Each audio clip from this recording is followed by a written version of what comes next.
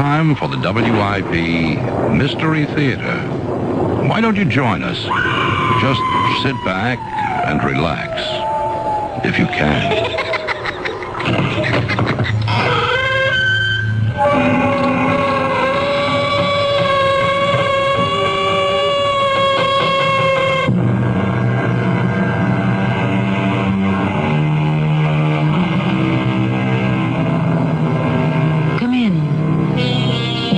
Welcome.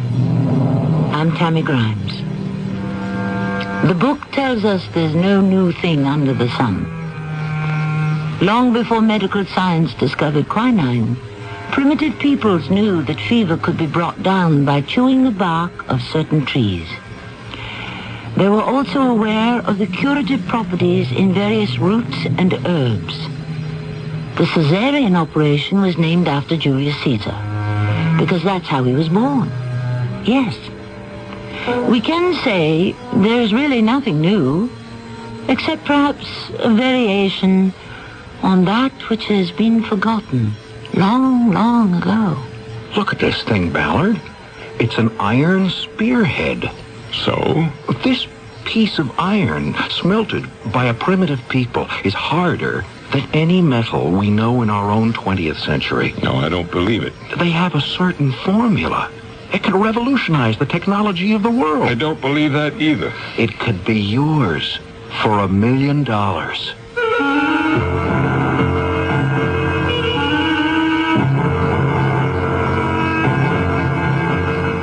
Our mystery drama, The Magic Dust, was written especially for the Mystery Theater by Sam Dan and stars Tony Roberts. I'll be back shortly with Act One. Whether you need a Christmas gift for someone who enjoys gourmet cooking or late-night snacking, you're sure to find it in the wide selection of gift appliances available at True Value hardware stores. Hi, Pat Summerall to suggest you give the versatile Oster Kitchen Center, including mixer, food grinder, dough hooks, blender, and more, to cut big kitchen chores down to size. Then for quick meals and snacks, choose the Oster Hot and Toasty Grill that cooks 4 sandwiches in minutes. You'll find them at participating True Value hardware stores and home centers. And say that Pat Summerall sent you. Irene, you just dropped a day's pay in dishes. Yeah, and strained my back besides. Oh, no. Look, leave that mess there while I get some Doan's pills. You got some here? In my purse. Lifting trays like we do, I always keep Doan's pills with me. Good advice. Doan's pills for temporary relief of simple backache pain due to overexertion, stress, or strain. Use only as directed. Irene, you finished the shift. Because Doan's pills were on the job. They really work. Mommy, I cut my hair. Oh, no. Oh, what should I do? Oh, Mommy, I'm bleeding. Can you stop the bleeding? Can you clean a wound properly? What if he stops breathing? What if his heart stops too? How do you handle an emergency at home? Many of us panic when prompt action may be needed to save a life. If you'd like to learn what to do and how to do it before you're faced with an emergency, contact Red Cross. We'll help you learn how to prevent accidents. We'll teach you first aid, Red Cross CPR, family health and home care. Countless lives have been saved through safety and health care skills learned through Red Cross courses. And because of these skills, millions of Americans live safer, happier, healthier lives. Learn how to take better care of yourself and your family. Call Red Cross. We'll help. Will you?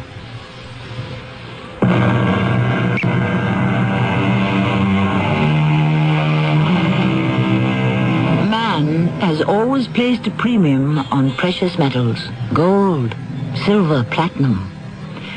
But why should gold, silver, and platinum really be valuable?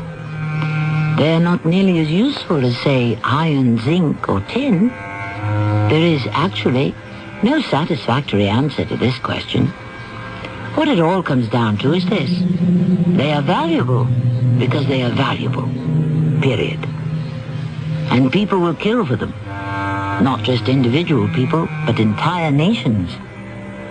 In today's high-technology society, other metals are becoming valuable, dangerously valuable. Some of them are metals you may never have heard of. Ellsworth, Ellsworth! Yes, sir. Let me shut this off. You're back from Europe, Mr. Ballard. Obviously. What are you doing? I'm conducting stress tests, Mr. Ballard. I can see that. On what? Well, this metal will be part of an airframe. It's taken the equivalent of thousands of hours of constant flight. And the results? Oh, there isn't the first sign of metal fatigue. What did you treat it with, Ellsworth? Asinate. Is that what you've been using? Well, you see the results. It's miraculous. I believe I've come up with just the right balance. Should I fire you now or later? Fire me? After what I've just discovered? What did you discover, you fool? That aspinate retards metal fatigue. We always knew that. Well, theoretically, but in my formulation... You don't freelance in this company. You're part of a cooperative team. You exchange information. You check each other. Pool your knowledge. But you thought you could come up with something and grab all the credit for yourself, right? Mr. Ballard, I don't need this abuse. I know what I've got. And if you don't want it, I can go elsewhere. Good luck. You mean you're going to let me walk out of here with a discovery I made on your time, with your facilities and your money? Certainly am. And then you'll really make a discovery. Nobody will want it. Why not? Because you're dealing with the most expensive mineral in the world to produce. Yes, but it could double, even triple the lifespan. Even allowing for that. Mr. Ballard, with research... Everybody knows about aspinate. They call it the miracle mineral. Because it's a miracle if you can refine a ton of it for under $1 million. So, for all practical purposes, what did you do? You reinvented the wheel.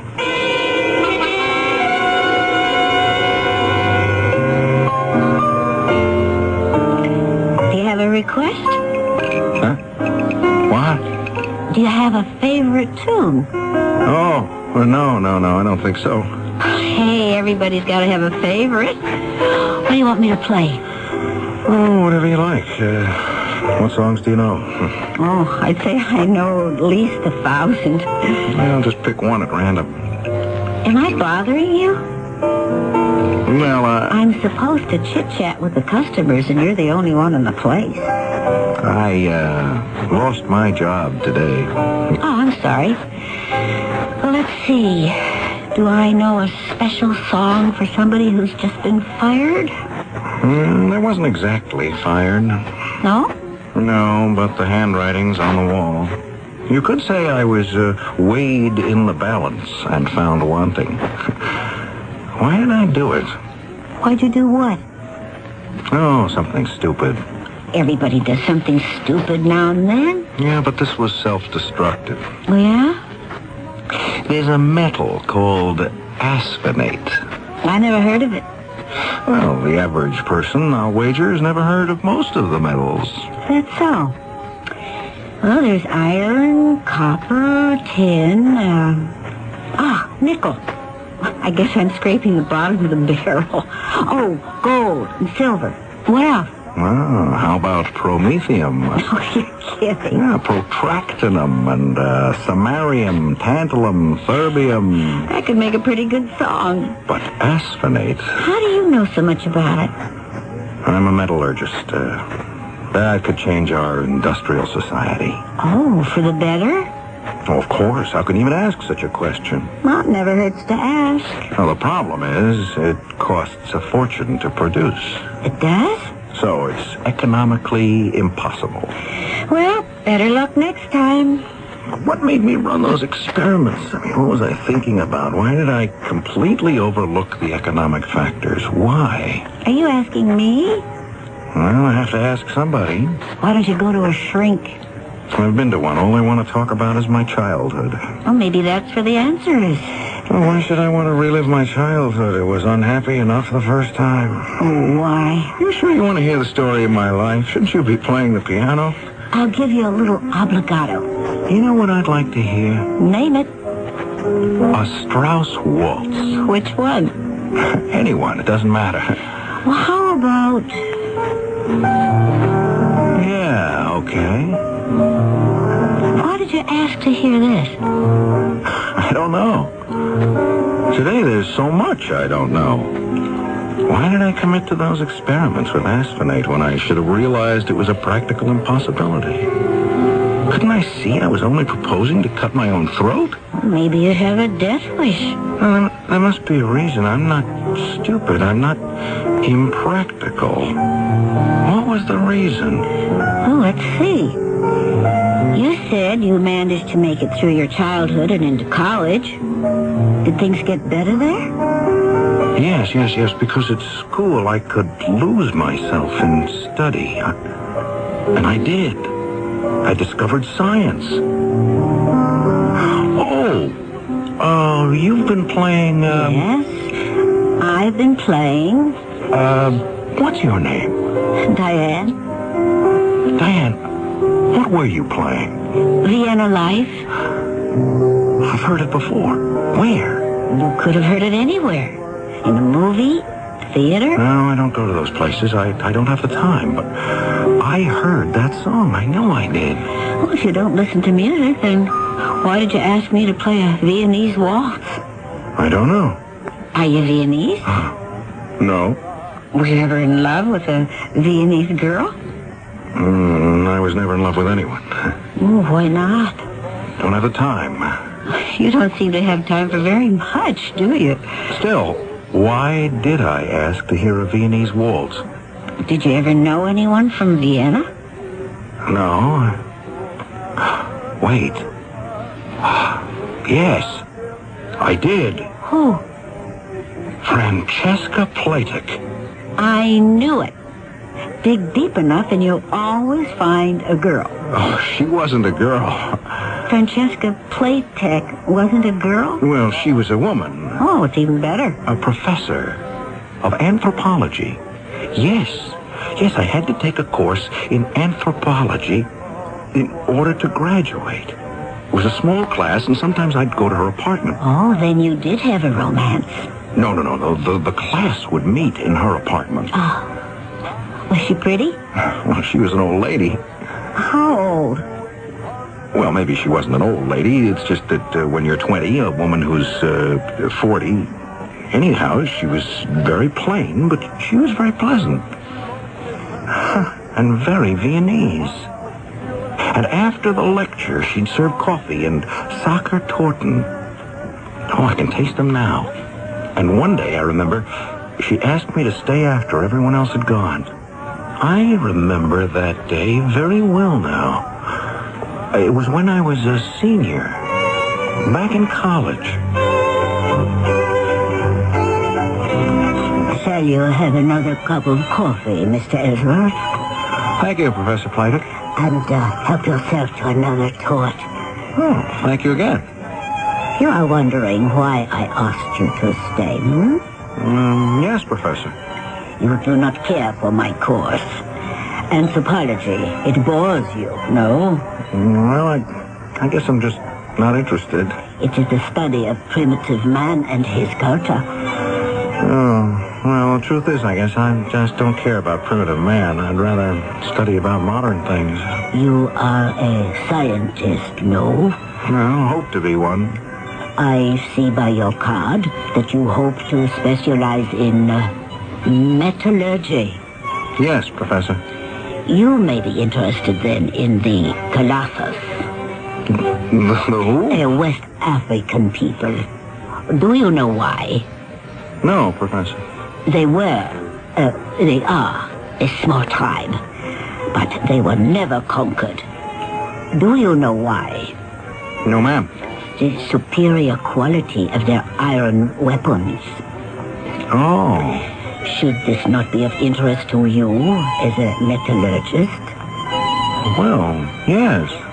Somehow they had learned to, I suppose you could say, fortify their iron spear points with a metallic ore called asinate.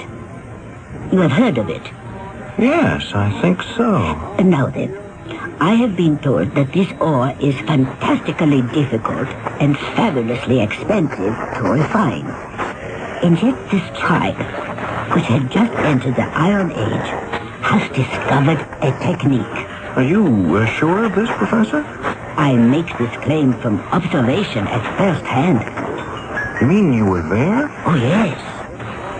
You see, the refining of the ore, it is done as part of a secret religious ceremony. Religious? Oh, yes. They call it the magic dust. And no outsider is permitted to witness. But weren't you an outsider? Oh, no. I asked for and was granted permission to join the tribe. And so I learned the secret of the magic dust.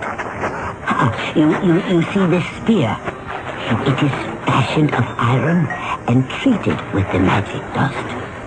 There is nothing as hard, as strong as this in our modern technology. Modern science has been unable to construct anything as durable.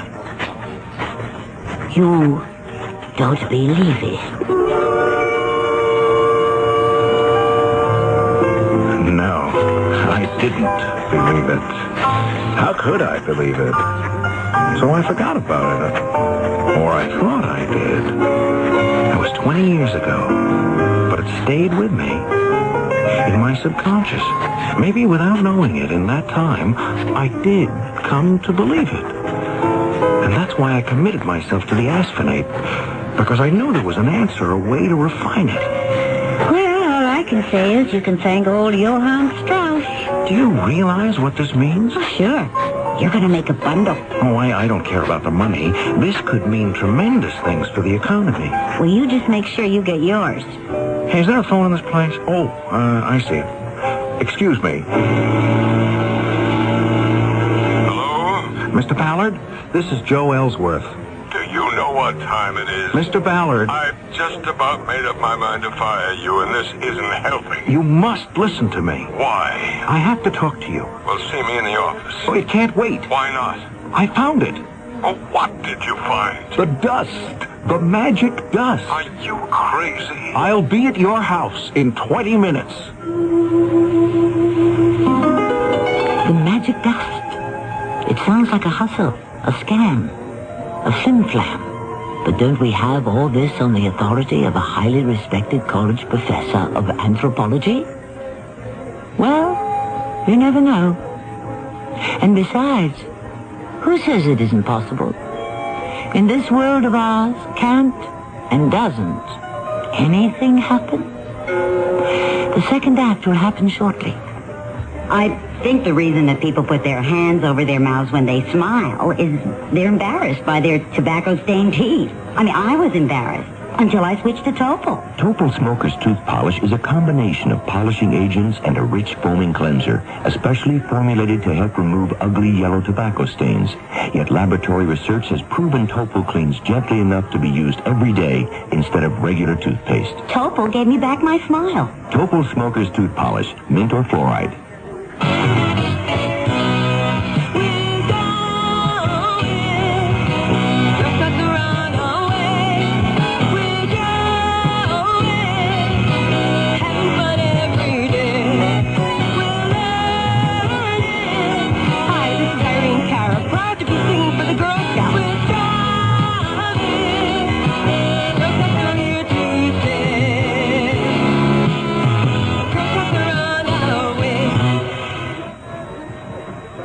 Lost and lonely, scared and sad, trembling at the thought of making me mad. My love is yours, but at times you're so cold.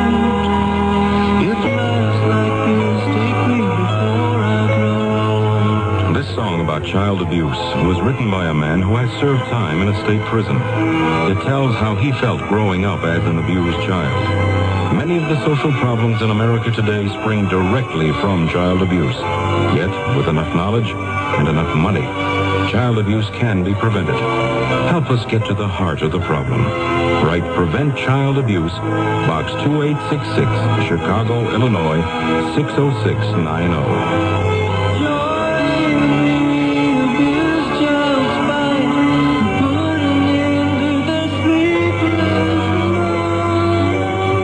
Message of the Ad Council and the National Committee for Prevention of Child Abuse.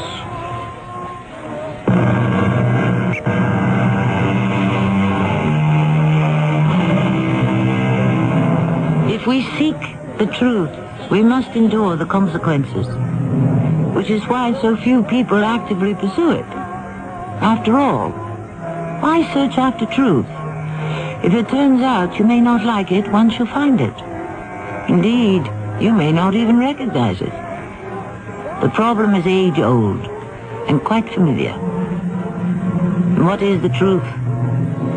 We shall have some wrestling with this as our story continues. The long and short of what you're telling me, Ellsworth, is that this woman knows how to refine asphenate. Well, she said she did. Now, what's this tribe again? The Colossus, something like that, of West Africa. And they have iron spear points that are harder than anything ever made. Well, that's what she told me. Well, how does she know? They're treated with this magic dust, which we know is the ore of asphenate. Oh, never mind all that. How can we find out? Where can we get a Colossus spear point? Oh, I don't know that, but she has one. Oh, that is, she did. Well, then get it. But I haven't seen her in 20 years. I don't even know if she's still alive. I said get it.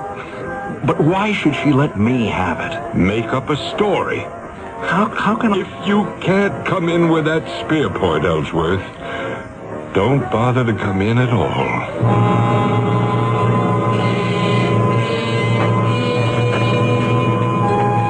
Of course, I remember you, Mr. Ellsworth.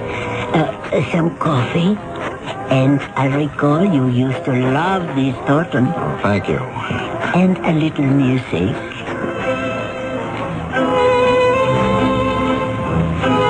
So, what have you been doing with yourself? I did become a metallurgist. Good.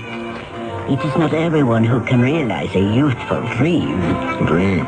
Well, sometimes it's a nightmare. Oh? Professor Platek, I'll come right to the point. That is, the spear point. Yes? Do you suppose I could borrow it? The Colossus spear? Oh? But why? In the interests of science. How? You say that it had been treated with the magic dust. You remember. Mm-hmm. So therefore it's stronger and more durable than anything that had ever been created by modern science? You remember that too? Well, that idea, yes. It had always, I suppose you might say it had haunted me. Really? And so I wonder, would you allow me to test your theory? My good Mr. Ellsworth, it is not a theory. It is a fact. Professor, a theory cannot become a fact until it is tested. And what do you propose to do? Well, I would subject it to various stresses and determine just how it responds. Oh, you would destroy it? Oh, no. Merely prove that it is what you claim that it is. But I need no proof. I believe it. Why? Because I am a true believer. All right. Then how would you like to make a true believer out of me? Well, why not? Why not indeed?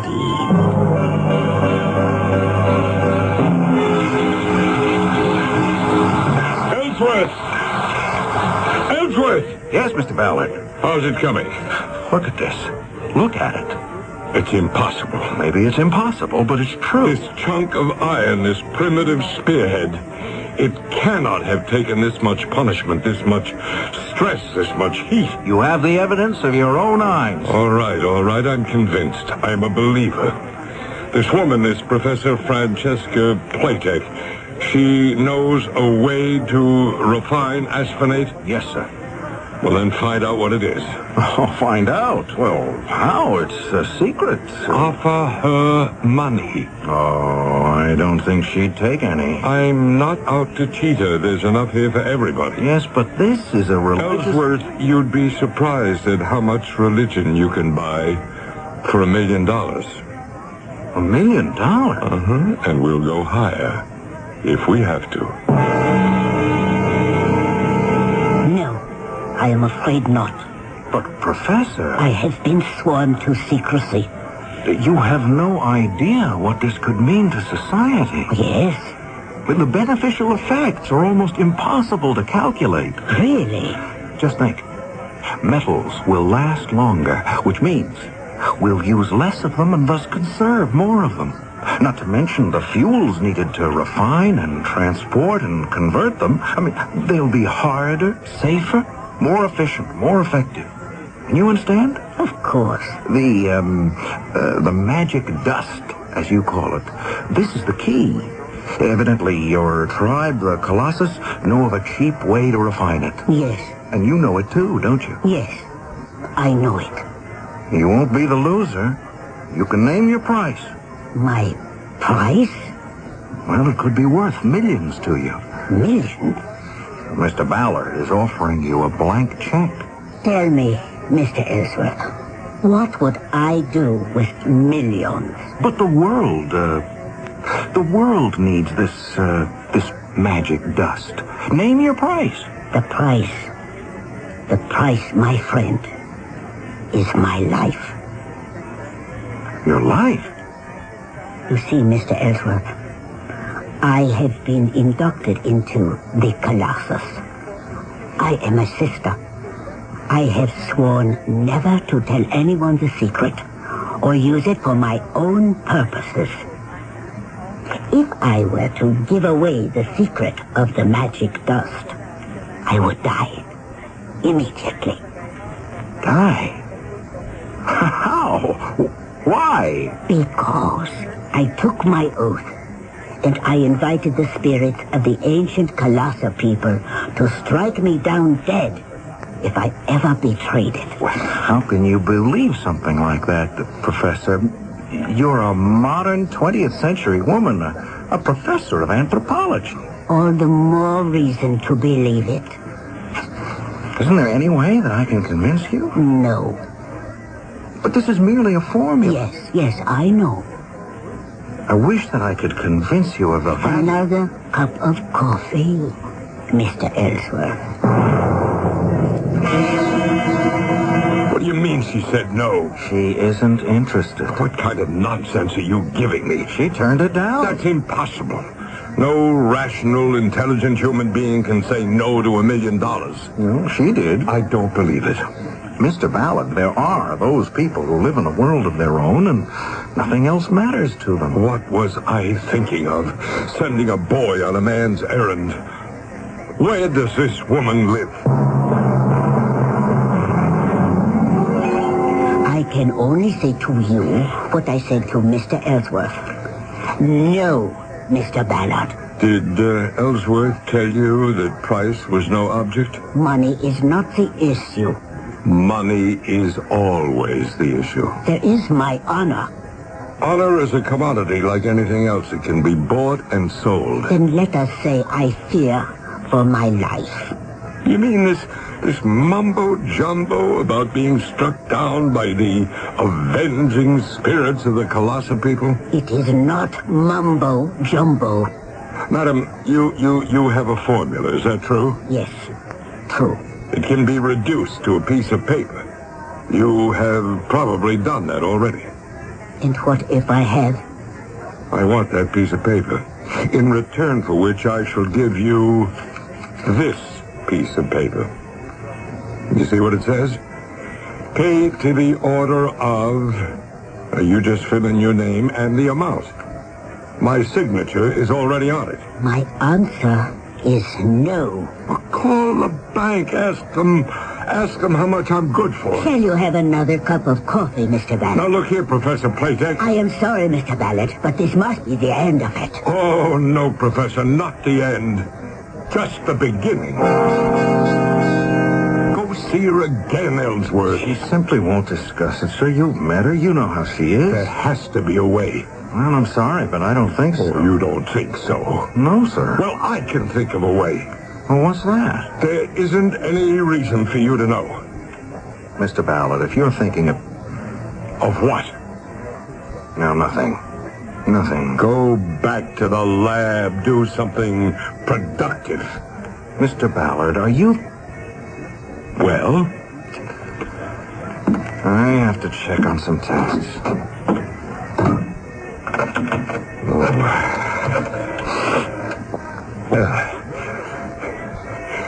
Caraway? Yeah, Frank Ballard.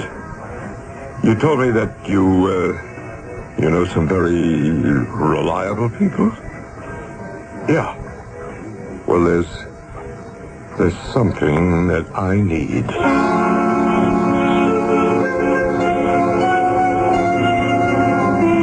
Well, look who's here.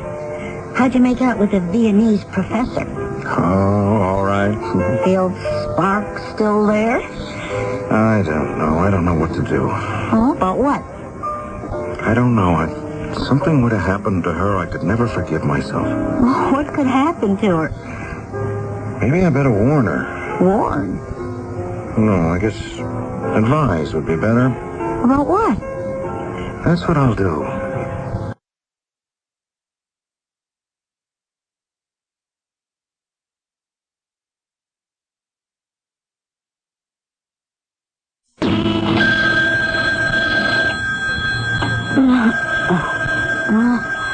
What is it? Oh, the telephone in the middle of the night. Hello? Professor Playdick? Who is this? It's Ellsworth. Ellsworth? I know it's late, but... Yes, but... Please be careful. But I am always careful. Is this why you call me at midnight? Yes. I watch when I cross the street. You could be in danger. Danger? If I were you, I would make sure my doors are always locked and... Oh, what are you trying to say to me? Listen, why don't you go away on a trip? A trip? Where? To Vienna. I have seen enough of Vienna in my lifetime. Well, somewhere else then. Why? I am very happy here. Well, just be careful, huh? Of course. And, thank you for your concern over an old lady. Good night, Mr. Ellsworth. What was that? Who is out there? Oh, someone is in the other room. Who are you? Shut up, lady. Why are you ransacking my room? What do you want? I called the police. Down that Oh, help me! Help me! Help me! Things have become violent, as somehow we suspected they would. Professor Francesca Playtech lies on the floor. She's dead. In a little while, the police will be here.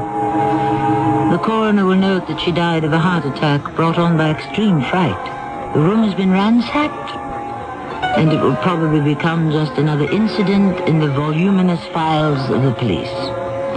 But we need another act, and it shall arrive shortly. He was a good cop. Too good for them. They tried to kill him and missed. Too bad for them. They took away his hearing. He lost his badge. Then his woman. And then, using his deafness as a silent partner, he vowed he would get them back, no matter what. See Hear No Evil, the CBS TV Saturday night movie at 9, 8 Central and Mountain. Hear No Evil. Countdown to Cure. Hi, this is Henry Winkler with a message from the Leukemia Society of America. Leukemia treatment and research has advanced encouragingly during the last 10 years. We are now able to stop the progress of this disease in many cases, especially children. But more than half of all leukemia occurs in persons over 60 years of age. Each year there are 23,000 new cases. So please support the Leukemia Society's Countdown to a Cure. It's a matter of time. Thank you. Hello, this is Max Moran. Do you have a sight problem that prevents you from reading? I've got good news for you about Choice Magazine Listening, a free service. Every other month, Choice Magazine Listening will send you, free, on phonograph records, 8 hours of selections from leading magazines featuring writers like William Styron, Joyce Carol Oates, John McPhee, Kurt Vonnegut, Art Buchwald, many others. So if you are blind or unable to read regular print, or if you know someone with this problem, write to Listening, Box 10, 10, Port Washington, New York, 11050. We'll also tell you how to get the special record player provided free by the Library of Congress as part of its Talking Book program. So, write listening, Box 10, Port Washington, New York, 11050, or telephone 516-883-8280. That's 516-883-8280. A public service message on behalf of the nonprofit Lucerna Fund.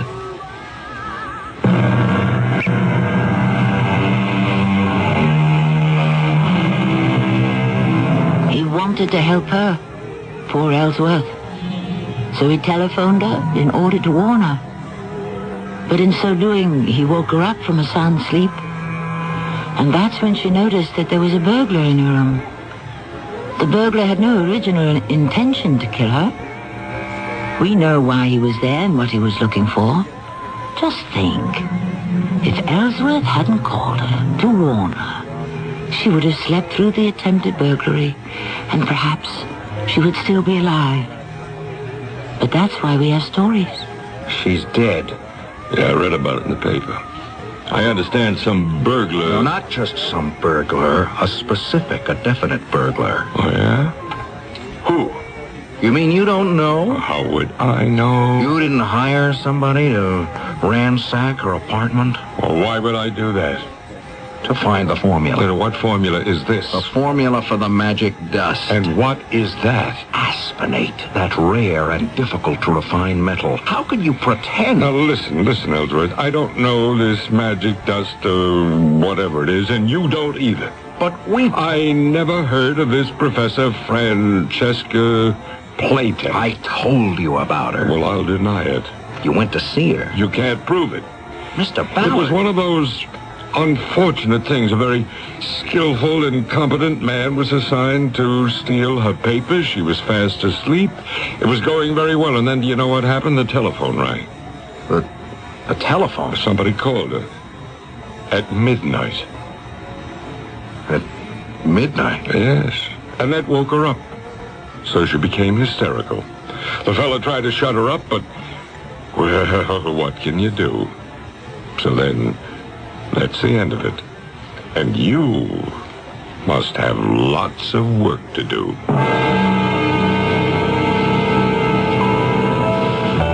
Hey, can I talk to you? Sure. There's no one else I can really say this to. Whatever it is, are you sure you can say it to me? I killed her. Who? Professor Francesca Playtech. I knew he was going to hire somebody to ransack her apartment. Who was? My boss, Mr. Ballard. But why? No, to find the formula. The formula for the magic dust. The magic dust? Yeah, that's right. Oh, okay. What else? So I'm a party to it. I'm an accessory.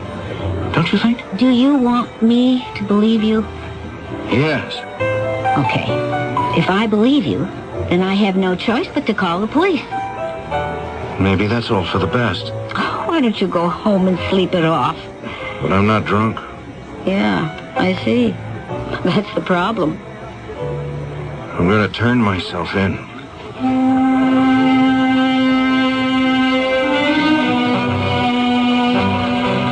Where is he, Lieutenant? He insists that we hold him in a cell. Guess it's my fault. I've been working him too hard lately. He's been under a great deal of pressure. Yeah. There's a connection between this poor murdered old lady, what was her name, Professor Playtech, and Ellsworth.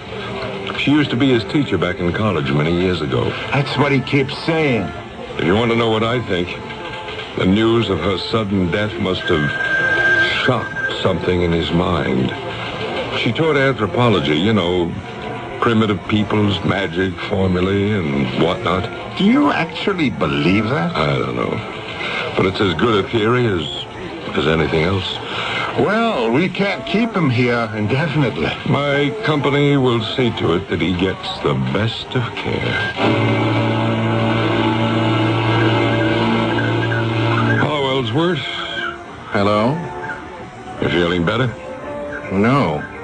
I'll never feel better. Oh, come on now. And neither will you. But I don't feel bad at all. Well, you should. You killed her.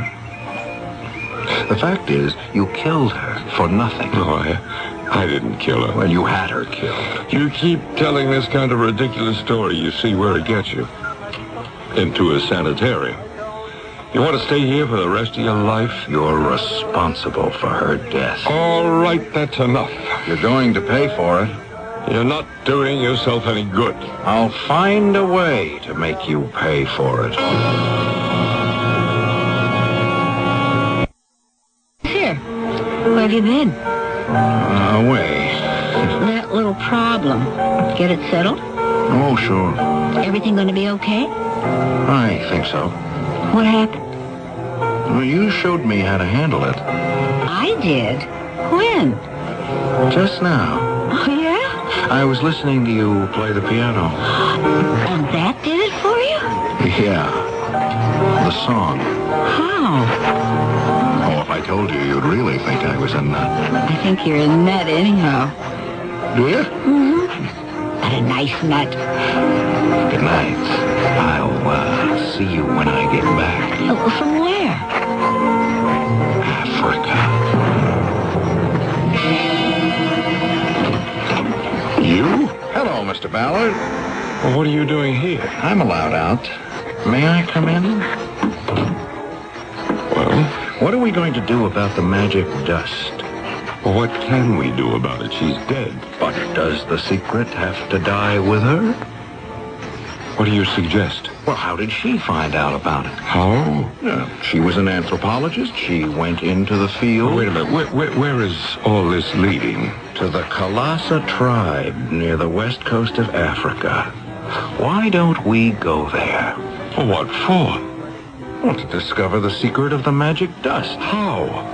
I looked through my old school papers. I found the notes I took in my anthropology class. Listen. Oh, now, what is this nonsense? I spent time with the Kalasa tribe. This is Professor Platic speaking. I said to Chief Leoto, Chief, I would like to become a member of the tribe. And he said, then you must become my sister, and we shall have the ceremony when we burn the magic dust. You see that, Mr. Ballard? Well, what am I supposed to see? That is where and when they refine the asinate, and all who join the tribe are told the secret. How would you like to become a member of the Kalasa tribe? Me? And learn how to refine the magic dust. You know what you're saying? Do you realize what that could mean to the company? Yes. But how could that be arranged? Pick up the telephone, Mr. Ballard. Have your secretary make arrangements for us to fly to West Africa. We have company branches along the way. Have a local manager arrange for us to travel to the territory of the Kalasa tribe. We can be in West Africa by the day after tomorrow. What's that? Drums. What kind of drums? The guide told me the chief is being informed of our arrival. Hey, where is everybody? Our guides? They left us, all the local help. You mean they've deserted us? No, and we're in no danger. It's just that we are now in the Kalasa country. So? Well, it's considered a place filled with magic and spirits and so forth. The country here must be rich in asinate. The trick is to know how to extract it. And that's what I'm going to find out. Hey, somebody's coming. Well, that must be the chief. All right, you're on your own, Mr. Ballard. Before it's too late. Are you sure you want to go through with this? Why shouldn't I? Because once they teach you the secret, you're not allowed to betray it. The spirits of vengeance... Oh, please, spare me. You are... My name is Ballard. You have come here? Yes. Why? To bring the news of my sister's death. Your sister? She is also your sister. She is? She was Francesca. Francesca? Yes. And she's dead? How did she die? At the hands of a thief. Has he been brought to justice? Not yet, but he will. We shall ask the aid of the spirits of vengeance. Francesca was your sister by adoption, and she was my sister by blood. You and I, then, are brothers. We must become brothers. I have come for that purpose. You can still back out. Are you crazy? Now that I'm so close, I can taste it. Yes, but I'll make a confession. I tried to set you up for this. I had hoped you'd learn the secret. And then, when you tried to use it for yourself, you'd just fall down dead. What are you saying? To pay you back for her murder. But I can't go through with it, Ballard. Let's get out of here quickly. You should never have left the sanitarium. The secret will kill you. I'll see you later. Here is the place where the waters meet. A land that is rich in the magic dust. Here only the brother and sisterhood may meet. Here is where the dust is made. Here is how the dust is made. Light the fires. The great fires. You, Ballard, speak. Yes. You are about to become our brother. Speak. Swear. Say, I swear by my life. I swear by my life. I shall never betray. And I shall never betray. The secret of the magic dust. The secret of the magic dust. This is the dust that forms the body and soul and spirit of the people. This is the spirit of our weapons. It must never be used for anything else, save to make the Colossus spear. Swear. I swear it shall never be used for anything else, save a colossal weapon. If I lie or break the faith, may the spirits of the colossal people take away the sight from my eyes, the breath from my mouth, and turn my heart to stone. I swear. See how it is made, my brother. See how the sand that is washed by these waters is added, so. Yes. Then ashes from the trees that are found on the bank. And now the fires.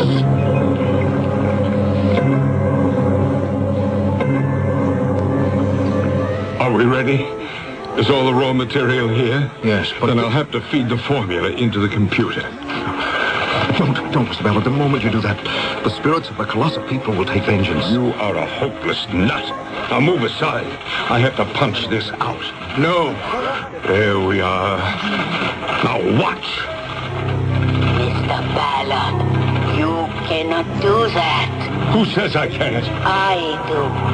I am your sister. I have no sister. Who are you talking to? Can't you see? It's Francesca. Who? She's standing right beside you. How could she be standing here? She's dead. You must not use the formula. Nonsense.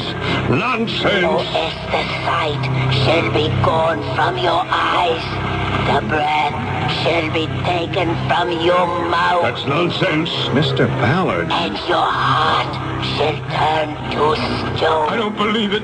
Shut down the computer. Never. Very well then. Mr. Ballard. I can't see. What's wrong? I can't see. Stop the computer. I can't breathe. I can't breathe. Mr. Ballard. Mr. Ballard.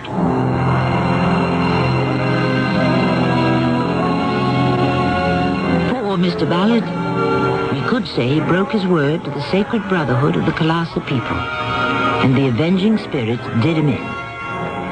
Or we could say that the prospect of making so much money was so exhilarating that his heart couldn't stand it. Depending on your own outlook, either way makes sense. I shall return shortly. Come to the White Westinghouse Holiday. Let them know about you. Right now, your participating White Westinghouse dealer is offering big cash refunds of up to $75 on selected dishwashers. Choose from under-counter and convertible models, all built with famous White Westinghouse quality. Plus, during his holiday festival, he's offering big savings on the full line of White Westinghouse appliances. So see him today. White Westinghouse, we're making things better for you. Serial introduces Mr. Buster Crabbe, film actor and author of Buster Crabbe's arthritis exercise book. I wrote a book on relieving arthritis pain, and I recommend Icy Hot Cream in the tube. Rub it on. Icy Hot's penetrating warmth reaches way down inside to help relieve minor pain, while a feeling of coolness soothes your skin. I'm convinced that greaseless Icy Hot Cream will give you fast, effective relief that lasts for hours. Use only as directed.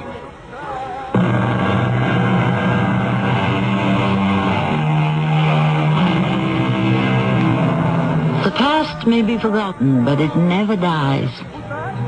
And not just the human past with its fantastic network of memories, but the past of the earth itself. Yes, within the waters, the rocks, the mountains and deserts are the eternal secrets of earthquakes, floods, and other catastrophic upheavals. And these follow certain rules of logic that no human mind can ever hope to understand. Does a grain of sand, a droplet of dew, have a mind of its own? How can we answer that question? Our cast included Tony Roberts, Arnold Moss, and Evie Juster. The entire production was under the direction of Hyman Brown. And now a preview of our next tale. Here's one of Laura's house slippers.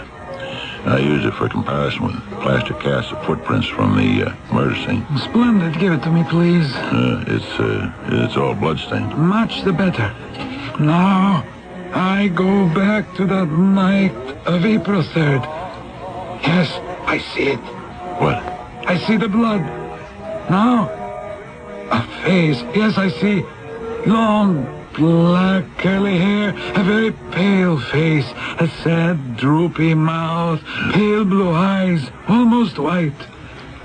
It is the face of the murderer. Hey, wait a minute. That sounds like Stevie Harris. He is your murderer. No way. Not Stevie. He couldn't kill anyone.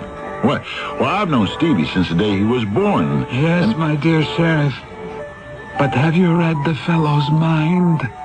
Radio Mystery Theater was sponsored in part by White Westinghouse Appliance Company. This is Tammy Grimes, inviting you to return to our Mystery Theater for another adventure in the macabre. Until next time, pleasant dreams.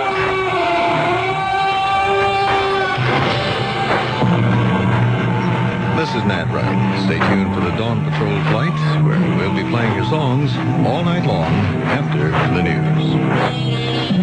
It's midnight. This is WIP, Metro Media Radio in Philadelphia. The CBS Radio Mystery Theater presents...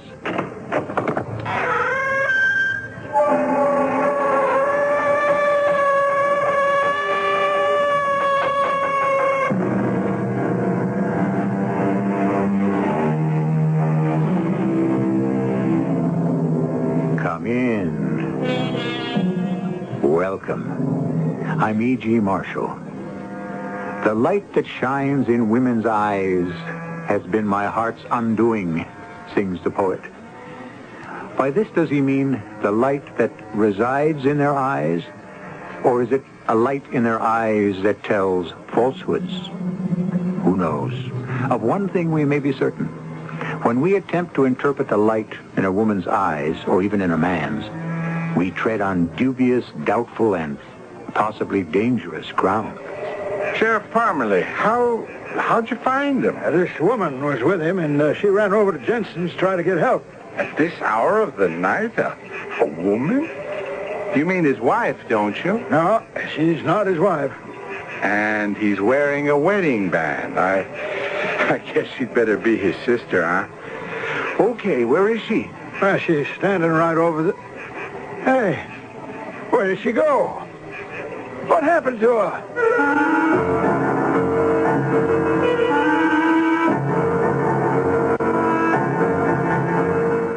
Our mystery drama, The End of the Rainbow, was written especially for the Mystery Theater by Sam Dan and stars Terry Keane.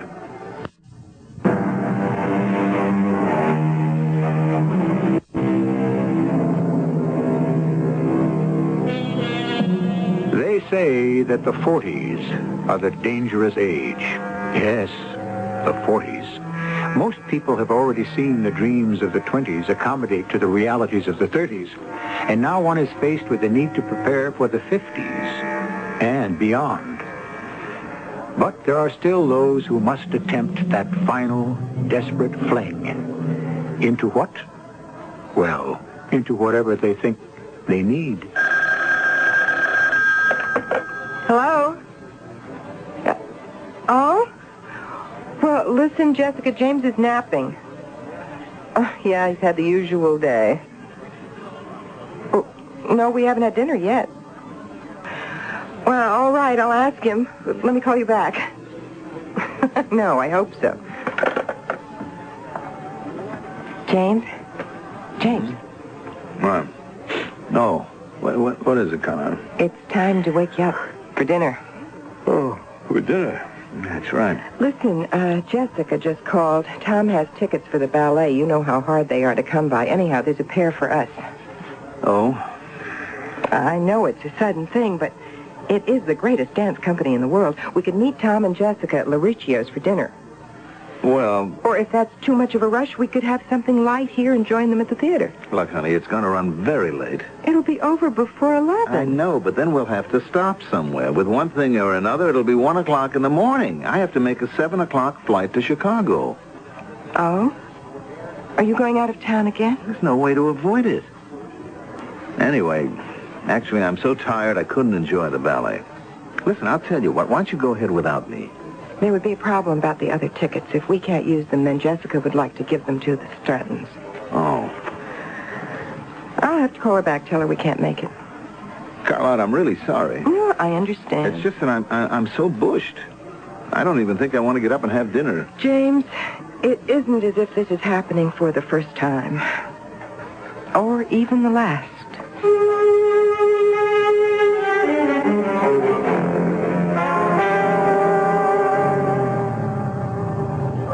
Sorry you had to get up so early to drive me here, but, you know, at this hour, there was no way I could depend on a limo or a cab. It's all right. I've had plenty of rest. Anyway, I'll see you day after tomorrow. Now, look, if you need me for anything, I'll be at the Ritz Joliet Hotel. Good enough. Goodbye, darling. Goodbye. Carlotta, you're angry. Me? Angry? Now, what makes you say that? I just want to say this. For whatever it's worth, you can't have it both ways. What can't I have both ways? I know you're upset about last night.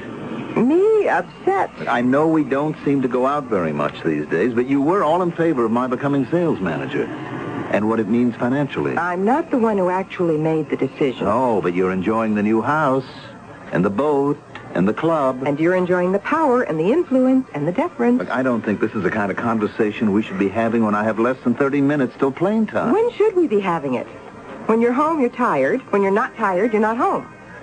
Why don't I call your secretary? Maybe she can give me an appointment. Carlotta, this isn't fair. But tell me why. I'm going to miss my plane. All right, you'll miss your plane. Carlotta. What can possibly happen? You don't understand. Well, the sun stands still in the sky. Now, don't be foolish, will you? There's a meeting of the board of directors. People are coming in from all over the country, even from Europe. Oh, I'm so impressed. Carlotta, I just wish you all right, I'm sorry.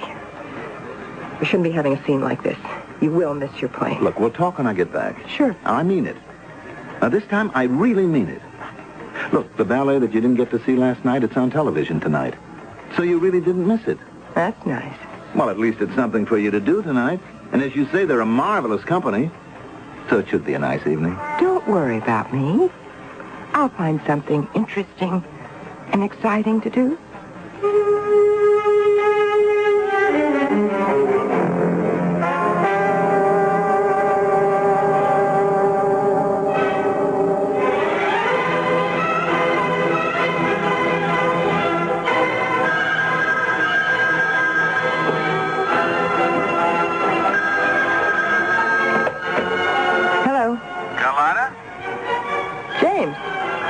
about to ask, what are you doing? But I can hear the music. How's the ballet?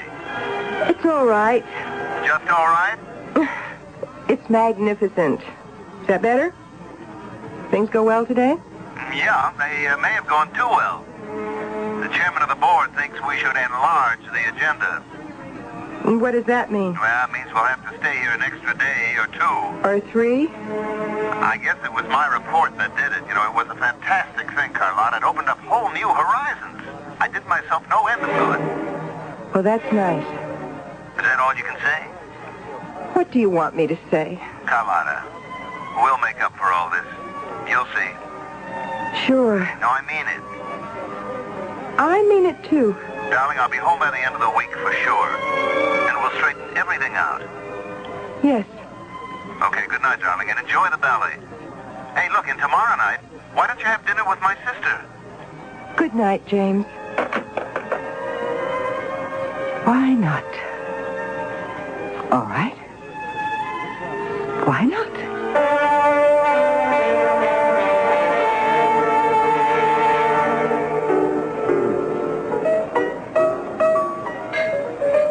Hi. Buy you a drink? Well, just staring into the mirror behind the bar is no answer.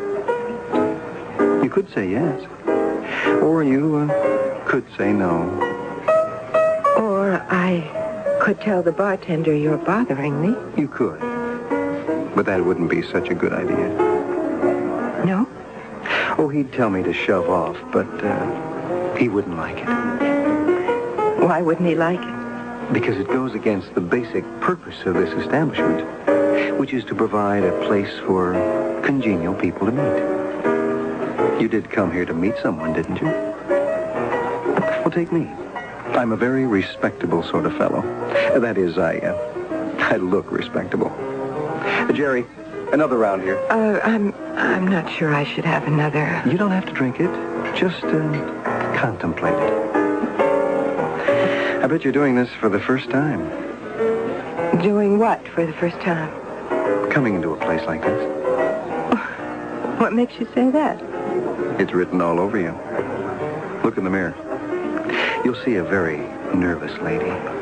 Perspiring profusely, too. Well, it is rather warm in here. Ah, contraire, as they say. It's comfortably air-conditioned. I better go home. Will you be happier at home? Oh, no, but I'll be safer. Aren't you running away from all that safety? Who says I'm running away from anything? Why do people come to places like this? If they were happy and well-adjusted and fulfilled, well, they'd stay at home. Well, wouldn't they? You're married. That was no great deduction. You can see my rings. What's wrong with your husband? Now, don't tell me there's nothing wrong with him. Maybe there's something wrong with me. Oh, he's always so busy. He makes a lot of money, doesn't he? But it takes all his time and energy. And that's why you're here. To find something that's missing in your life. You have this deep, penetrating analysis of other people's alleged problems. Why are you here? I'm traveling. For my company. I guess I'm pretty much like your husband. Oh, no. You are more open and relaxed. You have a sense of humor. My wife would disagree. She thinks I'm rather dull. I always seem to be tired and... Well, my wife complains that I never take her out. I'm on the road too much. The atmosphere in my house must be pretty much the same as the one in yours. What do you suppose your husband's doing right now? He's in Chicago. Oh, my hometown. Where in Chicago? The Ritz-Joliet. Oh, I know it well. He's probably downstairs in the Explorer's Bar. James?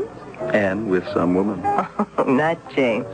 And he's with a woman who isn't giving him a hard time about how he neglects her. She thinks he's charming and full of fun. Wouldn't it be something if she just happened to be my wife. Do you mean your wife goes to bars? You're his wife. And you do. Oh, but this, believe me, this is my very first time. There's a first time for everybody. James, picking up a woman at a bar. No, it boggles the mind. Why? Is James so unattractive? Well, no, not really. How often does James travel away from home? Oh, at least once a week. Very often twice. Same here. And you know something? I really don't have to. You don't? Nobody has to. Very often, things can be settled with a phone call. But it's usually so dull and uncomfortable around the house. You think James has someone out of town? I never thought about it. That's probably what James is counting on. My wife has accused me of many things, but running around with other women has never been one of them. Oh. Oh is right. It never occurred to you, did it? The Explorer Bar in Chicago is a swinging place. Very much like this one. You'll notice a great many attractive people hang out here. Actually, if you're not attractive, they find ways to discourage you from coming. Does that mean I'm attractive? Basically. And what does basically mean? Basically, you're a homebody. And it shows. In subtle ways. How you dress and wear your hair. But you'll get into the swing of things soon enough. My name is Terry. My name is Carlotta. Yes. I notice we're keeping this on a first-name basis. Yes. We're defining the limits of our relationship at the very start. Our relationship? Who says we're going to have one? We both did. That's why we're here. You were remarkably sure of yourself, aren't you? Just honest. I think I had better go home. I know a better place. Rainbow Point. It never closes. The casinos keep going all night. The floor shows, lights, music, action. That's what you want, isn't it? But that's more than 120 miles away. Is that your only objection? And it's across the mountains. It's a great road. I don't know you. As it turns out, you don't know your husband either. Rainbow Point. I'll bet he never offered to take you there. He says it's a place for foolish and frivolous people. Don't you ever feel foolish and frivolous?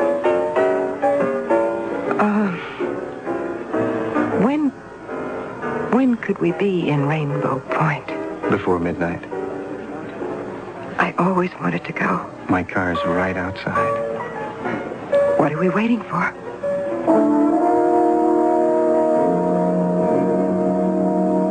What are we waiting for? You might think we would be waiting for caution and prudence, those handmaidens to the great goddess of common sense. But no. Isn't it remarkable how people instantly, irrationally throw everything into the hands of fate? She meets a stranger in a bar, and suddenly she is willing to place her life in his hands.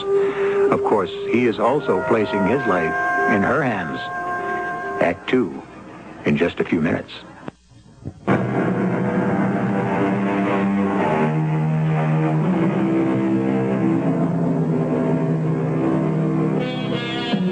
What does the poet say? We do not what we ought not we do, and we lean upon the thought that chance will bring us through. Chance. So much of life is left to chance. There are those women who, when they are ready to marry, say yes to the first man who asks them. And when they are ready for an affair, also say yes to the first man who asks them. It's always a matter of being in the right place at the right time, isn't it? Where are we now? Oh, about halfway. How can you tell? It all looks the same to me. Does it? Oh, it's just one hill after another, surrounded by dark, brooding forest. Hey, none of that. You just get ready for the time of your life. Oh, I have been getting ready for a long time. Well, at Rainbow Point, the action never stops. I am 40 years old. You know what my life has been? Stiff and staid and stuffy. I always wanted to be a writer, a poet. Well, what stopped you? You want the truth? Yeah. I stopped me, but it's James' fault. How do you figure that? Oh, he should have encouraged me more. But let's not talk about James. Let's not talk about anything except having the world's greatest time. And we shall. And his family. His father's a judge. His sister's a professor in college. His brother's a minister. We have a great name, Armiston. It's a name to be constantly respected, protected. I thought we weren't going to talk about him. You're right, we're not. Hey, you know, you are handsome. Thank you. I walked into that place. To me, it was such an alien action. Maybe not as alien as you think. I said to myself, I'm doing it. I'm actually doing it. I am breaking every canon I've ever lived by. I looked at all the men sitting there, and I said to myself, I hope he tries to pick me up. By he, you mean me. I almost lost my nerve at the last minute, but you helped me. You got me over my shyness. Well, from here on, it's clear sailing to the pot of gold at the end of the rainbow. The end of the rainbow. Look out! Oh, hey, what's the matter? Why are we pulling over? We have to stop. What is it? What is it? I don't feel so... What's wrong? I think it's my heart. Your heart? I know it's my heart. Look, just reach into my jacket pocket. All right. You'll find a small vial. Yes? Hurry. All right, Hurry. all right. Wait, here. Okay, I've got it. Open it. Oh, I'm trying. Quickly. Why do they make these things so hard to open? Please. Oh, here. Okay, Take out one of the pills. Yes? Just put it in my mouth. All right, here. All right. Do you feel better? I don't know. Oh, it takes time. But it works. It works, doesn't it? It does. Until the one time when it doesn't. You better not talk. Please, try to rest. I better get to a hospital. Yes, I'll drive. You move over. I can't. You'll have to help me get around the other side of the car. Push me over. All right. All right. Try to push me over. All right. You don't do anything. I'm all right. Oh, please. Easy. I'm trying. I'm here. I'm trying as best I can. Can you get behind the wheel now? Yes, I think so. Oh, hurry. Oh, don't even know where a hospital is. Keep driving. We'll find something. What's the matter? What's wrong with it? Please, hurry. Oh, something is the matter. Oh, no. I forgot the... What did you forget? Let me look. Oh, I don't believe it. The gas. The needle is past empty. You forgot to fill the tank. How could you be so stupid as to forget to fill the tank? Please. Oh, I'm sorry. Well, what are we going to do now? I don't want to die. We haven't seen a car go by in the last 10 minutes. Please. Go for help. Go where? On this road at night? I can hardly breathe. Where am I going to go? I think I remember a filling station. It was just a half mile down the road. I'm scared. Help me, please. I know. All right, I remember. I saw it too, but it was closed. It might be. There must be a phone booth. Oh, it's so dark. It's less. I know it's less than a half a mile. It's just that I'm less than a half a mile. You could run a half a mile. It's just a few minutes. Please, I can't talk. Oh, my chest. It hurts. I don't want to go out there. Don't you understand? I'll die. Why did I ever get into this? Please. All right. Oh, wait. I hear a car coming. He'll help us.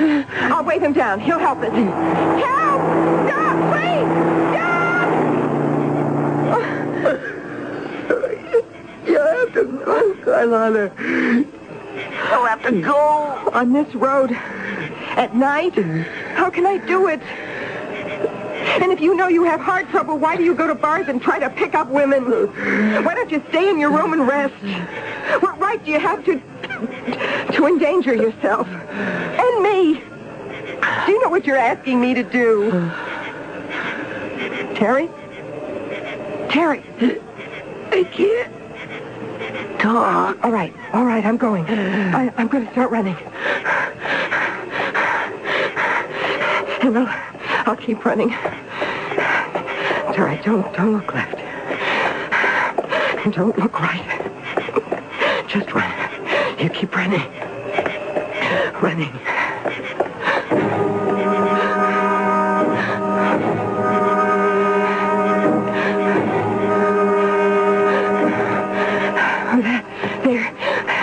There, I see it. The gas station. Oh, why is everything so dark? Is anyone here? Anyone here? Of course not. It's closed. The phone booth. There is a phone booth. Oh, now I need a dime. My purse. Where's my purse? I left it in the car. No, I dropped it. I must have dropped it along the road. Or did I leave it in the car? No. Operator? Oh. Operator, this is an emergency, a matter of life and death. Operator, I'll give you all the money you want later. Please, operator, answer me. Operator! I can't get the operator. I've got to. Answer me! Answer me! Hey, you'll only break the phone, ma'am, and that's against the law. You're an officer. A police officer. I didn't hear you come up. Well, I shouldn't wonder, ma'am. You're so upset. Now, what seems to be the trouble? Listen to me. A half a mile down the road, a man in a car. He's having a heart attack. All right, come with me. I come with you? Where? Right here, the squad car. Now, you say it's a heart attack? Yes, he knows it. All right, don't you worry now. We'll have help for your husband no time at all. There's Palmerly in car 10. Need an emergency unit right away. There's a cardiac incident half-mile north of Jensen Station on Sunset Highway. Now, you just get inside, ma'am. We'll go back to where your husband's at. But... Yes, ma'am? Get inside. We have to get there quick. Now, what's your name? My name? My name is, Farrell. Rosemary Farrell. And his name? And his name is, Terry. And where were we bound? Where were we bound? To Rainbow Point. I know you're very upset and excited, Miss Farrell, at a time like this, but these are just routine questions. Questions? Are they going to ask a lot of questions? Well, when they get him to the hospital, the doctors will want to know all about your husband's medical history and so forth. Oh, will there be any other questions? Like what? Will it get into the newspapers? Are you or your husband famous? Oh, no. Well, that isn't going to make the front page. Maybe carried on the inside somewhere. Why? Well, it has to go down in the police reports. The newspaper fellas check those things out. The reporters. If it's a slow day, they give it some space. So everybody will know about it. I see him. Hey, just where you said.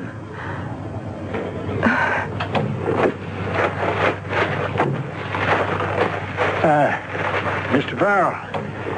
Mr. Farrell, you okay? Don't try to talk now. Just rest easy. Relax now. Help is on the way. My name is Unveil. I should have known. My name Now, don't talk. Just rest now. Just rest. My wife. Call my wife. Sure. I love my wife. I know. If I don't make it, tell her I loved her. Now, you're going to make it, yeah? You're going to do fine. Everything's under control. Hey, listen, you hear that? There's help's coming now. Everything's going to be okay. Okay, let's get that stretcher over here. Hi, Parmalee. Oh, Mickey, you on tonight, huh? Yeah. Fellas, help me ease him out onto the stretcher. Give me a hand. All right. You'll be fine, mister. Just lie back. Don't try to talk. What you do, Parmalee, just happen to see him off the road? No. This woman was with him, and she ran down to Jensen's gas station to try to get some help. Woman, huh? And he's wearing a wedding band. I guess you better be his sister. All right, now, slide it easy into the ambulance. That woman and me will follow you in the squad car. Okay, fellas, Harry, let's move.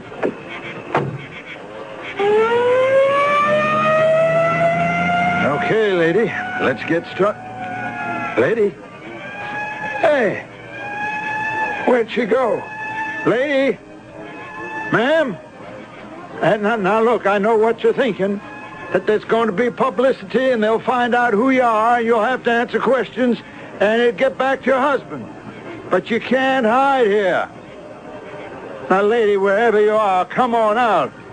This is kind of wild country. You got some big cats in those woods, maybe some bear. I'm not trying to scare you, but you have to think clear now. You've lost your head. Come on back, please.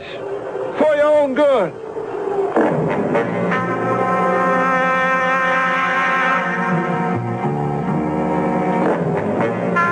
For her own good. But how good is that? Our heroine is being tossed on the horns of a dilemma. To accompany the police officer to the hospital means her immediate identification and the unpleasant complications that are bound to ensue. But what is her choice? The desolate wilderness, alone at night? It all goes to prove the truth of the old proverb. Getting into mischief is always easier than getting out. Well, we'll just have to get into the third act.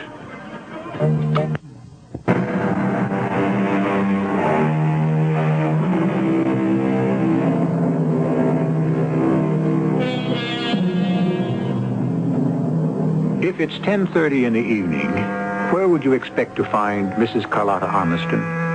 Or to be more precise, Mrs. James Vernon Armiston? In her rather luxurious home, or in the equally well-appointed home of a friend or relative. Certainly you would not expect to find her crouching behind a tree in the desolate wilderness alongside the lonely Sunset Highway, and less than 50 feet away, a police officer is trying to talk some sense into her. Ma'am, you better listen to me. You can't stay out here alone at night. Go away, please. Go away and leave me alone. Lady, now please think about what you're doing. I know what I'm doing. All I need is for James to find out. Oh, no, never. I have to report in. Nobody will be able to come out here to find you now till daylight. That could be too late. Oh, just go away. This is the worst thing you could do. It's the only thing I can do. How can I answer the questions you'll ask? What is your relationship to this man? Relationship? Why were you with him? Okay, lady, you've been warned.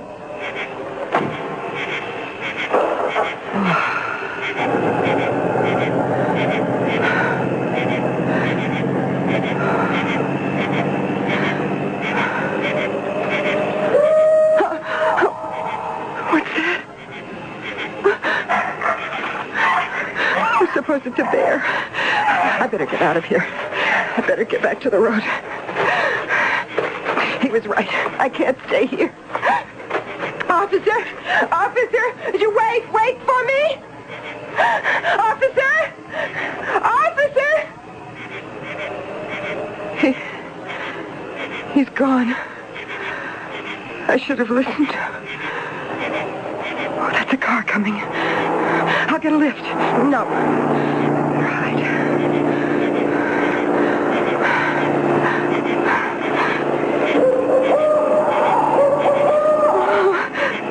What was that? He said something about big cats. What kind of big cat? I better run. I can't. Why can't I run? Why can't I move? I can't move. I'm so terrified I can't move. Hey, is that really a human woman standing out here in the road? In the middle of nowhere? Hop in. What's the matter? You want to stand out there all night? My name's Artie. What's yours? You what? I can't move. Why not?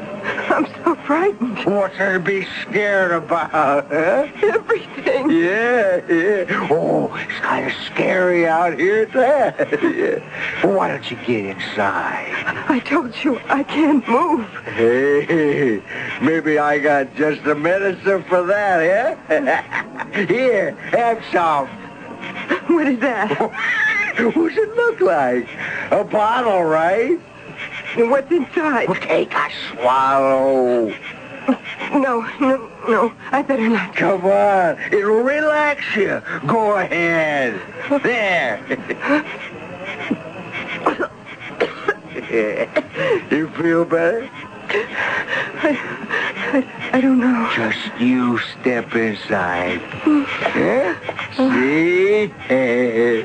You can do it. Now that wasn't hard, was it? And we're off. And may I have the bottle, please? Thank you. You're not going to drink any of that now, are you? Well, what's wrong with now? Well, you're driving. You shouldn't. What are you doing out here? All by your lonesome this hour of the night, honey? It's a long story. I just love long stories. You know why? Because that's life. Life is a long story. Please don't take another drink. Don't worry. I'll leave some for you. I don't want any. What? Oh, look out. Look out for what? You took that curve too fast. That's one thing you don't want to do. Don't tell me how to drive. I was born with a steering wheel in my hands, you know. I can drive with my eyes closed. I can drive fast asleep. What do you think of that? Please, I must ask you to stop the car. What? I would like to get out. Did you hear me? Yeah, I heard you. I am asking you to let me out. Why? Because. Just because. Because you don't want to drive with a drunk. Look, I didn't say that. But you meant it. Just please let me out. I'm asking you. No kidding. A good looker like you. What were you doing out there all alone, huh? Oh. I mean, this is the middle of no place. Okay? I'll tell you. You were with a guy. Am I right? I'm always right. Please stop the car. You're like my wife. No, you're much better looking. I would like to get out. You had a fight with a guy, huh? Right? Now, why did you have a fight with him? Well, I'll tell you again. He made a pass at you, right? But he did it the wrong way. No finesse. Now, honey, you're going to have absolutely no complaints about me. Will you please stop the car? First, give me a little kiss, I want to get out. For sure. But first, give me a kiss. Take your arm away. Why? Because you can't drive with one hand. Cut it out, baby. Quit putting on an old act. What act? A dame like you's been around, I can tell. You take your arm away. What would you be doing out here by yourself? Some guy ditched you, that's why. I just want to get out. We'll both get out and we'll have a real good time. You are drunk. Don't let that bother you. Let go of me. Now, you just hold still, sweetie. Let go. I said hold still. Look out! Look out!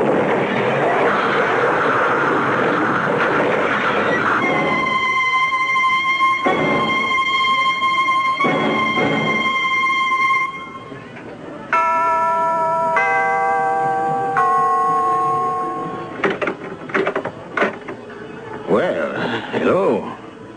Oh. Just mind if I come in? I see you got home all right, Miss Armstrong. How do you know my name? You have much trouble? How did you find out who I am? Well, I know how you got home. You managed to reach that all-night diner 10 miles south of the gas station and got a cab. I described you. That's what Bill Henry, who owns the place, told me. What do you want? I just came here to return your purse. My purse? It's a bit scorched. I didn't know it was yours at first. Where did you find it? Well, where do you think? I noticed you didn't have one when I first saw you at the gas station, and then I drove you back to Mr. Starrett's car. Starrett. Is that his name? That was his name. Oh. You didn't know him very well, did you? I didn't know him at all. Hey, you must have picked up your purse before you went off to hide. Yes, and then I lost it again. I'll tell you where I found it. I was driving around looking for you, and I saw a fire in the distance. When I got there, I found a car in flames. The man had evidently driven off the road. I noticed the scorched purse on the road. It's yours. Yes. He was drunk. And when he hit that tree, I tried to get him out of the car, but he was too big. He was too heavy to move. And then the fire started. There was nothing more I could do. Yes, I understand. Am I going to be arrested? Arrested? What for? Won't they want to ask me questions? We have all the answers. Man dies of a heart attack. Another man gets killed because he was driving while drunk. I mean, you didn't really know either of them, so what light could you shed on the subject? Thank you, officer. Thank you. Miss Armstrong, I only met you for the first time last night, and I wouldn't swear to it, but I imagine that you've got more gray hairs in your head today. Yes. You have a very nice home, Miss Armstrong. And I'm sure you must have a nice husband, too. Well, I better be going. All this was unofficial, so I appreciate it if you never said anything about it. I won't. It's been a pleasure. Bye, Miss Armstrong. Goodbye, officer. Oh.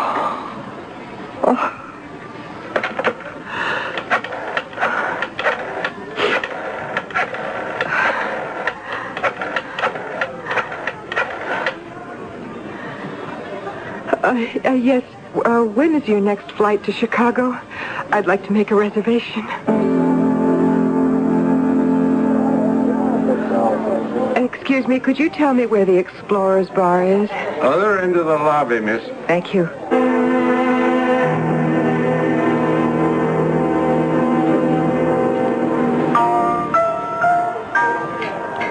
I don't think she's interested, James. What?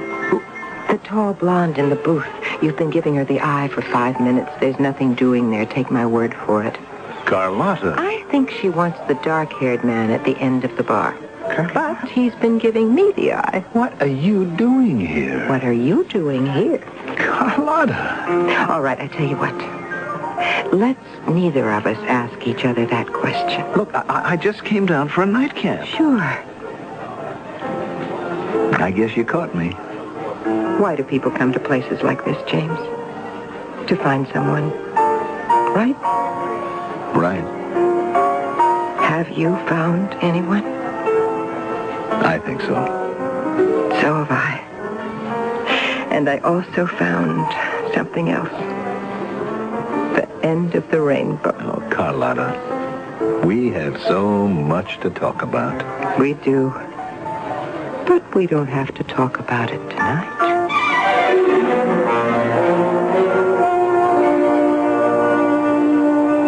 They They say that no man is a hero to his valet. It is also true that few men are heroes to their wives. Does custom stale? Does familiarity blunt the appreciation? The next time you see an attractive, exciting-looking woman, consider the fact that she may be rather dull and ordinary to her husband. I shall return shortly.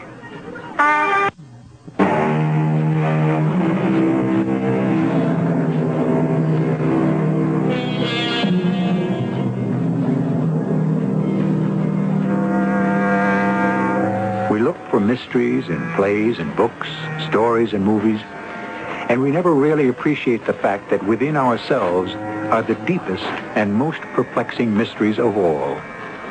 Who are we really? Why do we fall in love and out of love? What are the sudden bursts of passion and of emotion that drive us to all sorts of incomprehensible actions? Shall we ever know? It seems that the more we learn about the human psyche, the less we understand. Our cast included Terry Keane, Mandel Kramer, and Bob Caliban.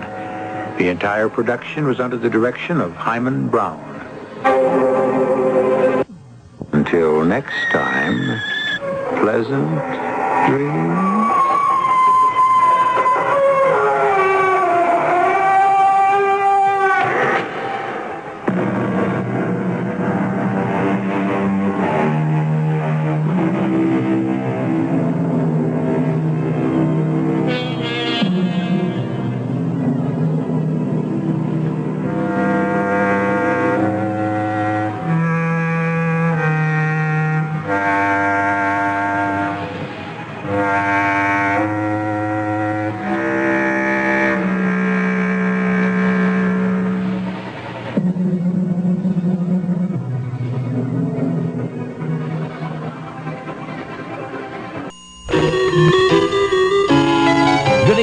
Welcome to the CBS Mystery Theater, an hour of original radio drama.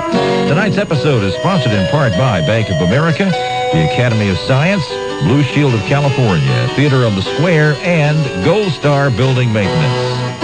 And now from the radio station that lets you use your mind, here's the CBS Mystery Theater. And now, Mystery Theater.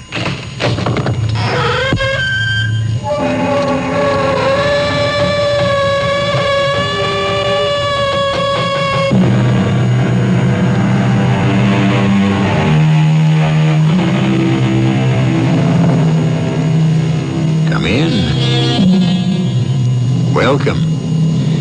I'm E.G. Marshall. In everyone's life, there's an individual who doesn't fit into the ordinary mold. Most of the time, he's witty, amusing, charming.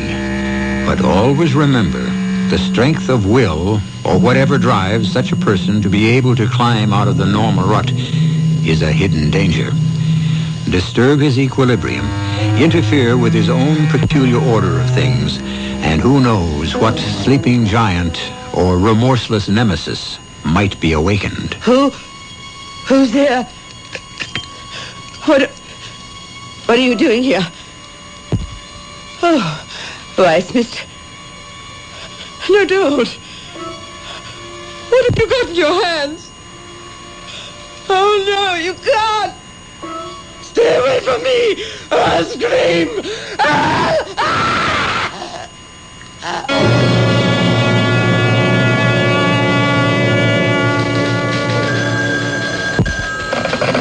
Eighth Precinct, Detective Evans. Yeah? Yeah, where? You got a big one, Evans? Yes, Sergeant. Suspected homicide, Greenville Hills. And this is Gerald Willoughby. Garroted. You mean strangled? Yeah, like what I just said, sir. Suspected? No, sir. She's dead, all right. Somebody made sure of that.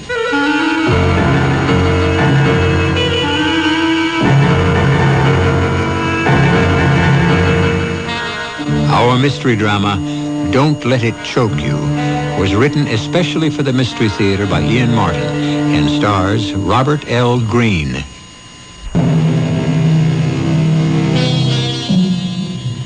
Carlton Isham Nelson Godfrey Fisk is the one and only issue of the marriage of Beecham Fisk of the Boston banking family and Amelia Standing of the Grosse Pointe, Michigan standings. For reasons not important to this narrative, they made their residence in a Baroque limestone just off Fifth Avenue in New York City. Carlton was brought up strictly to conform to his double birthright. Born late in his parents' union, he suddenly found himself at 20, when his parents died in a flu epidemic, master of their magnificent residence, but unfortunately without liquid assets. Somehow he has managed to maintain his lifestyle for the last 15 years. Just how is the thrust of our tale. Why, Bascom, still up and about? Oh, yes, Mr. Fisk. Startled me when your cab pulled up in front of the house. What were you doing here in the shop? Oh, just dusting a bit, sir. I often do when you're out for the evening. You know I don't like anyone disturbing my treasures. I think you can trust me, sir. Of course I can, Bascom. You of all people. May I take your coat, sir? What? Oh, yes, of course. Thank you.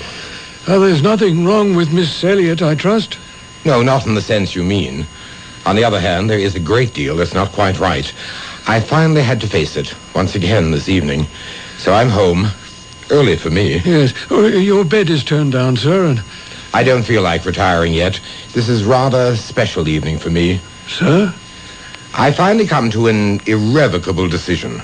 The lure is not worth the chase. The cornering of the hunted brings no exultation. It's all illusion. There is no woman alive to share my life. I have decided that I am now a confirmed bachelor, and to hell with matrimony and the perpetuation of the line. I'm going to stay here in the shop and sit among my antiques.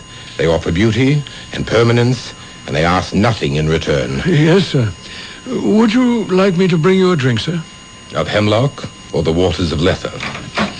But I take it Miss Elliot will not be here for dinner tomorrow? No, she won't. I'm sorry to say Lucille suddenly revealed herself. In spite of her own riches and already unconscionable collection of jewelry, she's acquisitive, greedy, and totally unprincipled. Ah, the witching hour, as sung to us by the rosewood clock. No drink, thanks, Bascom. You can turn in. I want to be alone. Yes, Mr. Fisk. Good night, sir. Rest well. I will, for the next 2 hours. And don't let anything disturb me. Yes, sir. The rosewood clock, the key to my existence. I crossed quickly to a magnificent 17th century armoire that I have priced so high, I hope no one will ever buy it. From a secret recess, I drew out the precious dark green bottle and held it to the light. My heart failed when I saw how little of the liqueur was left. I poured a precious drop or two into a glass, drank, and went to sit in my Venetian armchair, facing the rosewood clock, waiting. The years rushed back once again to the very lowest point of my life, after the sudden death of my parents. In this very room, I had sat in the same chair, drinking from the same bottle, watching the highly polished convex face of the rosewood clock's pendulum swing back and forth, back and forth, back and forth, until suddenly, reflected in its shining brass face, there was Wanda, smiling at me. Come to me, darling, for a little while.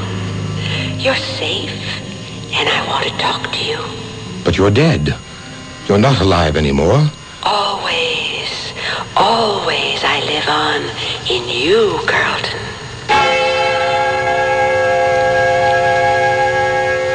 All those years ago, I did come back, and between selling some antiques from the house and investing the money in the market, guided by some incredibly fortunate guesses, I wiped out my debts and became well-to-do again. But I knew where my strength lay and where it came from, and from time to time, I would return to sip from the square green bottles and watch the clock that brought me a magic hour with Wanda. What is this place, Wanda? Don't you remember? That first summer we met and my father had the farm? Of course. A bright blue sky, not a cloud. And we wandered hand in hand down to the mill stream. There were daisies. A whole field of daisies. And you told me you loved me. And we kissed. And afterwards, you lay with your head in my lap. And we said it would last for eternity. Only it didn't. The bottle is almost empty. Our visits grow shorter and shorter. What can I do? Believe. Believe? Me? Cynic of the cynics? With all romance buried? Bachelor of bachelors? No wonder. It's too late. It's never too late. Spare me the cliches. Or even you. Or even I might turn out to be less than perfect. I never claimed to be. You are the perfectionist. Are we quarreling? Never. Just speaking as openly as we may. Oh, my darling, you're getting to be a hard-shelled old crustacean. Environmental protection. My reputation is enviable. I'm a cynic with a waspish sense of wit and an infallible instinct how to penetrate the armor of others. It's been quite a life lately. I've had to learn to kill not only the enemy, but those who try to take advantage of the love I seem to be able to bring no one. Wanda, why did you leave me? It wasn't my choice, and I haven't. Yet. What do you mean, yet? Well, I won't be forever. You know that, Carlton. You will find someone else. Perhaps there will be a lot of me in her, even if you don't recognize it. Have faith, my darling. Perhaps she's closer and nearer than you think. You are due for a surprise beyond anything you could imagine. It's time to forget me, and time to stop killing everyone you love.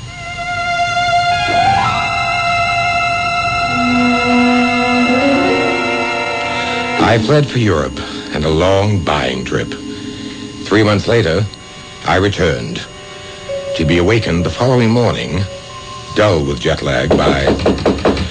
Come. A telegram for you, sir. Let me see it. It was phoned in, sir. I took it thinking it might not be important enough to wake you. And since you have, I may assume that it was. Yes, sir. Your cousin Ralph has died rather suddenly. Cirrhosis of the liver, no doubt. Well, the cause was not mentioned, but he has left you something. Ralph? He owed everyone, including the local minister. I've always suspected the only reason he was an inveterate churchgoer was to pilfer from the offertory. Left me what? Something you apparently agreed to sometime in the past. Let me see that. Good Lord. So he did. Flat out of cash. On my way, signed Jerry. Yes. You're apparently a guardian. Of some junior citizen named Jerry. And I thought I was a free man. My mother's side. Some sort of a cousin. And now his child is my responsibility? Legally or morally, sir? Morally is enough. But what am I going to do with this young man when he gets here? Well, there are plenty of guest rooms. I suppose so. Make up whatever seems reasonable, and let's pray he's not pimply-faced or acneed.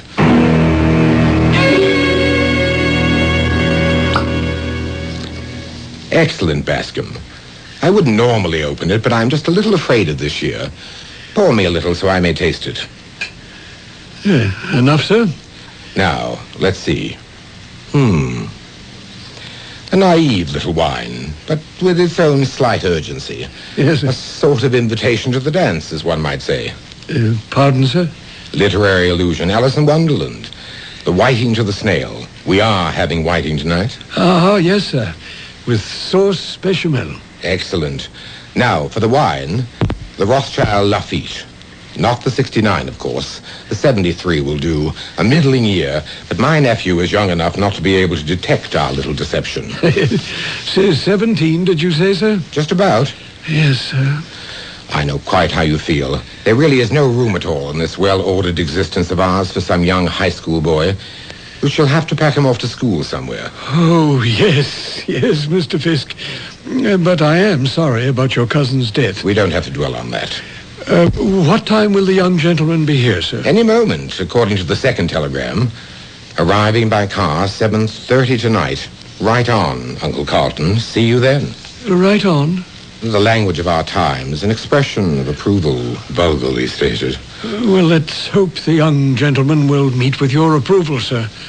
I'm not sure. I don't like stones thrown in my life pool unexpectedly.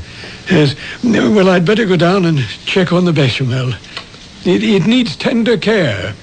Oh, what is the young gentleman's name, sir? My cousin's name was Forbes. The offspring is Jerry. Short for Gerald, I suppose. Or possibly Jerome. Thank you, sir. I'll have everything in readiness for an 8 o'clock dinner. Right on. I beg your pardon, sir. What? Oh, the insidiousness of slang. One can never be too careful. Yes, at 8 precisely.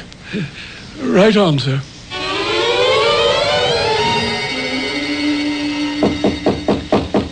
Come.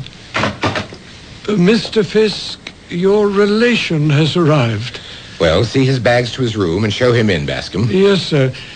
Begging your pardon, sir, there is another person in accompaniment. Dear me. Male or female? Well, it's so hard to tell these days, sir. Male, I believe, but that's only a speculation. I see. Long hair, but facially non-hirsute? That's right, sir. Neither is bearded. Blue jeans, I suppose? Yes, sir. Not leather jackets with the studs and decals, I hope. Exactly, sir.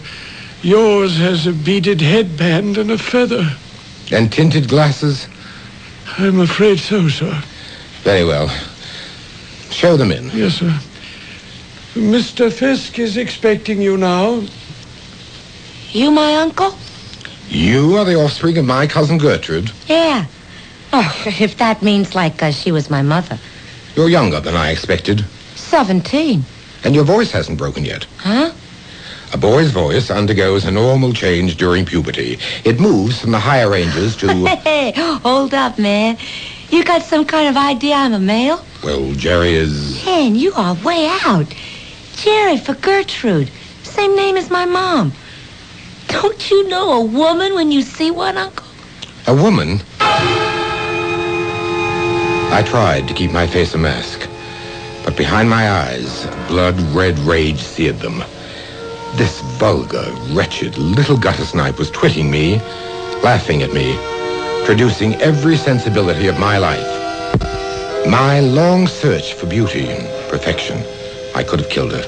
At that very moment, strangled her for invading my life.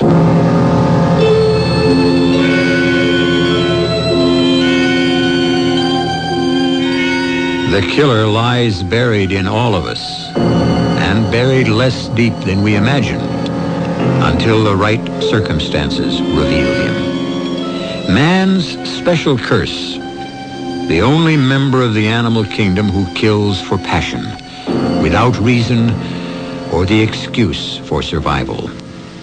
I'll return shortly with Act 2. Do you smoke? Well, then you've probably noticed how anti-smoking feelings here have been growing.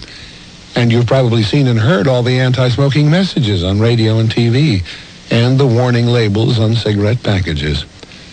Well, the cigarette companies would like you to believe they're sticking up for you. They're asking you to believe that the anti-smoking movement is against smokers, and that the cigarette companies are for smokers. But think about that for a moment. The Surgeon General says that cigarettes kill over 350,000 Americans every year.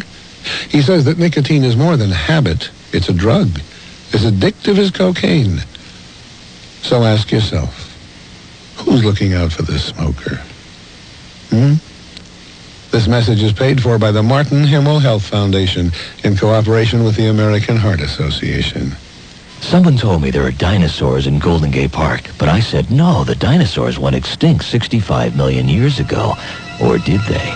Then they said there are dinosaurs in Golden Gate Park at the California Academy of Sciences. You know the Academy. That's where the planetarium and aquarium are, and that wonderful new hall, Wild, California. So I hopped on a bus to see if there really are dinosaurs in the park. I asked the person at the front door, are there any dinosaurs here? And he said, you might say that. So I walked down that huge hall, and what I saw was incredible. There before my eyes was Tyrannosaurus Rex.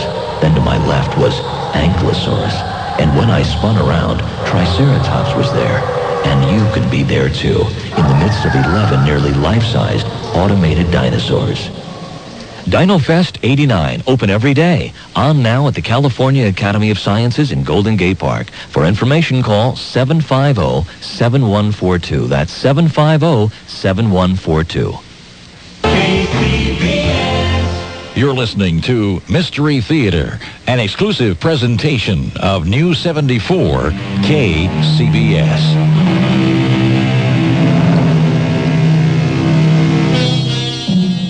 A strange confrontation. Two young people of today and a hidebound Bostonian. A man who had intellectually decided to turn his back on woman as a companion and to become a bachelor recluse. And now he faces the fact that the ward he has committed himself to be legal guardian of is a female.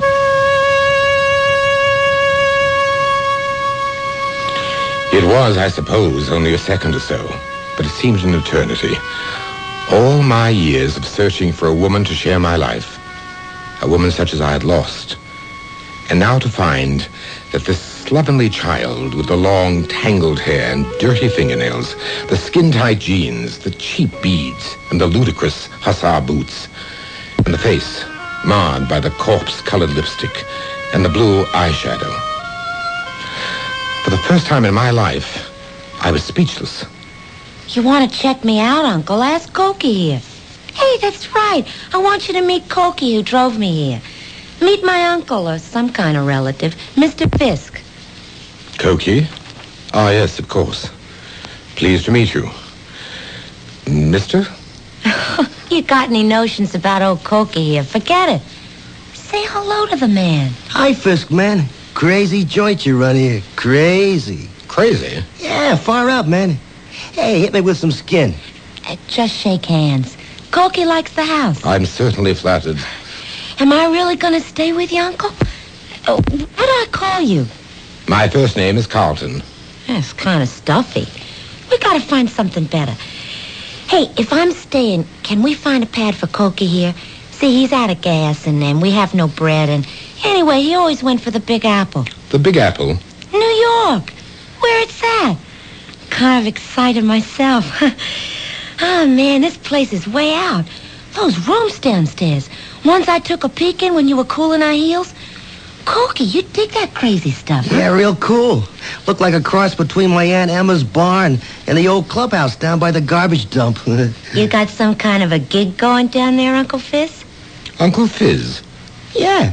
Everybody's got to have his own special name, dig? My name is Cochrane Ryder II.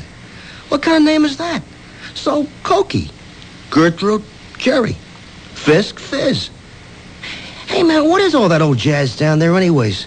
You sell junk? Junk? Oh, he doesn't mean horse, grass, bennies like that. He means old things like the goodwill of the Salvation Army.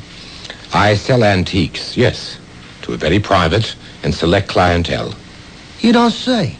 Yeah, I think being around here is going to be kicks. How about you, Cokie? I ain't exactly got the glad hand yet, baby. Come. Dinner is served, Mr. Fisk, whenever you're ready. I think the sooner the better, Bascom. Oh, and you'd better set an extra place. Yes, sir. Mr. Ryder will be joining us. Oh, gee. That was swell of you, Uncle Fizz. After all, he did chauffeur you all the way down from upstate. Oh, look, no sense in getting an uproar about me. I could easily grab a couple of beers and a big smack down to the corner. I wouldn't think of it. You must be my guest. Well, okay. If the old woman wants it, you twisted my arm. Let's go load up. The dinner was an absolute disaster. When the white wine was served... Oh, wow. That tastes like vinegar. You got any sangria or cola? I could go for a beer myself. With a sauce bechamel? You mean this gooey stuff? Oh, it didn't turn out so good, huh? Hey, why don't we send out for a pizza? I won't ravage you with the rest of it. Suffice to say, as soon as the horror was over, I fled for bed and left Bascom to find somewhere for Cokie, the very name catches in my throat, to bed down. By the following morning, I felt almost myself as the bell to my antique establishment announced one of my favorite and most lucrative customers, Mrs. Willoughby from Westchester. Exquisite. Absolutely exquisite. A veritable gem. An escritoire par excellence. Of course, I can't see it very well. My eyes are not what they were. Allow me to see it for you. The wood is sycamore with gilt bronze mounts. The top of the writing table itself is marble, inlaid with plaques of Sèvres porcelain. Undoubtedly Louis XIV. Louis the 14th? The sun god himself. How much? For a treasure like this? I want it. They're like my children. I hate to part with them. If I told you what this has actually been appraised by my peers, but then you are an old and valued customer. I must make what accommodation I can. Shall we say $10,000? That's a lot of money. But then it is one of a kind. Excuse me. Yes, Bascom. The mail, sir, it just arrived. Put it over there, please. Certainly, sir. I'll take the desk. As soon as possible. Any accommodation you desire. Well, I will be in Saratoga for a few days. You make the time. Say next Thursday. It will be cash as usual. You know my quirks. I don't trust banks. $10,000. Oh, are these your new delivery boys? Why? I'm Uncle Fizz's newest antique. I'm his ward, Jerry. This here's my old man, Cokie. Pleased to make your acquaintance. Well, I can't say the same. Mr. Fisk, I've never questioned your taste before. But really, riff-raff like this, it's enough to shake my judgment in you and others of your customers, too. Good morning. Did I say something wrong? Bascom. Yes, sir. Go after Mrs. Willoughby and make sure she gets in her car all right. Yes, sir. Did you say something wrong? Did you say... It isn't just what you say, my dear. It's what you are. You are wrong. That's the problem. You simply do not fit. You've got to go. Oh, no, man, let's not get to throwing our weight around. Hey, lay out, Corky. Who asked you in? I'll handle this myself. Okay. That's the way you want it? You got it. Now, Uncle Fizz, let's you and me get it on the table. There's a court order you gotta take care of me till I'm of age. I'm buying that for the next year because I go for some of what's here. You mean you're waking up to the fact that it's time for the leopard to change her spots? Oh, not me. Maybe you. I ain't changing my lifestyle till I'm good and ready, if ever. But you sure could use a few changes in yours. So I'm sticking, just as long as I can. I stared in dismay at this defiant child. My only thought was to rid myself of her, at least for the moment. I sent her away. I had to be alone. I closed my door after hanging out my sign, tastefully rendered in intaglio on a plaque of cherry wood. The legend read, Mr. Fisk regrets that pressing affairs require his absence for the next 2 hours.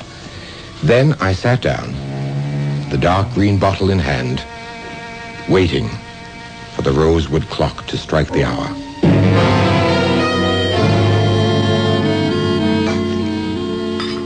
Wow, Mr. Bascom. What a super kitchen. Yes, Miss Wharton, it is rather nice. And all those lovely copper pots hanging overhead. You use all them? Why, I suppose I have at one time or another. You mind if I keep on? I'm preparing lunch. And dinner, too. Oh, that's all right. Could I help? Oh, I bless you. No. Everything under control. You could help me. Huh? Could I? How? Well, I like it here. And I like Uncle Fitz. I like my uncle. Why doesn't he like me? Excuse me, miss. I've got to chop these onions. It's just that, well, you see, he's sort of off women, as you might say. I don't dig you. I mean, I don't understand. He's pretty damn attractive and sexy. So why? Well, quite a long time ago, when we were in the army together, he was going to be married to a girl, and she was killed in a car crash before he ever got back from overseas. How long ago? Oh, Lord, pretty near 15 years. And he hasn't liked women since then? No, not him. He's the most eligible bachelor in New York. Why, Bascom, you're crying. Not me, ma'am. Just the onions. You too. No. It isn't the onions with me. I'm sad for anyone who's haunted by ghosts. I got my own closet full.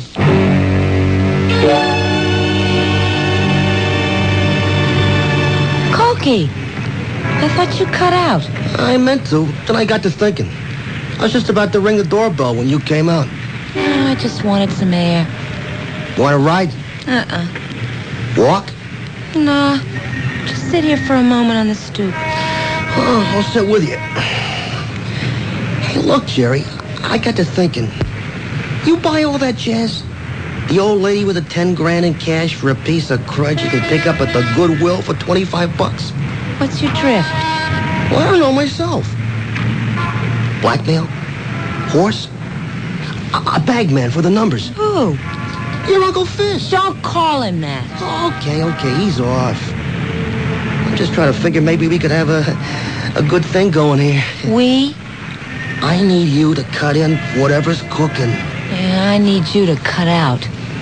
Look, what do you got? The hots for a guy old enough to be your father? That's all you'd figure. It's not that way. Anyways, he isn't all that old. Why don't you just bug off? I don't figure what you're hanging around for. What can you get out of it but a short term in Dullsville? Well, maybe that's what I need. Maybe that's what I really want. Okay, baby, it's your life. But there's something screwy about this whole scene. Maybe you'll get more than you bargained for.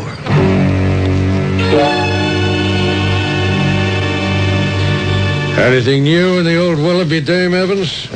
Nothing much to go on, Sergeant. Except for one thing. Yeah, what? You remember I made a point she wasn't strangled? She was like, garroted? Yeah, with some kind of wire. Yeah, right. Something rang a bell, and I checked around. First thing I dig up is an open file on the 20th. A few months ago, a woman named Lillian Elliott was found dead in the same way. Yeah? Turned out to be a fancy hooker. No leads. Just on a hunch, I had Central Files punch up the computer, and I turned up 2 more in the last 10 years taken out the same way. Yeah? Anything else to tie them together? Nope. First was an Ellen Parkins, American. But it happened in Paris. She was a 30-year-old artist. The second was 4 years later, in the Village, 6th Precinct. Woman around 25 in the antique jewelry business. How old was the hooker? 34, maybe 35. Good looker, but getting a little old for the game. And an 80-year-old society biddy worth millions who kept it all in cash and safety deposit boxes in her apartment, pinned to the drapes, and folded up between old newspapers in the basement. Is she the only one robbed? Yeah, as far as we know. Yeah, well, there's not much of a pattern there. Where do we go from here? I keep digging. I don't know why, but I smell one guy in all of these. And I ain't gonna let him get away with it.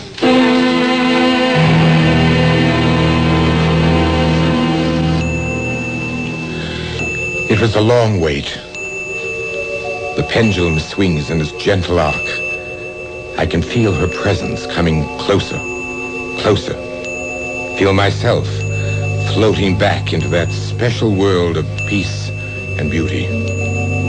Her back is turned to me as I call, and she turns. But it is no longer Wanda's face I see. It's the face of the slovenly, mocking little witch I have taken into my house. Bad enough she invades my waking life.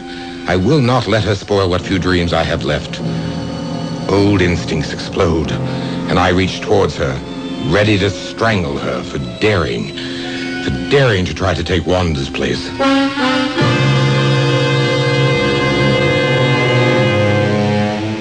A curious story about a curious man who lives a secret life with a phantom woman. What is he seeking? And does his dream life drive him to destroy any woman who seeks to invade it? I'll return shortly with Act 3. Controlled hypnosis is a parascience and a valuable tool in psychiatric medicine. But self-hypnosis is something else again.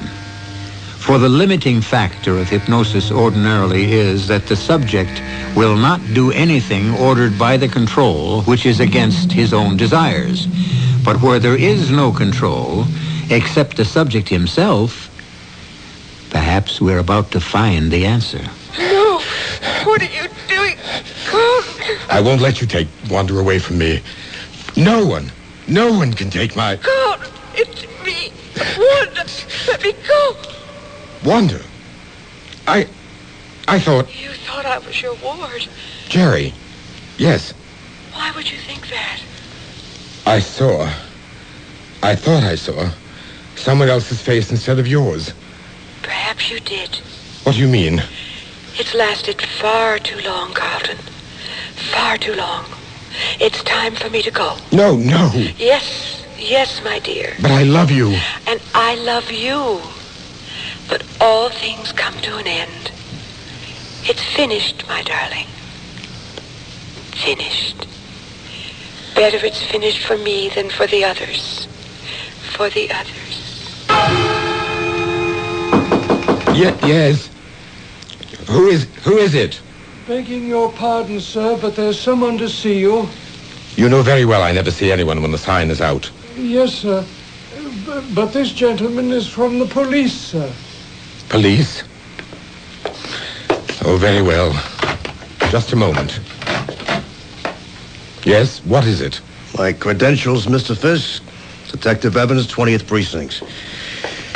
I'll get right to the point. Do you know Mrs. Beatrice Willoughby, 120 Sutton Place? Of course. She's an old and valued customer. I had a desk delivered to her mansion only this morning. Now, don't tell me anything's happened. It's a priceless antique. If it's the desk you're worried about, no. But that's what brought me here. Mrs. Willoughby? Yes, sir. She's dead. Aunt? No, sir. She was strangled and robbed. Oh, how terrible. I should really say, garroted. That's a strange word for you to use. Is it? Well, it has rather a specific meaning. Yeah, that's why I used it. It wasn't a stocking, for example, or a rope. Definitely a wire, used very expertly. Are you, by any remote chance, suggesting that I had anything to do with that? I'm not suggesting anything. Just doing my job. You were with the Green Berets, was you, sir? Yes, for 3 years. And I'll anticipate you and say that part of my training was the technique you were describing. But if you think... Detective Evans, was it? Yes, sir. Mrs. Willoughby owed me $10,000. I would scarcely, if you will forgive the praise, do her in before I was paid, would I? I'm not suggesting anything. I'm only collecting information. Do you recall knowing an Ellen Parkins? I most certainly do. I knew her in Paris, 10 years ago. Great talent as an artist, but I lost touch. I've often wondered what happened to her. She was found in her studio, dead, garroted. Good Lord, no. When? 10 years ago. Were you also acquainted with a Judith Carlin? Sort of, in your business? Yes, she was in antique jewelry.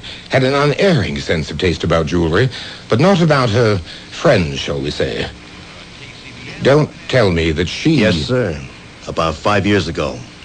Garroted. Now, sir, Miss Lillian Elliott. Oh, no. Not Lillian. What is this? Some psychedelic dream? It can't be happening. Bascom, what are you up to? You look like you're eavesdropping. I was just closing the door. See the sign? Oh, no. I wanted to have a talk with my guardian. Well, you can't interrupt him now. He has a very important guest. Come along. Oh, okay, Pesky, okay. But easy on my arm. You got some grip there. I'm sorry, I didn't realize. Let's go in the kitchen, ma'am. I have my work to do.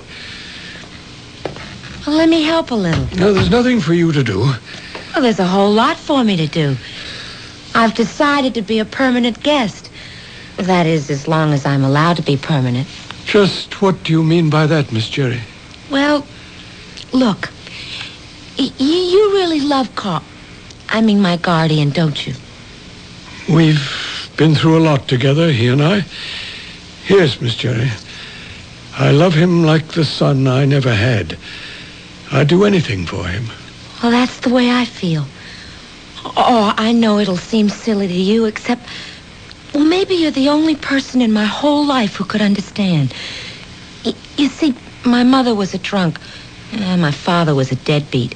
So I had to develop a shell hard enough so I didn't curl up and die. But I don't need that anymore. I love him. And not like an uncle, like a woman. But you're only 7. Age is relative. If I'd let my parents shape my life, I'd be 117 going on 18. Age doesn't mean anything anymore. Oh, Juliet was 16. Charlie Chaplin, he's about 90. Casals, Picasso. A man is a man as long as he wants to be. And Bas, I'm in love. I love him just as much as you. We're the same. No, not quite. You said I had a strong grip. Well, that's because I've been conditioned all my life. I was a commando during World War II. Special Service Force in Korea, then Vietnam. That's where I met Mr. Fisk. He's like a son to me, as I told you, and I protect him even with my life. You don't think I feel the same? I'd like to say something, if I may. Perhaps it would be safer for us all if you get out of the Master's life right away. For a long time after the police officer left, I lay sunk in my chair, my mind a kaleidoscope of the past. He had forced nothing. I had admitted nothing. But he had shaken me. I went to the armoire and unlocked it. There was the leaden green bottle with its final few magic drops to seek Wanda again. Then I opened another compartment. Within it were the tools of death I had never been able to throw away. The most prominent and of focal interest for the moment was the wire garrote with its handholds that, to the best of my belief, had been shut away since my last patrol. Holding it, my hands were shaking and my stomach was ice. Had I? Was it possible, under self-hypnosis, that I had used it against the women who proved less than perfect? I might have believed that, except for poor dear Mrs. Willoughby. I had a sudden urge for air, to breathe, to walk, to think outdoors. Carelessly, I thrust things away, pushed the armoire door shut without locking it, and left.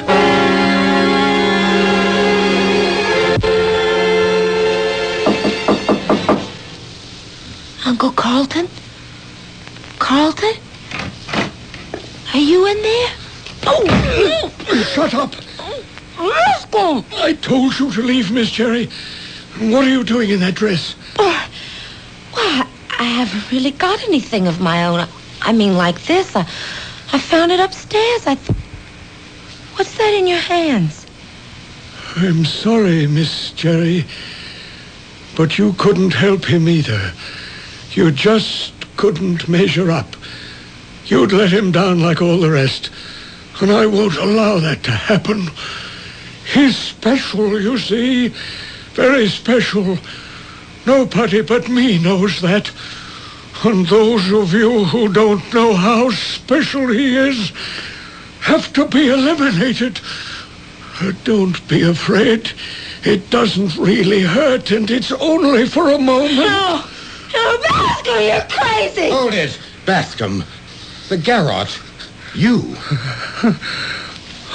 Only because of you, Carlton. You mean Judith, Ellen, Lillian?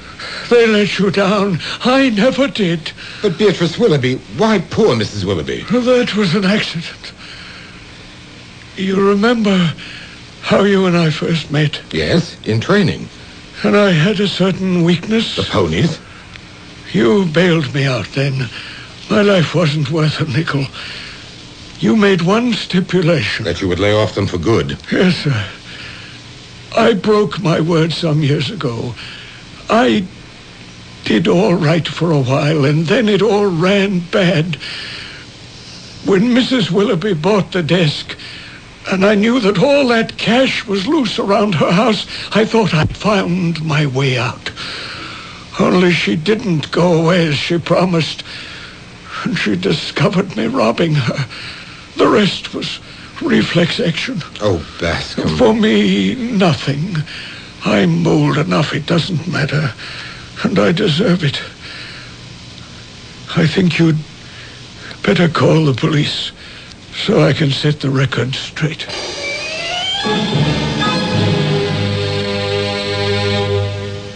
Fizz, Yes, Gertrude. are we doing the right thing? I can't answer that. Once I wanted to be a Pygmalion to your Galatea. I wanted to mold and change you, Oh, that's okay with me. except that it backfired. You changed me. You took 10 years off my age, which still makes me 35, but that makes me young enough. Well, considering I was the oldest 17-year-old you ever knew. From ward to wife. It's quite a jump. Well, if you don't risk the big ones, you don't end up a winner. A strange twist, but a nice one. Two lost souls found each other, and a life that could have been denied them so easily. And Bascom, for whom there are no excuses, died while awaiting trial from a sudden, massive heart attack. The best and kindest thing he could do for both Carlton and Jerry. Their backgrounds alone were enough to make a human relationship a problem without the complication of Bascom's misguided help. I'll be back shortly. If you have not yet prepared your will, please listen carefully. Without a will, the laws of the state and not you will determine who receives your property and in what amounts. Who manages the affairs of your estate? Your choice as guardian of your minor children may never be known. Your loved ones could face unnecessary legal costs and needless court delays. Now, for only $12.95, you can make your own will quickly and safely with the American Will Kit. You'll receive simple fill-in-the-blank will forms with easy-to-follow directions. The forms were prepared by lawyers to be valid in all 50 states. Order now, and you'll also receive free of charge our easy-reading personal protection guide, giving you important tips and special information that can save you money. Now is the time to take advantage of this special mail order opportunity. To order, call toll-free 1-800-542-1212. Only $12.95 plus shipping. That's 1-800-542-1212. Money back if not satisfied. Call now, 1-800-542-1212. Only one long-distance company offers so many ways to save 24 hours a day. With calling plans that can save you money across the state, across the country, and across the ocean. Only one company, AT&T. Our reach-out plans fit the way you call with all the service and quality of AT&T. No one even comes close. Call 1-800-REACH-OUT now. AT&T, the right choice. Savings potential depends upon subscriber calling patterns.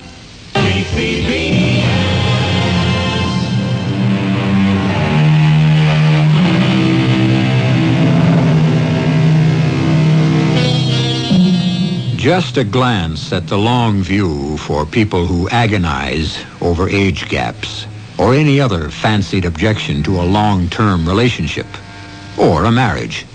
As life, or fate as you prefer to believe, arranged it, it was actually Jerry who died before Carlton, but not before they had had over 30 full years between them.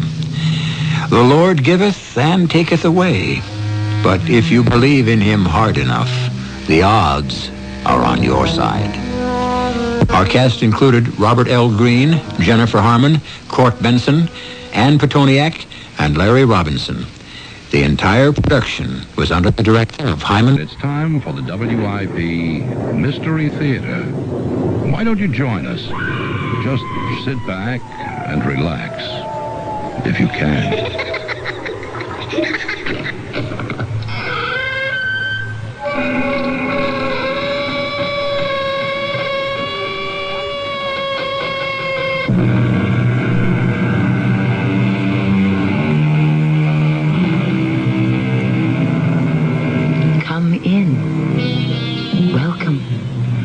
Tammy Grimes. We live by, swear by, and die in a technological world. Yet more and more people find that science does not explain life. With one hand it has blessed us, with the other it has polluted our planet. And so many have turned for their peace of mind to psychic phenomena. Our tale today concerns one man's desperate attempt to make real the world of the occult before it destroys his life forever. Gwen, what's that sign on the floor of the tool shed? It's called the Devil's Mark. It's as old as the Druids. I can see it's old and faded, but what does it mean? When a witch is initiated into the Devil's service, Satan puts that mark upon her as a token of his authority over her. What do you suppose it's doing on the floor of the tool shed? Robbie, that is something I hope never to find out.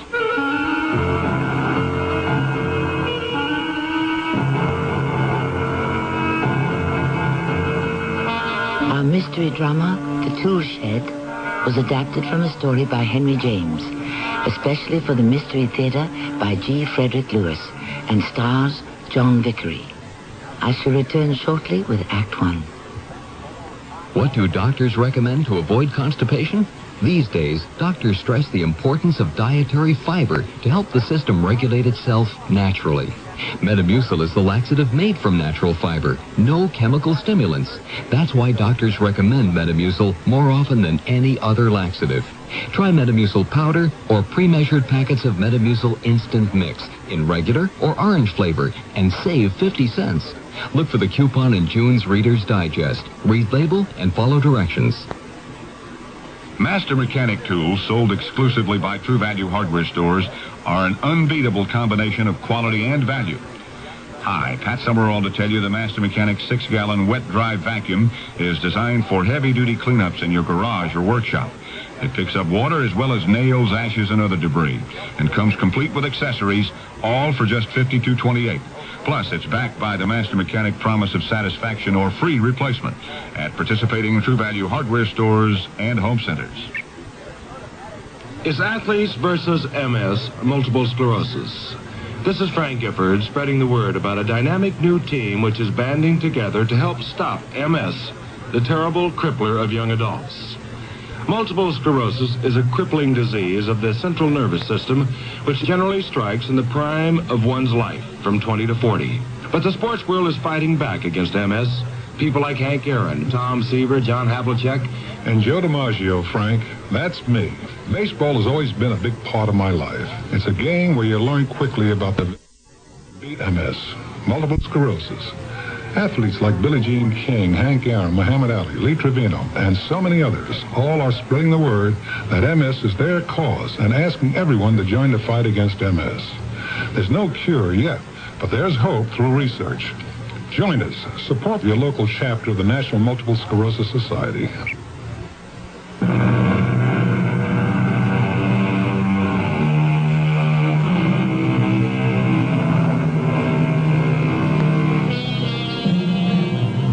Back the clock 100 years. Even then, the secret art of the metaphysical was already centuries old. The leading exponent of that esoteric science is the British author Martin Haseltine, who has just published a book that has raised Victorian hackles, eyebrows, and fears, which is why our curtain rises on the sanctum sanctorum of the London Times, the office of its distinguished editor, T.R. Purcell. Robinson, have you completed your feature story on Epping Forest? Yes, I have, T.R. Queen Victoria gave a nice speech, said that from now on Epping Forest was the preserve of all the English people, a gift from the Crown, etc., etc. Ah, how did the old girl look? Considering she's 71, she's in fine health and great spirits. Said something interesting, that the world should go back to nature, to the natural, that we're too preoccupied with the strange and secret arts. And I think she was talking about Haseltine's mumbo-jumbo. Mumbo-jumbo? Yes, all that mumbo-jumbo in that book he wrote that's spreading like wildfire. That's why I called you into my office. I went to school with Haseltine. Actually, I was just graduating as he was entering, but I know him. I have arranged for you to go down to Dover to get an exclusive interview. The first he has ever given to anyone. That's a fabulous assignment. I've always wanted to meet him. I think he'll take to you, Robinson. Start with his current novel, Gods of Egypt. There's no question it is influencing the growing cult of adherence to black magic in England and through the continent. Black magic exists in America, too, I understand. I hear that certain passages in Hazeltine's book are being used by worshippers of the occult, and more have begun to practice the Black Mass. Is that evil? Check the files, Robinson, for unexplained suicides. That will tell you. Practitioners who have jumped to their death from bell towers, even from the Dover cliffs where Hazeltine lives. There's no explanation. The ones who have survived claim they believed they had wings and would fly. Opium? Possibly. When do I go? Hazeltine expects you down in Dover tomorrow, so catch the earliest train you can. And, Robinson... Yes, T.R.? Disabuse yourself of the notion that all this is mumbo-jumbo, as you call it. It is very real.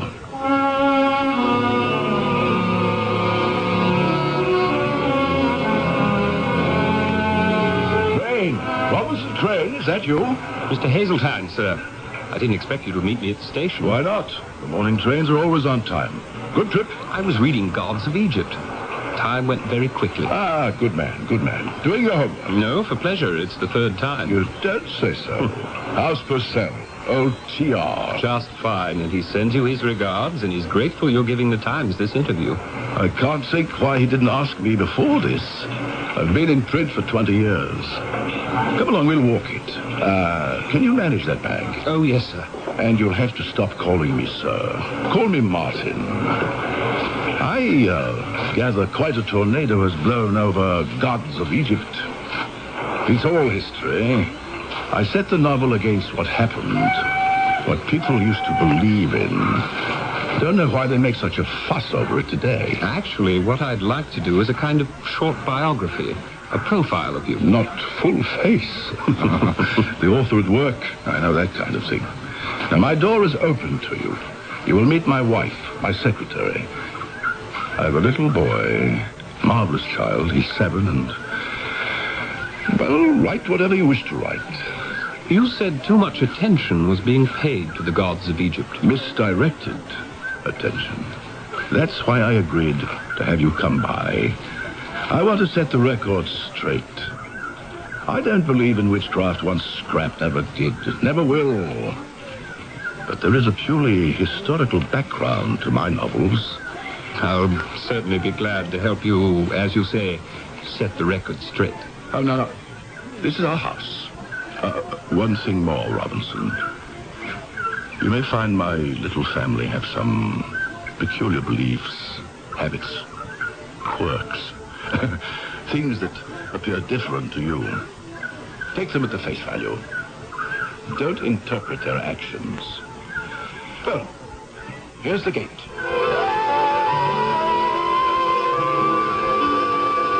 What a view.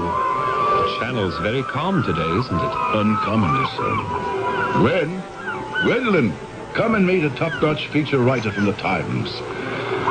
That beautiful girl walking towards us, believe it or not, is from America. She's my secretary. Very good, too. Helps my wife with the housekeeping, taking care of the little boy. Gwen, I'd like you to meet Robinson Crane. She's going to write about us. How do you do, Miss... you can call her Gwen. Everyone does. Yes. Oh, how do you do? You mind if I call you Robbie? Not at all. I suppose you Americans give everyone nicknames. Martin, may I see you alone a minute? No, you may not. You may talk to me here and now. No, but... There are no buts. It's about Dorothy. If you'll excuse us, Robbie. He will not, and I will not. I told this young man he is to write about us as he sees us, warts and all. No secrets, nothing held back. Dorothy is my wife, and Gwen here acts as a kind of mother hen. Dorothy is a very nervous person. Your boy, Hermes, has run off somewhere, and Dorothy can't find him. Come along, Robinson. I'll introduce you to Mrs. Hazeltine, and we'll have a go at finding Hermes. Gwen, my dear, lead the way.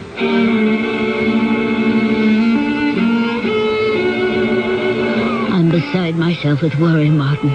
Hermes has disappeared. Well, Gwen will find him. If I can't find him, she can't. We'll see.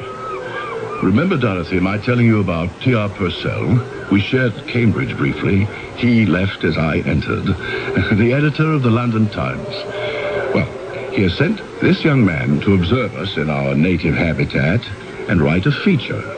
His name is Robinson Crane. How do you do, Mr. Crane? As you can see, Robinson, Dorothy is the most formal member of our little tribe. Now, Gwen, where shall we look for our little truant? Dorothy, what about the tool shed? The tool shed? I looked in there. Besides, Hermes has been warned not to go in. He wouldn't. It's worth another try. Let me go. I'll do it. I'm the boy's mother, thank you. If I find him in there, I'll give him what for. Of course, she won't do anything like that. She won't even scold him. She'll kiss him and make a great fuss. My wife is devoted to our son, and I don't take that lightly. You see, our boy was born mute. Mute? That is sad. Yes. We've taken him to every specialist in England and Europe. They can't find anything wrong, organically. It's a puzzle. But they don't even hold out any hope for Hermes. His name is Hermes. Hermes. Actually, the name was Gwen's idea. It's the Greek for the Egyptian god Thoth. You might say Hermes was the very first god of the occult. It's a very pretty name. Let us get into the house. And I'll show you your room where you can unpack, and I will open a bottle. What's your preference? The grain or the grape? The Scotch will be fine. But I wasn't planning on staying. I thought we'd talk all day, and then I'd take the evening train back to London. Oh, don't be ridiculous. What kind of a profile do you think you could do on Martin Hazeltine in a few hours? Matter of fact, I did come prepared for the weekend.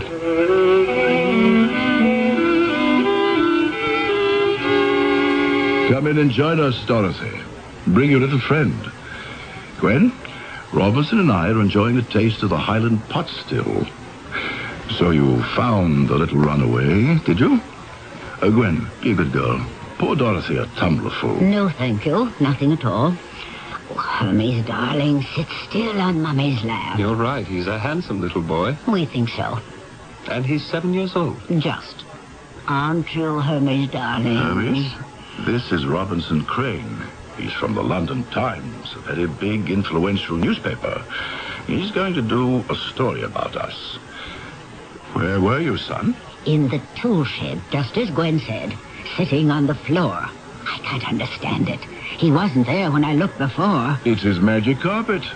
Wish I had a place I could disappear from sometimes. Is there something about the tool shed that's dangerous? Oh, how stupid of me, of course. Sharp garden tools. He's right. We should keep it locked up. What garden tools? Nothing is stored in there. Oh, Dorothy, you know it's completely empty. Always has been. Hermes just likes to go there and sit on the floor. Hermes, come to your father. Dorothy, let him go. Well, if you won't put a padlock on the door, I will. Dorothy, did you hear what I said? Let the boy go, so that he can come to me. I'm taking him upstairs to bed. Up we go. To bed? It's not his bedtime. Time for his nap. Mr. Crane, I hope you enjoy your stay with us. Martin will have a lot to tell you about his books, I'm sure. Mrs. Hazeltine, I think the Times readers would like very much to know the feelings of the wife of a great writer, especially what you think of his books. I'm sorry I shan't be able to accommodate you. I have not read any of them, and I don't intend to.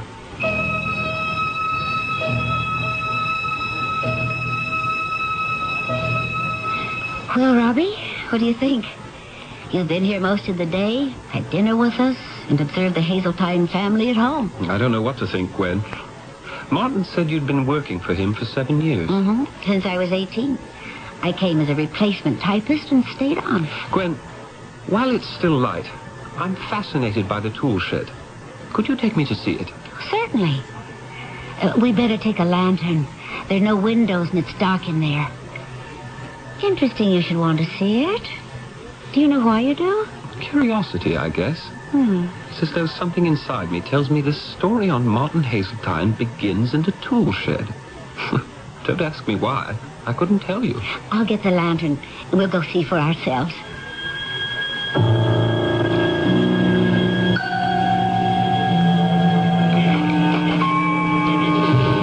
Has this tool shed been here for a long time?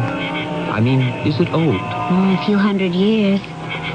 In the 1500s, it was built by a widow. She lived in this tiny room. She was accused of being a witch and was stoned to death. And then, a few hundred years later, it was repaired and became a dairy for the people who owned the house. A dairy? Mm-hmm. Where the milk was separated and they made butter. The local farmers will tell you every time the milk was brought here, a cow died. And finally, the family who lived here gave up and, well, it became a tool shed. It smells musty in here. I shouldn't wonder. No, not musty. More like incense. Something was burned here. Who knows? There are those in the village who won't visit Martin because of this little building. It's still associated with cows dying. Well, you know how country people are. They say the vicar should come and exorcise the devil here. It's haunted. Cast the spell. Does Mrs. Hazeltine believe that? I don't know what she believes.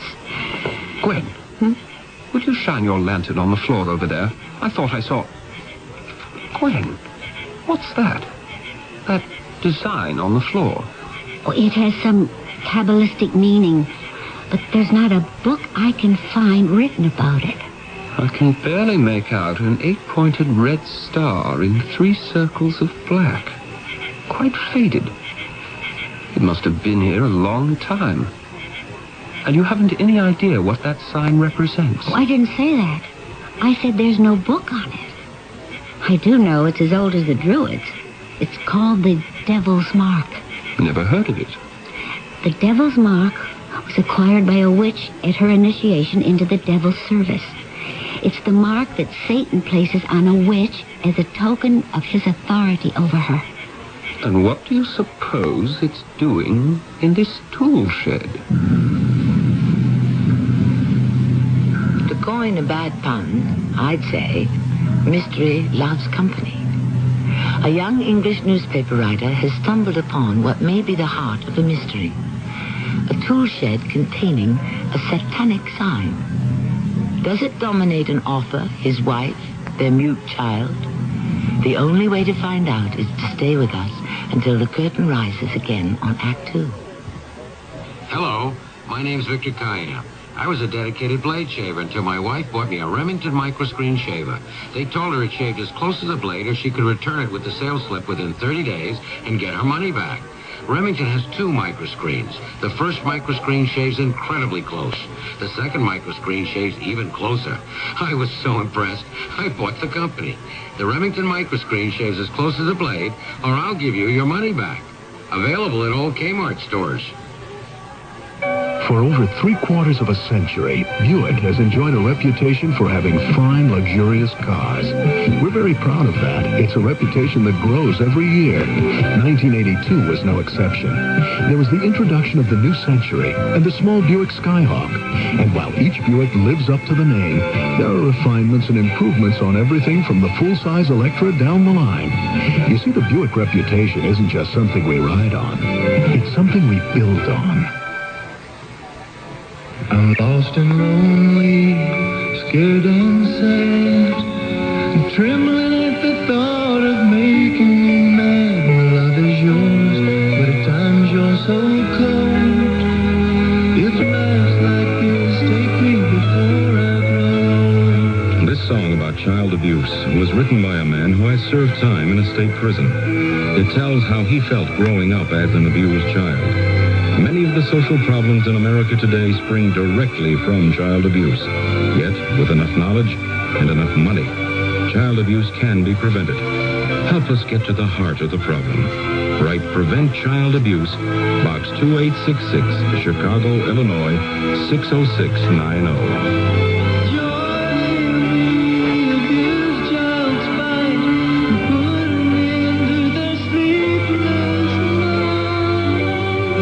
Message of the Ad Council and the National Committee for Prevention of Child Abuse.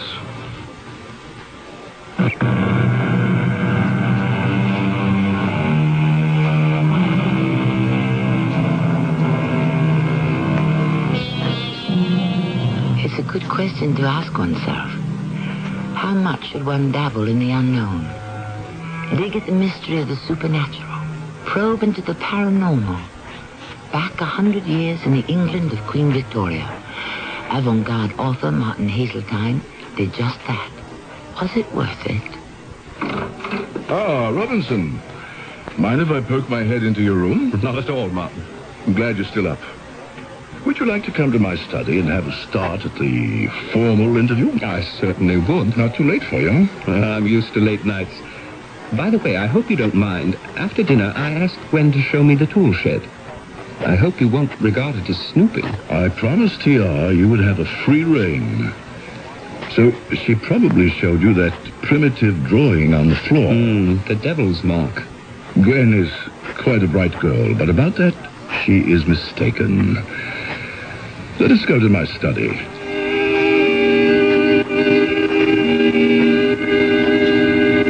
So it's not the devil's mark, as Gwen said. Similar, yes. The star and circles. But the real devil's mark was always found on a person's body. In the old days, in these parts, actually, any birthmark was considered a sign of Satan. Does Mrs. Hazeltine believe the tool shed has some mystic powers? I doubt it. The only fetish she subscribes to, and you've observed that, is her complete, how can I put it? Her complete subjugation of our son. No one else can come near him. It's been that way since he was a baby. It's as if Hermes was Dorothy's captive. Is it true she's never read any of your books? So she says. I've no way of proving it. They're all over the house. Where did you meet Mrs. Hazeltine? In Egypt. Her parents were missionaries who turned to archaeology. But your wife didn't follow in their footsteps? Oh, yes, she did. But just 1 week after I arrived, she suffered the terrible shock of seeing both her parents fall from the top of an Egyptian tomb to the edge of the Nile below. They died? A terrible tragedy. The fall broke their necks. I hoped Dorothy would recover when she returned to England. I saw something of her, started writing, and then lost track of her. Then one day I went to the British Museum where she was working, and I asked her to marry me. Now you can understand her reluctance to dip into the pool of the unknown. Excuse me. Gwen, what on earth are you doing up at this hour? Martin, I think you should go to the boys' room. There's something wrong. Thank you. Thank you for telling me. I will be back as soon as I can, Robinson. Would you like to continue the interview in the morning? Not at all. I do my best thinking at night. I hope I won't have the same trouble with Dorothy I always have. What did he mean, Gwen? The same trouble he always has. The same trouble. It's a constant battle between those two. Has been ever since Hermes was born. Oh, Dorothy's always been afraid the boy will fall under his father's influence, particularly his writings. But he's not nearly old enough to read those complicated books yet. She's never explicit about her fear. All I can say is, Dorothy believes the boy's mind will be damaged by any association with his father. Such a beautiful child. Hard to believe nothing can be done about his affliction. Oh, but Hermes can hear and understand everything you say. It's just that he's unable to talk. Gwen, pour me a drink. Is the boy all right? I am not to know. Not to know? Dorothy has locked herself into his room and will not let me in. Oh, not again. I think this has gone about as far as it can. Martin, what are you going to do? What can you do? Tonight, instead of sleeping, I shall try to come up with a plan of action. Children, I bid you good night. Oh, before I forget, Robinson, here is the first chapter of the new book. I thought of calling it Demons of the Mind. I'd like you to look at it. Now, my chickens, off you go to roost. Martin Hazeltine needs to be alone, and action is what is called for. Good night, good night. And close the door after you, will you? Good night. Oh, he's being bitter, resentful, sardonic. He's deeply unhappy about all this. He loves Hermes. He adores the child. Why does his wife do that? Do you know that she's never asked for one page he's written? Yes, she mentioned it. It's hard to understand. I hope your visit will help. Me? Being here? Well, for one thing, Robbie, you are the very first person he's ever let see any work in progress. There's a sympathy between you, I can tell. He certainly has my sympathy. I'm honored to read this. Perhaps it's not too much to hope that Dorothy will also come to like you. And maybe you can be the catalyst that brings the two of them together.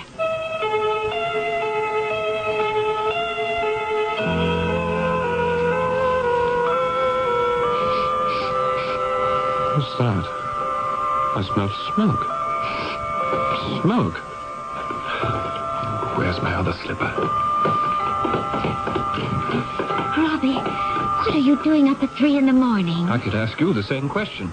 I was reading and suddenly I smelled smoke. So did I. Where's it coming from? Outside. You mean there's a fire out there? Well, I checked the kitchen. It's not in the house.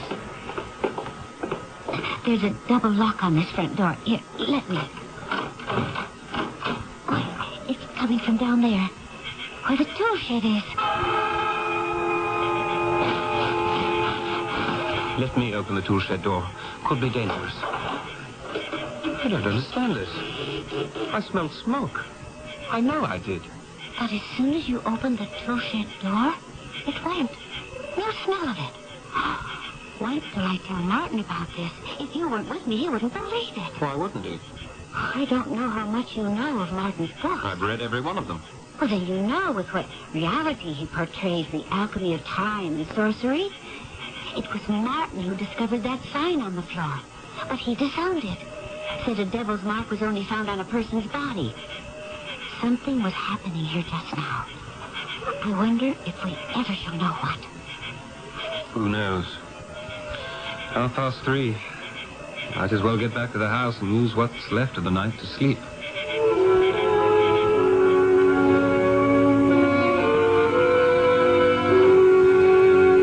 Good morning, Mr. Crane. You're up earlier than I am.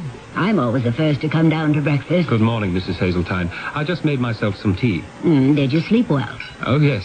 Right through the night. Like a top. What is that you're reading? Mr. Hazeltine gave me the great privilege of the first chapter of Demons of the Mind, his new book. It's the most beautifully written introduction to life after death I've ever read. He introduces his characters from two worlds. He believes there's another world existing at the same time as ours, and we don't die. It's to that world that we depart. The same with birth. Mr. Crane, I want you to stop. I don't wish to hear, I don't wish to know. You told me that yesterday, and I told you I'd like to ask whether the wife of a great author accepts or rejects his work, and why. I can tell you categorically, this wife does not accept. But you've never read one word he's written. Never. Nor shall I. What is it you're afraid of? Penetrating question. My parents were greatly interested in the occult of Egypt. They died strangely, unaccountably, fell to their death as if they were pushed by an invisible hand. And since that time, yes, I have feared the unknown. I don't think Martin should write what he does, and he knows how I feel. It contaminates anyone it touches. But if you were to read these few pages, only 20, it's so clearly and poetically written, it proves that there's nothing to fear. It would help you, Mrs. Hazeltine. Would it? I swear to you. I may be very young in your eyes, but there's an unhappiness in this house. And if you'll forgive my saying so, it could be put to rights if you'd let it. Robinson Crane, you are quite convincing. Please read it. Good morning, Dorothy. How is the boy? Not very well. What does that mean? How unwell? Does he have a fever? He seemed a little flushed and warm when I was in there. Dorothy, how long are you going to continue this drama? Locking yourself in his room, locking the door when you leave. I couldn't get in there just now. Now, why are you making a prisoner of him? I'm going out now to fetch Dr. Cook. We don't need him. I am perfectly competent to take care of my own son. I'm sorry you think so. I'm sorry about a lot of other things, too. We're going to talk about them when I come back with the doctor. Yes? Who is it? Gwen, it's me, Robinson Crane. I'm sorry to disturb you. Oh, what is it, Robbie? I was just coming down for a late breakfast. Our trip to the tool shed last night must have made me oversleep. It's been a morning of terrible scenes downstairs, and I don't know what to do. Hermes isn't well, feverish. Martin went for a doctor. The doctor wasn't there. He left word for him and came storming back. Now he's in his study. I tried to go in to talk to him about an hour ago. He called out to leave him alone. The child is worse? Oh, Robbie, look at you. Where have you been? Your feet are covered in mud. Oh, Dorothy isn't going to like that one bit. I know it wasn't my place, but I became alarmed. After Martin went to his study, I went out thinking I'd get to the nearest house. Perhaps they'd know of a doctor. I walked round and round. I was lucky to get back here at all. I was lost. Oh, Robbie, the nearest building is a railroad station. Today being Sunday, it's closed down. Whatever made you suddenly go chasing for a neighbor? After Martin wouldn't talk to me, I listened at the door of the boy's room. I could hear Mrs. Hazeltine speaking to him in a kind of strange sing-song voice. It was all very peculiar. I tried the doorknob. It was locked. Then something came over me. One of your premonitions. I knew I had to talk to you, so I came straight down to your door. With your muddy feet. Oh, don't panic, Robbie. There have been these set twos before, where Dorothy wouldn't let anyone come near the boy and nursed him herself. He's not a well child. I'll go see. She'll let me in. If there's something really wrong, you'll come right out and tell me, won't you? Dorothy? Dorothy, it's Gwen. How was Hermes this morning? Dorothy, are you in there? Oh, it's open. It's not locked. Dorothy? She's not in there. Oh, the room's empty. Oh, she's taken Hermes into her room. She sleeps in a separate room from Martin, 2 doors down the hall. Dorothy? Dorothy, are you in here? There's no one in this room either. She's gone. Oh, she's gone with the boy. Could they be somewhere else in the house? There is nowhere else. If you came in downstairs, you would have seen them. She's taken Hermes with her. She's never done that before. On the windswept-over coast stands a house, inside of which lives a novelist, his wife, their 7-year-old son, and a young secretary. There is no other house for miles. This house, with its vacant tool shed, adorned with cabalistic signs, is like a world unto itself, alone. What is the key to the mysterious actions of those we have met? I am not revealing too much when I tell you it lies in the boy who cannot speak. Perhaps a reincarnation of the god after whom he was named. I shall return shortly with Act 3. Weekdays on CBS television. Wake up to comedy with One Day at a Time. You really think you're hot stuff, don't you, Schneider? Ladies in this building don't call me super for nothing. Then, keep laughing as Mel lays down the law on Alice. There is only one rule in the restaurant business, Vera. Get them to swallow it. And The Price is Right with the priceless Bob Barker. That's One Day at a Time. Alice and The Price is Right. Weekdays on CBS television. Check your local listings for the time. Sid Hermel, Topol user. You are a, pipe smoker, fairly heavy. Does it affect your teeth? You always get this tar, this stain, this discoloration. He used Topol Smoker's tooth polish. It certainly removed the accumulation of these stains and tars. Topol Smoker's tooth polish with 3 ingredients to clean and polish helps remove ugly tobacco stains. Gentle enough for everyday use. My wife said, look at your beautiful teeth now. You're kissable. Topol, fluoride in red or mint flavor in the blue package. Use only as directed.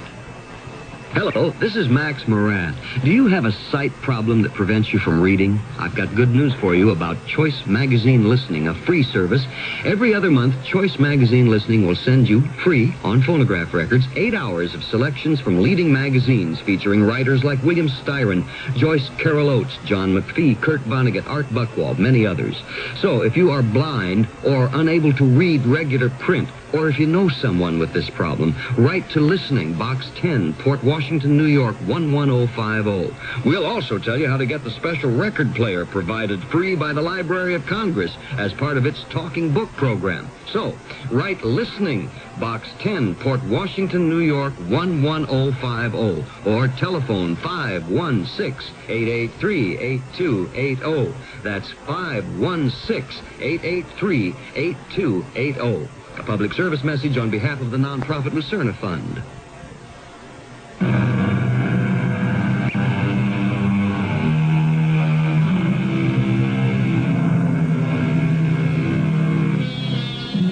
The mystery of the boy and his mother who disappeared from the house on the coast of Devon has not been solved.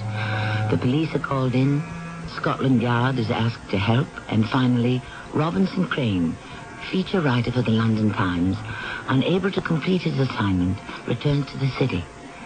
Weeks pass. Robinson. Yes, T.R. I called you in this morning because there's been a development in the Hazeltine affair.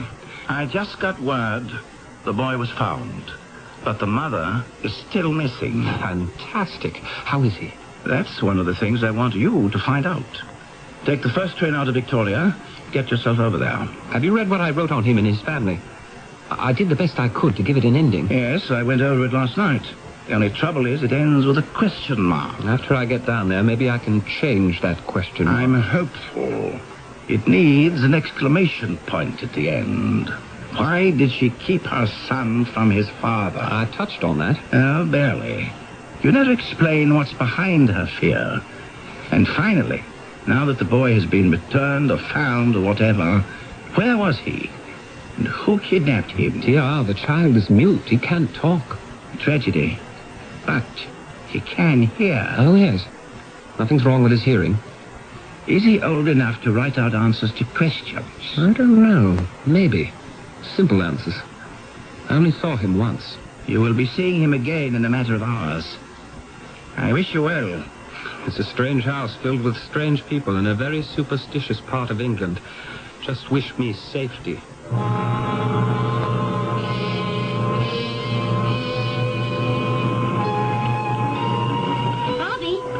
it's me. Gwen. Robbie, I never expected to see you again.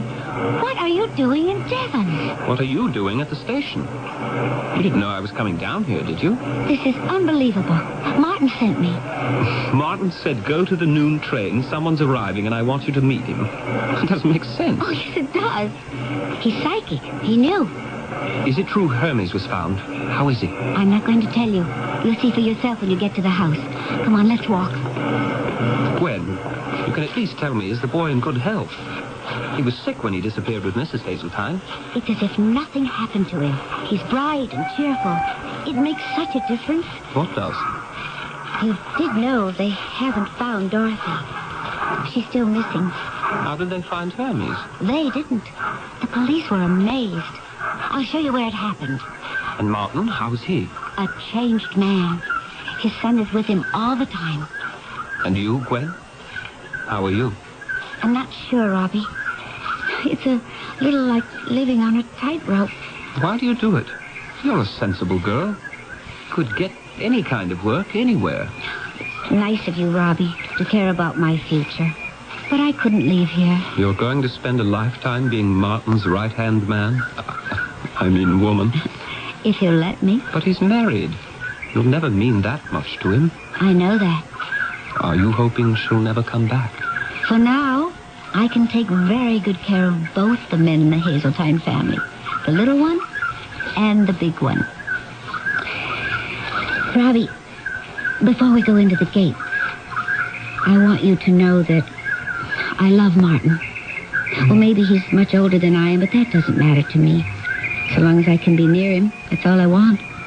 I respect that, Gwen. Sorry if I talked out of turn. This isn't the way to the house. Why are we turning off? You asked me where Hermes was found. That's where I'm taking you. He was found right here, on your property. Down there. He wasn't. No, he wasn't. Yes. In the tool shed. Sitting in the middle of the floor as if nothing had ever happened. As if weeks hadn't passed. As if the tool shed hadn't been combed through a dozen times. As if the whole countryside hadn't been searched. There he was. Incredible. When did you say the police looked there last? Exactly what Martin wanted to know. You know what the constable told him? Haven't a clue. The day before, the very day before we found him, they even placed a tape across the door, which we pulled off. Unbelievable. But I do believe you. That beautiful little boy was sitting right in the center of that star and the circles. Oh, I needn't tell you, Martin still won't acknowledge it's a devil's mark. I'm anxious to talk to him. Let's go into the house.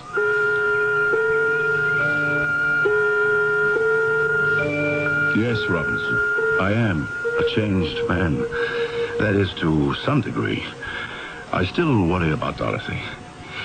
Did she leave of her own accord? Did someone take them both? Can't you get an answer from Hermes in some way? It's hopeless. He actually knows nothing. It's as if that little boy's mind went blank for all those weeks he was missing. By the way, where is Hermes? I was hoping he'd be right here in your study, sitting on your lap, Martin. That's where he generally is, on the lap of his papa. I put him to bed for his new nap. But I think he'd like to wake up and greet his Uncle Robinson. I told Uncle Robinson where we found him. In the tool shed, as if by miracle. You're right. It was definitely a miracle. That must be the workman. I'll go. If Robbie's staying and hasn't eaten, will you do something about that, Gwen? Yes, I will. Go along. I have eaten, and as for staying, I plan to until I can wind up this story. I know that between the two of you, there are a dozen things left unsaid. Oh, don't fret, Robbie. You know enough about the great Hazeltine to write 3 stories. But not what my editor wants to know. By the way, that manuscript chapter you read of Demons of the Mind, he tore it up and started all over again. It's much less fearful and more hopeful. Do you mean he now feels that one can make contact with that other world? Yes. And all those people in the darker ages of man who were persecuted for being sorcerers and witches actually did step into our world from another. Gwen, is that the secret? Are you saying that that's where Dorothy and Hermes disappeared to? They stepped into another world? It would explain a lot, wouldn't it? Why the boy's mind is a total blank. Does Martin believe it? That's what he's been comforting himself with all these weeks. Oh, Martin, what is it? You look white. They found Dorothy. She's dead. Oh, where? I'm not in the tool shed. At the foot of the cliff. Straight down from the rock facing the water. Her neck broken as if she'd fallen from a great height. Gwen, it's the irony of it. You mean because that's the way her mother and father died in Egypt? Maybe it's not a joke of fate at all, Martin. Maybe it was preordained. I knew there was a reason we hit it off so well, Robinson. He sounds like one of us, doesn't he, Gwen? He's got that intuitive reasoning. May I see Hermes? Gwen, our roving reporter is in for a surprise, isn't he? Give me 2 minutes to wake him and wash his face. Didn't I tell you he was a magnificent father? And I want to tell the boy he's about to be interviewed by the London Times. 2 minutes, and then you two come in. All right? My notebook and pencil will be ready. You can come closer, Robinson. You've met my son Hermes before. I certainly have. I heard you were away, Hermes. I'm glad you're back. Thank you. Did he speak? I mean, did he actually say thank you? I have an exceedingly polite son. Oh, yes, Hermes can speak, and speak he does very well. Don't you, my angel? Hello. Wayne, he knows my name. This is fantastic. Papa? Papa? Yes, my boy. Papa is here. He will always be here. Martin and I were the ones who found him.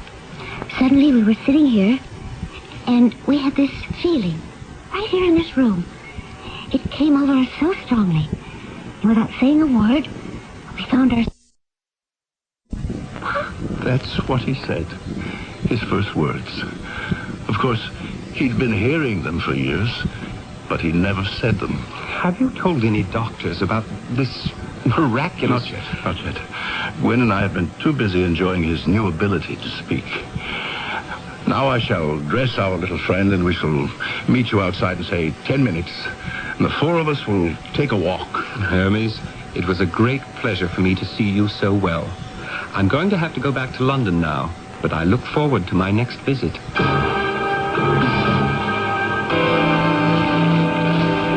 You're really going, Robbie?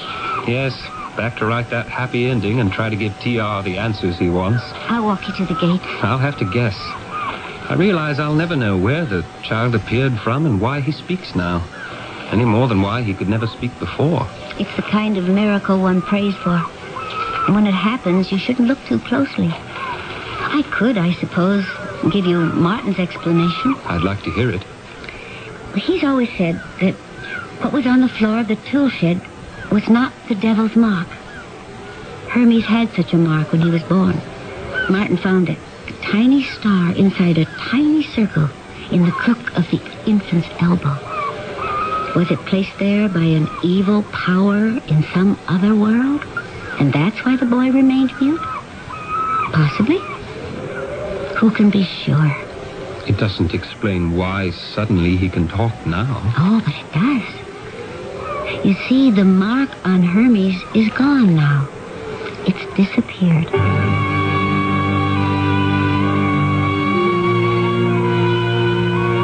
So it'll be a new chapter, TR.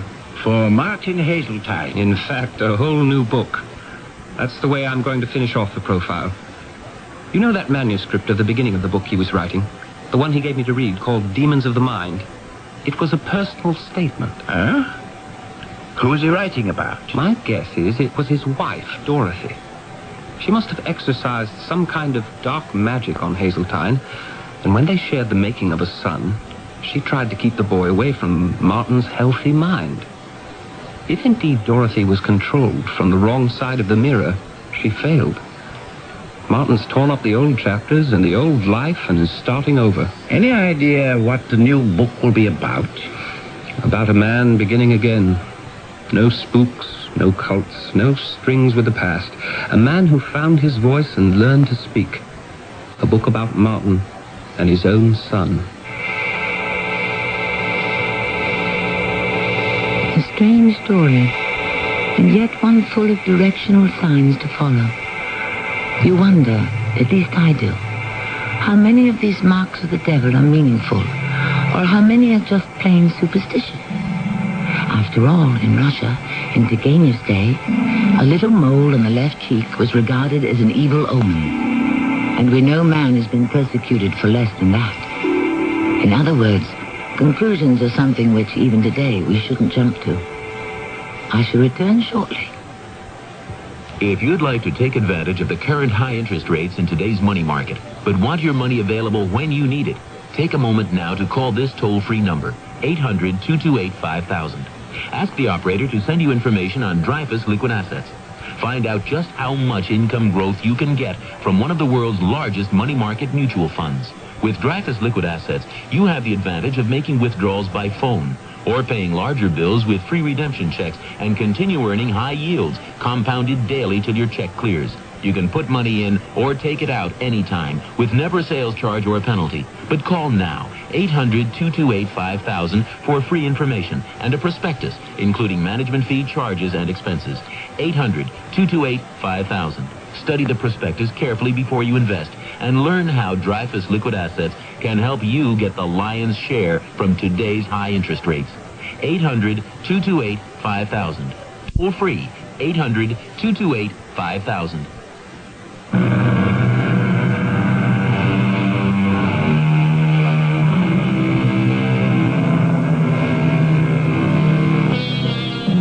Henry James, whose story we have paraphrased on today's Mystery Theater, once advised the Martin Hazeltines of this world to, quote, live all you can. It's a mistake not to. It doesn't so much matter what you do in particular, so long as you have your life. If you haven't that, what have you had? I agree. Our cast included John Vickery, Bernard Grant, and E.V. Juster. The entire production was under the direction of Hyman Brown. And now a preview of our next tale. He wouldn't take me into his confidence. I knew he had another life, but he kept denying it. What made you so sure? Well, he couldn't account for hours and days of his time. He'd pack up and not tell me where he was going or when he'd be back. Couldn't it have simply been some project for the War Office? The last time he was away, I called the War Office and I spoke to Sir Robert. He said Bill had asked for leave, and he was surprised that I didn't know where he was. So you see, Bill could have had dealings with half a dozen red-faced men, and I'd know nothing about it. Of course, the two of them meeting on the train could have been a coincidence and nothing to do with Bill's death. Why do you say that? That's what I hope. If that red-faced man had a hand in it, then he knows I saw him and I would give evidence he was on the train. So he might not hesitate to do away with me as he had Bill. It wouldn't be safe for him to let me live. Oh, no, Everett. This is Tammy Grimes inviting you to return to our Mystery Theater for another adventure in the macabre. Until next time, pleasant dreams.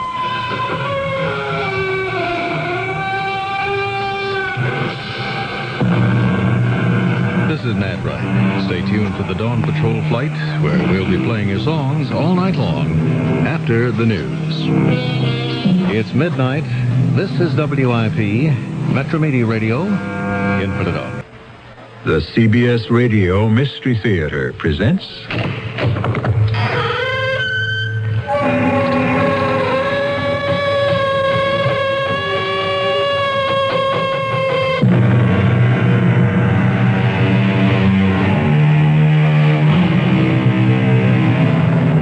Come in. Welcome. I'm E.G. Marshall. It seems to me, said Mr. White, that the future is not a unified dream, but a miracle pie, long in the baking, never quite done. It does seem that way, doesn't it? But we all know that eventually the pie will have to be done. Not necessarily because it's ready, but quite simply because the oven shall have burned out. The Council of Elders has been forced to make a decision. We must commit murder. Murder? What is that? We must end a life. But a life can only end when the time comes. Life can be taken from the body. Who? Who among us could take life from a body? You. Never. Not now. But you could be programmed. Please. Why me? You have been chosen by the computer.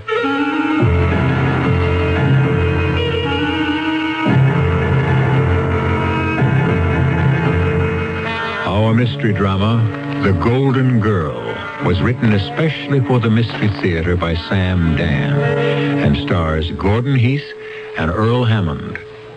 It is sponsored in part by True Value Hardware Stores and ARM, Allergy Relief Medicine. I'll be back shortly with Act One. Now, True Value Hardware Stores are introducing 2 new True Test stains for wood that has nothing to hide. Hi, Pat Summerall to suggest you use True Test Woodsman semi-transparent stains to accent the beauty of exterior wood without hiding the natural wood grain. Choose the latex semi-transparent stain for easy-to-apply, weather-resistant finish on bare or previously stained wood. True Value Hardware Stores also suggest Woodsman oil-based semi-transparent stain for wood siding, shingles, fences, and exterior wood decks. It contains silicones for increased water repellency. So for your beautiful wood, choose stain that enhances and protects the natural wood grain instead of hiding it. True Test Woodsman oil-based or latex semi-transparent stains in 32 colors, only at participating True Value Hardware Stores and home centers. And save gas. You won't have to drive far for your hardware and houseware needs. If you're looking for value, service, and selection, you'll find them nearby at any one of the more than 5,000 True Value Hardware Stores and home centers nationwide. It's Athletes versus MS. We're at Lime Rock Auto Track in Connecticut. Meet Ron Gagne. I used to race cars, but it takes a lot of coordination and quick response. I had it until MS, multiple sclerosis, attacked my central nervous system.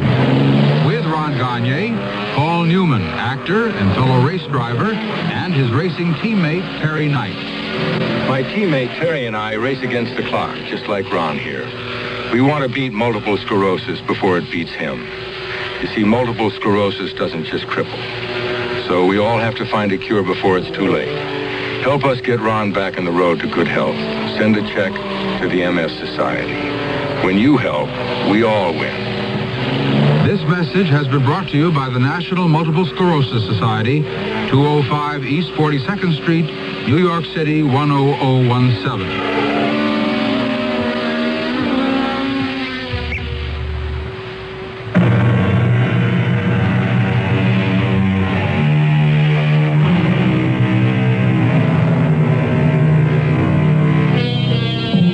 The future is shaped by the thoughts and the deeds of every single human being. Everything becomes part of the unfolding design. The feathered wings of the ancient Greek inventor Daedalus evolve into the space capsule of the modern astronaut. Well, our story today begins in a large and crowded auditorium. A tall, dynamic, middle-aged man is holding his audience spellbound. Yes, I am the messenger Lawrence. And you may ask, the messenger from whom? I reply, I am the messenger from the power that has created this universe, the power that rules this universe. Speak the message! The message! You have fallen into sloth and sin. Oh, speak the message! Abomination and error. Yes, we have, yes. Therefore, you will listen to my message. Yes. Oh, speak it. There must be order. Order. There must be discipline. Discipline. There must be obedience. Order. Discipline. Or shall I tell you what there will be? Oh, tell us. Or there shall be punishment. The power speaks through me. Listen. I am the messenger Lawrence. Order, discipline, obedience. Say it to me. Raise your voices.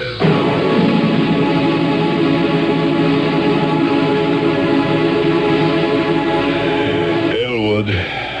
Yes, messenger. Did I reach the people? You were magnificent. No, Elwood, I was not magnificent. It was the power. Oh, no, it was the power shining through you, messenger. I have now rested. Are the people still waiting? Not a soul has left the hall. Then I shall return. Let me adjust your robe, messenger. Have the penitents been assembled? Yes, messenger. And?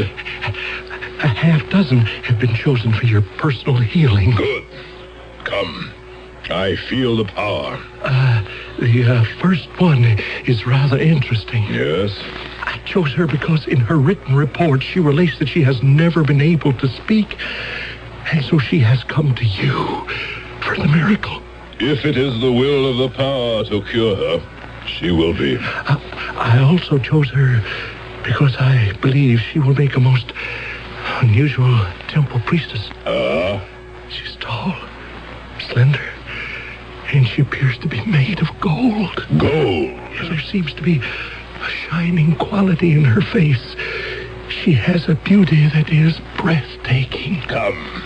The power surges within me. I know there shall be a miracle.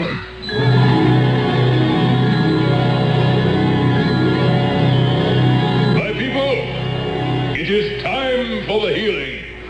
It is time for the power. And here is our first penitent.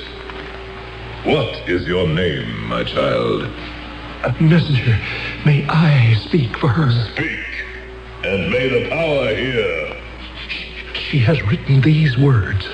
I desire the healing touch of the messenger Lawrence. Since my birth, I have known only silence. Medical science has been unable to give me a voice. I appeal, therefore, through him. Let the power give me speech. We have heard the request of this magnificent young woman. Truly a golden girl. See how the glow of goodness and purity shine in her face. Surely the power shall grant this prayer that comes directly from the heart. Step forward, my child, and let me touch you. And now... No! No, stop her! Oh, no! No!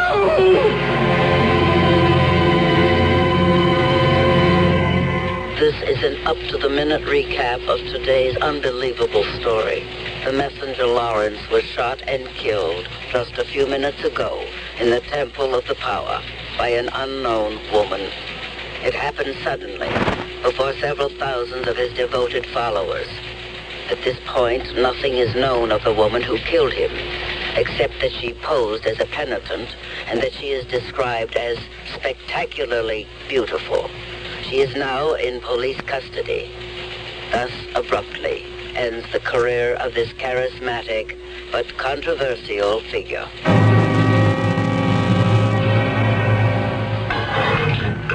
Thank you, guard. I'll call you when I want you. Oh, how do you do? My name is Stillman, Arthur M. Stillman. I'm here because I've been appointed by the court to serve as your counsel. You, of course, have the right to choose your own, but evidently you didn't, so, well, shall we get to it? Look, ma'am, if you don't want me to represent you, just say so. I assure you I am quite competent. May I ask you something? Are you determined not to talk to me? Now, look, I'm your lawyer. Now, sooner or later, you're going to have to talk to somebody. I killed another human being. Yes, that's what this thing is all about. I committed murder. Yes, that's why we're here. So now, let's get to it, I was able to do it. I was actually able to do it. We should begin at the beginning. I killed him. We have already established that. What will they say to me when I come home? Well, the fact is, you're not going home. I mean, for a while, at least. And if we don't get to work on a defense, you may never go home at all. Oh, I shall go home. Quickly enough. Speaking of home, where are you from? Will my life be the same? Can it ever be the same? Of course. I mean, after a while. But murder... No. You'll see. People forget. You move away. You change your name. And so what is your name? Killing. It simply is not a part of our culture. Well, I can't agree. Sometimes I look around and I have to believe that killing is actually the cornerstone of our culture. No. Your society, perhaps, but not mine. I think you're in a state of shock. You seem unable to think clearly. But certainly you're in no condition to talk to me. Would you like to see a doctor? Why should I see a doctor? I can monitor my own vital signs. Well, obviously you're disturbed. Of course I'm disturbed. I have committed murder. The enormity of it, I can think of absolutely no precedent. Then you don't want to see a doctor? No. Look, what do you want? I want to be left alone.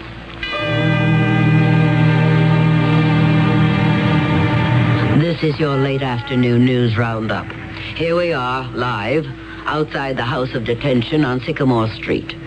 Here is where the killer of the messenger Lawrence is being held. Who is she? Where does she come from? Why did she do it? Everything about her is shrouded in mystery. All we know is that she has a kind of radiant beauty. She is like a golden statue. Hold it. Here's the man we've been waiting for. Her attorney, Arthur M. Stillman. Mr. Stillman, could we talk to you for a few seconds? Yes. In view of the tremendous public interest generated in this case, can you tell us something about your client? No. Why did she do it? I couldn't tell you that. Was she motivated by political or religious considerations? I can't comment on that. Mr. Stillman, there is one thing you can tell us. What is her name? Oh, I'm afraid I couldn't tell you that either. But surely, Mr. Stillman... If you'll excuse me.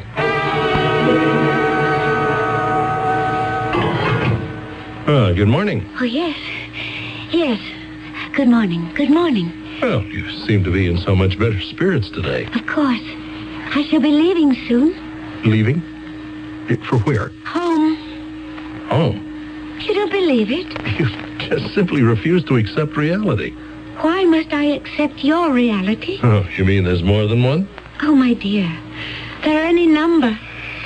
Now, look, you simply must talk to me. You're very unhappy, aren't you? Unhappy isn't the point. I'm charged with preparing your defense. You must not worry about it. Do you realize that you'll have to fight for your life? At the very least, your liberty. I can see that you are an extremely sincere and sensitive person. Yes, but I must know how I can defend you. That won't be necessary. Oh, and do you realize that within a month your case will be up for trial? But in a month, I shall not be here. Oh, please. I am quite disturbed by the fact that you're so unhappy. But you can fix that. Tell me how. Just tell me who you are and why you killed him. See, that'll make me happy. No. If I told you those things, it would make you even more unhappy. Oh, how did we get off on this happiness kick? Happiness. Why, that's the most important thing in all the universe. Happiness? Happiness. Meaning harmony. Meaning peace. All right. Now, why do you keep insisting you will not be here? Because it's true. Does that mean you plan to, To what? To commit suicide? Oh, no. Never. But you imply that you intend to escape. And when there's no other way... Suicide? What a notion. Well, I can't see any other way you could get out of here unless... I shudder to think of such a thing. Unless you're part of an organized effort. Is that it? Do you have Confederates? Do they have a plan to get you out of here? You must understand. Suicide is murder. And I can tell you this. Never again could I be programmed to commit murder. Never. Wait a minute. What did you just say? I said I could never again commit murder. No, that's not how you said it. Well, how did I say it? You said, and I heard it distinctly, you said never again could I be programmed to commit murder. Of course. That's exactly what I said. A program? Certainly. I'm not sure that I understand. Come now. How could you possibly commit murder unless you are programmed for it? What do you mean, programmed?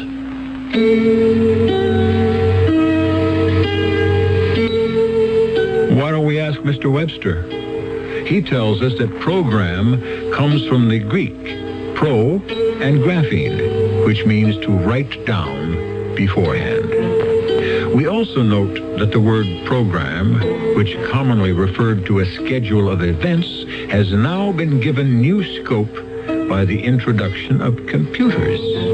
Isn't it odd how one of the oldest words in the world has become the mainstay of one of the newest sciences? But what has this to do with our story? The second act tells the tale. It's a good feeling to sleep the night away on a perfect sleeper by I'm Susan Anton. The Perfect Sleeper gives you the top comfort you love and the deep support you need. Top comfort, deep support. You get both from every third of Perfect Sleeper. That's firmness that feels good. So...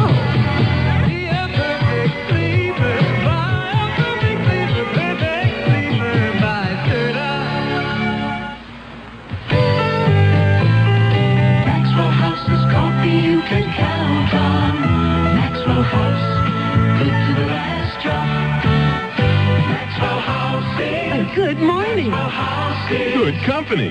Good to the last drop, Maxwell House. Maxwell House. Coffee you can count on. Always smells good. Always tastes good. Always good to the last drop. Maxwell House is Good coffee. good to the last drop, Maxwell House. Right now, there is less than an hour to take advantage of Ernie Hare Ford's Friday Midnight Madness. At midnight tonight, those daily specials Ernie Hare has had in the Tampa Trib sports section and also on the radio may be all gone. Sold to customers who beat you to them. Like the Pinto for $37.99, the Mustang for $42.99, or the LTD for just $59.99. And the trucks, the F-100 for $43.99, the F-150 V8 for $49.95. While these are great deals, Ernie Hare is offering big savings on 200 other great cars and trucks if you hurry in tonight. Don't miss this once-in-a-lifetime opportunity. You can save big with huge factory incentives, volume discounts, and those incredible Ernie Hare Ford trade-in allowances. But act before midnight. Come to Ernie Hare Ford, North Florida Avenue off I-75 at Bush, Tampa. Remember, less than an hour left, so hurry into Ernie Hare Ford tonight.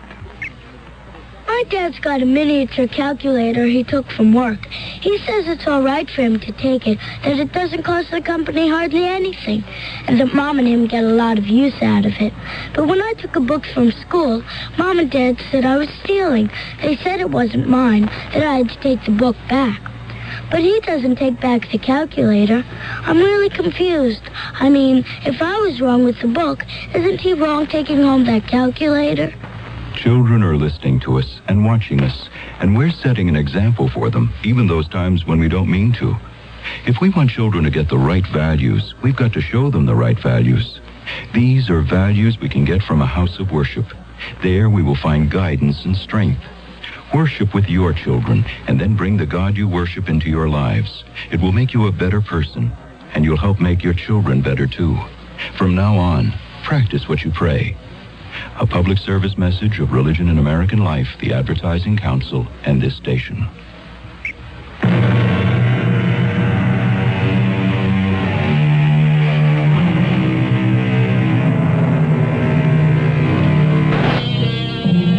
Speaking of Russia, Mr. Churchill once described it as a riddle wrapped in a mystery, inside an enigma. Speaking of the lady who is at the center of our story, how could we describe her? Certainly she's a riddle, a mystery, and an enigma, and we can also add a puzzle and a paradox. Do you realize that as we stand here on the threshold of Act 2, we do not even know her name? What do you mean, program? Mr. Stillman, the best thing for you would be to call the guard, leave this place, and never return. Do you mean you're discharging me as your attorney? I should. But you haven't given me a chance to do anything for you. There's nothing you can do for me. Look, I don't understand. You don't tell me anything, and then when you do talk to me, it's all in riddle. I shall bring you nothing but trouble. Oh, what kind of trouble? You're in love with me. How can you say that? Do you deny it? But I don't even know you. I can tell by the way you look at me. The way I look at you? You keep looking and looking and looking. we are sitting in a rather small cell. How can I not look at you? It's the way you look at me. Now, wait. Just hold it right here. You keep getting off the subject. You come up with a provocative statement, and before we can get into it, you say something else. You may not be aware of the fact that you're in love with me just yet. All right. I admit I can't take my eyes off you. You are the most beautiful woman I have ever seen in my life. Is that why you volunteered to defend me? No, that has nothing to do with it. You're a man with a kind heart. But there can never be anything between us. Oh, who said that? There is too great a distance. Our worlds are too far apart. What worlds? Do you know how far my world is from here? Why, it's not even part of this solar system. What are you trying to tell me? Isn't it obvious? We could perhaps bridge the gap in space. But what about the distance in time? Now I know the defense. Why, there can't be any other. Insanity. All I have to do is put you on the stand. In your briefcase, among your papers, is a calendar. You see the date? Today's date? Look. I haven't been born yet. Nor shall I be for at least 3,000 years. So you see, it cannot be possible between us. I wouldn't want you to be hurt because of me. I just wish you would tell me what you're talking about. Perhaps I shall. Oh, finally. And then you shall understand why you had better leave me. My name is Raya. Raya what? Just Raya. It's enough. I come from, we call it in your language, the word would be serenity. Where is that? Well, you wouldn't know. If it were nighttime, I could point to the star and show you. It would be my solar system. Look, I did... No, I'll just listen. No, I won't say a word. But just answer this. Did you say you come from another world? From another world and another time. Huh? All right. Why not? What have you got to lose? It's a world of happiness. Sounds great. It's a world without crime, without violence. I didn't even know there were such things until I was programmed for this mission. Said mission being to assassinate the messenger Lawrence? Yes. Oh, great. We have one gang of fanatics declaring war on another. You don't believe me? No, you just go ahead. Oh, this is guaranteed to fly in the courtroom. What did you say the name of your world was? Serenity? Oh, it gets better. Why won't you believe me? You know, you may have to do a couple of years, but it probably won't even be in jail. I know why you don't believe me. It's because you have not yet evolved into serenity. You need thousands of years of evolution. Serenity, huh? Well, all right. How do we describe it to the jury? Serenity. I told you. It's a world without crime, without violence, only happiness and beauty. Such beauty everywhere. There is no ugliness in our world, no sorrow, no bitterness. Indeed, I never knew what those things were until I was programmed for the mission. No hatred in our world, no blind anger, no corroding jealousy, no malice, no spite. Indeed, I never even knew what those things were until I was programmed for this mission. No quarrels, no conflict, no discord. I never even knew what these were. I was programmed for them.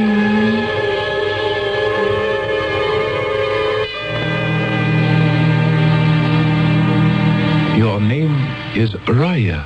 Yes, Elder? Do you know why you were asked to come here? No, Elder. To save the world. Save the world? What could possibly happen to the world, Elder? Listen. Order! Discipline! Obedience! What is that, Elder? Order! Discipline! Obedience! What is he saying? Order! Discipline! Obedience! What do those words mean? What do you think they mean, Raya? I don't know. Yes? Oh, they frighten me. Listen. There must be order! Discipline! Obedience! Or shall I tell you what there will be? Elder, I feel ill. There shall be punishment! No! The power speaks through me! Oh, please! Please! And I am the messenger! I am the messenger! No, I can't listen! I can't! All right. It is no longer necessary. Oh, what is that? Raya, it's a power that is a sweeping through the universe. I don't understand. These are people. Armed people. Armed? What is that? They have weapons. I don't know what you're saying. Planet by planet, system by system, they conquer. Conquer? Conquer and enslave. Each year, the armed people come closer to serenity. Soon they shall invade us. How can we fight them? Fight? We cannot wage war. War? We have programmed aggression out of our minds and hearts. We cannot defend ourselves. Defend? See? You cannot even conceive of it. But what do they want? These armed people. He is spreading the gospel, I suppose you could call it that, of an ancient leader, this messenger Lawrence. But what gospel? Power. Why is it so difficult for me to understand? Because we are different. Over the centuries, all the emotions, the urges, the drives that distort or destroy serenity have been programmed out of our hearts and minds. Why can't I comprehend what you're saying? You will, soon enough. You have been chosen to perform a mission. What is a mission? The elders of our world have been forced to make a terrible decision. We must commit murder. Murder? We must end a life. What do you mean, end a life? A life ends when the time comes, when the body has outlived its ability to... Life can be taken from a body. Taken? My poor Raya. I can just imagine the feelings that are raging inside you. All of us, the elders, were forced to go through it. But there is no other way. But who? Who among us could take life from a body? You. No. Not now, of course. Not yet. You would have to be programmed. Never. Our only hope is to make a change in the past. But to take a life. To make sure that something evil, loathsome, a seed of eventual destruction would not be planted. But to kill. Yes, we must kill the messenger Lawrence. You must kill the messenger Lawrence. I have no right. Or he will kill us all. How could I? My child, the technology has been unused for centuries now. But we have it. I don't want to. We can be transcended through time and space. But why me? Because the computer has spoken. The computer? Only you, Raya. Only you in this entire world of ours have the psyche that will accept the special programming. Nothing you could ever devise or even dream of could ever make me kill. The computer does not agree. I'm to be sent back somewhere in space to end a life. That is what you're telling me. Yes. After I take this life, what becomes of me? Is that to be the end of me? No, child. Of course not. After you have performed your mission, you will be brought back to serenity. How? The same way you left. You will be transcended through space and time. But how can I live here again afterwards? I'll be an alien. My home, my world. I will have lost it forever. No, child. That isn't true. But I shall have taken a life. I shall have known violence. After the act is performed, you will be reprogrammed. In a short while, everything that can disturb or destroy serenity shall disappear from your psyche, and then you shall return. Elder. Of course, you are free to refuse. What must I do? Sit in this chair, my child. Amora, the straps. Why am I being confined? I am not accustomed to it. Look at the wall in front of you. What do you see? A man's face. Look at his face. How does he make you feel? I don't know. Listen to his voice.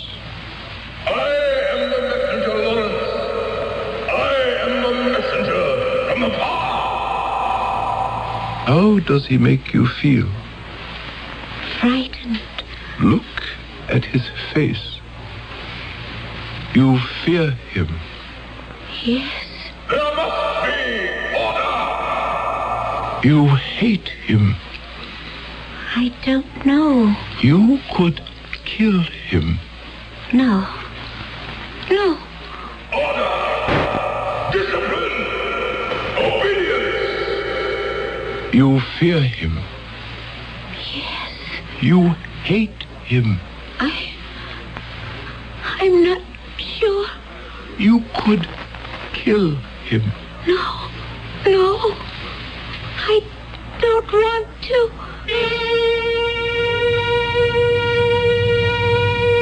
Order. Discipline. Obedience. Punishment. You fear him. Yes. You hate him.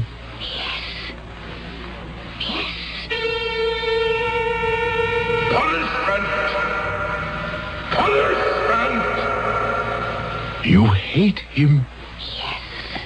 Fear him. Yes. Then kill him. Yes. Hate him. Fear him. Kill him. Hate him. Fear him. Kill him. Again. Hate him. Fear him. Kill him.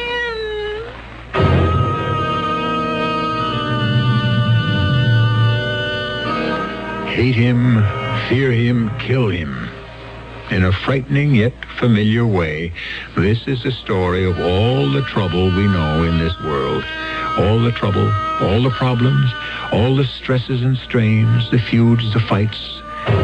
Without thought, we fear. Without reason, we hate. Without mercy, we kill. I shall return shortly with Act 3. Look closely at the medicine you take for your hay fever. There's a good chance it's an antihistamine and nothing more. Nothing more? Don't give up. Arm yourself with ARM.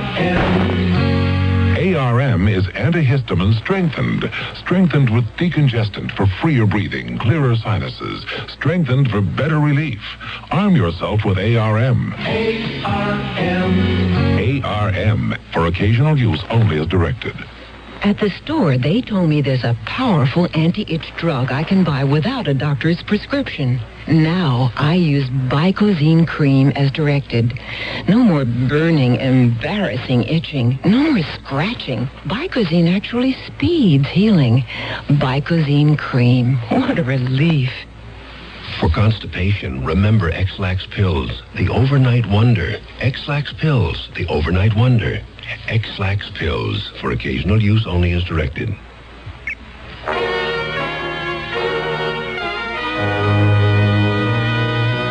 An exciting adventure in radio entertainment is yours every Monday through Friday. Sears Radio Theater with hosts of talent. I'm Lorne Green. I'm Andy Griffith. I'm Vincent Price.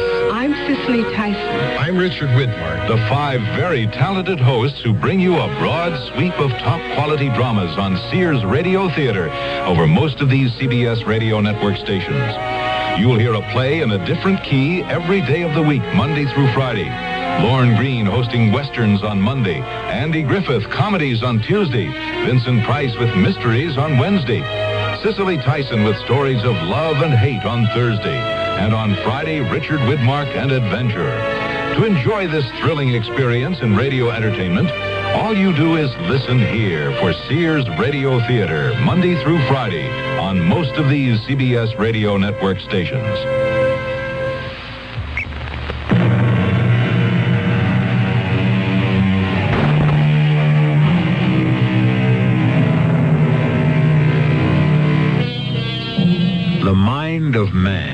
said Mr. Conrad, is capable of anything because everything is in it. All the past as well as all the future. Yes, everything is in the human mind because everything can be put into the human mind. Everything that's good as well as everything that's evil. And who we are, what we are, depends on how we control the mixture. Which is why some of us are saints and some of us are sinners. And most of us hover somewhere in between. Hate, violence, false ambition, violence, vanity, intolerance, violence, malice, violence. Do you hear me, Raya? Yes. You will go back there in time, across the galaxy, to the dwarf star So, to the third planet. I understand. To meet this man, the messenger, Lawrence. Yes. And you know what a weapon is. Yes. This weapon. I accept it. You know its purpose, how it is employed. I do. You are familiar with feelings of violence. I am prepared to kill. You know how to kill. Yes. You are ready to be transcended through time and space to perform your mission. Will you stop jabbering at me? It is well for you to understand the philosophy of your mission. What is there to understand? He has to be killed. And that's all there is to it. And you are sure you shall be able to without compunction? I can kill him as easily as crushing a mosquito. What is he? Vermin. Trash. And you are aware of why you must do it. I am doing it because I want to do it. I want the joy of fooling him, of playing a trick on him. I want to feel the gun in my hand. Raya. See? It is made of steel, cold steel. But it sends red, hot, raging fires into the blood. This is death. And he will see it. Before he can cry out, move away, defend himself, he will meet his death. Raya, you must control yourself. In that split second, he will see his death. And then I will take away his life. Amora, set the transcender. She must go now. Right now.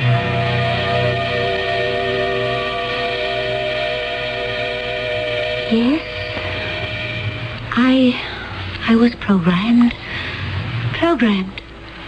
Do you understand? Yes, of course I do. My mind was seething, raging, all through the transcending. You can understand. Yes, of course. But then, in order to get into the temple of the power, it was required of me to perform another evil. Deceit. There were thousands assembled. Hundreds clamored for his attention. And I used my body. What? The promise.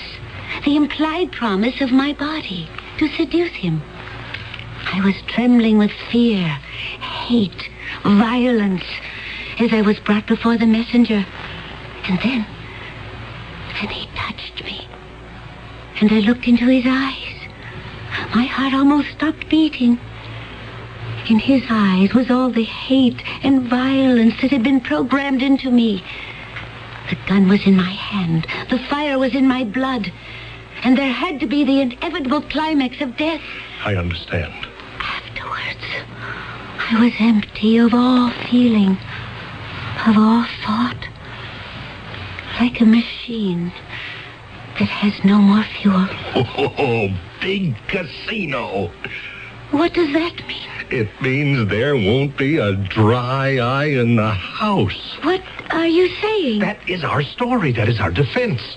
A visitor from another world. It's true. Okay, yes, it could be true. You know, you look as if you could be from somewhere else. Yeah, they'll even half believe it. But I am from somewhere else. Yeah, sure. Okay, now, let's get to work. Now, you must really tell me where you come from. But I have told you? Look, we start all over again. Your picture, it's been on the news and the papers. It's been all over the media. A face like yours, well, somebody will be bound to recognize it. Now, the first thing you know, the prosecutor will say, Raya from the planet Serenity? Now, isn't it a fact that you're actually Gertrude Smith from Jersey City? Now, look, I have to be ready for that. But I am Raya from Serenity. Yes, but what if you are Gertrude Smith or Judy O'Grady? But I am not. Well, what if he has the documents to prove you are? There are no documents. Well, there has to be a social security number. What is that? You mean you've never had a job? A job? Oh, let us get elementary. There has to be a birth certificate. No.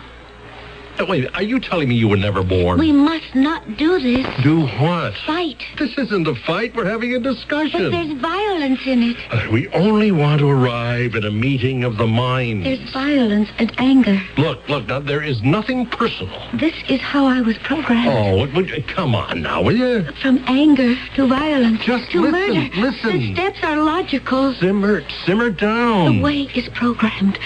Don't let me take it again. I can kill. I killed once. I can kill again. Right now. Right here. I can kill. No. It's all right. It's all right. No one's fighting with you. Everything is all right. It's just fine. You'll see. I don't know what's the matter with me. I don't know.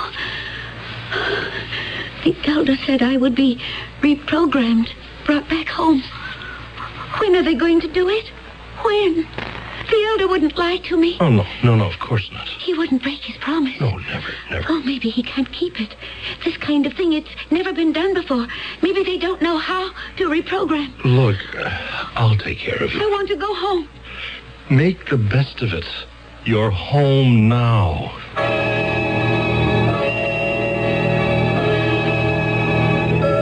Raya, we go to trial in 2 weeks. If I play this right, half the jury will actually think you come from another planet, and the other half will think you're a nut.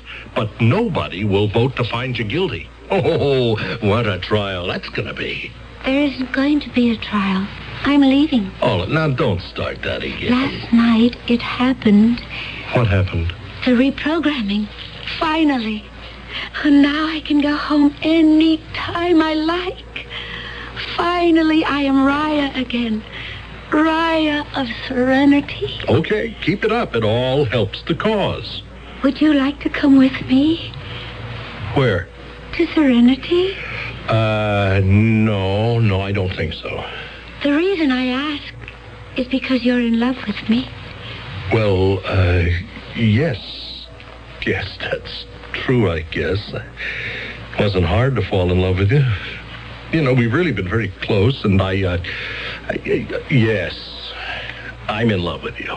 It's not much of a love right now. Oh, don't say that. But it could grow, develop, mature.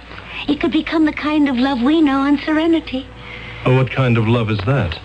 The kind of love I'm afraid you're not ready for. Right now, there are other things inside of you that are stronger.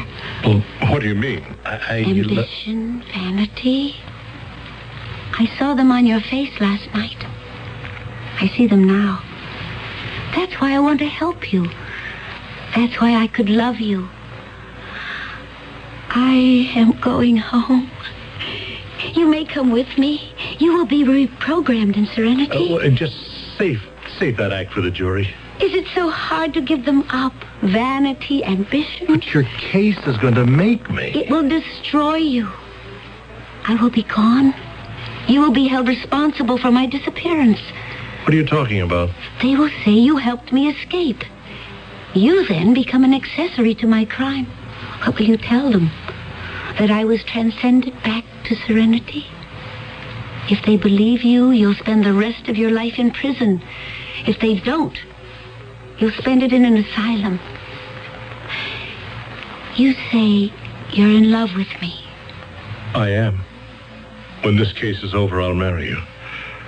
I'll take care of you for the rest of your life. But you're the one who needs caring for.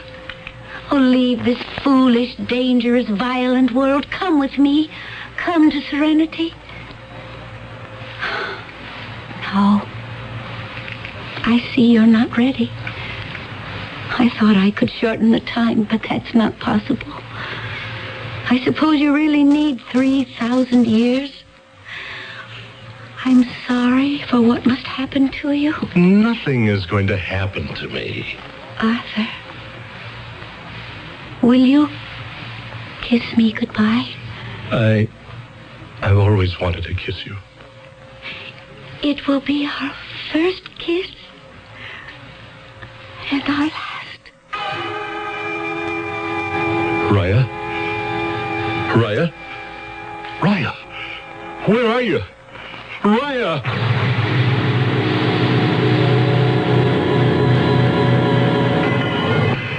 I'll call you, guard, when I want you. Mr. Stillman, can we talk this morning? About what, Lieutenant? Why don't you make it easy on yourself? The fact is, you did help her to escape. The fact? Well, the guard, Jerry, right down the corridor, he heard her say, "Will you kiss me goodbye?" All right. Why should you believe me? After all, I refused to believe her. Do you want to give up everything? She asked me to, and I said no. And in the end, I had to give it up anyway. And for nothing. Doesn't have to be for nothing. You're a lawyer. You know how things go. One hand washes the other. You give, you get. How did she escape? Where'd she go? She returned to Serenity. Yeah. Jerry, I'll come back later. Meanwhile, Mr. Stillman, you just think about it. I mean, really think about it.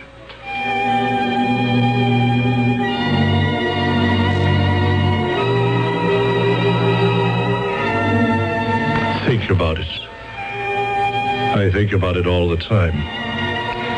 Perhaps one day, when every single lingering trace of malice, hatred, and violence is gone, perhaps I shall arrive there. I shall arrive at Serenity.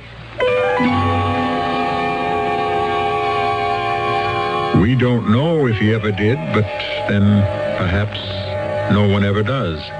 It could very well be that Serenity is not a place, but an idea, a challenge, a way of life. I hope things remain serene until I return in just a few minutes. I'm Susan Anton. It's a good feeling to sleep the night away on a perfect sleeper. Pillow Soft is the ultimate in sleep. Unique extra thick cushioning for heavenly comfort on top. Ultra firm support inside. Perfect sleeper Pillow Soft. Firmness that feels good. Be a perfect sleeper. Buy a perfect sleeper. Perfect sleeper. Buy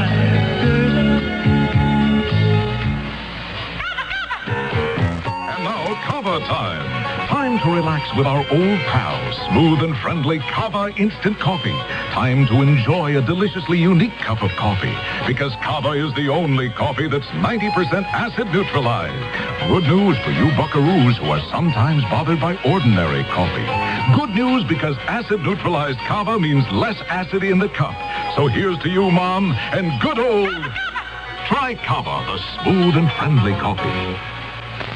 Fellow Americans, if you're still shopping here and there and everywhere for shoes, hold it right where you are.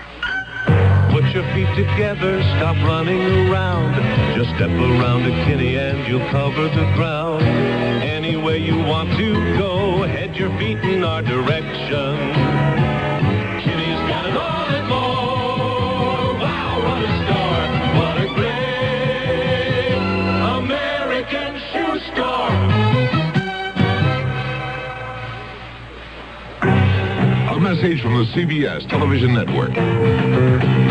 Harry Truman said it best, the buck stops here. The American presidency has been called the world's toughest job, and covering it's a non-stop challenge. That's why the president doesn't make a move without Robert Pierpoint, Leslie Stahl, and Lee Thornton. CBS News White House team, Washington, or anywhere around the world. Cronkite and Company, only on the CBS Evening News.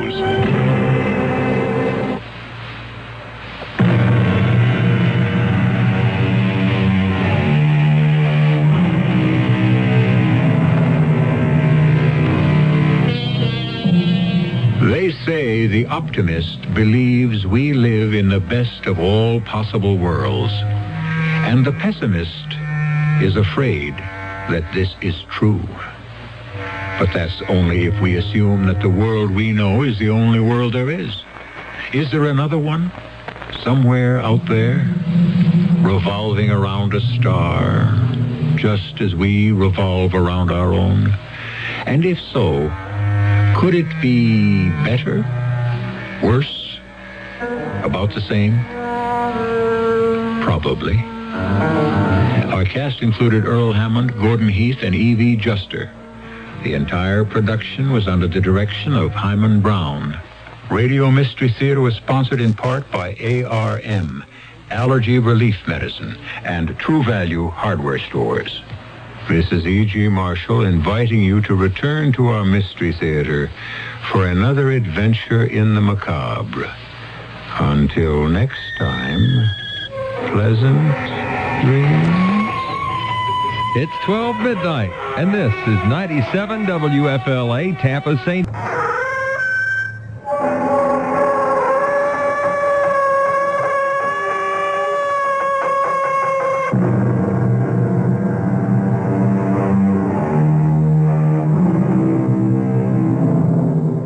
Come in. Welcome. I'm E.G. Marshall. I am sure there are very few people within the sound of my voice to whom the name Scrooge does not conjure up an instant picture. Our Scrooge is one James Dudley Hill, and it so happens that Charles Dickens' description fits him to a T. Tight-fisted, squeezing, scraping, clutching, covetous old sinner, secretive and self-contained and solitary as an oyster. And yet this man had a great sense of humor. Who else would play a joke that wouldn't pay off until after he was dead? James, your grandfather was a gold prospector. This $1 million estate, what did it bring him? Loneliness. So I, his son, am selling everything in it, all the treasures. When I'm gone, you, son, can have Castle Hill and do with it what you like. Be realistic, Father. How could I ever afford the taxes for one day? Because I shall leave you a fortune. But it won't come to you easily. You'll have to find it.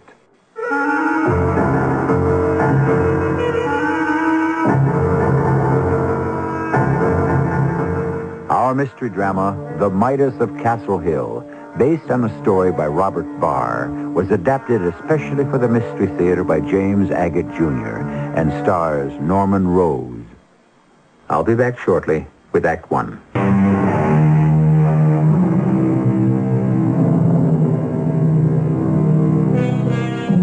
In Northern California, a small mountain looms out of the sea.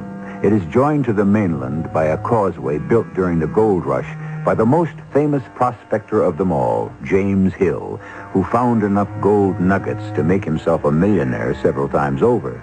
But he was a crazy old bird, faithful to one wife who bore him one son. That son, James Dudley Hill, was as stingy as his father was spendthrift. He too died, leaving one son, James Hill III, who at this moment is on the telephone. Hello, is this Monsieur Eugène Valmont, the famous French detective? Yes, this is Valmont. My name is James Hill III. I heard you were here in California for an international conference of police chiefs, and I wondered how long you were planning on remaining. The conference is over tomorrow, and of course I return to Paris. Monsieur Valmont, do you ever undertake any private detective work?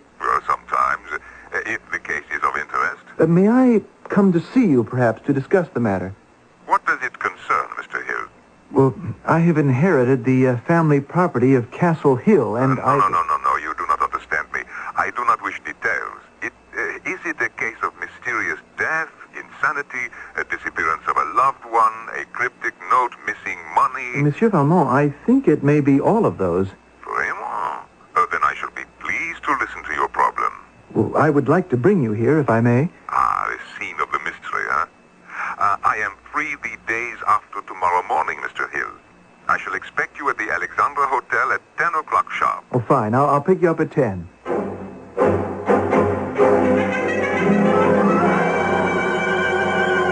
Welcome to Castle Hill, Monsieur Valmont. What magnificence. Do not tell me that you live on this vast estate alone. I'm quite alone, except for one servant and his dog. But why? Well, actually, I've only begun to live here. You see, my father left no will, and... Allow me to interrupt, please. Let us begin at the beginning. How big is the entire mansion? 75 rooms. Did you always live here? No, only as a boy. Then I grew up, married, and went out to work on my own for a lawn and gardening service. It's outdoor work, suits me fine. I see. You are the only son. The only child. A 40-year-old child. And you have inherited this enormous white elephant. But you have no money to keep it. You have quarreled with your wife, and she threatens to leave you and has recently disappeared. And you believe that there is some money somewhere which you would like me to find. I was told you were a genius at deductive reasoning, Monsieur Valmont, but to see you in action, well, it's staggering. What did you inherit besides this extraordinary monument to the tax collector? Nothing. There's no money, no bank account, no securities. Except for the library, this is a vacant building. Afterwards, I'll take you around Castle Hill. A castle on a hill. Yes, it's well named. But after my mother, Gloria Castle. It's a 13th century English castle which great-grandfather Hill had brought all the way to California, stone by stone. You see, in those days, people used to look down on a gold prospector as having no culture. It was my father who filled these 25 acres with more culture than any king or European prince ever had. But it was your mother who influenced him to do so. Well, how do you know that? Continue, please. Father was peculiar, but I loved him in spite of it. Or perhaps loved him for it. You know, I can remember one Christmas, Father telling me... James, money and peace of mind don't go together. My father, your grandfather, died an unhappy man. He poured millions into Castle Hill, and what did it bring him? Loneliness. Your grandfather used to say finding gold gave him the only happiness he knew.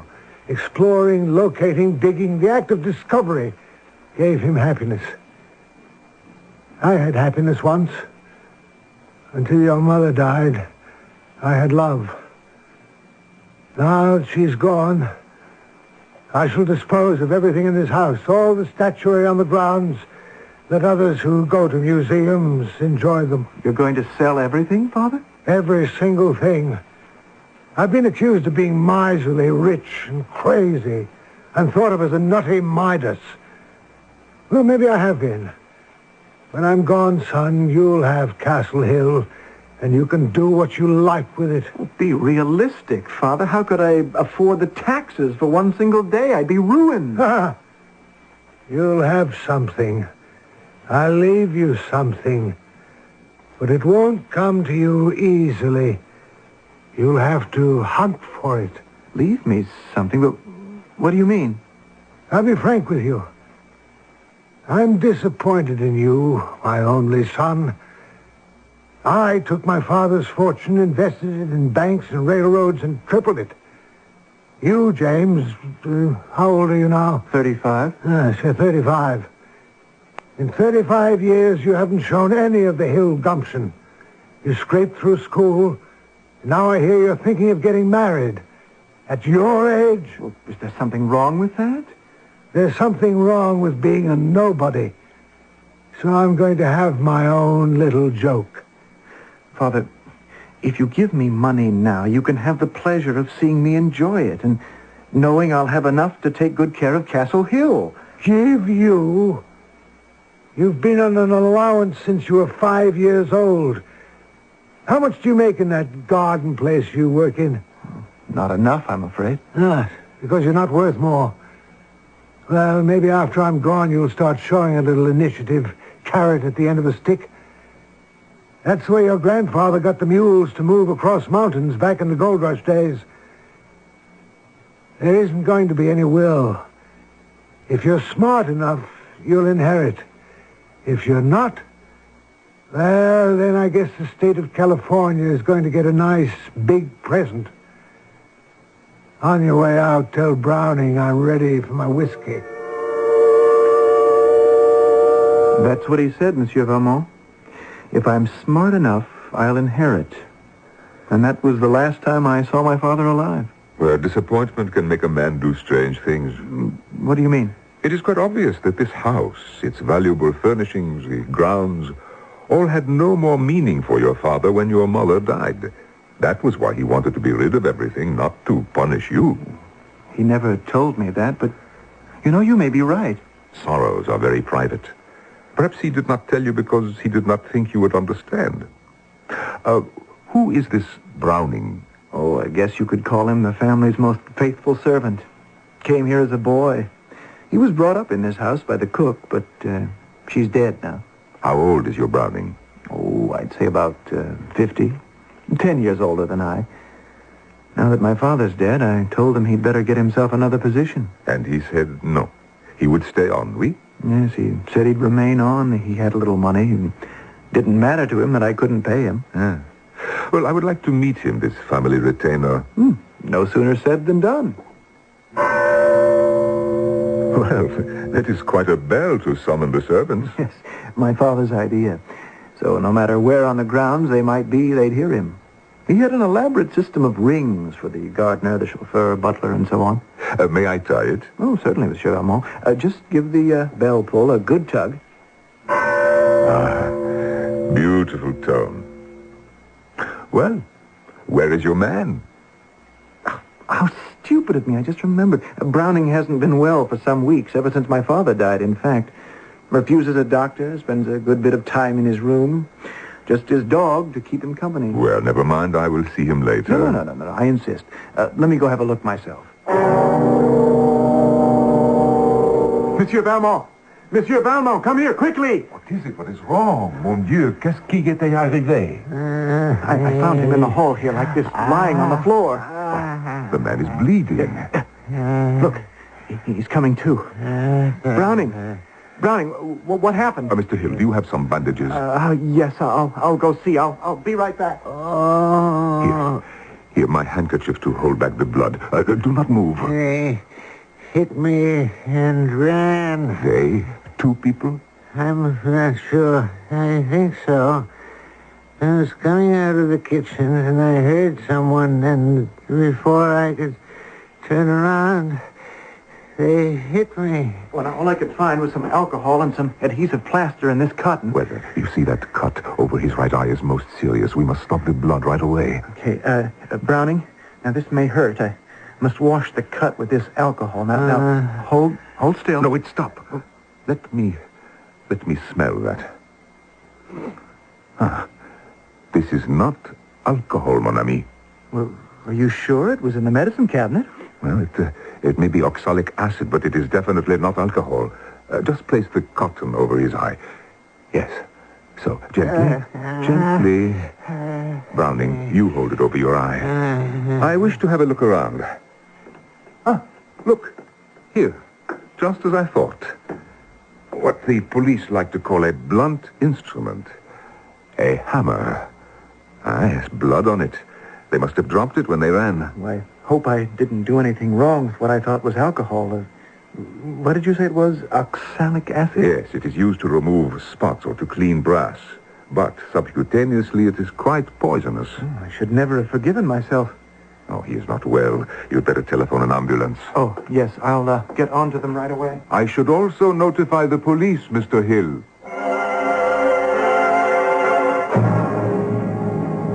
Why would anyone wish to attack me? Me? The very question I was going to ask you, Mr. Browning. You know of no one who would have anything to gain by getting you out of the way? I have nothing of any value. And you are certain that it was 2 men? Quite, sir. Can you describe them? No, I'm afraid not. My back was turned. Too bad. No description, no motive, but at least we have what may be the weapon. Inspector, the ambulance and the police will be here any moment.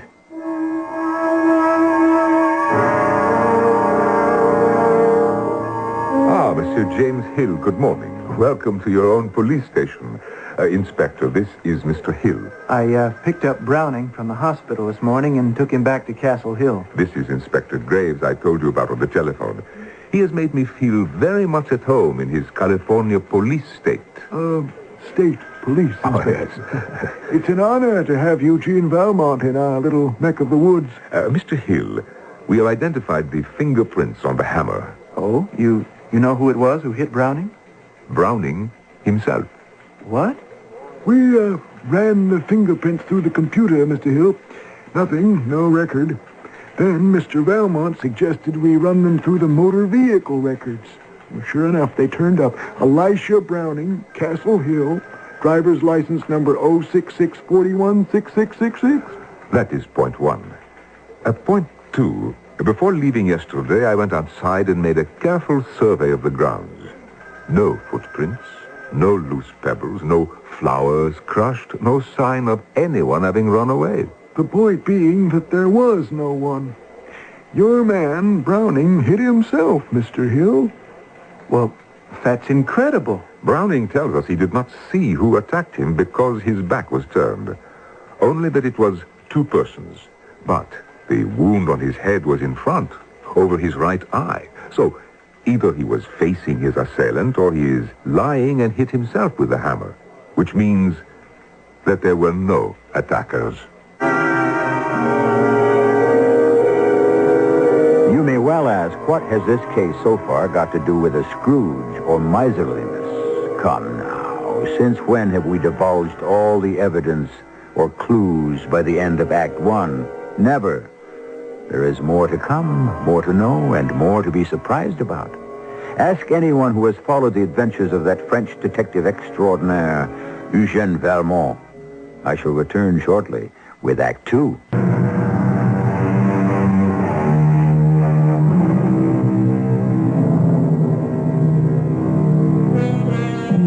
Deceit, the bard tells us, springs from unreasoning fear.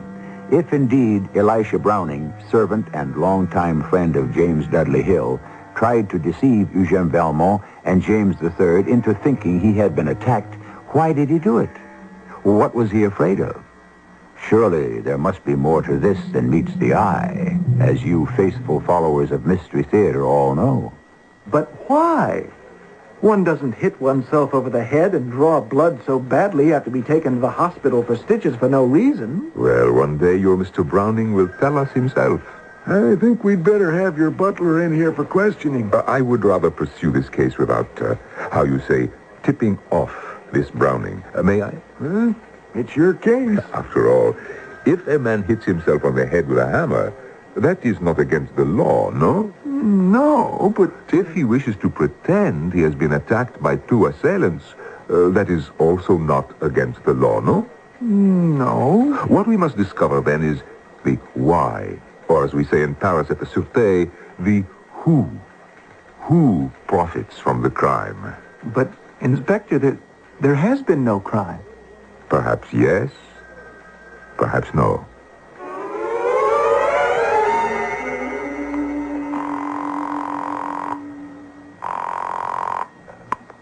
Hello. Is this the Alexandra Motel? I asked for Monsieur Valmont's room. Oui, c'est moi, Valmont, ici. This is Valmont. Oh, this is James Hill. I thought I'd be hearing from you. Well, I've been very busy sightseeing in your California. But aren't you interested in my case? Well, that depends. Monsieur Valmont, look, can I come by your hotel and we can talk? I'm going to your land of the Marines to see the training of SEALs. What? And I am leaving in practically a few minutes. Oh, to Marine Land to see the trained SEAL, sure. You have been there? Well, let me pick you up and take you. I'll be there in 15 minutes.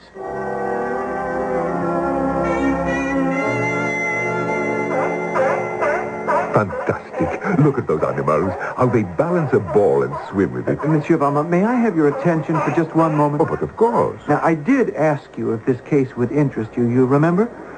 My dear Hill, you spoke of a missing wife, a missing money, missing will, missing brains.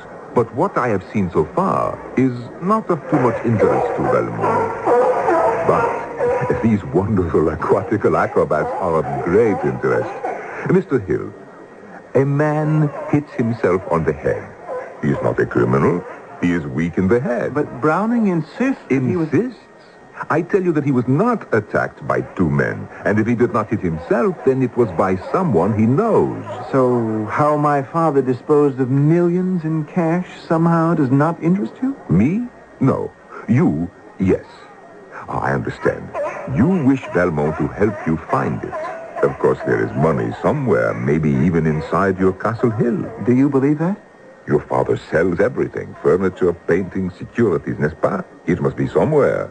One does not burn money. But I've looked everywhere. Monsieur Valmont, if there are millions, I'll share them with you equally. Now, is that fair? Which is very generous. Do you ever take a case on speculation? Speculation? Yeah, what I mean is, do you accept a case on a contingent fee? In other words, monsieur, no results, no pay. I am afraid I could not accept such an offer. When I take on a case, it is 24 hours in the day, all of my time and attention. I try for success, but I cannot order it à la carte. In the meanwhile, one must live, and that is why I must charge for my time. Mr. Hill, earlier you spoke of some communication from your late father. Yes, I found it when I was trying to put his books in order in his library. I have it with me. Please, read it. Very well. Let me see. My dear firstborn, you will find your fortune between a couple of sheets in the library. Your father, James Dudley Hill. That's not what I would call a legal will. Oh, it doesn't have to be. I'm the only heir. But you have no money to pay me for my assistance. And right now, no wife either. Well, the trouble is, Valmont is a romantic. Perhaps I could make an exception and spend one day at Castle Hill. Just one day? Just one day. And then I will decide.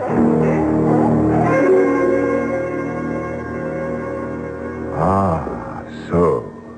this is the library. What did your father do? Read newspapers on the floor? This is just the way we found it. We searched here for days on end. Just a moment. We? Yes, Browning and I. I want to talk to him later. Now, Mr. Hill... Monsieur Valmont, why don't you call me James? Would you? Yes, James. James, was your father a religious man? I wouldn't say so. I can't remember him ever going to church. Do you know, I knew of a case where an heir expected a large sum of money, and his bequest was the family Bible, which he threw into the fire. He was that angry. Afterwards, he found out he had destroyed thousands of pounds of English banknotes. Good Lord. The object being to induce the legatee to read the good book or suffer through the neglect of it. Well, we haven't left one book unopened. As soon as I read that my fortune would be between a couple of sheets, well, you can imagine. And Browning, did he know? Well, if he did, I never told him. All I said was that it was important, and whatever piece of paper he found anywhere, to be sure to let me see it. The man is no idiot. Browning may well have discovered what you were looking for when you were not here, and he may not have told you. Oh, I can't believe that. He's lived at Castle Hill for 40 years, served my father for 30. My father was very fond of him. But left him no money. Well, that's true, he didn't, but he treated him like a son. Évidemment. Left him nothing, like his son. James, I am frankly suspicious of this man. Would you mind now showing me to his room?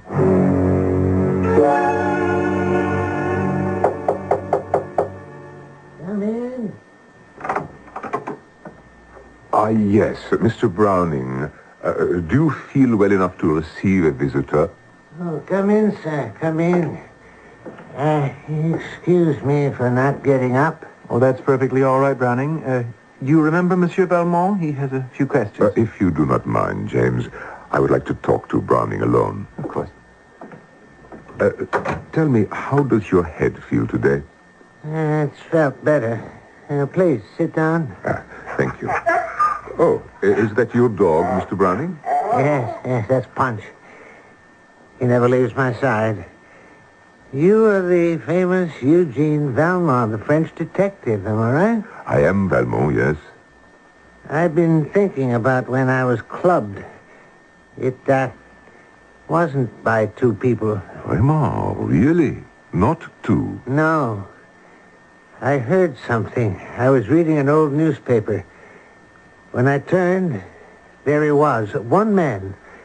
It all happened so quickly, I was stunned, blinded. I imagined there were two. Interesting. That hammer you were hit with, do you have occasion yourself to use such a hammer? Well, lately, quite a lot. Master James instructed me to open every wooden box I could find in the cellar. Most of them just contained rubbish, old bills. All over the house, we have all sorts of tools, and they're everywhere. You'll find nails and saws in a bathtub, and hammers in the kitchen. Master James' father did everything himself with his hands. He didn't believe in electricians, plumbers, carpenters. He was a very handy man. Have you seen the master bedroom? No, I have not. What would I find there? The master turned it into a workshop, an iron foundry. A foundry? What is that? Why, if an iron gate needed fixing, he'd melt up the iron and bang out a new hinge for it or something. Oh, he was absolutely mad at the end, mad as a hatter. Imagine keeping tools in the kitchen. That hammer that you were hit with, Browning, did you know it only had your fingerprints on it? Well, I shouldn't wonder. The person who hit me was wearing gloves. You saw that? That's the last thing I did see. Why didn't you tell me before? Well, you didn't ask me. Yes. I do not suppose that you noticed what kind of gloves they were. Yeah, I did. Green gloves, like gardening gloves. We have a pair in the kitchen. Mr. Valmont, sir, am I being suspected of something? At this moment, only of not telling all the truth. Did you find out anything, Monsieur Valmont? He does not remember very much, but he still insists that he was attacked. Well, did you tell him that his were the only fingerprints on the hammer? He explained his assailant wore gloves. Nor was it two men. Now he says it was one man. Oh. Well, did he recognize him? No, but he may, in time. Browning spoke of your father's bedroom, an iron foundry. Have you searched there? Oh, it's a foundry, all right. There's an oven for heating metal, a forge, an anvil. Wait just a moment. An anvil in the bedroom. Please show it to me. There she is. Father made a blacksmith's shop out of this room. The forge is built into that fireplace. He made it for himself with Browning's help. Why, there is even... how you say, a bellows. With all that money, he was extremely stingy. If a garden tool was broken, do you think he'd go buy a new one? Never. He'd take it up here, start a fire going, and before you knew it, he'd beaten out a piece of iron on the anvil and mended whatever it was. A broken shovel or spade, rake, anything. Hated things new.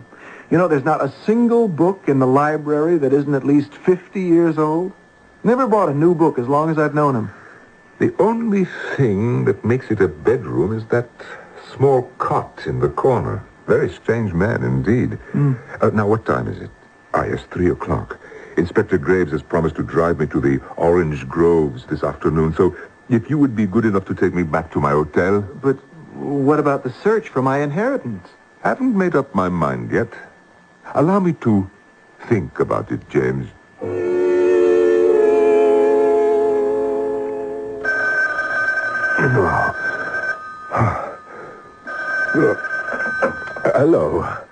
Hello, this is Valmont.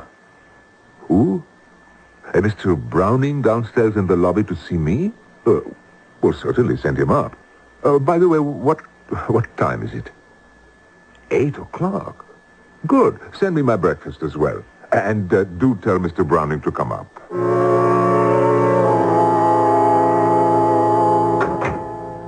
Well, this is very early in the morning, Browning. What brings you here? Mr. Valmont, I have no one to turn to but you. Turn to? What do you mean? My life is in danger. I'm sure of it. At last. Someone is trying to kill me. Good. Jeopardy. Now, The case begins to interest me.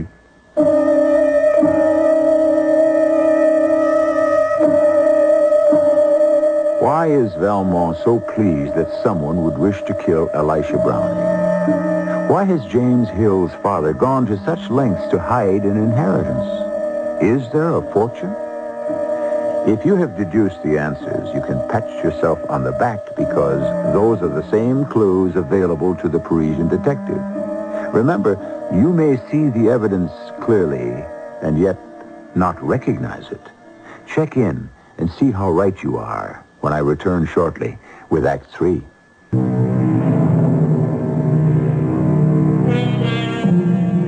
Suspicions, wrote Sir Francis Bacon some 300 years ago. Suspicions amongst thoughts are like bats among birds. They ever fly by twilight. There is not a character you have met from Castle Hill who has not acted suspiciously or been suspected.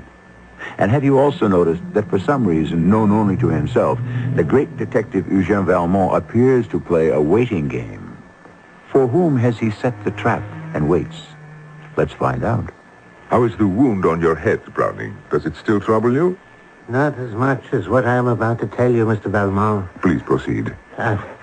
You're aware, sir, that my former master, Mr. James Dudley Hill, was an eccentric man. I was brought up in his household from the time I was a child. I never knew my parents, but I always regarded the cook as my aunt. Then you knew James when he was a little boy? As a baby. I was 10 years old, and I knew Mrs. Hill, an artistic, lovely lady. It was a sad day when she died. And James, did you get along with him? We had nothing in common. He was the only son, and I was the butler. But let me talk about the present. Valmont is listening. It is today 1 month since the master died and since James returned to Castle Hill. And that was the very first day I did not feel well. I do not believe I understand you. Well, right after the funeral, I became so ill I could hardly stand. Master James was very considerate, permitting me to stay in bed, sending for his own doctor, bringing me my food and medicine himself. And then I recovered and helped him look for something he told me his father had hidden in the library. Then, one day, I found some old English newspapers. That was the day I was attacked, the day you arrived, Monsieur Valmont. Go on. Then, yesterday, back from the hospital, I suddenly felt quite ill again. And Master James brought me a little supper. He had made me an omelette, something light, toast and tea, and wished me well, and he left my room. As I sat up in bed, the omelette fell to the floor. Well, you know what dogs are, and my Punch started to eat it, and suddenly it gave a little groan and lay down. I couldn't do anything with him. I called Master James. He didn't know what to make of it, so I got up and drove Punch to the veterinarians. Punch had been poisoned. And so you concluded the poison had been meant for you? Yes, I did. And all my peculiar sicknesses these past weeks, I knew that... I know what you know. You do not have to say any more. What shall I do, Mr. Valmont? Well, you will return to Castle Hill as if you suspected nothing. But I cannot believe what I suspect. Then do not believe it. Is that all you can tell me? I would not eat any food unless I prepared it myself. Why did he try to poison me? I, too, have a question. For you. You knew it was James Hill who hit you with that hammer. Why did you try to protect him and tell me that some stranger had attacked you? You knew? Of course. What am I, a fool? It was as plain as the bandage on your head. But why did you not say something? I was afraid he had taken leave of his senses, sir, as I often thought had happened to his father. I thought it was in the blood, that he had gone mad. James Hill wanted something. What do I have that is so important to him? Oh, so threatening. When you were searching with James, what exactly did you find? Nothing but rubbish. Old bills. The master never threw away a bill. Ah. And where are these old bills? Well, they're probably still where I put them, in a barrel in the cellar. We filled several barrels with useless old papers. Then nothing has been thrown out? No, not by me, sir. Parfait. Now, I want you to show me the way to the cellar and then return to your room. Lock the door if you feel it is necessary. When I have made my examination, I shall ask you to join Mr. Hill and myself in the library. I'll be there, Mr. Valmont.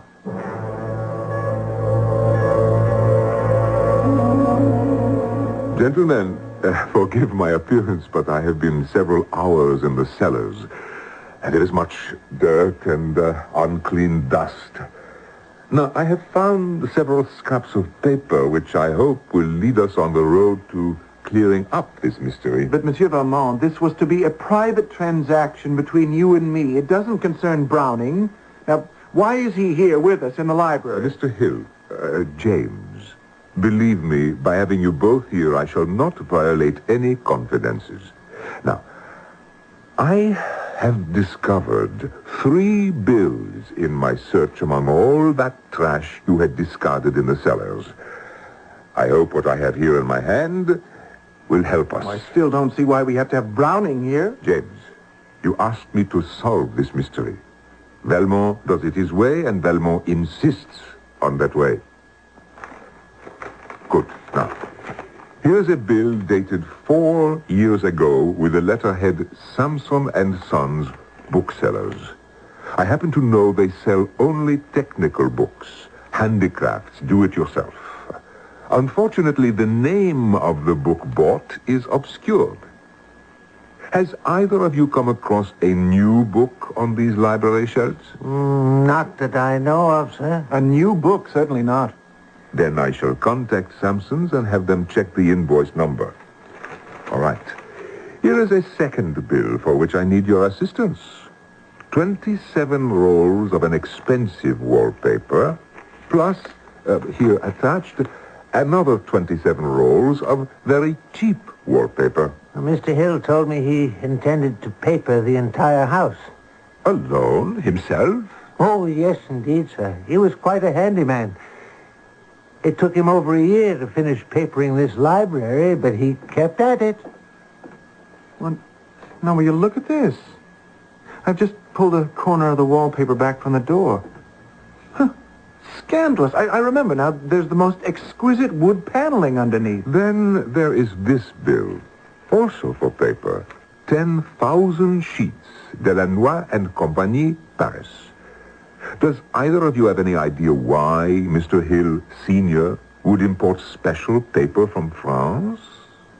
James? Not the slightest. Well, I do remember the paper arriving, sir. Large packages about 6 inches in width. Heavy it was. But Mr. Hill took it into the library, and I never saw it again. I don't see how this has anything to do with what you came here to do, Monsieur Valmont.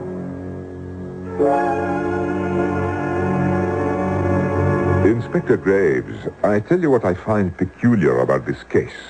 Nowhere have I been able to find any information in the newspaper files about James Dudley Hill as a young man. The first news story I find, well, he is 30 years old and he marries Miss Georgia Castle. Well, just because someone's the son of a famous gold prospector, that's not newsworthy even in those days. Besides, I remember reading James's father was brought up in England. He didn't come back to the USA till he was about 30. Lived in England, huh? Well, that might explain it. Why are you so interested in James's father when he was a young man? To reject or verify a theory of mine. Graves, what is it? Car smash up on Castle Hill Road, Inspector. One of those hurt is James Hill III. Well, you don't mean it. I'm on my way. Let's go, Valmont.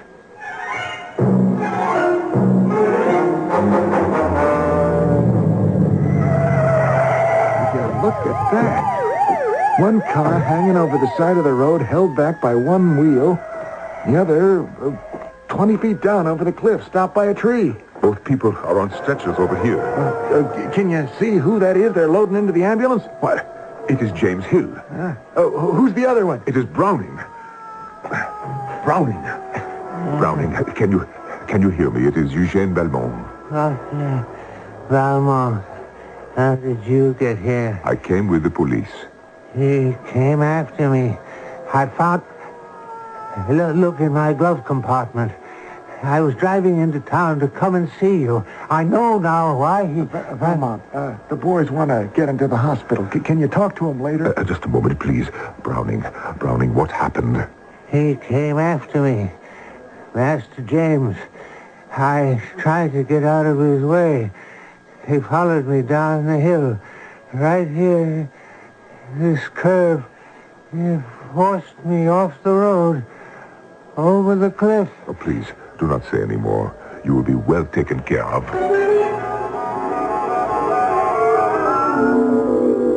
Inspector, this is the library. Now, watch me.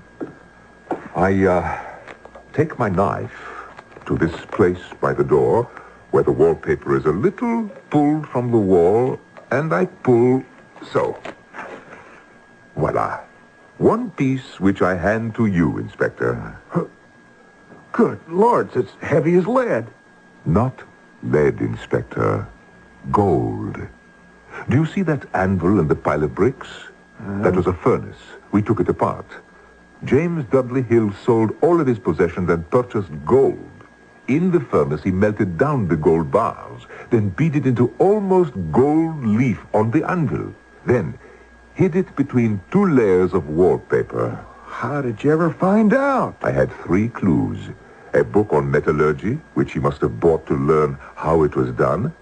The 2 kinds of wallpaper, and also a bill for a special kind of French paper, very heavy, of great strength, which is used only to make gold leaf on. You mean this whole room is papered in solid gold?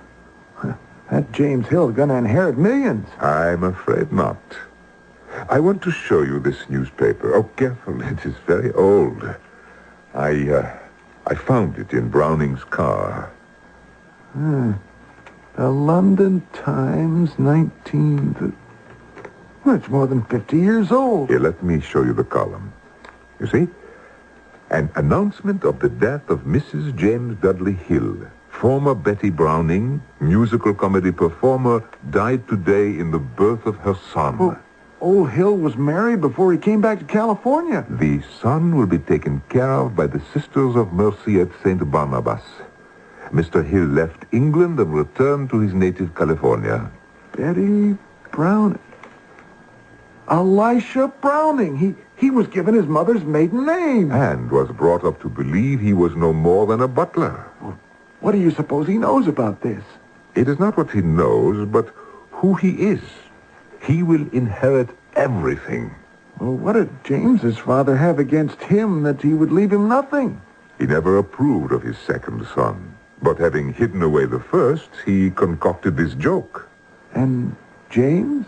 I am quite certain that when he was searching for his inheritance, he must have found Browning's birth certificate. And if he could not locate the money, he had to do away with Browning. Well, that winds it up. Valmont, you've done us a big favor. I have also a favor. Before I go home, would you show me how they grow California wine? It is something all Frenchmen would like to know, but they do not dare to ask.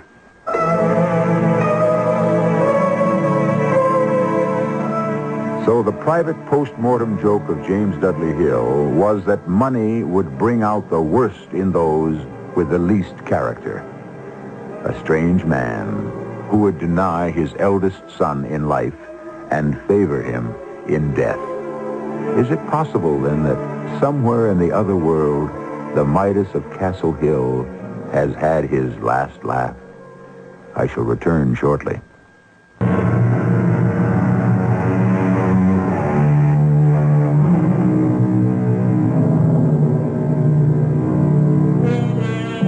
Midas was the mythical king who wished that everything he touched might turn to gold.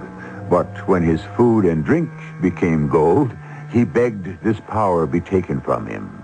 No, great wealth does not equal great happiness. We started out with Dickens, and so we shall end.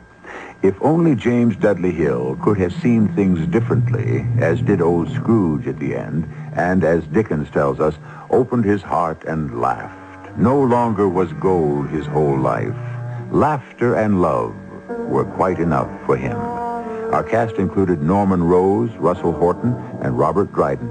The entire production was under the direction of... It's just past 11 o'clock, and it's time for the WIP Mystery Theater. Why don't you join us? Just sit back and relax, if you can.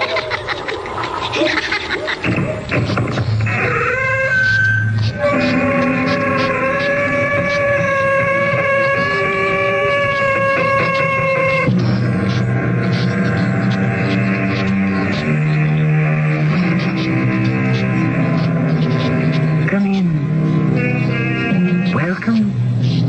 I am Tammy Grimes. Justice has been defined in many ways by philosophers, scholars, and lawyers. Caesar put it one way, Seneca another, Sophocles had his words, Mark Twain and Tom Jefferson had theirs. And Shakespeare's Portia, to whom I admit a keen kinship, asked that justice be always tempered with mercy. Such was not always the case concerning those Anton Chekhov described in his stories, particularly in the Mystery Theater's tale of today. It is wrong for me to love you, Natasha. You are married, I am not. I should not have allowed our friendship to go this far. And if I were not married? But you are. And your husband is in exile here in Siberia. Could you love me if I had no husband? If I were a widow? How could that be? Unless he were to die. Perhaps that could be arranged.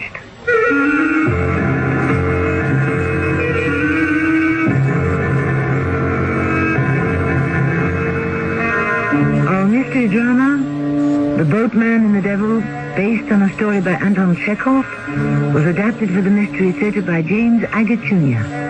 It stars Alexander Scorby. I shall return shortly with Act One.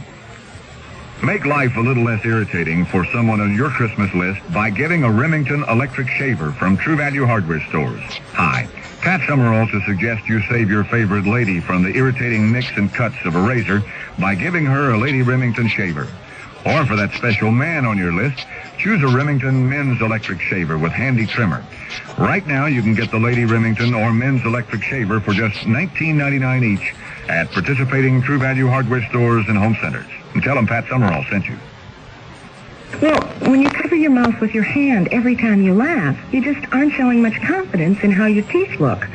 I mean, mine were all tobacco stained until I got Topol. Topol Smoker's Tooth Polish is a combination of polishing agents and a rich foaming cleanser, especially formulated to help remove ugly yellow tobacco stains. Yet laboratory research has proven Topol cleans gently enough to be used every day instead of regular toothpaste. Topol made my teeth cleaner and brighter. Topol Smoker's Tooth Polish, fluoride or mint. Edna? Do you have the key? Oh, never mind. We forgot to lock the door. I'll hang up the coats, Melvin. Good girl. Oop. Melvin. Take a look in the closet. Edna, Yes, Melvin. there's a dog in the closet. Hiya. Don't worry, it's me, McGruff, the crime dog. He talks? Of course. How else could I tell you not to leave your door unlocked? Oh, you're McGruff, the crime dog. Edna, you're talking to a dog. I'll say it again. Lock your windows and doors. Use a timer to turn lights on and off. And tell your neighbors to keep an eye on your house. Good idea. By the way, you got a neighborhood watch program? Neighborhood watch? What's that? That's where you and your neighbors learn how to protect each other and your neighborhood. But find out more. Write to McGruff, Box 6600, Rockville, Maryland, and help take a bite out of crime. Edna, lock the door. Gotcha. A message from the Crime Prevention Coalition and the Ad Council.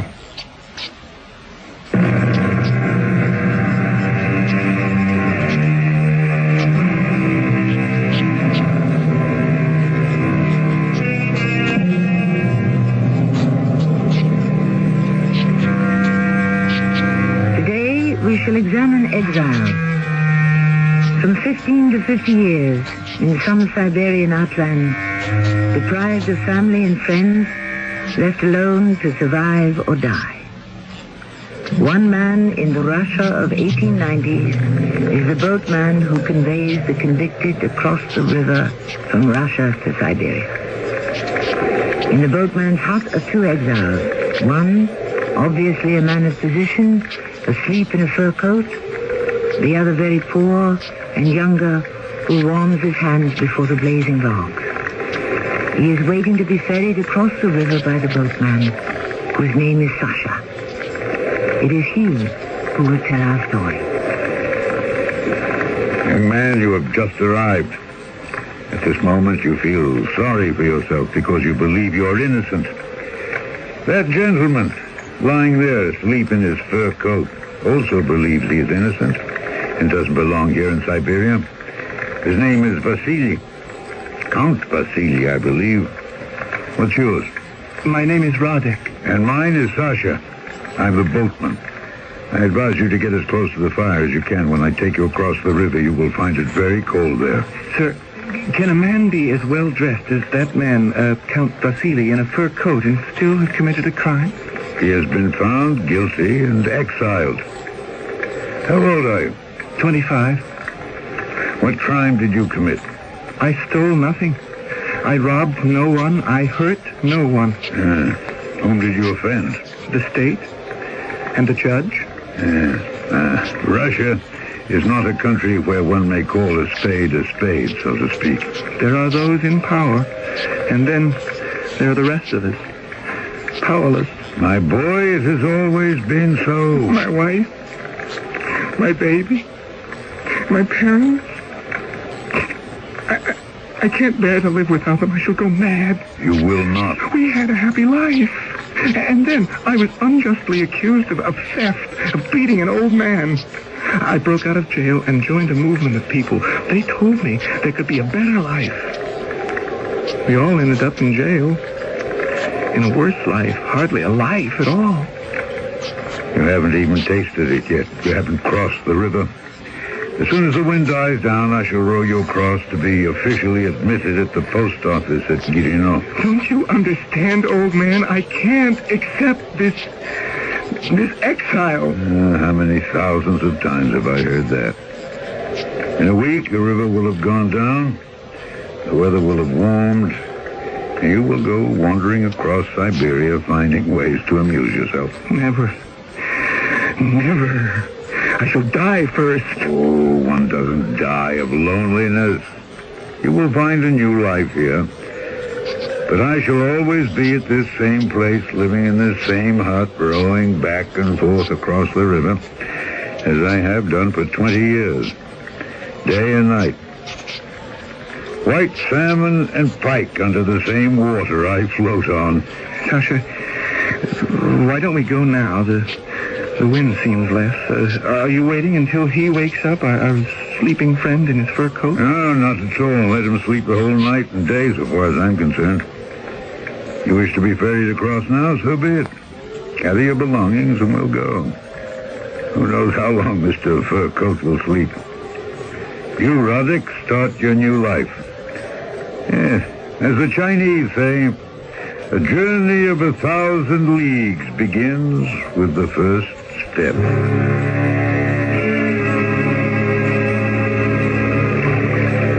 How can you see in the dark? Experience. That enables everyone to see in the dark. Sir, is it true that once I've made a life for myself here and found work and some way to live, I'll be permitted to have my family? My father is very ill now. My mother and wife promised if he should die, they'll come here if it's permitted. What's the use of having a mother and wife here? It's all foolishness, brother. The devil is tormenting you. The devil? Row harder. There's a treacherous undertow. Yes, I mean it. The devil. Don't listen to him. Don't surrender to him. He whispers in your ear about women. Say to him, I don't want them. There's no life here in Siberia for a woman. The accursed devil talks about freedom, say to him straight off, I don't want it. I don't understand. You do not want freedom. I'm a young man. And a foolish one. I'm telling you the only way to exist as an outcast in Siberia is to want nothing. To torment yourself over nothing. Not father, no mother, no sweetheart, no wife, no children, house or home. I speak that loudly to the devil every day. I don't want anything. Curse your soul.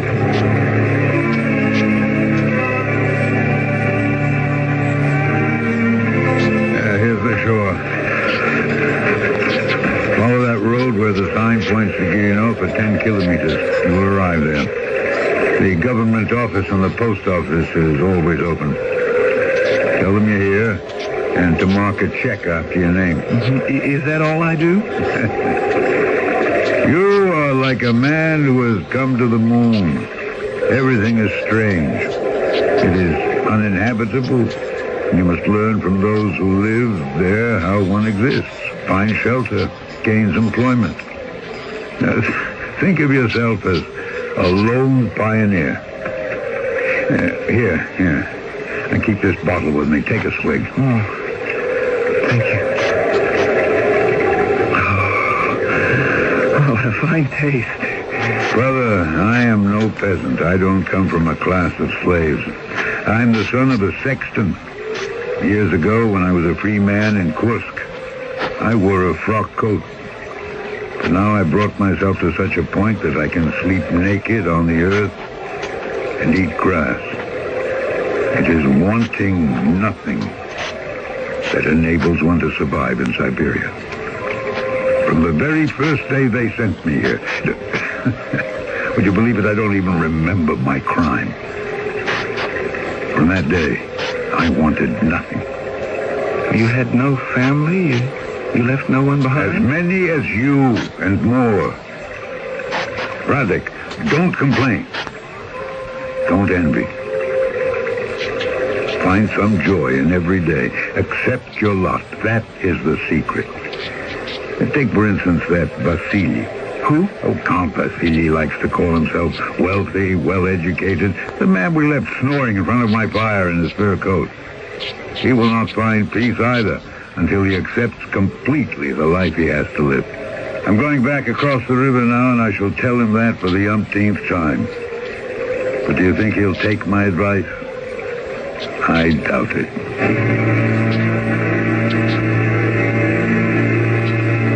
Vasily, see, you're awake now. Yes, I'm surprised you're back so soon, Sasha. Tell me, you're spending this entire night here in my hut, or do you expect me to ferry you back tonight?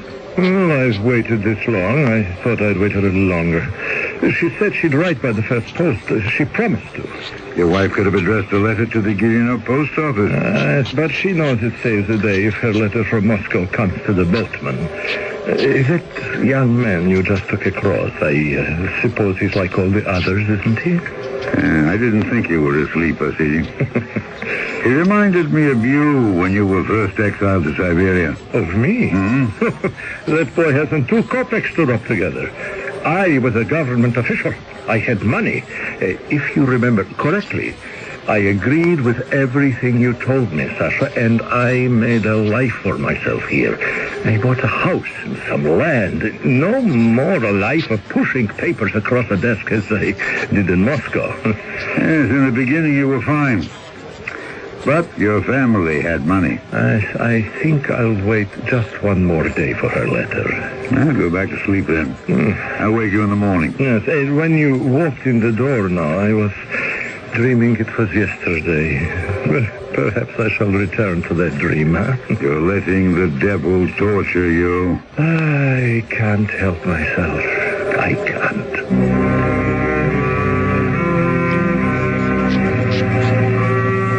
Dreams of the past. It was almost as if I was dreaming by his side. I knew Vasily's dreams so well. I warned him that to want money is only the beginning. His family had it, and so they could send it. Every month he would cross the river with me for a whole year. Every month. Always the same words. Sasha, it's a long time since they sent me any money from home. You don't need money, Vasily. What good is it? Throw all the past away. Forget it as though it never happened. Don't listen to the devil. He'll never bring you any good. He'll only tighten the noose. Oh, it's to want to live well in a place the Almighty has forsaken. Is that dealing with the devil? You are a prisoner, a convict. You have been convicted of a crime. One doesn't live well as a criminal. No, you want money. Every month, you wait for your family to send more. My crime was not that great. I forged my father's will so I wouldn't have to share with my brothers. And those same brothers you tried to cheat are now sending you money. Yes, I needed to live. I cannot live without money. To live, a man needs only to be content and happy. And if you wish to be content in Siberia, you must learn not to want anything. You have to despise fate. Laugh in his face. Then fate will begin laughing at himself. It was like talking to the wind. Vasily would hear none of it. He would have money. He would have his wife and daughter. He would turn his Siberia into a heaven on earth. For 2 years this went on. For 2 years I ferried him to the Russian side of the river. And one day that man, that Vasily Sergeyevich, met me with laughter. Oh, Sasha, it happened. Think of it, Sasha. She is coming. She is. I am going to Guillemot tomorrow. Would you believe it? To meet my wife. Oh, my Natasha. She has taken pity on me. She's come to live with me. Oh, she has forsaken the gay life of Moscow to live here in Siberia. Bad winters and all. And to be with me. She misses me. What do you think of that, Sasha?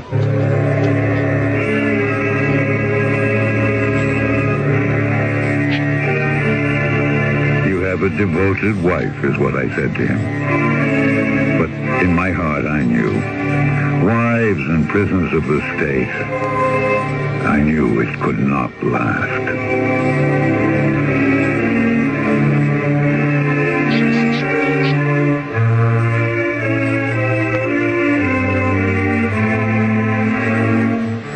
Many have written about the Gulag.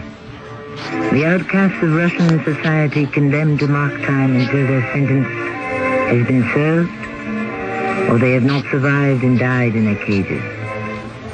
But no one has illuminated it in the same fashion as Chekhov. What it takes to become used to this moonscape from which there is no escape. Our boatman will tell us more when I return shortly with Act 2. I bought this gadget by mail. The ad said it would save me a lot of gas. It did.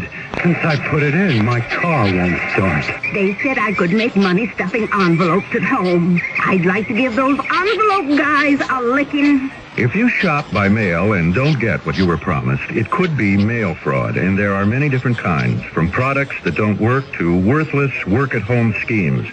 If you're a victim or even suspect mail fraud, call your postal inspector. It's his job to keep the mail a nice way to shop.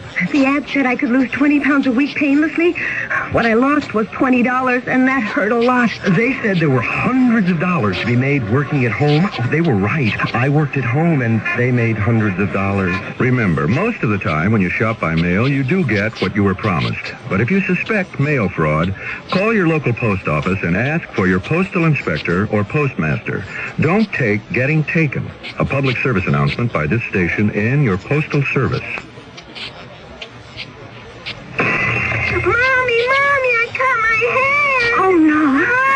What did I do? Oh, Mommy, I'm bleeding. Can you stop the bleeding? Can you clean a wound properly? What if he stops breathing? What if his heart stops too? How do you handle an emergency at home? Many of us panic when prompt action may be needed to save a life. If you'd like to learn what to do and how to do it before you're faced with an emergency, contact Red Cross. We'll help you learn how to prevent accidents. We'll teach you first aid, Red Cross CPR, family health and home care. Countless lives have been saved through safety and healthcare skills learned through Red Cross courses. And because of these skills, millions of Americans live safer, happier, healthier lives. Learn how to take better care of yourself and your family. Call Red Cross. We'll help. Will you?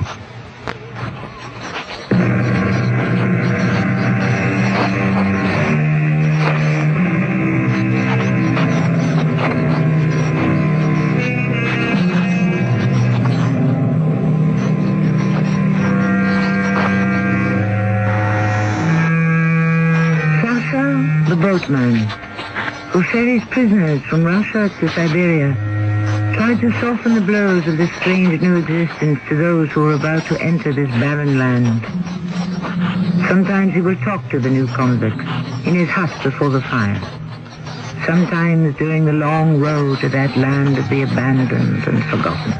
One prisoner, Vasily Sergeyevich, having served 2 years of his sentence for forgery, has persuaded his young wife and daughter to come live with him in Siberia.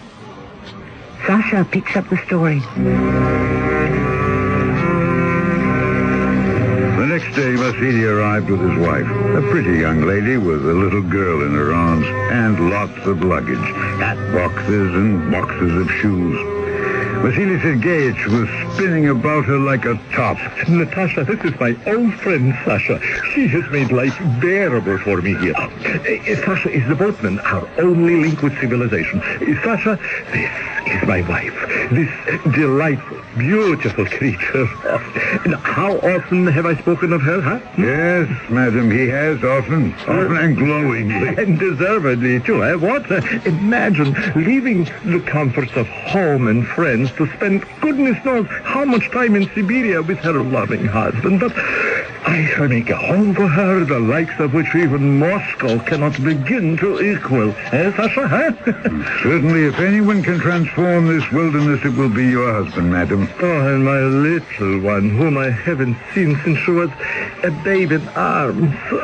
Now, how are we going to transport all this luggage aboard that little skiff of yours, huh? I shall make as many trips across the river as necessary. Yeah, you see? Problems, solutions. Didn't I write to you, Natasha? Nothing but the best people here. People with heart, with love. Oh, you will enjoy yourself, I promise. Now, come. Let us all get aboard Sasha's ferry and make the first trip. He was breathless with joy. I thought, all right, be happy today, Vasily. You won't always be showing such a happy face to the world. From that time on, he went every week to the post office to find out where the money was being sent from Russia. That wife of his, Natasha, needed a lot of money. Vasily, will you please stop walking up and down the room? Well, I'm only thinking, Natasha. Is there a special post on Saturdays, or do I have to wait until Monday? You are making me very nervous, pacing up and down like that. I can barely make up my face. Oh, I hope this party you're giving, I don't know I hope that it's more amusing than the last two. The people here are so boring. Oh, no, all new people. No, I promise you, they're all in government. Well, I prefer artists. Oh, my darling, we are meeting the best people, and they're all charmed by you. I am not charmed by them. The people here have no manners. Haven't you noticed? And you, too. You have become somewhat crude and boring like the rest of them. How I long to meet just one gentleman, just one. I ask no more. Oh, I have become crude and boring. Yes, just like them. Oh, Vasily, you don't even realize it. But Siberia... I know. For others, it is a prison. But you assured me in your letters that for us it would not be. And we are paying for your indiscretion, Vasily. It's not fair. Every day to be surrounded by riffraff and barbarians. No, that is not entirely so, Natasha. There are gentlemen here, and some of them have even invited you to go hunting. But I am not interested in hunting. Besides, for a woman alone, it's not proper. Well, government officials and commissars and their wives hunt. It is only we, and not you, but I, a prisoner, who may not carry a gun. Well, you went on the last hunt. I didn't hear any objections then. You acted as though you had a very good time. You don't understand. anything. Month after month, my child is longing for a proper education. I asked myself, why did I come to Siberia in the first place? Well, Why? I thought... You thought what? Well, never mind. But I do mind. What were you going to say? I thought you came here because you missed me and loved me and wished our little family to be together. But I can see I was mistaken. I am exiled not only from my country, but from everything that was once dear to me. Siberia is a cruel punishment. It does not fit the crime. How long could a spoiled wife of a once wealthy man exiled to Siberia stand it here? Not very long. How could she? Clay soil on which nothing grows, cold water, cold weather, no vegetables, no fruit, and surrounded by ignorant people. So she found amusement where she could. Anton? Oh, forgive me, my princess. I could not come sooner. Anton, where have you been? I've missed you so. A commissar cannot always prescribe his hours. I have work responsibilities. Anton, I hate this place. Even my little Anna knows how I feel. And although she loves her father and would do anything to remain here in Siberia with him, she knows it is not good for her. So we had a little talk, and I am going to take her home to Moscow. She is too young to stop learning. Moscow? When? At the first sign of spring, April or perhaps May. Now, you will come too, won't you? I cannot leave here. This is my post, my career, my future. I have no way of going to Moscow in the spring. I am taking Anna to Moscow, and as soon as I am certain that she is installed in a good school and her uncle can take care of her, I may return. And then what? We shall see. If you are still interested, I will be with someone who can make Siberia bearable for me. And if not you, then someone else. Crumbs of happiness. It's all wrong. You are married. I am not. I should not have allowed our friendship to go this far. Would you feel that way if I were alone? Alone? If I had no husband? If I were a widow? Then I would demand to be transferred to Moscow. I would pester them until they agreed. In Moscow we could be married. They like my work. I know I should be promoted. Natasha, would you marry me if you were a widow? Yes, I would. I believe in you, Anton. So only one thing stands in our way. Yes, only one thing. Am I to remain the wife of an exile or his widow? Anton, you're an excellent shot. Remember those geese you shot down, one after the other, without scarcely taking aim? Tomorrow I shall tell Vasily that for her sake I am taking Anna back to Moscow. And perhaps, who knows, while I am away, a hunt is organized and accident happens. So that when I return, I find myself a widow. A hunting accident. How long will you be away? I can arrange almost anything. How much time do you need?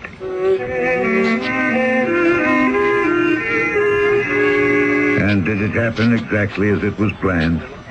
No, not exactly. Do you remember the young Radek I took across the river some years ago? Well, he had become quite desperate. He saw no way of living out his sentence and never seeing his wife again. He came to me and told me of his plan. To run away. As simple as that. And you think they won't find you? Well, I shall run quickly. You have clothes enough?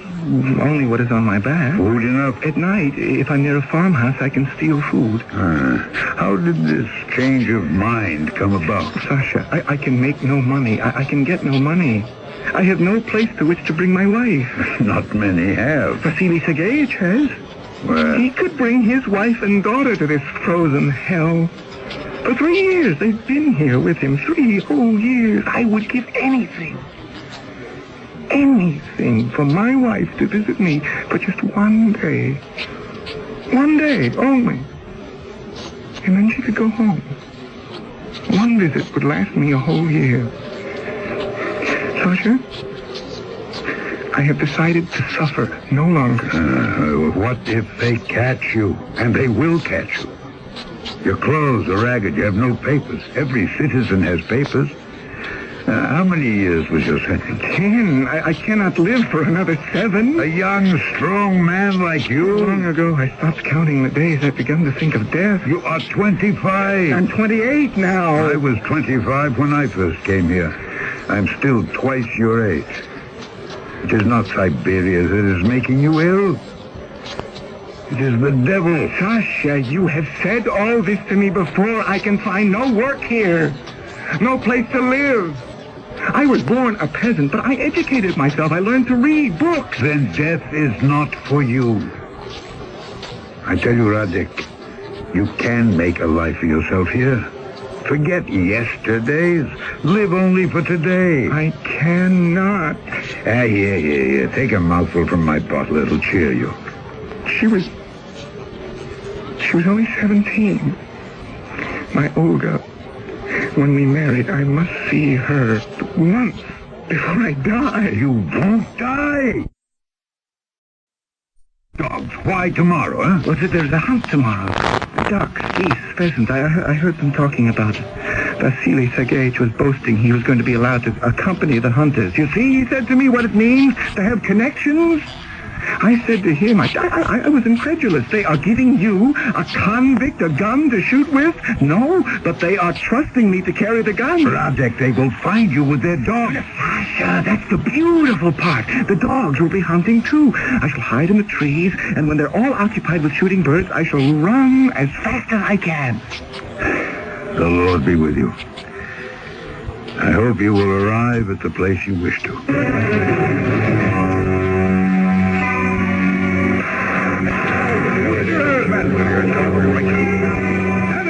Poor Radek. He never left the forest alive. He was shot by accident by one of the government men. One called Anton. He said he thought the movement behind a tree was a deer, that it never occurred to him it could be an escaping convict. Anton? You're back?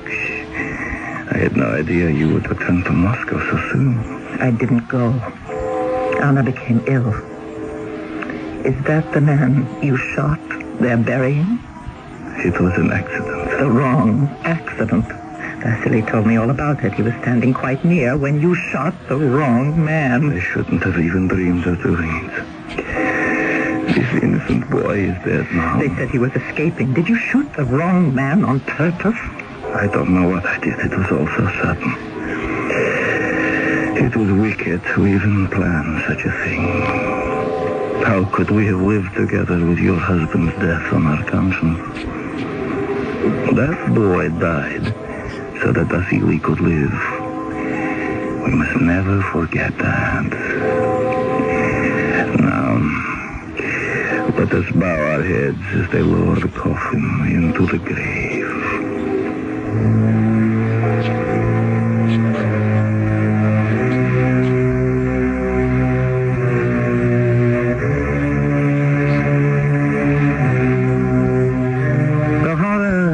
These dead souls.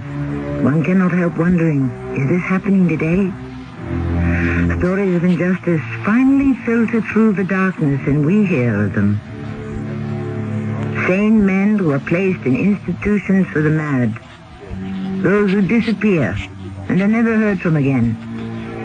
And our story is based on an account published 120 years ago. History repeats itself again and again.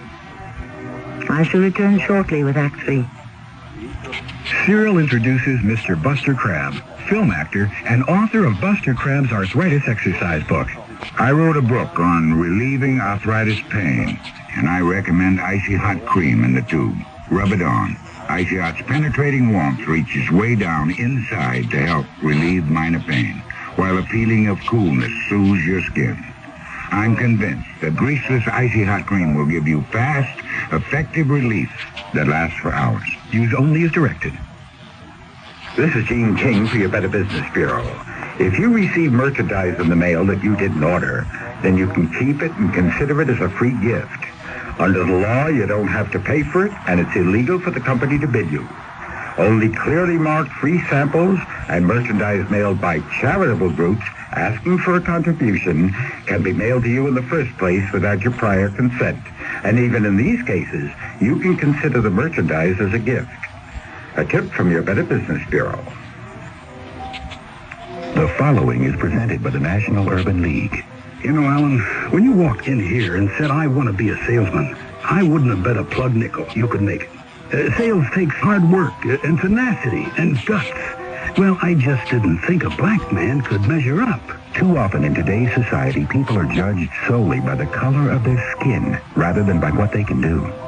But when people are given a chance to make something of themselves, there's no limit to what they can do. And now here you are, our newest district manager. What do you say to that? All I ever needed was a chance. Everybody deserves a chance to make it on their own, regardless of race, creed, color, or sex. The Urban League is dedicated to achieving that, and you can help by opening your heart and your mind and giving someone that chance. To find out exactly what you can do, write National Urban League, 500 East 62nd Street, New York, New York, 10021. A public service message of this station, the Urban League, and the Advertising Council.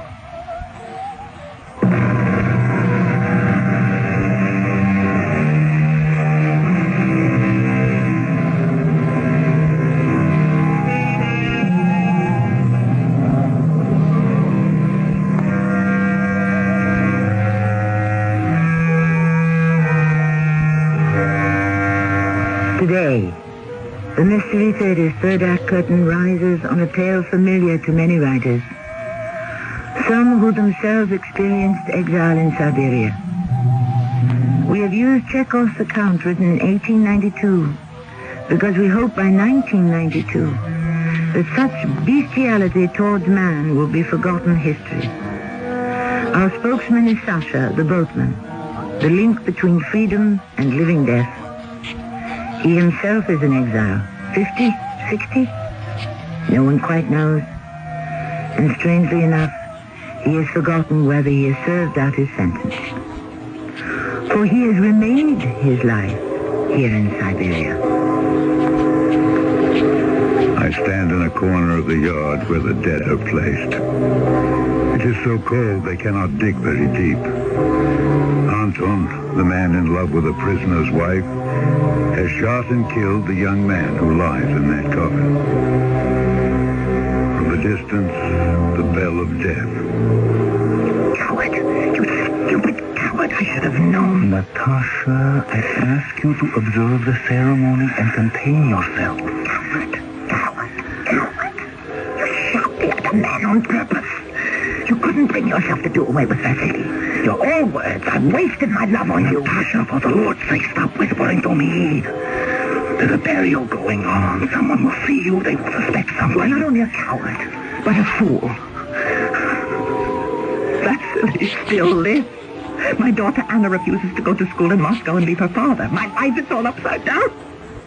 Yours goes on as if nothing has happened and nothing has touched you.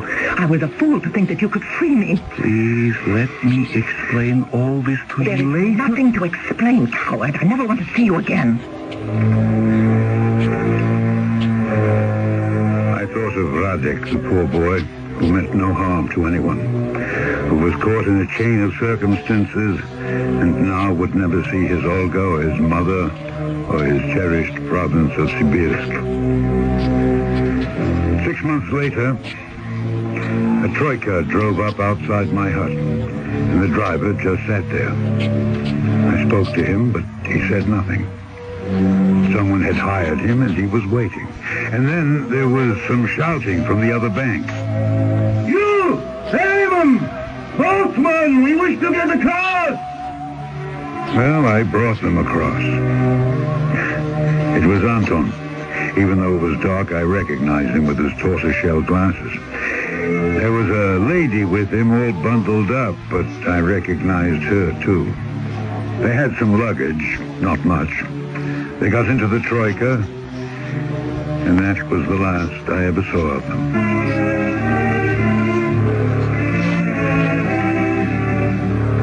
morning, guess who was shouting to be ferried across? Vasily Sergeyevich on his best horse. Is this as fast as you can move this old tub across? Vasily, you have a horse that's quite a weight as well. You helped him get across, didn't you? They could have only come this way. Who? My wife. And the young gentleman with the spectacles. Yes, I brought them across last night. And the boxes and cases? They had some luggage, yes. No, you should have told me. It would have been nothing for you to row across and find me and tell me my wife had run away. Oh, Vasily, be sensible. How would I know such a thing? I had no idea she was running away. You sure? Yes, I am sure. Oh, what of your daughter, Anna? Anna is still with me, thank the Lord. What happened when they got to the other side, huh? Oh, they were whisked off in a troika. Yes, well, I shall find them. I have a fast horse. I shall bring her back with me.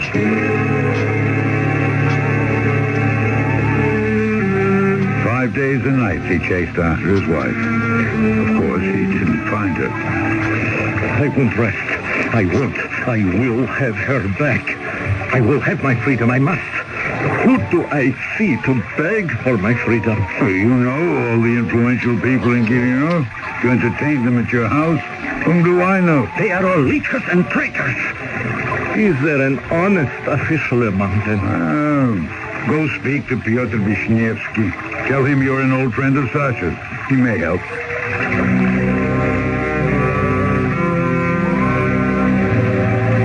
Summers and winters passed. Don't ask me how many. Time expands and compresses in this wilderness. But I remember standing in the post office one day. The door was open. I walked into an office, and there was Pyotr Vishnevsky. Sasha, your beard has grown quite white. You're bald as a hen's egg. Good to see you after all this time. You're still in the customs office, huh? Oh, they have made me the chief. Congratulations. Sasha, surely you must have served your sentence by this time. Yes, I probably have, but where would I go? Most of my life has been lived here. What would I go back to? I can hardly remember what I did before I became the boatman. You know that man you sent me 8 years ago, that's Vasily Sergeyevich? Oh, Vasily, yes. I haven't seen him and I don't know how long. He never comes across the river. He has sold his land, mortgaged his house. Today, if you saw him, Sasha, you would not recognize the man. No, he wouldn't listen to me. He let the devil get the best of him. If it were not for his daughter, he would have died already of heartbreak. I'm sure of this. I should go see him. Where does he live? The last address I had for him was over in the public stables where the authorities keep their horses. I had pity on him and his daughter and made an apartment up there for him. Go see him. His daughter Anna has grown to be quite a beautiful girl. You see them everywhere together. Well, perhaps on Sunday when I have half a day off.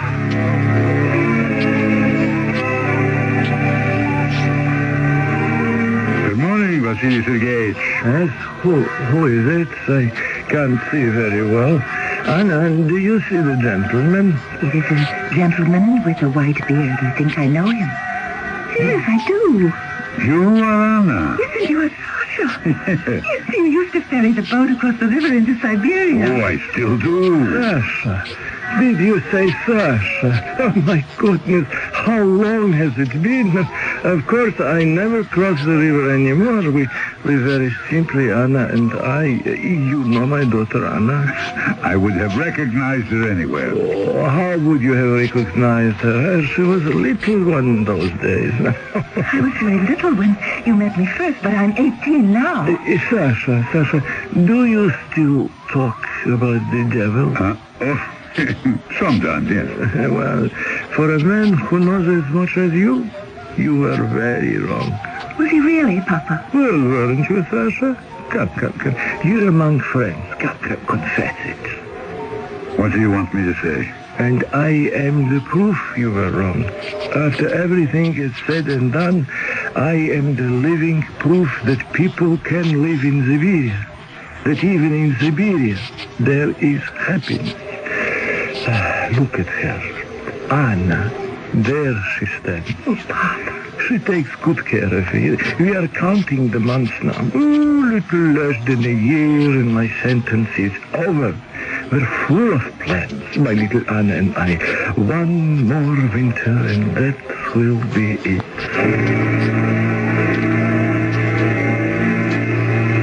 Piotr, I saw him. I saw them both. Vasily and Anna? Yes, he speaks of life after Siberia. He's older than I, and she's 18. What happiness can she have with her father now? He loves her and finds consolation with her. Well, like any father who regains his lost youth through his daughter. What she wants is caresses and laughter and perfumes. Isn't that so, Piotr? A normal girl. It won't last. It cannot last. It won't even begin. I didn't realize how prophetic my words could be. I didn't see them then for months at a time. The frost was beginning, the signal of a very hard winter. The ice forming on the river. What happened, Vasily? What do you mean? Oh, here it is, winter already.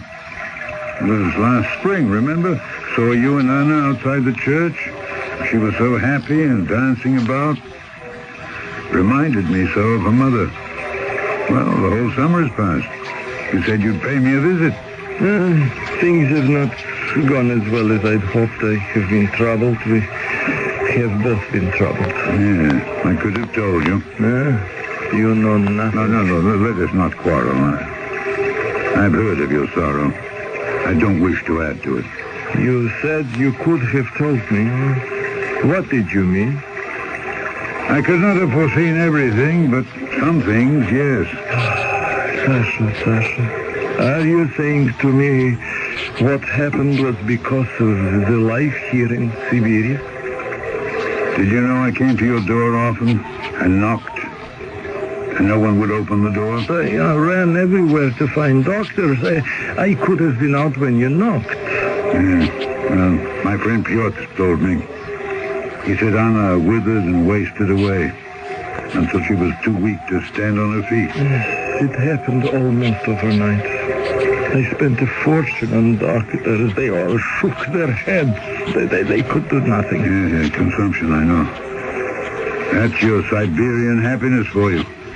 No fruits, no vegetables, no sunshine, no life.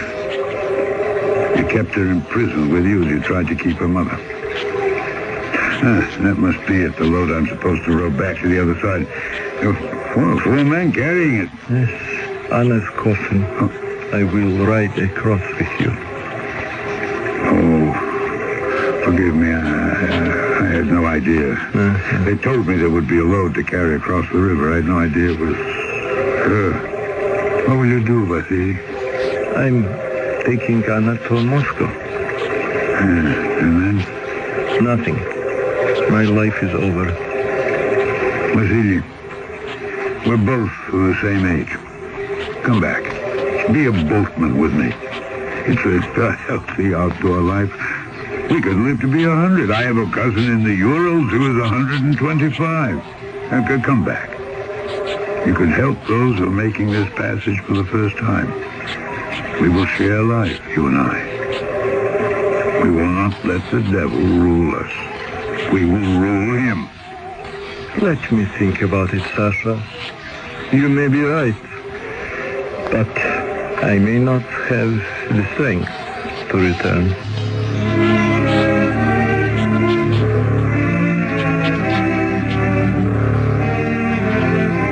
I never saw Vasily Sergeyevich again.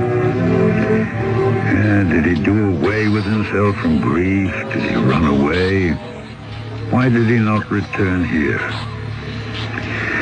Some men are difficult to understand.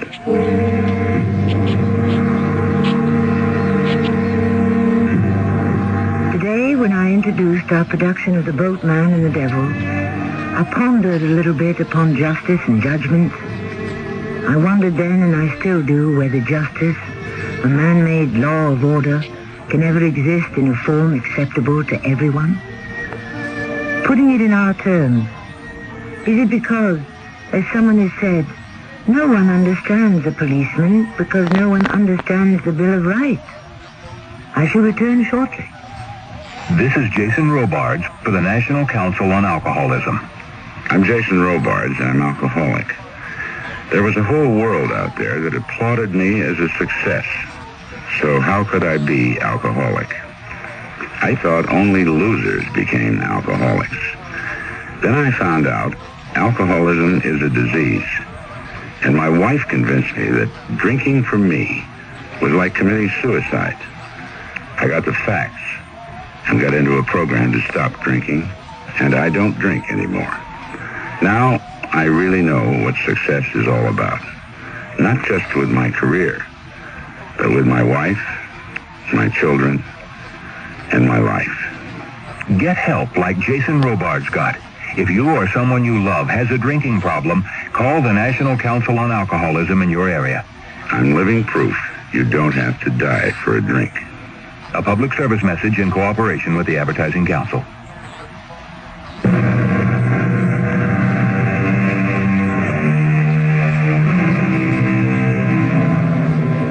A postscript about the boatman, whom I'm sure many have already likened to Charon, the ferryman of the dead, guiding their bodies across the river Styx. For the fare of one silver piece, Charon would ferry a soul to eternity. Surely, man could do better than bring others to eternal death, the death of places like Siberia. Were my opinion to be asked, I would banish forever exile. Our cast included Alexander Scorby, Marion Seldes, Russell Horton, and Earl Hammond. The entire production was under the direction of Hyman Brown. And now a preview of our next tale. Thank you for the coffee. Well, you're very welcome. Come back sometime. Thank you. Thank you very much. Why did you ask him to come back? I don't know. He looks so unhappy, so haunted. So screwy is more like him. Look, he's coming back. He's turned around and he's coming back. Good Lord. Don't be mean to him, Charles. Please don't be mean to him. I won't. Forget something? Please, don't make me leave. Don't make me go away. I have to stay here. It's important. Believe me, it's very, very important that I should stay here. This is Tammy Grimes, inviting you to return to our Mystery Theater for another adventure in the macabre. Until next time, pleasant dreams.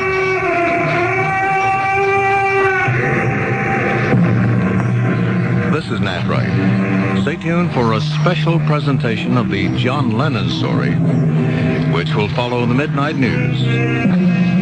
This is WIP, Metro Media Radio, in Philadelphia. An accident to CBS Radio Mystery Theater presents...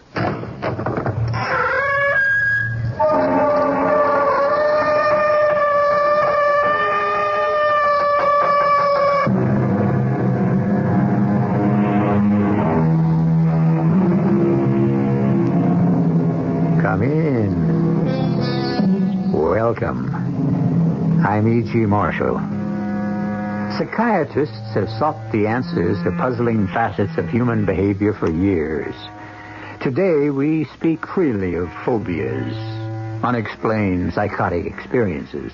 But in the year 1793, a humane, enlightened physician of the infamous mental institution at La Bicêtre, a hellhole by any description, was brought to trial for daring to treat mental patients like human beings. He himself was called mad for, as the court put it, freeing the beasts from their chains. But as I said, times have changed. The story we're about to tell you about the horrors that took place in a similar institution is true. But it never really could have happened. Not here. Not yet. Not now. Stop it! Make them stop it, Doctor, that noise, please. It's just a summer night storm, Miss Agatha. You are safe here in the sanatorium. Yes. Nothing here can harm me. That's right. Now, go to sleep. I have to check on the other patients. Yes, Doctor. There are others here who need watching.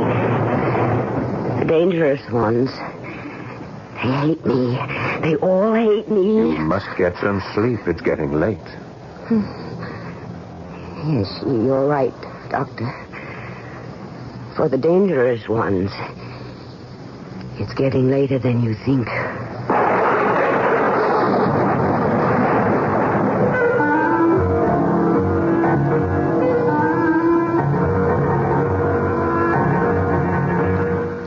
Our mystery drama, Free the Beast, was written especially for the Mystery Theater by Ralph Goodwin and stars Paul Hecht. It is sponsored in part by True Value Hardware Stores and Buick Motor Division. I'll be back shortly with Act One.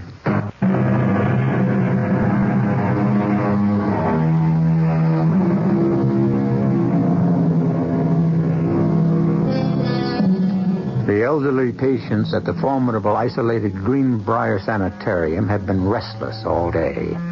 And now that night is closing in and the intensity of the darkening clouds increase, the doctors and nurses double their rounds. The resident psychiatrist, Dr. Paul Thurman, has begun his nightly round of the third floor. Patients on this floor, although completely harmless, do need his personal attention. Most are alone in the world, deserted by friends and family. He pauses a moment outside one of the doors because he hears an unfamiliar voice. Yes, I have watched them. Each night I have watched, listened. A strange voice, one he cannot identify, seems to be coming from Miss Agatha's room. But that is not possible. Miss Agatha has been at Briarwood for almost a year and has spoken to no one. Be calm, little sister. Nothing will harm you. I've always looked after you, and I shall continue to look after you. As long as we both shall live. Miss Agatha. Yes, Doctor? Oh, you're alone. I thought... Yes, Doctor? I could have sworn I heard... Heard what? Well, I thought... Strange, there's no one here in the room with you, and yet... Yet what, Doctor? I distinctly heard a voice. Oh, not your voice, Miss Agatha, but an older voice. A woman, 70 or 80. You must be mistaken, Doctor. She called you little sister. I have no sister. Yes, I know that. But I do have a puzzle for you. A puzzle? Brothers and sisters, I have none. But that woman's mother is my mother's daughter. Who am I? Miss Agatha... No, stop. Make them stop, Doctor. That noise. Oh, just a summer night storm, Miss Agatha. You're safe here. Yes. Nothing here can harm me. That's right. Now, lie back. Close your eyes and go to sleep. I must check on the other patients. Yes, Doctor. They need watching. The dangerous ones. They hate me. They all hate me. You must get some sleep. It's very late. Yes. You're right, Doctor. It is very late. For the dangerous ones. It's later than you think.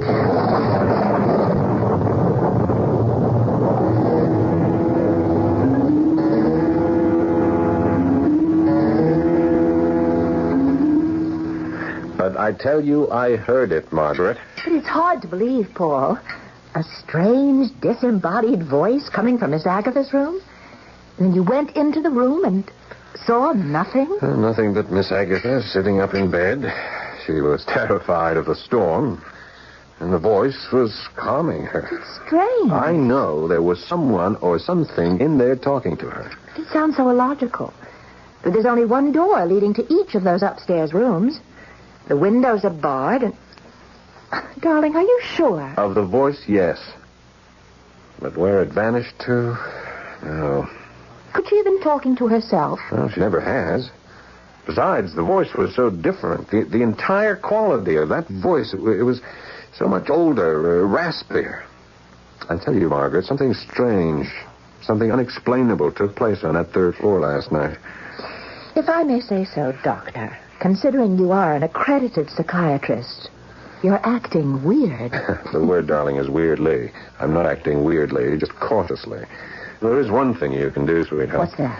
Let's start by pulling the file on Miss Agatha. See if she has any relatives she hasn't told us about. Relatives? Miss Agatha? Oh, she doesn't have. I mean, I've gone over her file a number of times since she was admitted. She's an only child. Are you sure?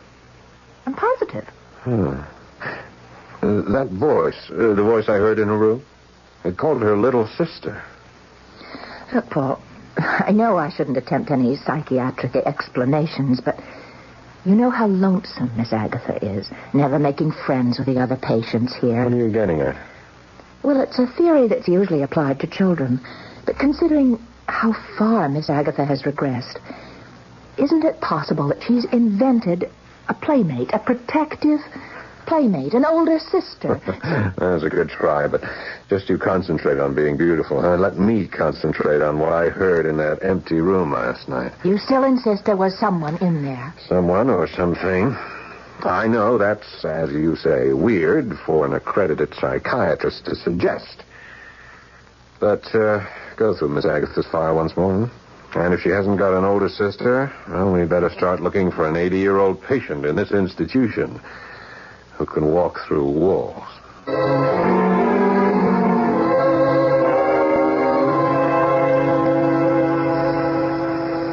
This is a progress report dated the 28th. Patient Miss Agatha Milford, age 37. Patient not adjusting to confinement. Resistance to group therapy aggravated by persecution complex. Oh, yeah, come in. Patient is convinced that members of group are hostile to her. Sounds like you're reporting on Miss Agatha, right? Right. I'll be with you in a minute, Margaret. Just let me complete this tape. I brought her file. Everything I could find on her. Oh, well, in that case, I'm with you right now. I dug up everything I could find on her. Good. I'll do my report again later after we check what you have. But it's a waste of time, really. Huh? I don't have a thing. No brothers, no sisters. She has none. Brothers and sisters, I have none. But that woman's mother is my mother's daughter. What? That's what Miss Agatha said last night. When I heard that strange voice in her room, I asked her if she had a sister. She said no. And then she added, brothers and sisters, I have none, but that woman's mother is my mother's daughter. Oh, I've heard that riddle before. But isn't it son? I mean, that man's father is my father's son? Yeah, but not the way she says it. What does it mean? I don't know. Right now, I don't know anything for sure. I don't even know if I actually heard that voice coming from Miss Agatha's room. But you said... Oh, I heard a voice, all right. It wasn't Miss Agatha.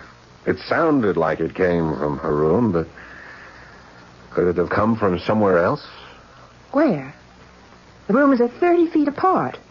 If it came from the next room, if it was Mrs. Haverstrom's room... No. It couldn't have come from Haverstrom's room. I passed there. All was quiet. It came from the far end of the hall. I wonder... What? Oh, no. Never mind. Let's see that file. Here you are. Oh, and talking about Mrs. Haverstrom. Yeah? Well, she and Miss Agatha got into another one of their brawls this morning. Oh, no. What about... Same thing. Miss Agatha still insists that the gold locket Haverstrom wears around her neck is hers. You know, the one with the picture of Haverstrom's father in it. Yeah, what's this? What's this entry here? It's hardly legible. Look, it's some sort of legal document. It seems to be rain damage. Well, what is it? Adoption papers. Adoption papers? Yeah. 1936 or 39. I can't quite make it out. An adoption agency in Greenville Township. That's just across the county line. The name on the document is Milford. Yeah. And first name looks like it could be Agatha. Yeah? You know, I bet if we checked this out, we'd find it's Miss Agatha who was adopted. But it's funny she never mentioned Well, it. she may not know. Mhm. Most adopted children are never told. Agency records are confidential. But I think we've come up with a lead. A lead? When she doesn't know she's adopted and agency records are top secret? What kind of a lead is that? That's a tough one, I'll admit. But with a little digging, we may find out more about our strange Miss Agatha. Now, what was that about the locket? The usual. Miss Agatha insists that the locket is hers. And this time she tried to tear it off Mrs. Haverstrom's neck. And, well, Haverstrom swung her cane at her, but fortunately she missed. That Haverstrom locket? It could be Agatha's, you know. Well, I don't see how. Agatha Milford came here less than a year ago. I mean, look at her record. Here's what she brought with her. Just a few personal belongings, items supplied by county hospital. Oh, no jewelry. I see. Well, just keep Haverstrom and Miss Agatha separated, will you? Yes, Doctor. And the voice in the night. That I intend to check out further. How? From now on, I'm not making those spooky nightly rounds alone. I don't blame you. Starting tonight, you're going with me.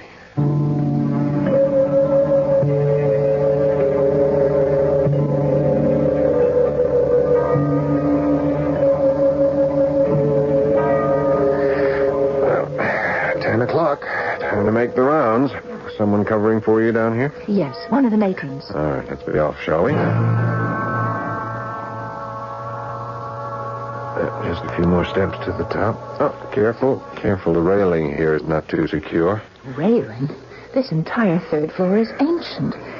If you ask me, we ought to close down the whole building. At least this crumbling railing should be replaced. Paul, if you'd only talk to the correction board, they might be... What's that? I don't know.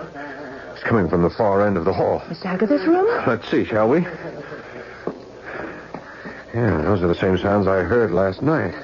Don't cry, little one. There's no need to cry. I'm here with you always. The other voice, did you hear it? I don't know. I heard the wind. You are not alone, little sister. You need fear nothing or no one. Do not cry. I will never leave you.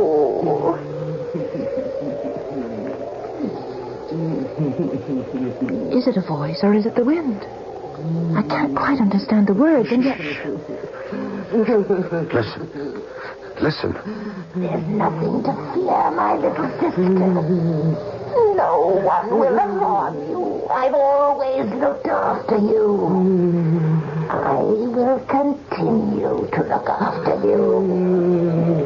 Until death do us part. It's a weird voice. It's certainly not Miss Agatha's. Please. Tell me, little sister, why do you weep? Is it about a locket? Your locket? The one that's been taken from you? Is the locket. That Haverstrom woman still has it. She tried to kill me. I wish she were dead. She's talking to herself about that fight she had with Mrs. Haverstrom this morning. What is she talking to herself? I want it, sister. I want it.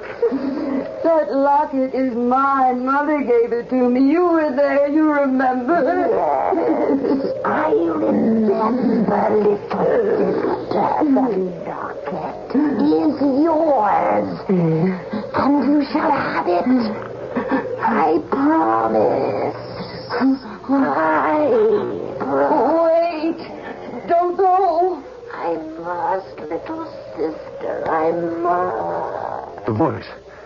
Listen, it's fading. Quick, open the door. I can't. It's locked. Keys. Here's the keys. Sister, please. Come back. Damn it, the keys. I don't have them. Miss Agatha. Miss Agatha, Dr. Thurman, let me in. No, doctor, go away. I'm asleep.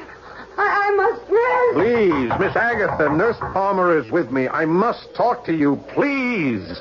Please let us in.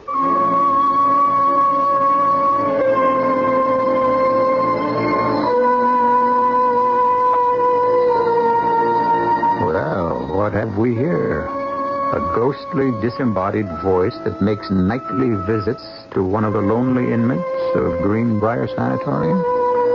Has Miss Agatha invented an older sister to console her in her loneliness? Dr. Thurman seems convinced that the voice he hears is not that of Miss Agatha.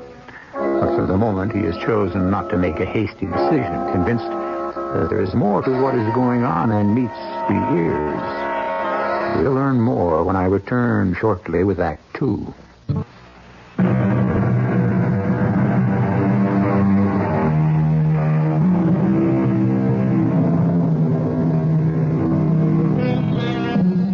Over 600 years ago, back in the 15th century, two scholarly monks compiled a book of horrors called Malleus Maleficarum, a definitive study of mental illness that proved conclusively that the poor tortured souls chained in the snake pits were not ill, but unwillingly possessed by demons and witches. Two cures were suggested by these enlightened scholars: cleansing fire to be used against witches, and torture on the rack to discourage invading demons. It is recorded that both of these cures worked permanently, but that was yesterday. Morning has come to Briarwood. The strange voice that haunts the third floor still remains a mystery. Dr. Thurman is seated in his office, recording a case history of the frightened, uncommunicative Miss Agatha Milford. The possibility of schizophrenia exists. Further testing is called for. Oh, yes, come in. Hey, good morning, Doc. How's it going? Oh, Connolly, I'm just taping more about that strange experience I've been telling you about. Hang on a minute, I'll shut off this tape recorder. You know, that's a great way to keep records. Yeah. I've been meaning to buy one of those gadgets for the agency. How's our suspect, Miss Agatha, doing? Oh, please, let's not refer to her as a suspect. She's a patient, one we know very little about. That's why I called you in. Did you have any luck tracing those adoption papers? Is the agency still in existence? You know, you're lucky, Doc. That adoption agency is still in existence. And I was able to get a look at their file. I got it all right here. I appreciate the effort you're putting into this. Well, you're an old friend, Doc. For clients, we do the possible. For friends, the impossible. Thanks, Connolly. Would you let me see the file? Now, hold it. This is a favor, right, Doc? So why don't you let me read it to you? Feed you a clue at a time so as I can get more than just one pat on the back for being so clever. Yeah, sounds like you hit the jackpot. Yeah, kind of. Now, to understand this complicated dossier, we'll have to start here on page 7 and work our way backwards. Connolly. Relax, will you, please? Now, let's see. First, we have the patient's transfer from Greenfield to Briarwood, the newspaper clippings, then the murders. Murders? I'm coming to them. Here we are. Milford, Agatha, natural parents. Natural? Your hunch was right, Doc. She was adopted. Then the name of the child on the adoption papers, the name we couldn't read? Agatha Ann Milford. Adopted daughter of Charles and Henrietta Milford. Her real mother was named Mason. Carrie Lee Mason. She worked as a lab technician at Mercy Hospital. That's where the child was born. A few months before the trial took place. Trial? Yeah. It seems Miss Agatha's mother was some sort of nurse's aide at the hospital, took care of terminally ill patients. And she was a very sympathetic woman. Unfortunately, too sympathetic. What does that mean? Well, according to these newspaper clippings I dug up at the library, dated September 1939, the supposedly kindly Mrs. Mason was accused, and later convicted, of the murder of 6 of her patients. She simply turned off the oxygen supply and let nature take its course, which, of course, was inevitable. Only the jury judged it to be murder in the first degree. Poor woman. Watching those patients suffer day after day. Wasn't the pressure that she was under taken into consideration by the court? Yeah, but that's just the point. Evidence in the trial showed that she was under no pressure at all before, during, or after the murders. According to her testimony, she just, followed orders. Orders? She said a voice told her to do it. It's all here in this newspaper account. It seems our Mrs. Mason heard voices in the night. Voices that calmed her and comforted her in times of trouble. And voices that told her how to comfort others. Good Lord. Like mother, like daughter. What? No, nothing. Go on. What else do you have there? This woman, Mrs. Mason, Miss Agatha's mother, did she have any other children? Other children? Yeah, sons, daughters. Particularly daughters. A girl, perhaps, older than Miss Agatha. Oh, at least not according to the records I've dug up. Mrs. Mason had no other children. Miss Agatha was an only child. Are you sure? It's important. Could there possibly be a sister, an older sister? Oh, you mean that voice you've been hearing, huh? I'm sorry, Doc. There's no answer on that. When the Mason woman was sent up for the murders, her child was put up for adoption. Miss Agatha, that is. Her only child. Now, of course, there are skeletons in every closet if you want me to dig deeper. Yeah, I wish you would. Well, sure, old buddy, I will. The easy way out is to classify Miss Agatha as a schizophrenic. You mean that Miss Agatha and her sister may be the same person? Yeah. Only you don't really believe that. No, not after the studies I've made so far. There are reasons too complicated to go into. Yeah. Well, if I can be of any help... Thanks, you have been. Oh, by the way, is there a picture of Miss Agatha's father in those clippings? Yeah, I believe there is. Yeah, here we are. Right. Nice-looking guy. Yeah. Mustache, long sideburns. Looks like Valentino, huh? Why? Oh, we've had a little dispute over a gold locket. It belongs to Mrs. Havestrom. Inside the locket is a picture of her father. Miss Agatha claims the locket is hers. Well, here, take a picture. Compare it. That'll take care of one problem. I hope so. I've had to lock Miss Agatha in her room. I had a padlock installed last night. At least I know she'll be safe until this petty bickering is over with. And well, we can try to trace that strange voice we've been hearing. Well, if you hear two voices coming out of there now, you'll know it's just another case of schizophrenia. Yeah, I hated to have to do it. Miss Agatha is not a violent person. She must have been terrified when Mrs. Havestrom swung that cane at her. Oh? Sounds to me like you locked up the wrong patient. Mrs. Havestrom is not violent by nature. Look, there's too much to explain. If you'll let me have that photo, she'll prove once and for all who the owner of that locket is. Oh, excuse me. Sure. Dr. Thurman speaking. What? When did it happen? Miss Agatha, where is she? I see. Yeah. I'll be right there. We won't need that photo after all, Connolly. Mrs. Haverstrom's dead. What? Dead? The third floor railing. It's needed repairs for months. The poor crippled old woman must have leaned against it. She just fell to her death down 3 flights of stairs. Well, look, could she have been pushed? Look, I'm sorry. I can't discuss this any further. I got to get to the infirmary.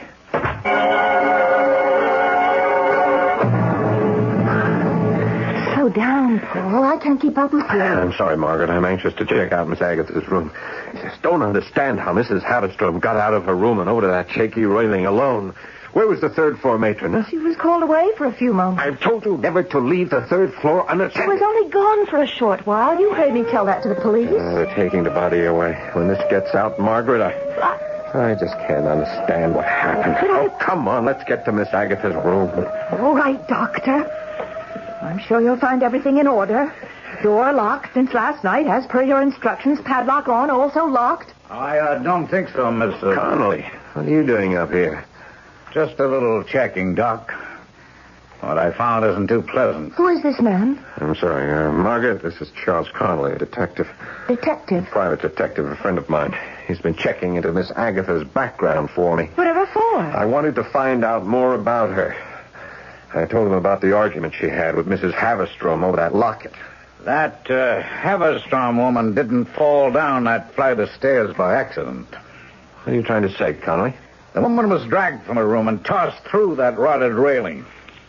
She was murdered. What? And I didn't say anything in front of the police. I mean, they accepted it as an accident, but someone carried her to that railing and pushed her over. My guess would be Miss Agatha. That's impossible. She's been locked in her room since midnight. Well, that remains to be seen. Where's the room? At the end of the corridor. Even if she did get out, she couldn't lift a 200-pound arthritic patient like Mrs. Haverstrom. The woman wasn't lifted. She was dragged along the floor.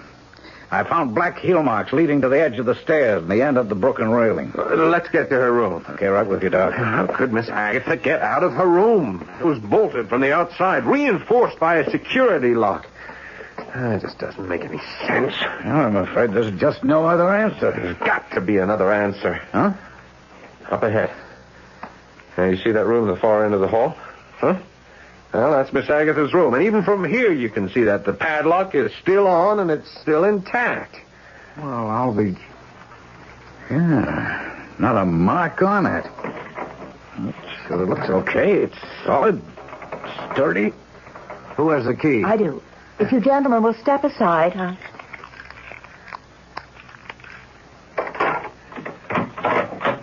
Well, good morning, Doctor. It's such a beautiful morning, isn't it? Yes. Yes, it is, Miss Agatha. You slept well, I trust? Oh, very well, Doctor. I see you've brought some visitors. Nurse Palmer. Good morning, Miss Agatha. And a gentleman I don't believe I've met before. Oh, this is Mr. Connolly, Charles Connolly, an old friend. He just stopped by to say hello, meet some of our new patients. How nice. A pleasure to meet you, Mr. Connolly. Well, thank you, Miss Agatha. And may I say you've come to the right place. I beg your pardon? Well, I mean, it doesn't look like much from the outside, but it's so pleasant here. Everyone is so nice. Oh, yeah, is that right? Mm-hmm. Even Mrs. Haverstrom. She was trouble for a while, but everything is fine now. It's all been taken care of. It has? Yes. Doctor, I have a confession to make. That was my sister you heard me talking to in my room. I didn't want to admit it because of sanitarium rules. No visitors after 8 o'clock. But since she won't be coming back anymore, I can admit that she's been here. Because everything is all right again. What do you mean, everything is all right again? Well, look, Doctor. Look what I have around my neck. Good Lord. Mrs. Haverstrom's locket.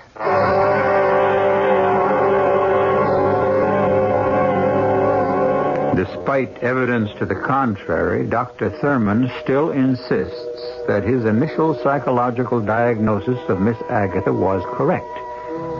Convinced that this frail, frightened woman could not possibly be involved in anything as horrible as murder. Let's hope Paul Thurman is right. Because if he is not, he could be dead wrong.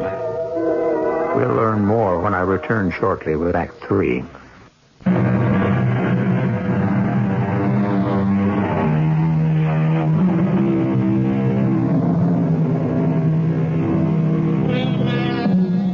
The strange death of Mrs. Haverstrom at the Briarwood Mental Institution could, by those untrained in psychiatric research, be simply diagnosed as madness.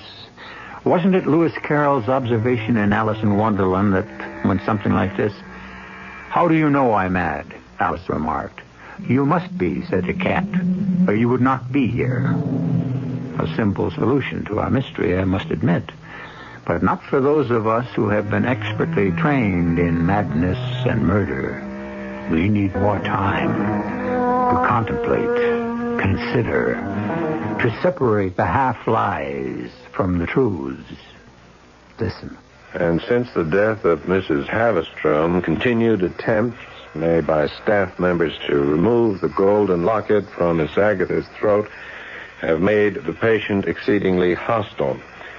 She has become suspicious of all who enter her room and is now refusing food unless served by the one staff member she trusts, Nurse Palmer. Please come in. All attempts to gain access to gold locket have failed. Until this morning, Paul. Look, the locket. Yes. How did you get it? She held it a little too tightly this morning. The clasp broke, and I told her I'd have it repaired and bring it right back. As simple as that? Where is the picture of the father that Mr. Conley gave you? I want to compare it with the one Mrs. Haverstrom showed me. I've been trying to open that clasp, but it seems to be jammed. Oh, here, give it to me. Let me do that. You'll find the newspaper clipping in that desk drawer, the one on the left. I'll get the picture. Okay. You work on that clasp. Were these the clippings? Yeah. This clasp seems to be bent. I'll get it in a minute. Do you remember what the man in the locket looked like? Was he young, old? Young man, about 30. Oh, that sounds about right. Man in the newspaper clipping was about 30. Sort of plain looking, slightly balding. Plain looking? Balding? What's wrong? A mustache? Long sideburns? No. Mrs. Haverstrom's father was clean-shaven. Heavy features. It was a tintype. I guess it must have been taken in the early 20s. Well, it's not the same man. It's not? Nope. Here, give me the clippings. I'll show you. See, there. That's Miss Agatha's father. There, young, dashing, handsome. Looks a lot like Valentino, huh? Oh, we darned all this trouble for nothing. Yeah. I finally got this locket open. There, you see. Oh, no. What's the matter? Paul, what is it? The photo in the locket. It's neither the man you described nor the man in the clipping. It's a photo of a woman. An old woman in her 80s who looks exactly like Miss Agatha.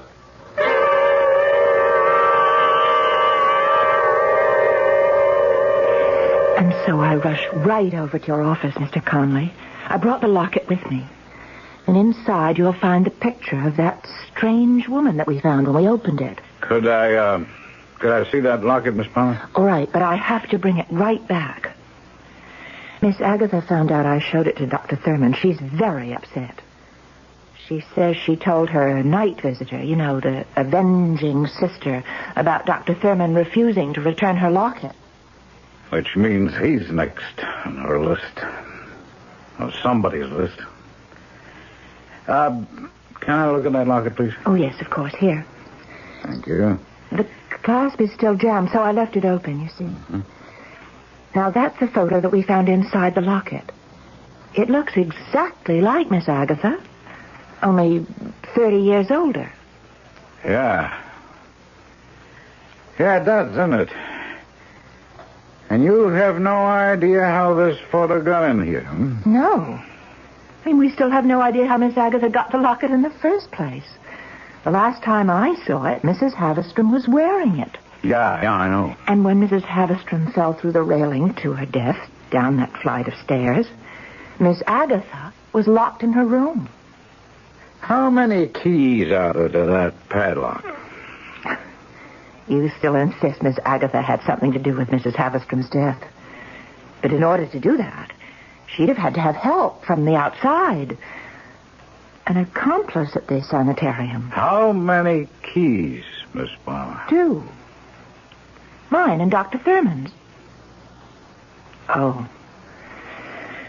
Since Dr. Thurman is an old friend of yours, I suppose that puts me in the category of being a prime suspect. No, I didn't say that. You did. But you didn't say I'm not. If anyone had the opportunity to assist Miss Agatha in this, what you call, madness, I did. Yeah, Miss Palmer, I thought of that. I mean, you turned the 3rd floor over to a matron that night, right? Then sent her on some sort of errand. What do you mean, some sort of errand? We have a diabetic patient under our care, Mr. Conley. I sent the matron to give that patient an insulin shot. Was the patient on the 3rd floor? No, she's in Ward 1 on the main floor. Then that would leave the 3rd floor unsupervised, huh? And it would give you time enough to accomplish whatever you wished. Unobserved. I resent this. Time enough maybe to smother Mrs. Haverstrom with a pillow, drag her to the top of the stairs, and toss her to her death through the rotted railing? Is that an accusation? No, Miss Palmer. It's just a theory. All right. And how do you explain the locket that we found around Miss Agatha's neck? Well, you have a key to her room. You could have slipped in, placed the locket around her neck while she slept. And the photo, Mr. Conley? I assume you have an answer on that, too. Where would I have gotten a photo of an old woman who looks exactly like Miss Agatha? From one of the newspaper clippings I left with Dr. Thurman. The Carrie Lee Mason file. A duplicate of the one I keep here in my desk drawer. Would you like to see the clipping, Miss Palmer? A recent clipping? Mr. Conley, I've been patient until now. Here's what Carrie Lee Mason looks like today.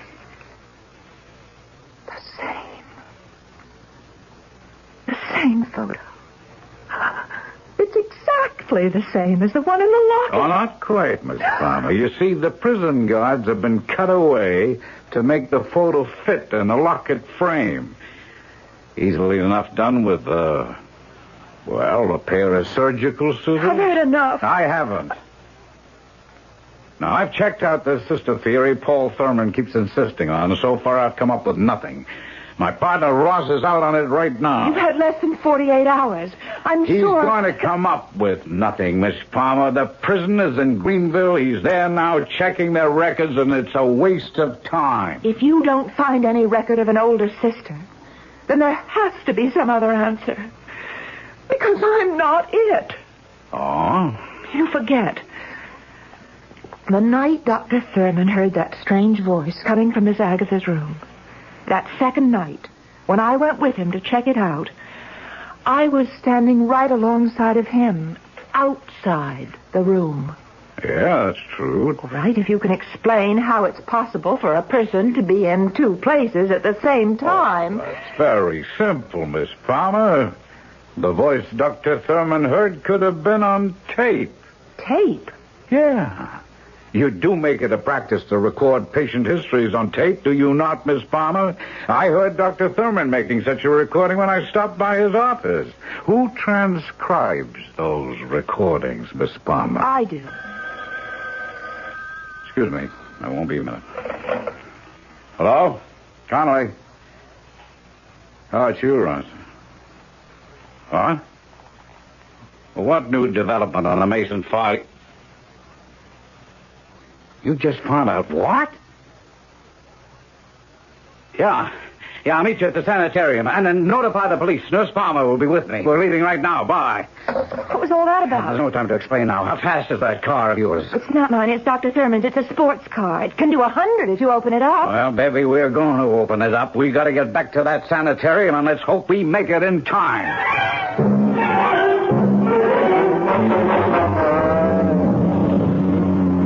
Conley, please slow down. Just hang on, Ben. Hang on. I've been hanging on for dear life. If anything happens to this car, I'll never hear the end of it from Dr. Thurman. I'm not worried about the car, Miss Palmer. I'm worried about Paul Thurman. Dr. Thurman, why? Look, you never told me what... There's a turn up ahead. Hang on. I was saying... You never told me what your partner Ross told you. Well, you'll know in a few minutes. I only hope Ross got to the police with the information he gave me over the phone. We're going to need a patrol car to back us up. We've got one. Following us. And at this speed, we'll probably pick up 3 more. Good. All right, there's the driveway to the sanitarium. Right up ahead. It's blocked by 2 police cars. Hang on, I'm going to stop. What's going on up there? Look farther up beyond the service road. Fire engine? Look at the smoke. Oh, my God. Briar was on fire. Come on. That building is a death trap. I've got to help the patient. Wait. Your patients are all right. They've all been evacuated. Look, over there in the clearing, the matron's got them out. God. I don't see Paul. Dr. Thurman. Probably still in there. That's why Ross called. Oh, I'm so confused. Ross was calling from the prison. Mrs. Mason wasn't there. She'd been showing signs of violent behavior and was transferred to a hospital for psychiatric testing. Well, that was a few days ago, just before you started hearing that strange voice coming from Miss Agatha's room. You don't think It's the only answer to all this. Madness. Security at the hospital is not like security at the prison. Ross checked. They've been looking for her since Friday. I think she's here. Here. But how would she find out? I don't know, but somehow she did. Just look at the pattern, Miss Palmer. Patients warned, evacuated in time, everyone out safe but Paul Thurman. Now remember, Mrs. Mason considered herself a humanitarian. I believe she set that blaze to destroy Briarwood and the man who kept her daughter prisoner there. Hey, he's right, Margaret. I saw her. I saw the face in the locket. She burst into my office, smashed everything she could get her hands on. Within moments, everything was ablaze. Paul, are you all right? Yeah. I managed to get out somehow after I released Miss Agatha from her locked room. That poor crazed woman is still in there. Last time I saw her, she was clawing her way up the blazing staircase, calling out, "Where are you, little sister? Don't be afraid. Mother is here." The place is an inferno. We've got to get her out of there. Too late. The walls are starting to go. Oh, she's still in there. She's a goner.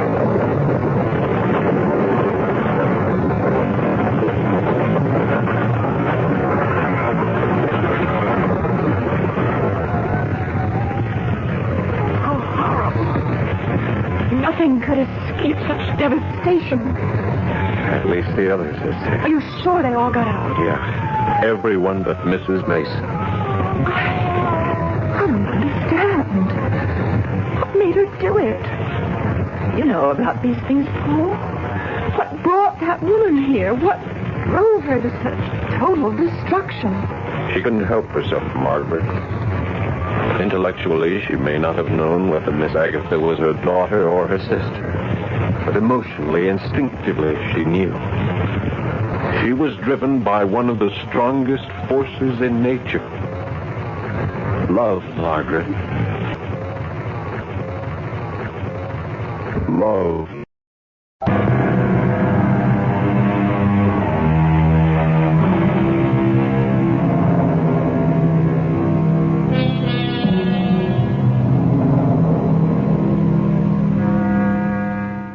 This is E.G. Marshall, inviting you to return to our Mystery Theater for another adventure in the macabre. Until next time, pleasant dreams.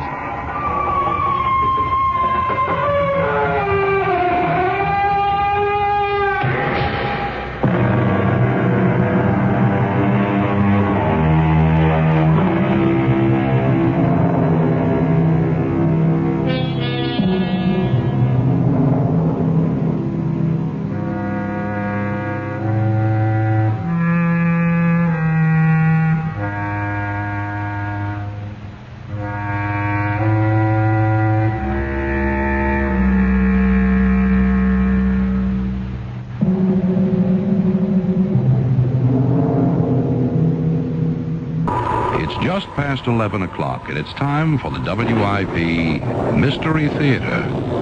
Why don't you join us? Just sit back and relax, if you can.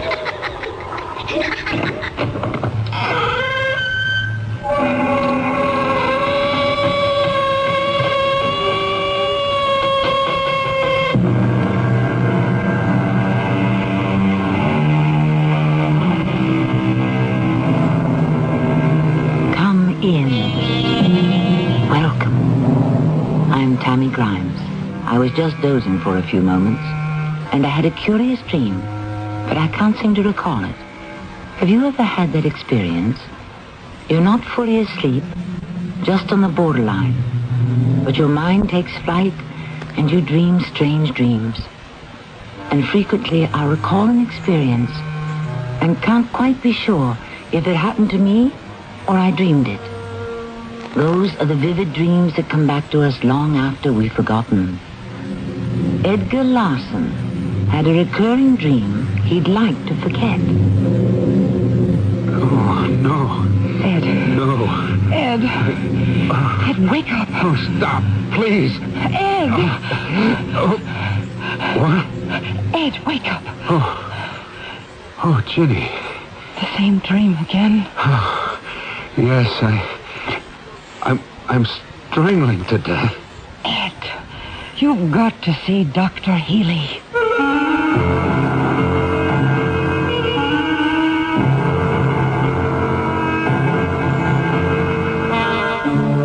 Our mystery drama, You Tell Me Your Dream, was written especially for Radio Mystery Theater by Bob Jurin and stars Michael Tolan.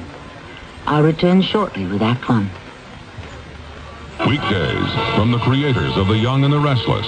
It's Capital, Desire and Passion set behind the marble curtain of power in Washington, D.C. Then follow the lives of people searching for their place in the sun on Guiding Light. And stay tuned for glamour and laughs as Bert Convy brings you celebrity couples and their hilarious secrets on Tattletales. You never know what Tattletales will tell. That's Capital, Guiding Light, and Tattletales. Weekdays on CBS Television. Check your local listings for the time. Hey, everybody, how can you top an Armour hot dog? Hot dogs, Armour hot dogs. What do kids put on Armour hot dogs? Mustard, ketchup, pickles, onions, cheese, relish, sauerkraut. I like mine with chili, please. Oh, hot dogs, Armour hot dogs. The dog kids love to fight. The dog kids love to fight.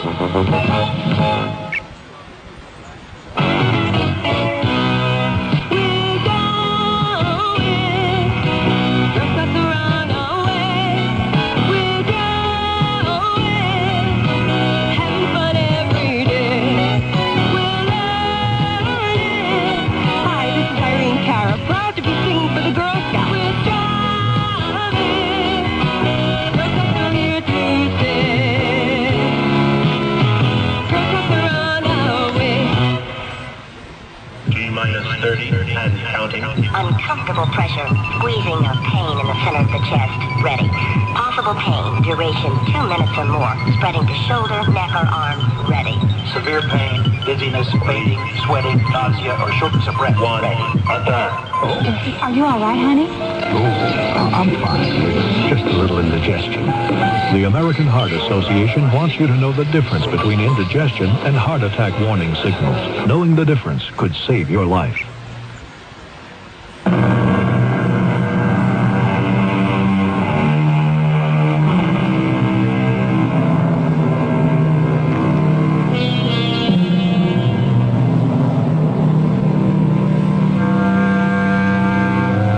Sleep, perchance to dream, but dreams aren't always the pleasant experiences we hope they will be.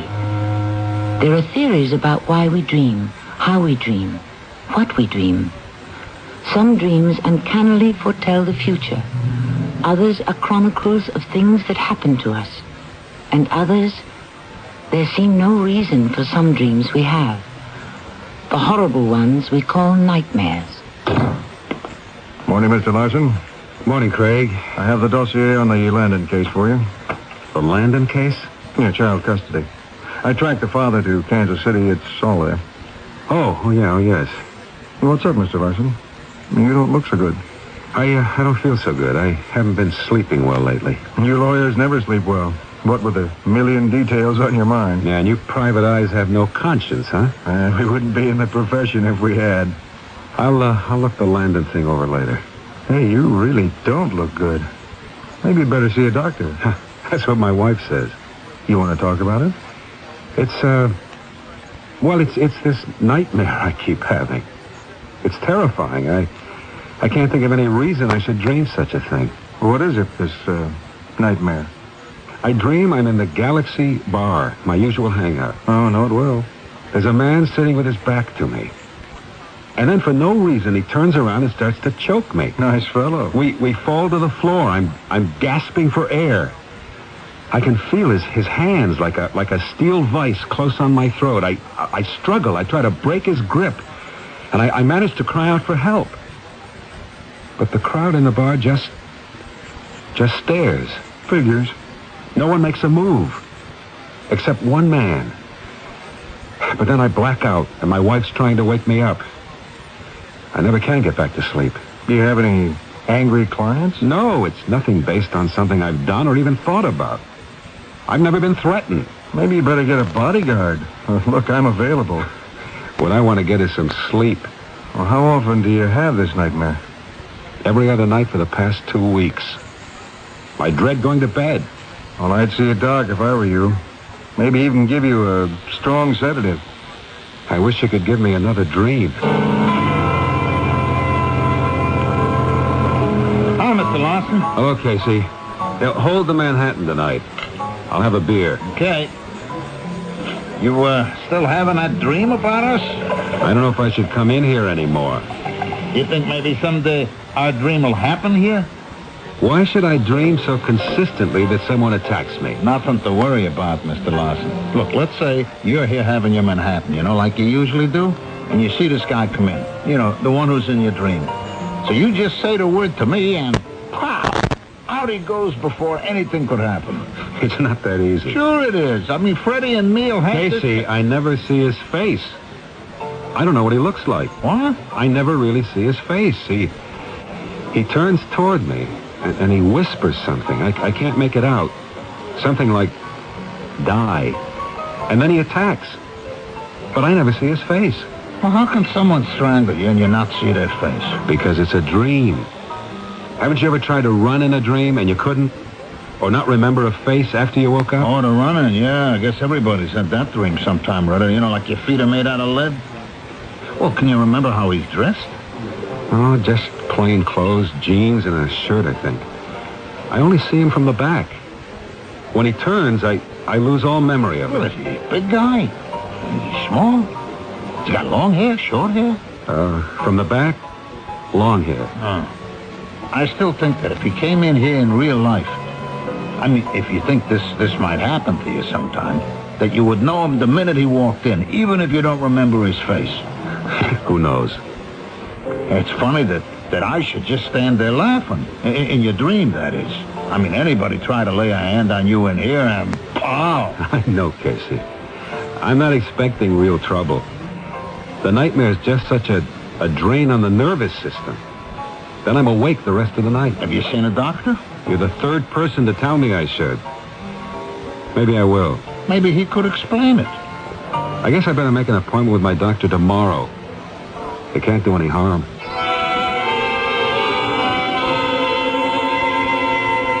Why didn't you come to me sooner, Ed? I could have helped you. I thought it was just a passing dream, Doctor. Well, this prescription will give you a good night's sleep, but only 3 times a week at the most. I wish it were possible to change a dream. How? Well, let's say I start this dream. I know it's a dream. If only I could run away from the bar, say. Get away from this fiend before he starts in on me. Well, try it. If you know you're dreaming, make a conscious effort in your dream to get out of that bar. It always starts the same, with Casey asking me if I want another Manhattan. That's the moment to change it. If you had this dream so often, I should think you would realize that it's not reality. But it all happens so fast. But I think you'd better make an appointment with Miss Collins for a checkup. You haven't had a complete physical for more than 2 years. Is there anything bothering you? Mentally, emotionally? No, nothing special. Just the usual pressure of work. Well, can you spare the time for a vacation? To get away for 2 weeks or so? Completely different surroundings? Bermuda, perhaps? I could, after a child custody case I'm working on. Then do it. I wouldn't be a bit surprised to see this dream disappear. See Miss Collins for that appointment on your way out.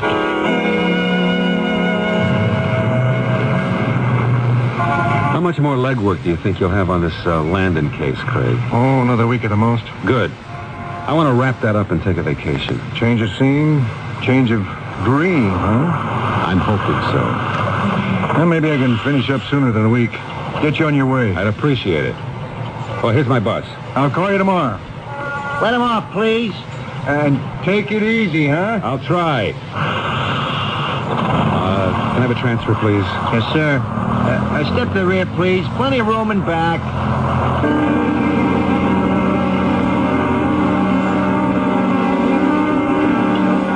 Oh, Bermuda. Oh, Ed, what a lovely idea. And doctor's orders no less. We can go in about 2 weeks, Jenny. Craig's speeding up his investigation of the Landon case. I have to get that wrapped up first. Look, I've been suggesting a vacation for months. I'm glad you're listening to Dr. Healy. I'm paying him enough. I might as well take his advice. And you've got the sedative. You'll have a decent night's sleep tonight for a change. I hope so. I want to go out like a light and not lie awake wondering where I saw that bus driver before. Oh? What bus driver? On the 107. When Craig left me at the bus stop, I got on and for a fleeting moment, I thought I'd seen the bus driver somewhere before. In a courtroom? A client? No, not a client. Courtroom, maybe. But I'm not going to dwell on it. Just resembles someone I've once seen, I guess. Look, why don't you take your medication and get to bed early? It's a good idea. I'm bushed. I've set the clock a half hour early. I've got a dental appointment at 8:30. That's okay by me. I'll get the light. We'll go to the cottage on Lake George. Trees, water, sun. Everything will be different. Ed, you sleep? You are. I'll fix pancakes in the morning. You haven't been eating enough breakfast lately. Another Manhattan, Mr. Larson? Yeah, please. One more, Casey. Then I gotta go. I got an important trial in the morning. Boy, you sure are working late these days. Yeah, more than I can handle. You should have an assistant. You ought to be dead.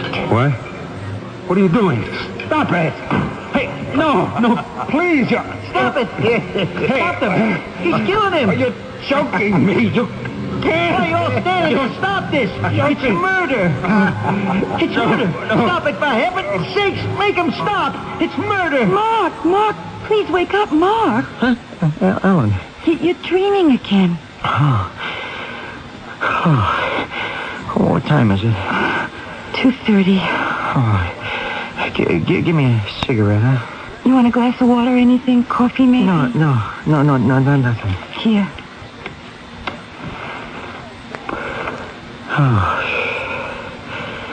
No more sleep for me tonight. Same dream. Yeah, the same. Every other night for the past 2 weeks. Always the same bar? The same man? Always. For no reason, this brute swings around and grabs this older guy by the throat. They fall to the floor and no one does a thing. The bartender even laughs. Nobody pays any attention. Is this man anyone you've known or met? One of your passengers, maybe? Ellen, I see 100 different faces driving the bus every day. Maybe I've seen him and maybe I haven't. I don't know. It's driving me bonkers. Do you want to see a doctor? A shrink? Or to tell me I hated my father and it's wishful thinking for me to see an older man killed? Look, have you ever been in a bar that looks like the one in your dream? Not that I remember. It's a completely strange place with little chandeliers hanging over the bar and a big plate glass window in front. The bartender's kind of young with blonde hair and a mustache. But you certainly have the details down. Yeah, it's so real. Like it's really happening, you know? I mean, why would I dream about a place I've never seen before? Or about a man you've never met? I wonder if I could find that bar. I mean, if it really exists, you know? I remember the name. Galaxy. Yeah. Maybe there is a Galaxy bar. Well, I'm too wide awake to sleep. I'm going to look it up in the phone book right now. Here it is. Galaxy Bar and Grill, 40 West 3rd Street. You're really going to go there? Yeah, right after my shift tomorrow. It may not be the same place at all. I don't know. I do know I've got to go there and see for myself.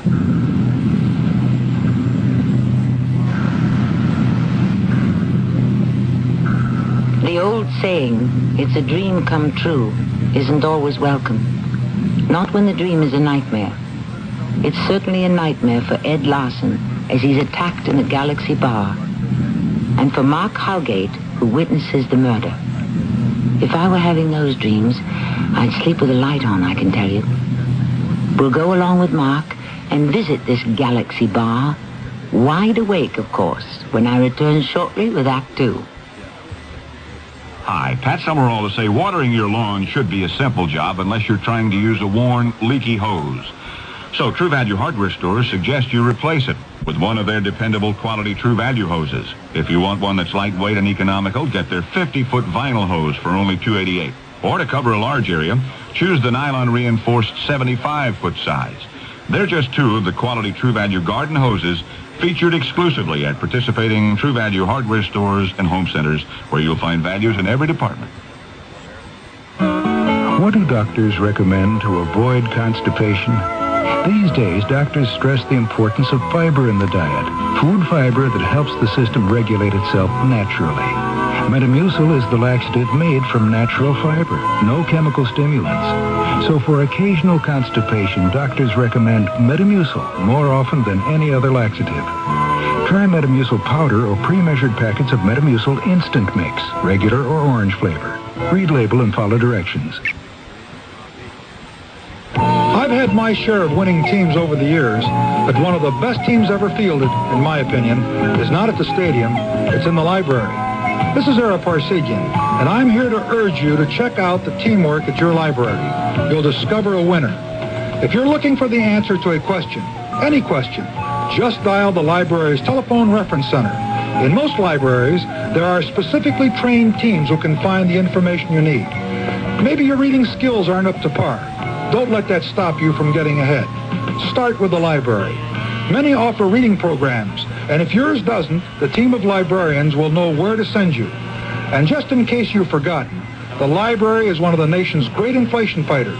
Almost all services and programs are free. Whether you need to know how to play a better game, how to shop smart, or how to save energy at home, the library's team can help you score. Use your library and support its team. A public service message from the American Library Association and this station.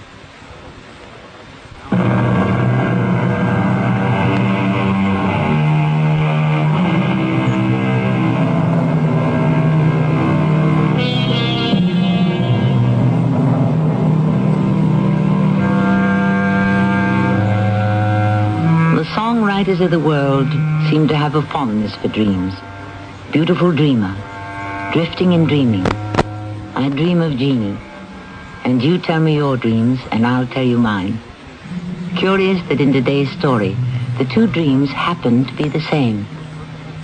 We're about to enter the Galaxy Bar on West 3rd Street. The one Mark Howgate dreams about, although he's never been there. Let's see what Mark finds.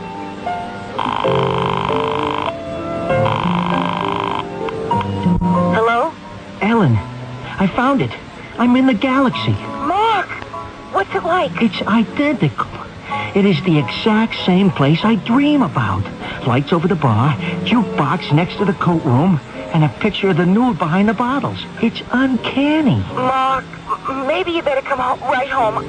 Don't stay there. I'll be okay, honey. I'm just gonna have a beer and look around a little more. Nothing's gonna happen. This is no dream. I'm really here. Yeah, but suppose Don't worry. I won't stay long. I'll worry. I'll leave here in 10 minutes. I'll be home in an hour.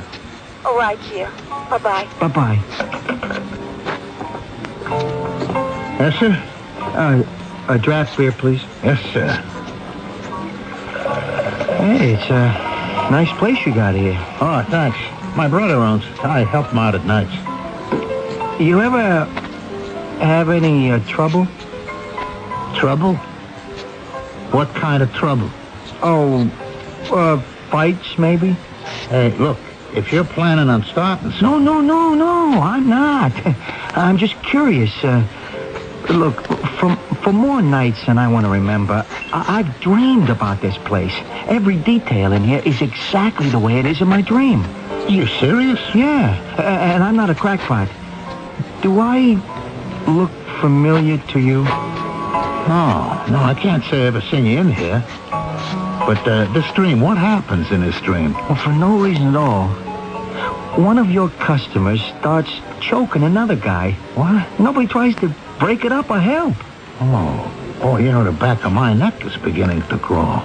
What? That's the same dream one of my regular customers has.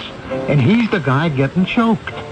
In fact, he'll be in here in a little while. He comes in after work a lot. He's a lawyer. I tell you, this is weird. I bet I can describe him. About 50, gray hair, sort of a flat nose. That's Mr. Larson. I wonder if he'd recognize me. We'll know in a minute. I see he's coming in right now. Hey, don't say anything to him, huh? Let's see what he does. Hi, Casey. Hey, make it a beer tonight, huh? Okay, Mr. Larson. He's still off to Manhattan, sir. Yeah, I gotta get some sleep. Oh, boy, it's hot for September, isn't it? Yeah. Yeah, real hot. I don't think I've seen you in here before. I'm Ed Larson. Oh, hi. Mark. Hot for September. Yeah. You, come in here pretty often, huh? Almost every afternoon. I got to unwind. Hey, you know, there is something familiar about your face. Have we met? Yeah, in a way. What do you mean by that? You have a dream about this bar. Being strangled by some dude who turns around and... You know my dream? I'm in it. I'm standing in the crowd, and this guy swings around and starts choking. You're the one in the crowd who tries to help. You shout something. Yes. And then I black out. Yeah, Mr. Larson. You two been comparing dreams? How do you know about this? Well, this guy here was telling me he has the same dream as you do. I came here because I had to see if there was such a place as the Galaxy Bar. I've been dreaming about you being strangled for 2 weeks. This is incredible. You dream and I dream and we're together in here? It's bugging me, I can tell you. Let's move over to a table and talk. Yeah, okay. Casey, we're going to a table. Okay, Mr. Larson. Hey, Marge, table for Mr. Larson. We're two men who've never met. We know nothing about each other, and yet we had the same dream at precisely the same time. What time do you go to bed? 11:30, right after the news. So do I. How often do you have this dream? About, almost every other night. This is incredible. Maybe now that we've met, we'll stop dreaming. I wouldn't count on it. What made you come here tonight? Curiosity. I wanted to see if the place I was dreaming about was real. Now, you come in here pretty regularly, I take it, huh? As often as I can. Have you ever seen the guy, the one who chokes you in the dreams? Has he ever been in here when you're not dreaming? I don't know what he looks like. I never see his face. You're a lawyer? Yes. I'm a bus driver. Bus driver? Yeah. The number 107 North on Delancey to Congress Avenue. That's where I saw you. Yesterday afternoon, I took that bus for the first time. There was something vaguely familiar about your face, and I couldn't place it. Now I remember you. I told my wife the guy in the dream looked like someone I'd seen somewhere. Well, why are our paths crossing like this? You got me. You a lawyer, me a bus driver. Oh, we live in two different worlds. But inhabit the same dream world, it appears. Well, as long as it's a dream, what's the difference? Well, it seems all too real while it's happening. Any ideas on what we should do about it? I don't think there's anything we can do. My doctor ordered a vacation, a complete rest. He thinks that'll clear it up. I wonder, if you stop having that dream, will I stop too? Look, let's keep in touch, huh? I'll give you my card. Here, you write your name and phone on the back of this napkin. Oh, yeah, okay. The dream is bad enough, but this coincidence with you is too much. All right, look, here's my home phone. Look, I'm in a bus all day. You can call me nights. And you can reach me at home or the office. I wonder what tonight will bring for both of us. Ed, this is the wildest thing I ever heard of. I tell you, the man has the same dream down to the smallest detail. It must mean something. We'd better get away on a vacation right away. You do need a change of scene. I don't think that's going to help. Not now. What do you mean, now? Look, if my dreams were caused by overwork or whatever, maybe a vacation would help. But after meeting this Mark Howgate, I know it's something deeper. It has to be. Why? Well, it's one thing to dream about somebody else. We all do. But when that somebody has the same dream about you, it's uncanny. Look, we're still going away, and that's final. Even if it's just to the cabin. You know how well you sleep in that mountain air. Oh, we'll go. I'm just not sure it's going to change anything.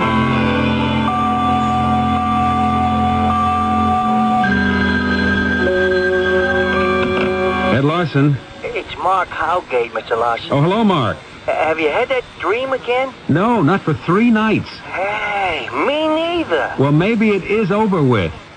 Maybe meeting, as you said, broke the dream for both of us. Yeah, looks like it. Look, my wife and I are going to Lake George for a week. When I get back, I'll call you. We'll have a drink together. Hey, fine by me. Unless first I'll see you in my dreams. Don't joke about it. Oh, I'm sorry. I'll call you when we get back.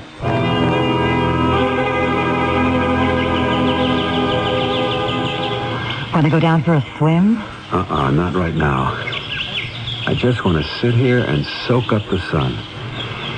Craig's coming up from the city with some papers I need. Now, I thought you were going to take it easy. This is a small matter, but I'll feel better getting it over with. You've got to admit it. This is the best medicine. I haven't seen you this relaxed in months. Oh, I admit it now. I've been sleeping like a top for the past 3 nights. No dreams. I'm going to make a cup of coffee. You want one? Okay. Have it in a jiffy. Then I'm going down to the deck and get my feet wet. That sun is so great. I should have done this long ago. Shots! Hey, what? What's the that shot? There's a bullet in the side of the house. Hey, you stay back there, Ginny. Somebody's shooting at us. Shooting at us? Now, wait.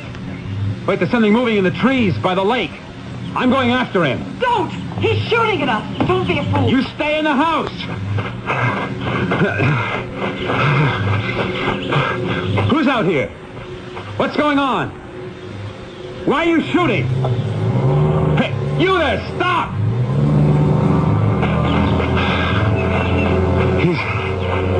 He's gone. Did you see him? Only his back. You took an awful chance going after him. Who the devil could it have been? I don't know anyone who'd take a shot at me. I think we should call the police. I'm shaking all of a sudden. I gotta sit down. I'll get you a beer. Oh. Here's your coffee, love. Changed my mind about the dip. I guess I better report it. Report what? The shooting. What shooting? Ginny, is something the matter with you now? Not a minute ago, somebody shot at us. Ed. You heard it, you saw it. I chased him to the lake. Ed, you were dreaming. The bullet, then. It's right here and... There's no bullet. No bullet.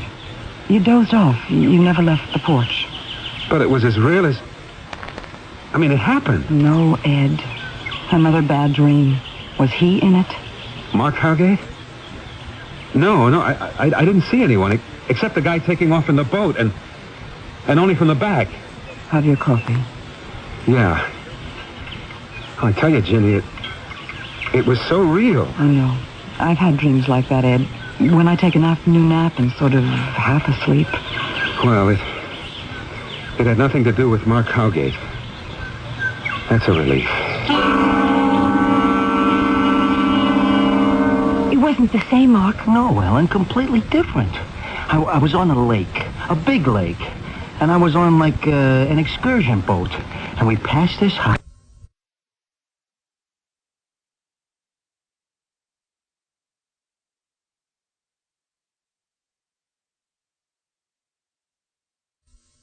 Full of shots at the house. And then I see Mr. Larson run down to the lakefront just as the guy hops in a boat and takes off. I shout and wave, but he doesn't hear me. Then he wasn't killed like he was in the bar. No, he went back up to the house. Do you think he had this same dream? I'll only know if I hear from him. I can't call him.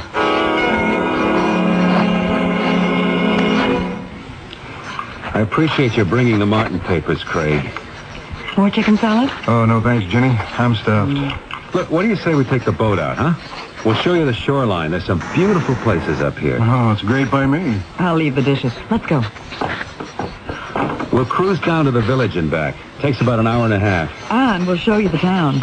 I want to get a souvenir for Helen before we go back anyway. Your sister has more ashtrays and salt shakers with resort pictures on them than anyone else in the world. She's a souvenir nut. Sounds like my mother. Hey, nice boat. Oh, it's only a 15-footer, but we love it. Come on, hop in. I'll give you the wheel when we get out into the lake. No, thank you. I've never steered a boat before. Nothing to it. If Ginny can do it, so can you.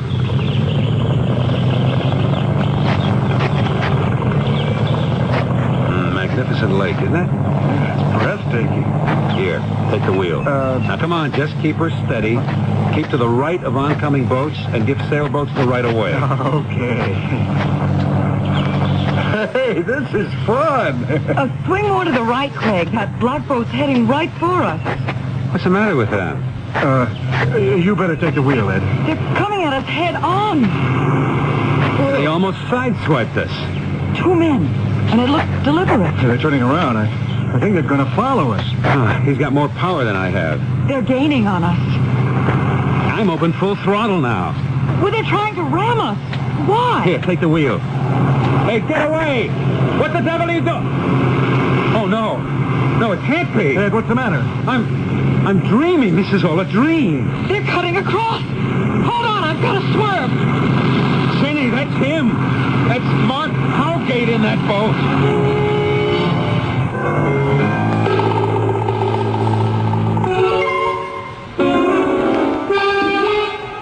And poor Ed Larson thought his nightmares were at an end.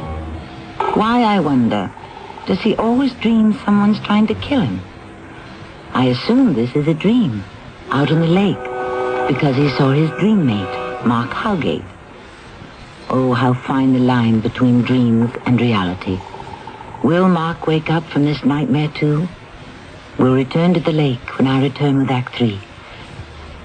When you get it, Itchy red skin. get corny, when you get it. Darn bug. Get corny, when you get it. Oh, touch of poison ivy. Get corny. Cordaid gently works with your body's natural defenses. It's all you need for the relief of dermatitis and other minor itches and rashes. When you get it, Itchy eczema. get corny. Read and follow label directions. Hotel coupon and discount offers are confusing and limited. That's why the world's largest lodging chain invites you to call Best Western before you call anyone else. Chances are you'll find the Best Western just where you need it most at a price you'll want to pay. No strings attached. Call 1-800-528-1234. Best Western. 1-800-528-1234. Best Western. Is athletes versus MS multiple sclerosis?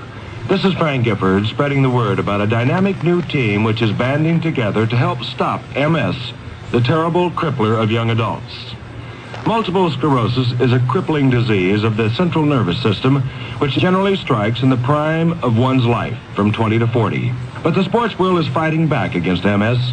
People like Hank Aaron, Tom Seaver, John Havlicek, And Joe DiMaggio, Frank, that's me. Baseball has always been a big part of my life. It's a game where you learn quickly about the value of your teamwork. And that's why I believe in Athletes versus MS. We're putting a team together that can beat MS, multiple sclerosis. Athletes like Billie Jean King, Hank Aaron, Muhammad Ali, Lee Trevino, and so many others all are spreading the word that MS is their cause and asking everyone to join the fight against MS. There's no cure yet, but there's hope through research. Join us. Support your local chapter of the National Multiple Sclerosis Society.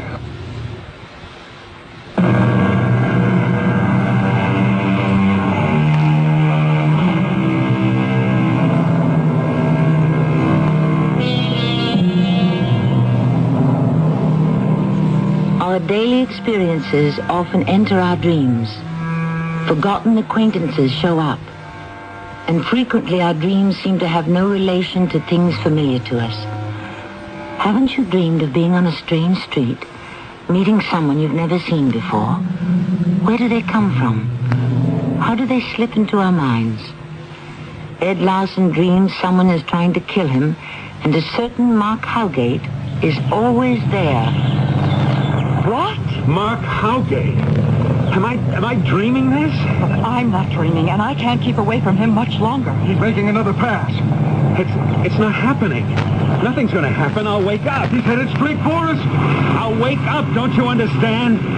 Mark and I are dreaming this. It isn't real. It's all a dream. Here they come! They're going to swamp us! Everybody over the side. Cut the motor, Jenny. Okay. Hold on to the sides. I'm okay. Jenny, you all right? Yes. They're taking off. I thought sure they were going to plow right into us. All right, here. I'll boost you back into the boat. There. Who the devil were they? I don't know the guy at the wheel, but the one in the back was Mark Howgate. Ed, there is no way he could be here in person, and you're not dreaming. I don't know anymore. Let's get back to the house.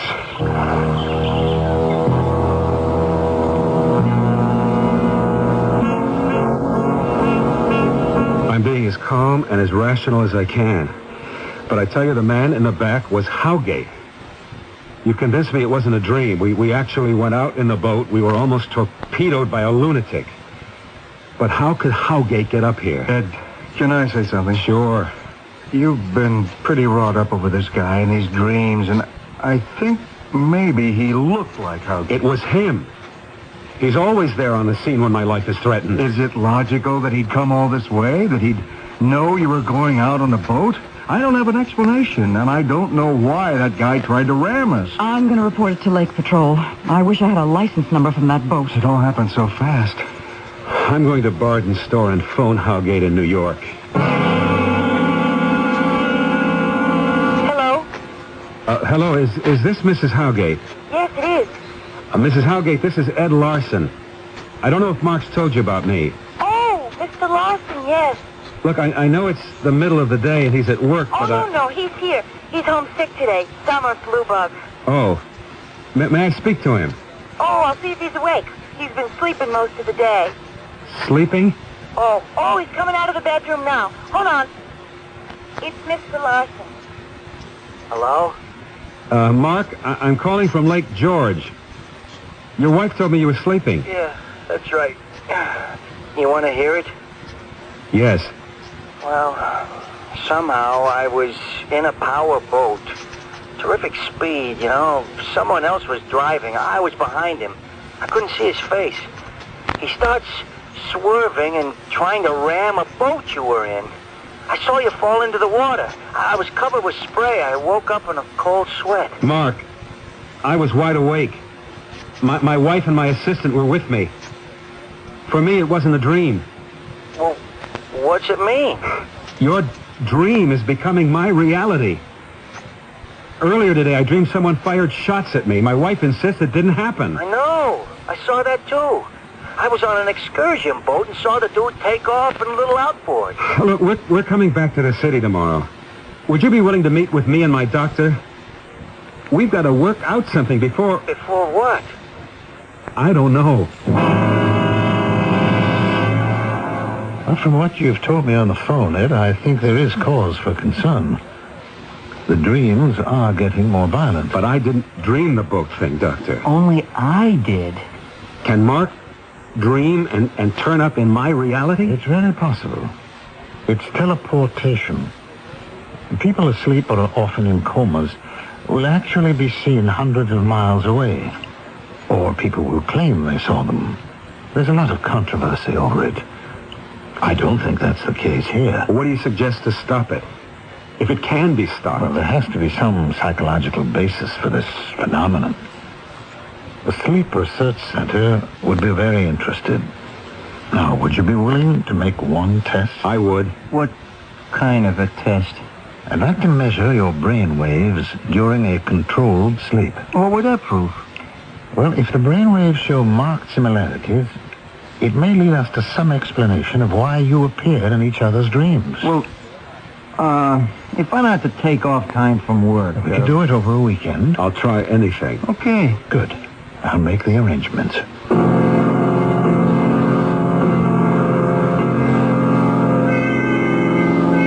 the important thing is just to relax. Now, I know it's difficult under these circumstances. Oh, you said it, Doc. We'll be particularly interested in what you each dream. So will we. Very well, I'll leave you now. Now, just lie back and try not to think of anything in particular. We'll be back when we know you're asleep.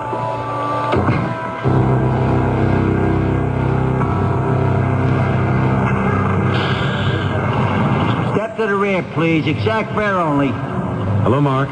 Hello, Mr. Larson. How come you haven't answered my calls lately? I can't talk now. I'm driving. I'll stay on till the end of the line. I've got to talk to you. Keep out of my hair, Mr. Larson. You got to agree to a test my doctor wants to do. I told you, no tests. And I don't want to talk to you. Now, back of the bus, please. Why are you so hostile all of a sudden? Get lost or I'll stop this bus and throw you off. Mark, I don't understand this. We're trying to work out something together. Why are you acting like this? I warned you. Hey, what are you doing?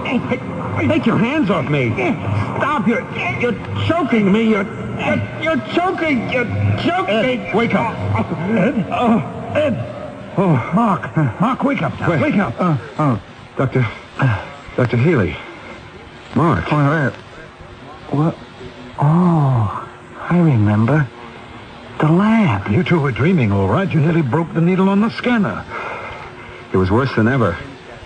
Mark was choking me. I was. It was awful. I felt myself committing murder. I'll give you both a sedative now. We'll analyze the scan, and tomorrow we'll have an in-depth interview and go over every detail of that dream.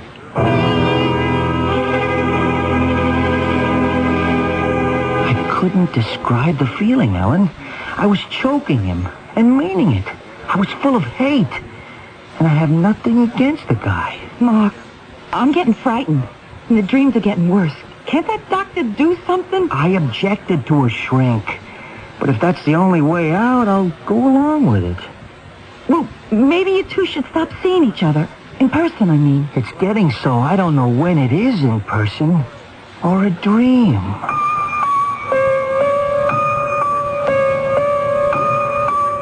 I'm losing my grip on reality, Ginny. I don't know when I'm in person or in a dream.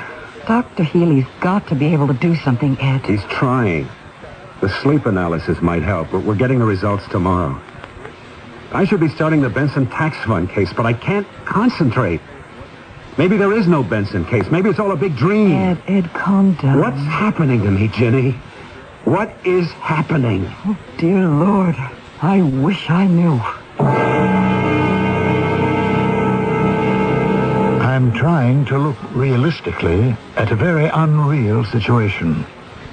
Psychotherapy is the only answer. I'm willing, Doctor. So am I. Now, I have talked with the Dr. Eric Carlton. He's particularly interested in the dream phenomenon. Oh, how do you think he can help us? By getting at the roots of these dreams. Ed seems to have some persecution complex. A subconscious one, I assure you. Exactly. Your feelings that bring on these dreams are subconscious. That's why you cannot deal with them directly. I guess you're right.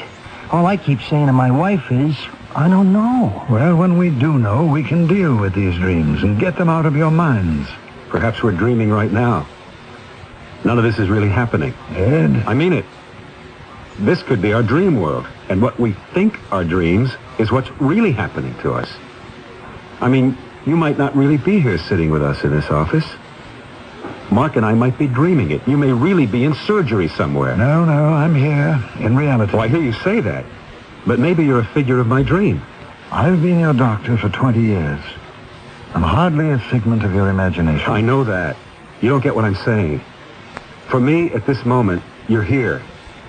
But what's to say that in reality, you're somewhere else? You lost me a long time ago. Well, Dr. Carlton will be able to deal with your thoughts. Maybe and maybe not.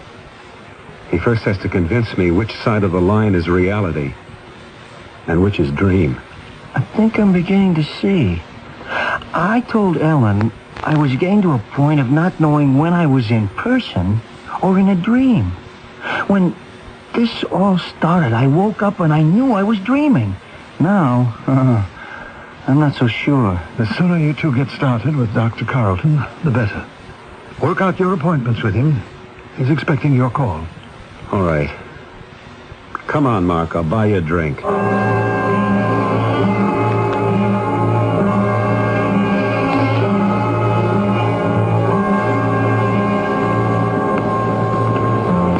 Hello, Casey. Oh, hi, Mr. Larson. You remember Mark Howgate? Sure. The dreams and all. Yeah. Hey, tell me, you still having them? Yes, but let's not talk about it. Okay. What'll it be? Manhattan. A beer. Coming right up. Where's it going to end for us, Mark, huh? Will we be friends when this is all over? I don't think so. What's the matter? You know, you're always sitting on that same stool. And he's sitting on this one. Right next to you. Who? He turns towards you. Here you are. It's one Manhattan and a beer. Mark, what's the matter? You got the strangest look on your face. What is it? Something wrong? He's always sitting right here. Just like I am now. Who, Mark? Who? The murderer. He turns around, sudden-like this. Mark, what are you doing? He's joking, Mr. Larson. He's just kidding. And he says, you ought to be dead. Mark, this is our dream. You ought to be dead. Take your hands off me. It's not happening. It's got to be the dream. Not the dream, Mr. Larson. We're wide awake. He's just pulling your leg. That's all. You're choking me. Come on, take it easy, will you? This is going far enough. Dream. It's the dream. It's all a dream, isn't it?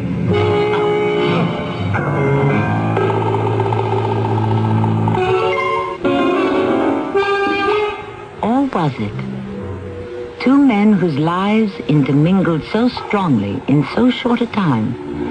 Two men who lost the barrier between reality and dreams. The canyons of the mind are deep and often dark.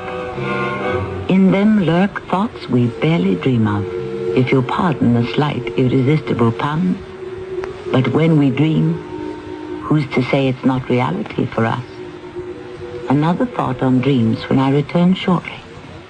If you've been reading about wise money management in your favorite publications, you've undoubtedly heard about Dreyfus Liquid Assets, one of the world's largest money market funds, and about the big yields you can get on your money right now. Start with as little as $2,500. Make added investments as low as $100. With Dreyfus Liquid Assets, your money is yours whenever you need it. Phone for it, have it sent to your bank, or write a redemption check for cash or to pay your larger bills. You keep right on earning that high yield, compounded daily until your check clears. No penalties on interest, no sales charge, no charge for the checks. It's so simple, sensible, convenient. But find out for yourself. Call toll-free 800-228-5000 for free information and a prospectus, including management fee, charges, and expenses.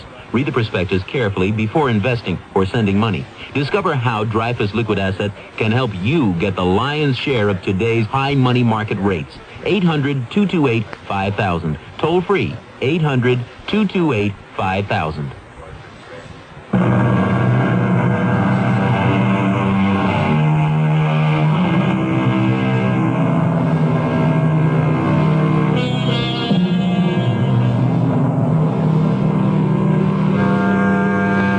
Deja vu is one of those experiences that approximates a dream. You know, when you have the strange sensation of having been in a certain place before, or a fragment of conversation is remarkably familiar, did you dream it once, or did you experience it once in a long-forgotten reality? When you think about it, the mind is a fabulous place to live. Our cast included Michael Tolan, Bob Caliban, Cynthia Adler, and Mandel Kramer. The entire production was under the direction of Hyman Brown. And now, preview of our next tale. Suddenly, your husband recovered. My brother and Teploff didn't know what to do. That was Friday. So Peter recovered. He got out of bed, put on some clothes, and at 2 o'clock sat down to dinner. And then he complained of pains in the stomach. What did the murderers use? Rat poison? It's very easy to buy. The poison did not kill him. So we had to take matters into our own hands. Hands? But now he is quite dead. You swear, Gregory? How he died is between my brother and me. We both know. We shall never say. May I be the first then to say to you, long live Catherine II, Empress of all the Russias. This is Tammy Grimes inviting you to return to our Mystery Theater for another adventure in the macabre. Until next time, pleasant dreams.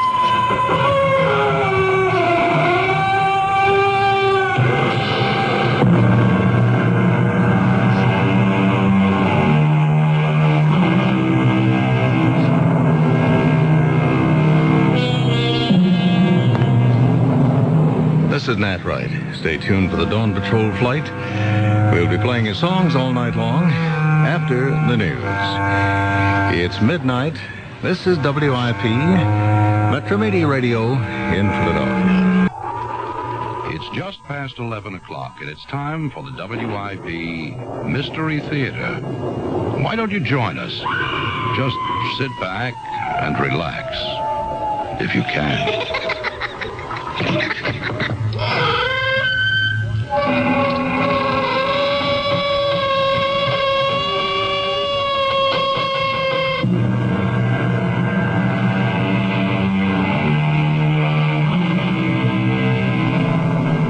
Come in. Welcome. I'm Tammy Grimes. For most people, memories are precious. And for some older people, memories are almost all they have left. But what about those whose memories are too painful to bear? Can such thoughts be suppressed, locked away in some hidden corner, never to resurface? Or do they lurk in the shadows, eager to burst forth, simply waiting for some detail to bring them back in full color?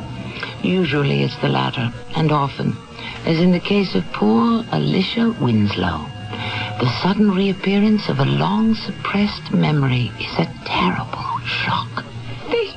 These photographs, where did they come from? From a roll of film that I found in an old camera at the same auction where my wife bought the old box of letters. Oh, dear Lord. Miss Winslow, are you all right? These photographs, get them out of here.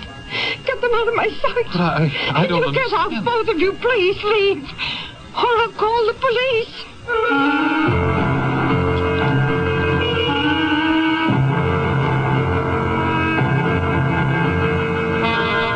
Our mystery drama, The Riddle, was written especially for the Mystery Theater by Karen Thorson and stars Patricia Elliott and Lloyd Battista. It is sponsored in part by Cat's Paw, Heels and Souls. I'll be back shortly with Act 1. Weekdays on CBS television. Watch your favorite daytime dramas. Follow the continuing story of people locked in a struggle of passion, right and wrong, coming face to face with themselves and their desires on The Young and the Restless. Then, it's drama you'll never forget as intrigue, triumph, and tragedy take center stage on As the World Turns. Don't miss The Young and the Restless and As the World Turns, weekdays on CBS television. Check your local listings for the time. Pause for a moment and listen to your shoes. They may need to be cat's pawed. Hey, stop! What do you think you're doing? We just need heels and soles. How could you throw us out in the street when we've been so good to you and your feet? New shoe prices out of sight. Look for the sign of the cat and make your tried and true shoes as good as new shoes. With Cat's Paw, heels and soles. Take us to the shop. Come on and get us Cat's Paw. Mommy, I cut my hair. Oh, no. Oh, what should I do? Oh, Mommy, I'm bleeding. Can you stop the bleeding? Can you clean a wound properly? What if he stops breathing? What if his heart stops too?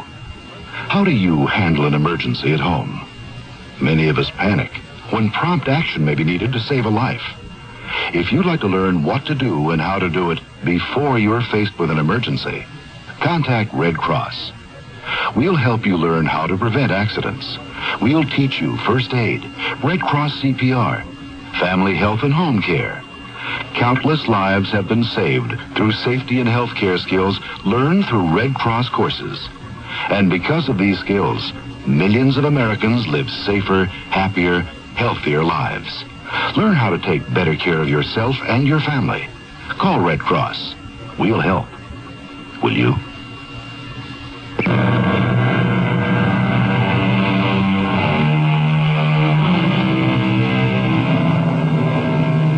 Many things can trigger a memory. The sight of an old hat, the sound of a car horn, even the smell of some forgotten fragrance. But recall varies, of course, from person to person. A particular object may remind you of one thing and me of another. Take the characters in our story today. For young Barton Baxter, the old camera he bought at an estate sale brings back memories of his grandfather's attic. But for old Alicia Winslow, the same camera revives an old childhood nightmare. At first, no one knew why. But if you listen, it all begins at an auction. $6.50 from back in the corner. I have $6.50 for, oh, do I hear $7? Who'll give me $7 for this old folding camera? A real antique, folks. $7 from the man in front here. I have $7. Do I hear $7.50? Who'll give me $7.50 for this genuine working camera, Kodak Autographic? It says right here on the nameplate. I have $7. Do I hear $7.50? Do I hear $7.50? $7 once, $7 twice. Sold to the man in the red plaid, $7. Hi, Bart. How's it going? Oh, Penny, I just bought an old camera. That was you? Oh, Bart, honestly, I should have known. Known what? It was only $7, and besides, it's a beaut. Pre-World War I, red bellows and all. Just wait till you see. I already saw it at the start of the auction, and I've seen plenty more like it, all down in our basement. Not like this one. It's an autographic. Come on, walk me to the cashier. What's an autographic? Well, it comes with a little pen and an opening in the back so you can actually write on the film after each picture is taken. You mean, so you can write captions? Exactly. Here, just let me pay my $7 to the lady here, and I will show you. Now, here you go, ma'am. $7. That's for number 173. 173. Very good, sir. Let's see now, 173. It's a camera. Ah, there it is. Kind of like the one I had when I was a kid. Sign here. Enjoy your purchase, sir. Ooh, that I will. Thank you. Now, here, Penny, look. See that little pen setting next to the lens? You just slide it out of its holder, flip open this little window in the back of the camera, and then... Oh, Penny, look, there's a roll of film in here. Exposed film?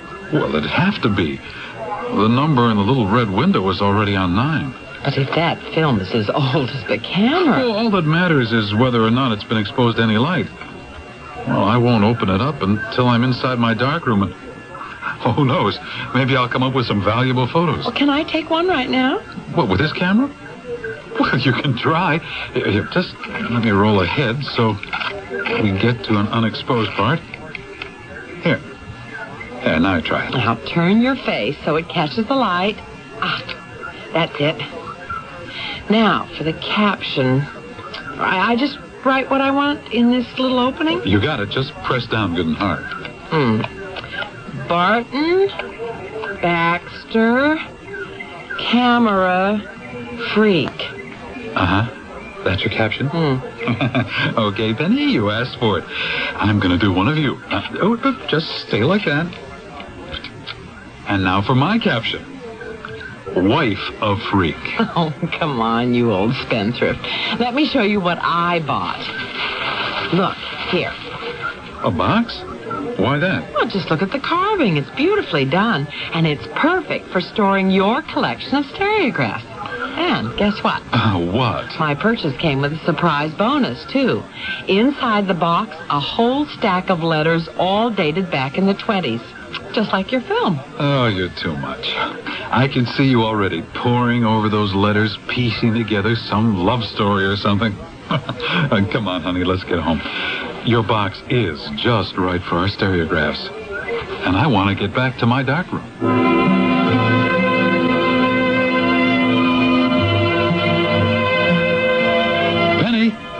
Penny, come here. Come and see. See what? These old pictures. Bart? But they're all streaky. Hey, come on. This is pretty darn good for a 60-year-old film. Look here. Even those snapshots of us work. And look down here at the bottom. See the captions? I can actually read them. But look there. In the photo, standing behind me. What? That old man in the background. He followed me around the whole auction trying to buy my old box. I kept telling him no, but he wouldn't quit. Oh, he really gave me the creeps. Well, maybe you better get that box appraised. Maybe it's valuable. I'll do it tomorrow.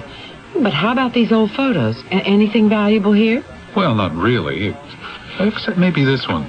You know, because of the clothing. Oh, my gosh. Will you look at those outfits? Oh, and what a cute little girl. What's the caption for this one? Well, it's hard to read, but I think it says, remember me this way. Oh, how romantic. Oh, let's see the others. Oh, but aren't there any more pictures of people? Well, these other shots don't tell me a thing. Well, not unless you count the one of the statue, the Cupid. And what kind of captions are these? L-P-... Some kind of puzzle? Oh, probably for the little girl in the photograph. Well, let me see that one again. Do you know what, Bart?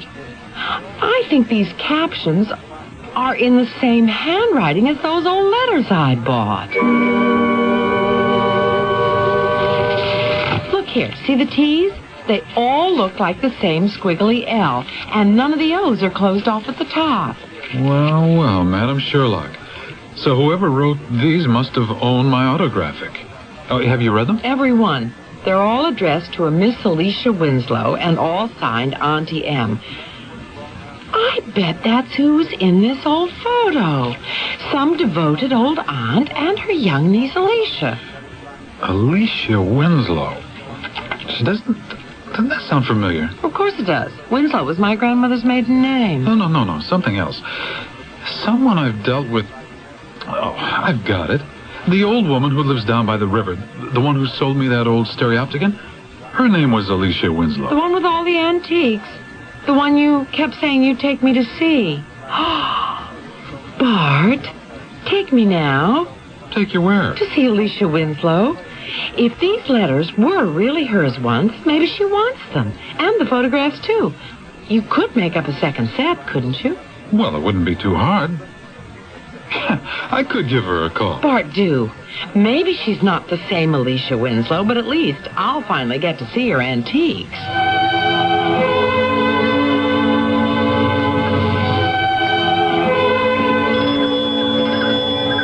Here goes. You remember your promise. Of course I do. I'm here just to admire, not to buy. And you won't buy any more antiques until you sell some of the things we already have. Not unless I open an antique shop.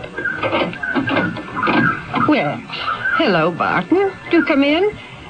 Mrs. Baxter, I'm Alicia Winslow. I'm delighted to meet you, but please, call me Penny. If you'll call me Alicia. Here. Why don't you two sit over there and I'll bring in the tea. Oh, Barton, just look. She has those old leaded glass bookcases. And I bet that's a Victrola. Oh, this place is a gold mine. Well, my dears, I hope you like lemon cake. I just happened to make some this morning. Help yourselves to cream and sugar. Oh, really? You're too kind. My wife is already ecstatic at the sight of all your antiques. Well, I'm the antique in this house. Compared to me, all these things are modern. Your husband said something about some old letters addressed to Alicia Winslow? I have them right here. I found them in an old box that I bought in an estate sale. What estate? The old Farnsworth place. You know, the big stone house on the hill over in Southington. That's how it's known now. The Farnsworth Estate. Did that place used to have some other name? Well, its real name was Pond Hill, but most people called it the Winslow Estate. Winslow? But then, well, did you used to live there?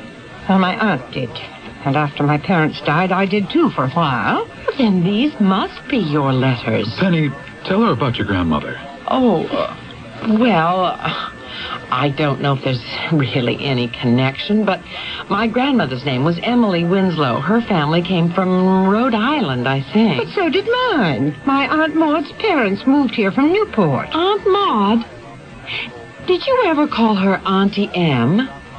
Now, how did you know that?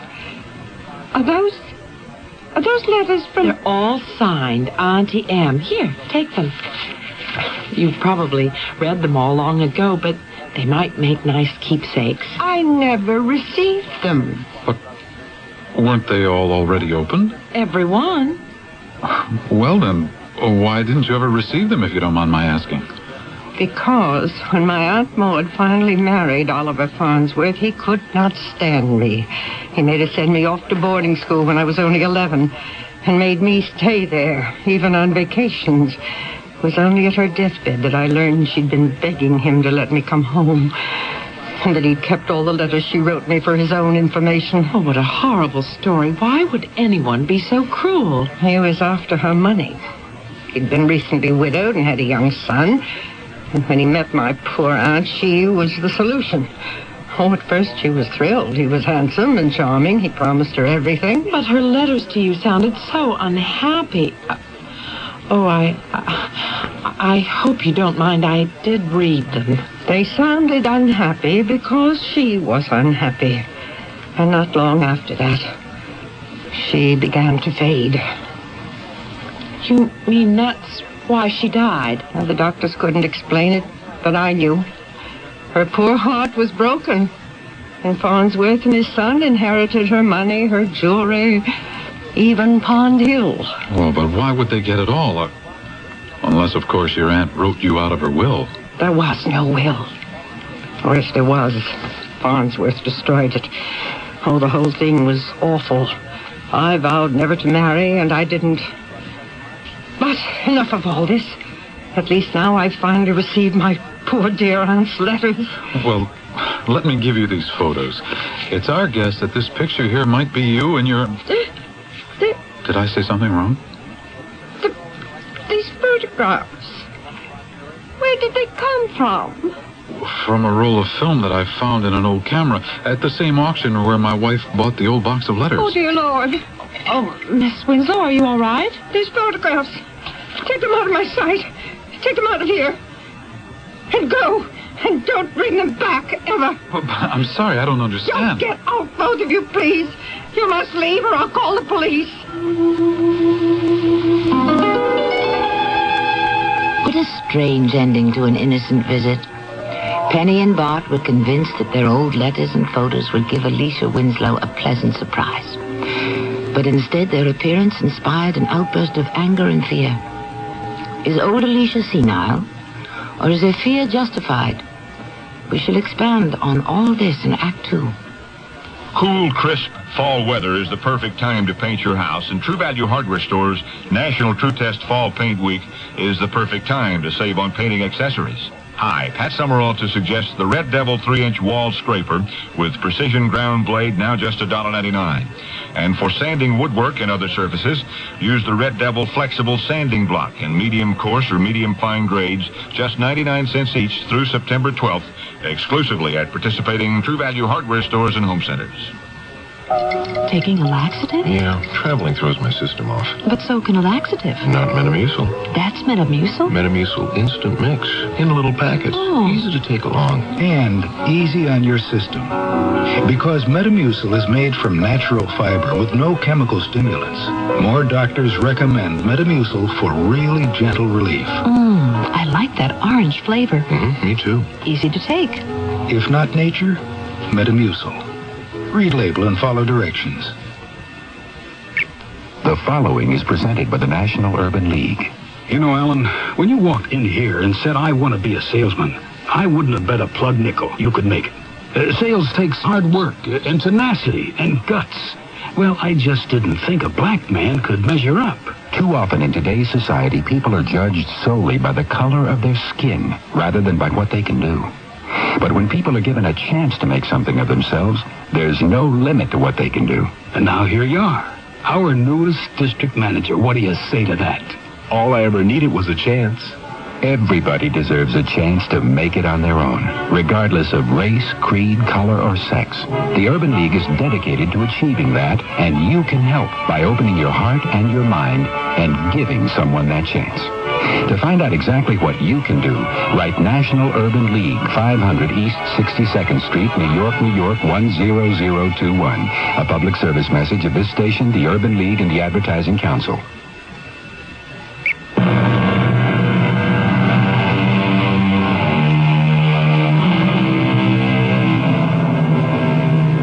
Some people love antiques for the quality of their craftsmanship. Others love them because they have history.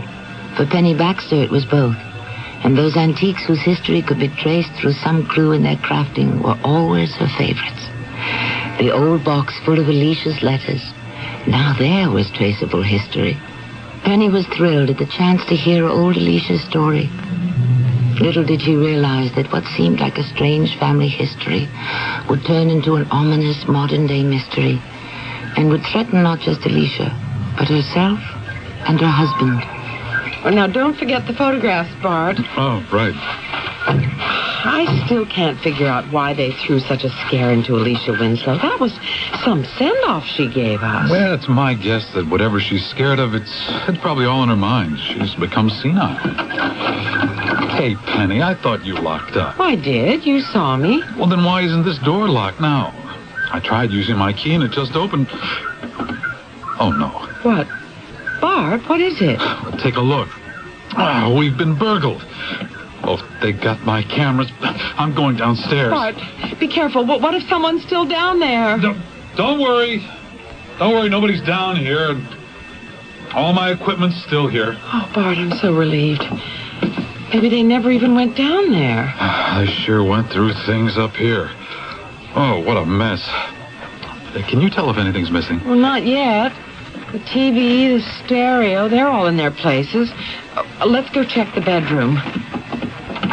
Oh, what kind of burglars were they? My jewelry's still here. I don't know.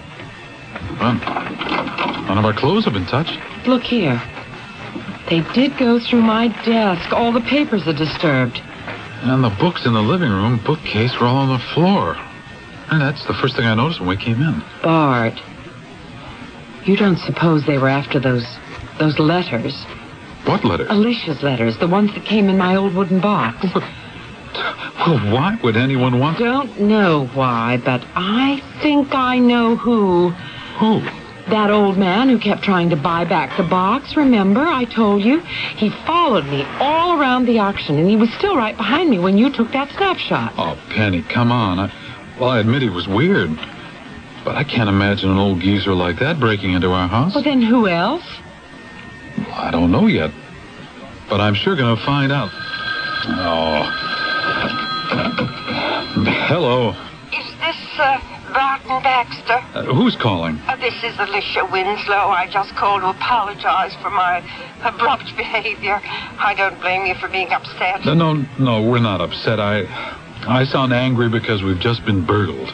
Oh, no. You mean while you were here having tea? Yes, that's right. Did you lose any valuables? Well, so far nothing's missing. But everything's so topsy-turvy it's hard to tell. They went through all our papers. Your papers? Oh, that's right. As if they were looking for something specific. Penny even wondered if they mightn't have been after all those old letters of yours. But listen, I better hang up and call the police. Oh, Barton, please, just one moment. Penny may be right. That's what I called up to tell you. Those letters and photographs may be worth a lot more than you realize. Don't you see? That's why I was so abrupt with you. I was scared. No, I'm afraid I don't see. Scared of what? Oh, it's too involved to explain over the telephone.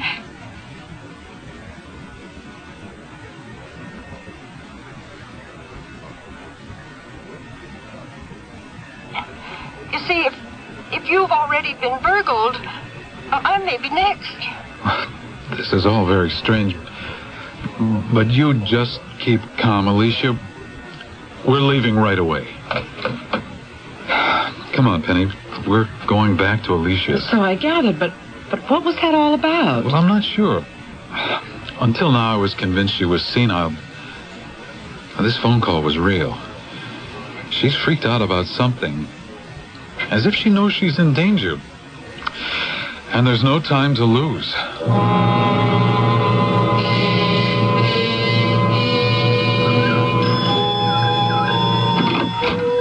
Oh, thank goodness it's you. Did you bring the photographs? Yes, I've got them right here. Oh, good.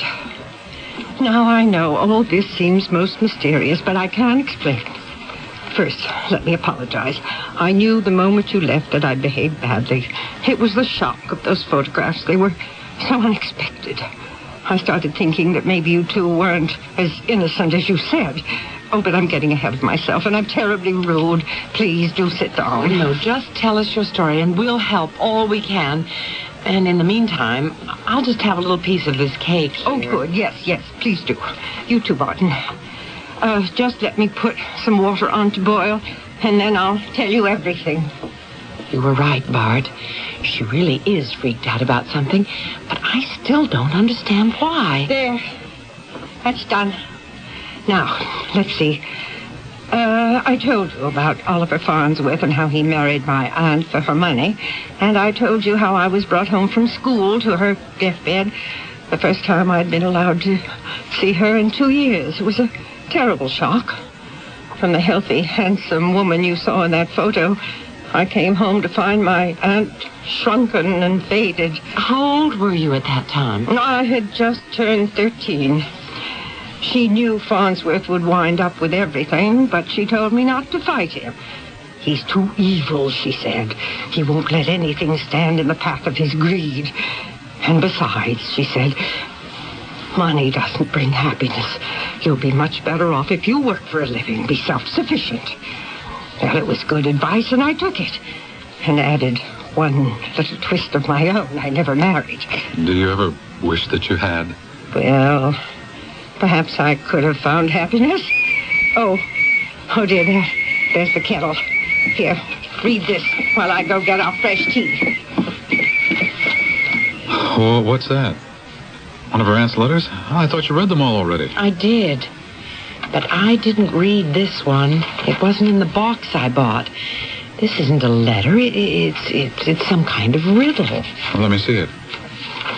3 times round the L blank, P blank, due north from B blank, B blank. All right, it's just another word game. Alicia, look. This riddle is just like the captions under those old photos. Exactly. Here, give me a teacups and I'll finish my story. This riddle letter wasn't among the letters I gave you from the box. No, it wasn't. It was never mailed. My poor aunt pressed it into my hand just before she died. And at the same time, she whispered, "The camera. Make sure you take the camera." Those were her last words. But then, well, that means the captions must have something to do with this riddle. If you solve one, maybe you'll solve the other. Oh, I was sure of it as soon as you showed me the photos. Of course, back when my aunt died, I couldn't figure out what a camera could have to do with my unsolvable riddle. I knew which one she meant, the old Kodak we'd had so much fun with before I was sent off to school. But try as I might, I couldn't find that old camera anywhere. It wasn't till you came here today that I realized you'd found it, and the key to my riddle. But why did you get so frightened? I would think you'd be happy. I would be, if I didn't know that Farnsworth is ready to pounce. Alicia, old man Farnsworth died years ago. I mean Farnsworth Jr. Remember I told you? Oliver had a boy my age from a previous marriage. Michael Farnsworth, his name was. And he hated me from the moment we met. But why should this Michael Farnsworth worry you now? All those days are over and done with. So I thought. Till just a few weeks ago, the last I'd heard, he'd gone off to Europe or somewhere, probably Monte Carlo. All my aunt's money thrown away in gambling casinos. And then suddenly he was back here, in this house. demanding that I turn over my aunt's amethyst brooch. What brooch? I thought you said that the Farnsworths inherited all her valuables when she died. They did, all except for that brooch. It was her most treasured possession.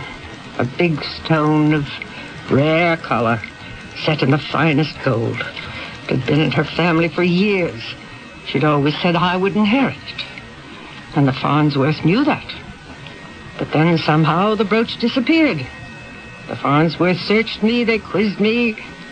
They never found it. But when Michael Farnsworth finally went broke from his gambling, he remembered. He came all the way back here to scare the brooch out of me. And what happened? I told him the truth. That my aunt must have hidden it, that I'd never found it. I also told him that if he ever came here again, I would call the police.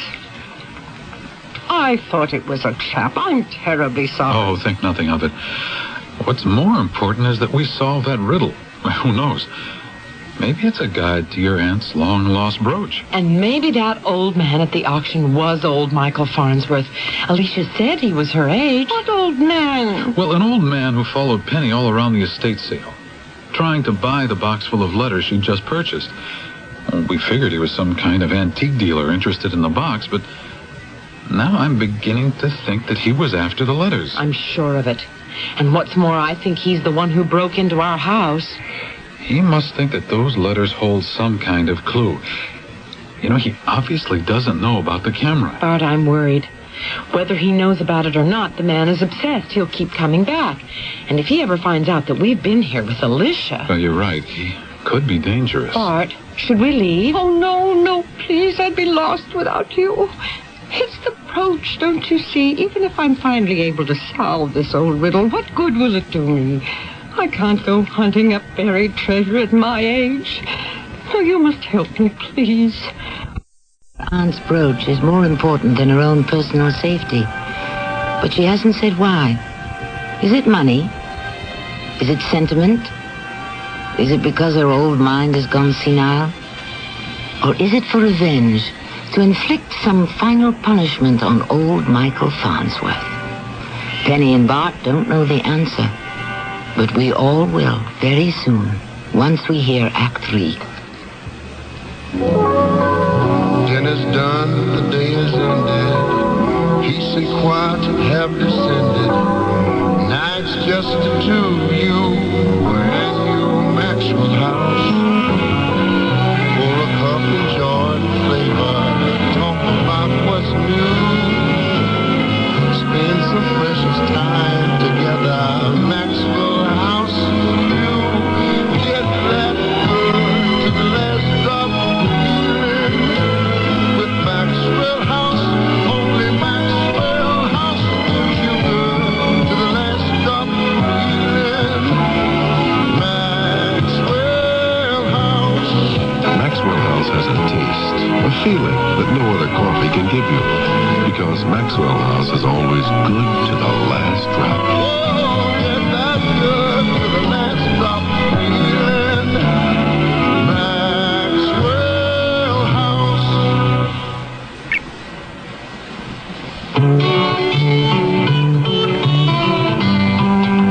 At a restaurant in Louisville, Kentucky, blind people don't have to ask what's on the menu. They can read it themselves in Braille. The Braille menus are there because a group of local people thought it would be a good idea. They got together and made it happen. In fact, all across America, both disabled and non-disabled people are participating in similar community programs. In Vernon Parish, Louisiana, they're modifying disabled people's homes to make them more accessible. And in Champaign, Illinois, disabled children are able to share a playground because a group of volunteers got involved. This is the National Year of Disabled Persons. Is this the year you get involved? Call the office of your mayor or county commissioner for more information. A public service on behalf of the National Office on Disability from the Ad Council and this station.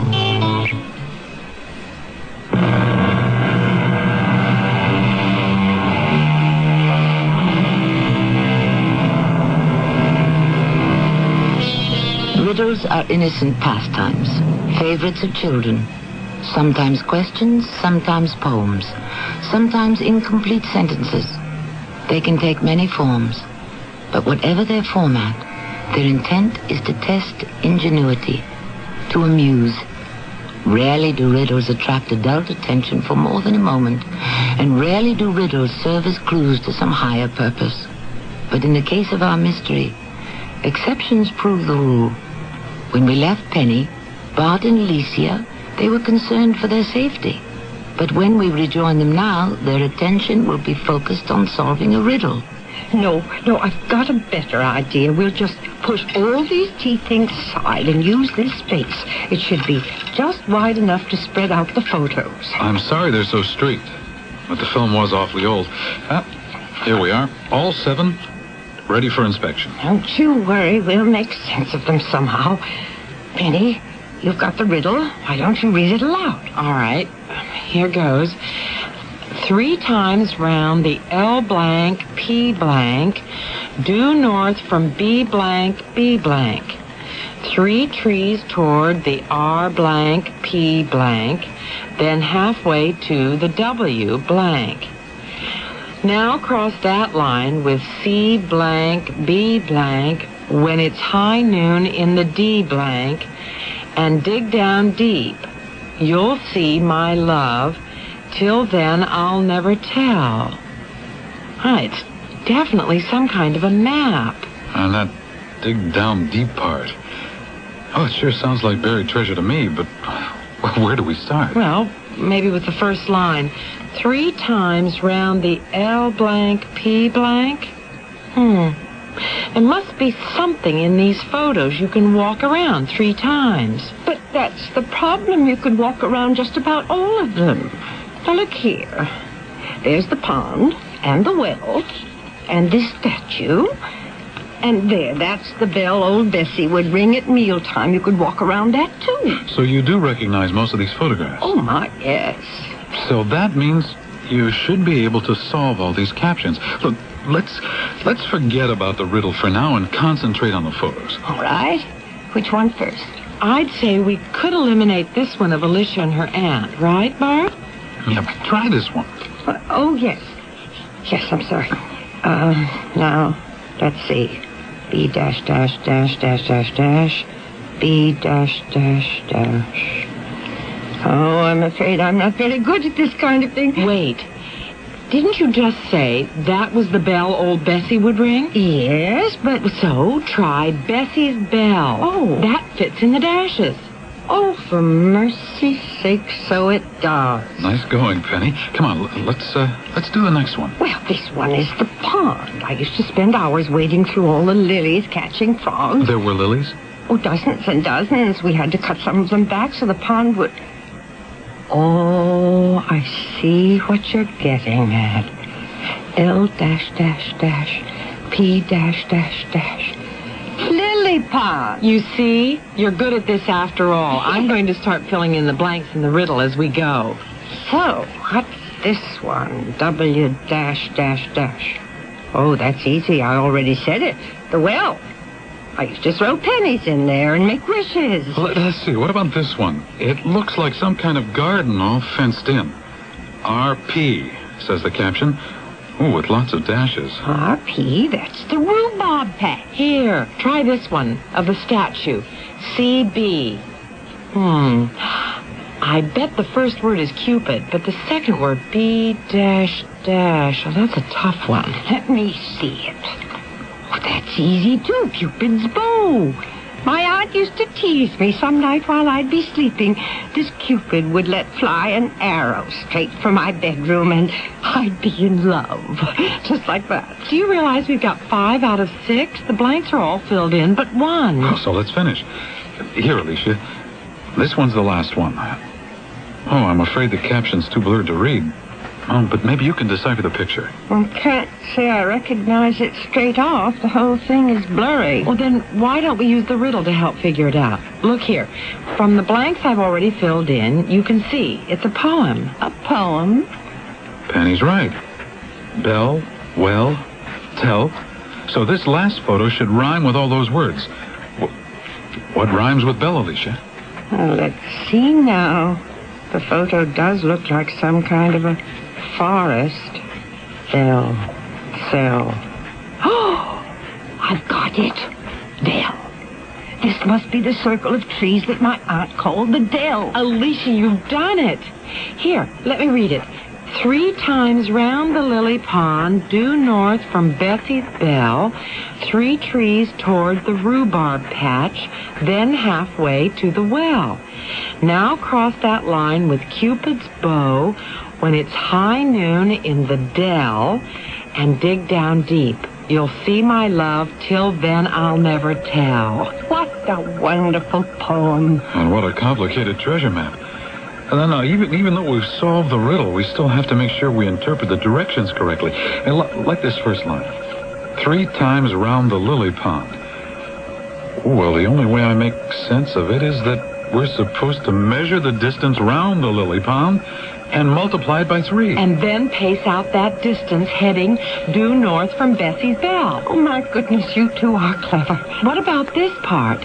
Now cross that line with Cupid's bow when it's high noon in the dell. I think we just have to make sure we're there at high noon, and wherever Cupid's shadow falls, that's where we start drawing our line. Now, if we do that, we'll end up with 2 lines, one heading toward the well, and one heading away from the Cupid. And where the lines cross, X marks the spot. Bart, I think we've got it. No, not yet. But I sure plan to be back tomorrow morning, waiting for high noon. Oh, wonderful. The sooner the better. Just watch out for that Farnsworth fellow. Something tells me we have to move fast.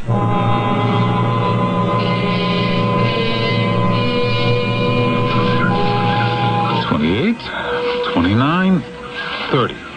31. All right, I've got it, Penny. 31 paces. So then, 3 times round the lily pond would mean 93 paces? You got it. What? No, don't talk. I've got to count out 93 paces heading north from this bell. 1, 2, 3, 4. Bart, quick. Stop counting. Somebody's coming. Huh? Where? Over there, by the trees. Bart, it looks... It is. It's the old man from the auction, Michael Farnsworth. Don't let on you know. Hello there. Hey, this here is private property. You're trespassing. I'm sorry, sir. Please excuse us. We heard the estate was for sale, so we were just taking a look around. Well, it's already been bought. I'm the caretaker here. You better get off before I call the police. We're leaving now. Come on, Bart. Tell me, you said the place has been sold. That's what I said. Somebody bought it this morning. That's too bad. It's a beautiful property. But there's one thing that puzzles me. The real estate agent told me to look for a statue of Cupid out here in the garden, and I can't seem to find it. Cupid? Well, yeah, there used to be one right over here. Somebody must have bought it. I mean, see there, you can still see the old base sticking up out of the grass. Hey, tell me, why are you asking? Well, it's just that I collect old statues.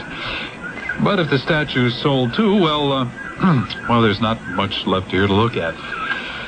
Come on, sweetheart. Wait a minute there. Don't I know you from somewhere? I can't remember where, but anyway, we're sorry to disturb you. We won't trouble you again.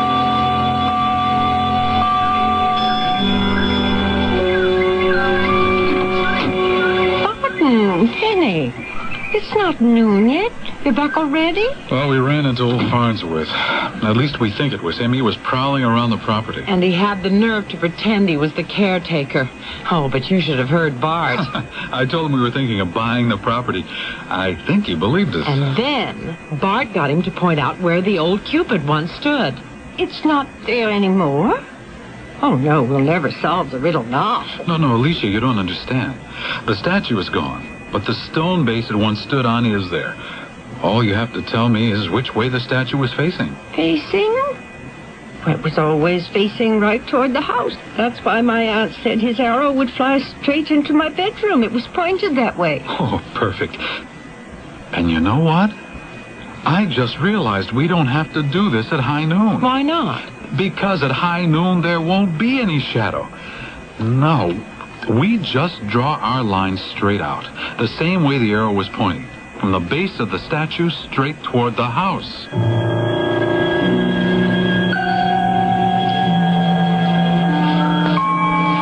Oh, Bart, I'm scared. This place isn't so friendly when it's dark. Well, it's a lot friendlier now than when Farnsworth was with us. Okay, start counting. I'll lay out the string so you can walk in a straight line. Atta girl. 1, 2, 3, 4.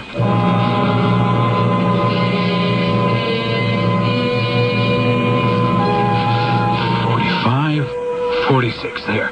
Now, is the string stretched good and tight? Like a tightrope. Good.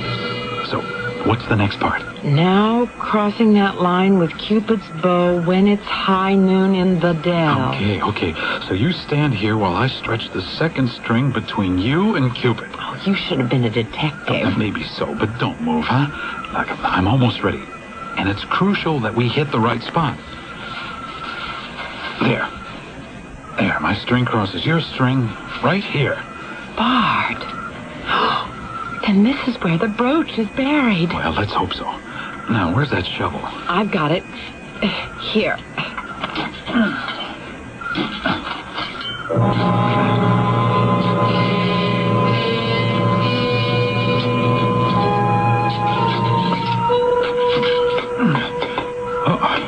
Oh, wait a minute. It's a chest.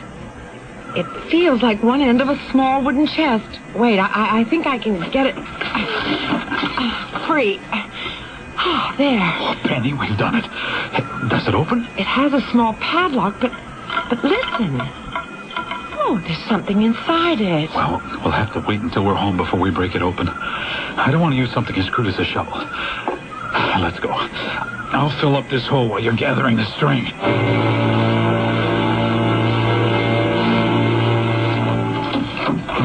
Hey, remind me to get this lock fixed tomorrow, Penny. It makes me nervous leaving it open. Oh, you're right. I forgot all about it. Goodness, I hope that old Farnsworth doesn't show up tonight. Don't worry, I'll stick a chair under the doorknob. Now, come on, let's open this chest up and see what we've got. Here, hand me that hammer. There. Neat as can be. And now... Oh, Bart, it's beautiful. I can't believe it. We actually found her aunt's amethyst brooch. I wonder how much it's worth. The stone is awfully big. Oh, big enough to make me nervous. Enough gawking. I'll feel a lot better if we put it away. I know. I'll hide it down in my darkroom inside my enlarger.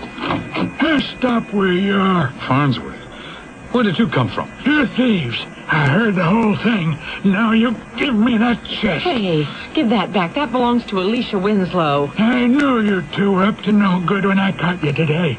And then I remembered. You were at the auction. You bought those letters, and you found the map to a jewel that is rightfully mine. But it's Alicia's.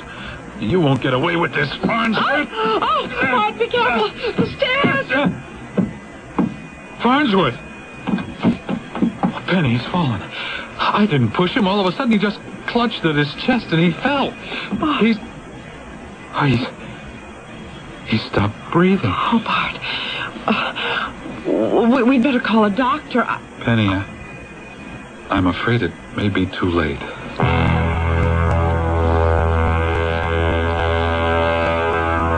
He's gone. He's gone for good.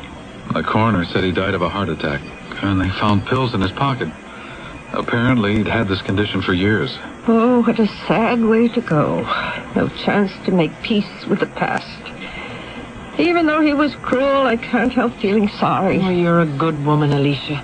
But Farnsworth did deserve what he got, and it does mean that your worries are over. And you have your aunt's brooch, just as she wanted. You know, my aunt always told me, look deep into this stone and you'll see your future. Your future? Really? Well, what do you see in it now? I see Auntie M beckoning. Alicia? Alicia, are you all right? She wants me to join her, go with her. Quick, Penny, get some water. No water. Just take the brooch, please. take the brooch. But Alicia... That's why you found it. You were meant to have it. Don't you see, you're a Winslow, Penny. And my life is complete thanks to you. No.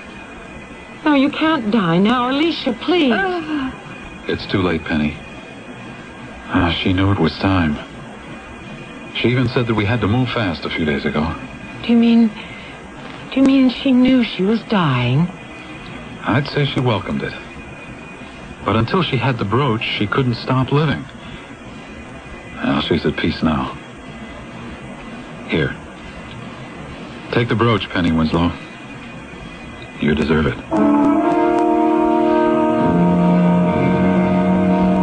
Alicia Winslow is dead, but her spirit lives in the amethyst brooch that she bequeathed to her newfound young relative, Penny Baxter. But what will the brooch mean to Penny? Will this remain one of her treasured antiques, rich with history? Or will she choose to sell it, using the proceeds to start up her long-awaited antique shop? More on this when I return shortly. I've had my share of winning teams over the years, but one of the best teams ever fielded, in my opinion, is not at the stadium, it's in the library. This is Ara Parsegian, and I'm here to urge you to check out the teamwork at your library. You'll discover a winner. If you're looking for the answer to a question, any question, just dial the library's telephone reference center. In most libraries, there are specifically trained teams who can find the information you need. Maybe your reading skills aren't up to par. Don't let that stop you from getting ahead. Start with the library. Many offer reading programs, and if yours doesn't, the team of librarians will know where to send you. And just in case you've forgotten, the library is one of the nation's great inflation fighters. Almost all services and programs are free. Whether you need to know how to play a better game, how to shop smart, or how to save energy at home, the library's team can help you score. Use your library and support its team. A public service message from the American Library Association and this station.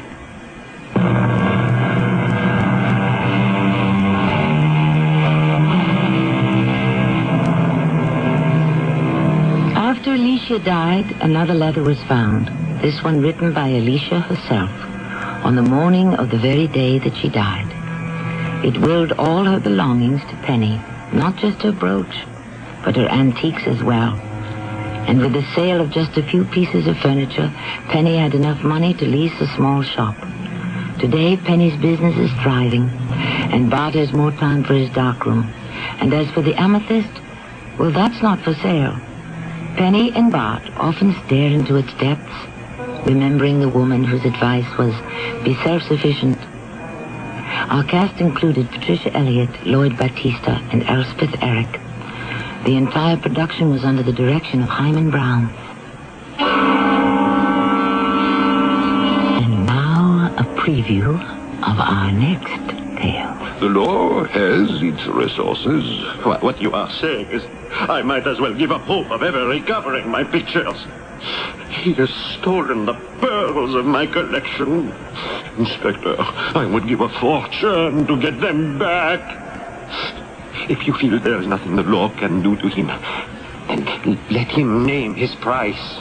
Now, that is a reasonable idea. Do you mean it? Every word. Every single word. Yes, I mean it. Why do you ask? I have an idea. We'll discuss it in due time. Only, Count, not a word about my involvement to a soul. If you wish to succeed. I understand. You will be using underworld contacts, informers, and so forth. I swear to you, I shall catch him. This is Tammy Grimes inviting you to return to our Mystery Theater for another adventure in the macabre. Until next time, pleasant dreams.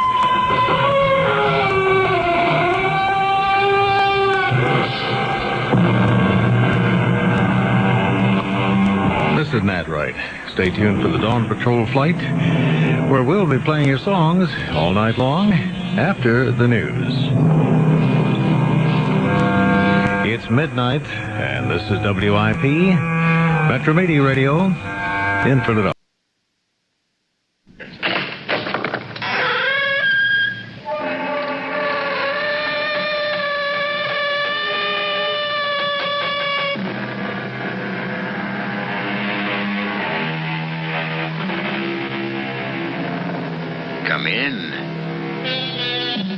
Welcome.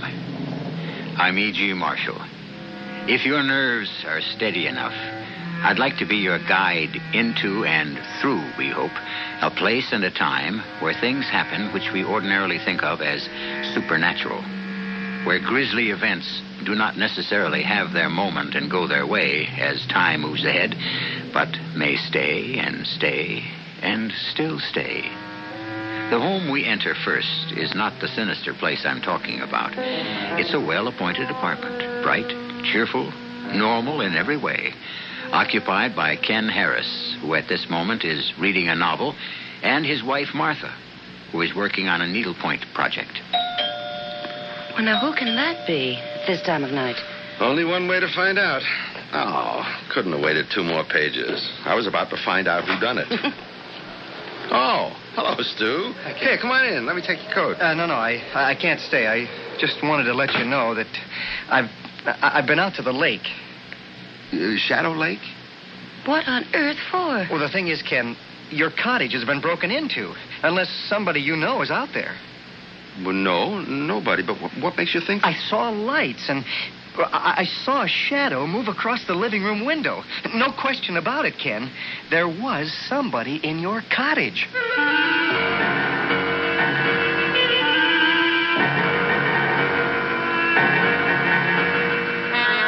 Our mystery drama, Return to Shadow Lake, was written especially for the Mystery Theater by Fielden Farrington and stars Nat Polen and Joan Lovejoy.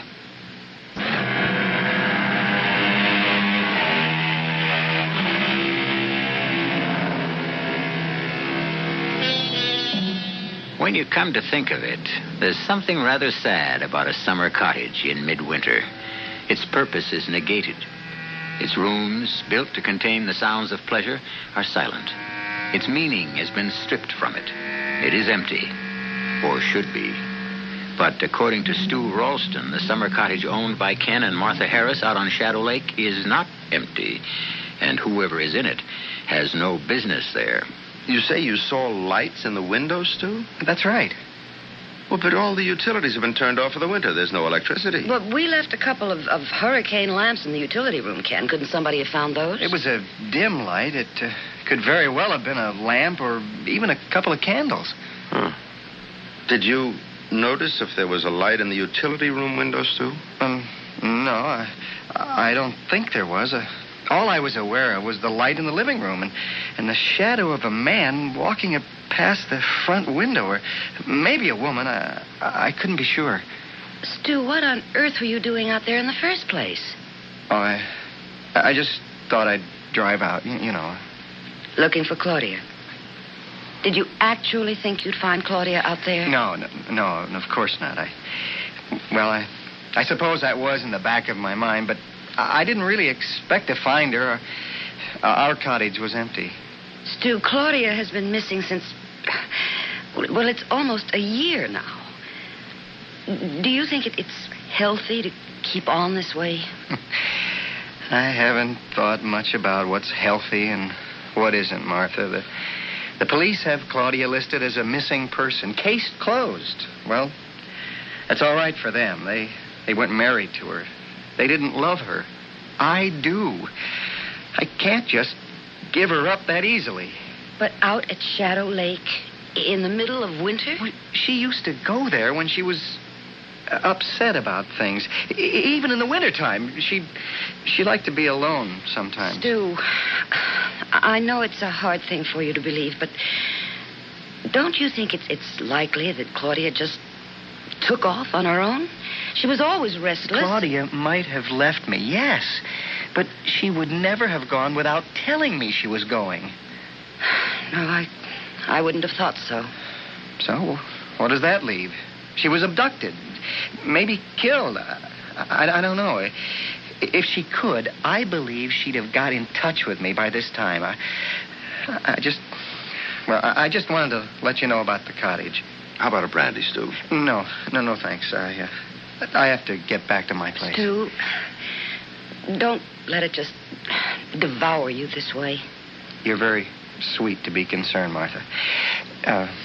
I'll be all right.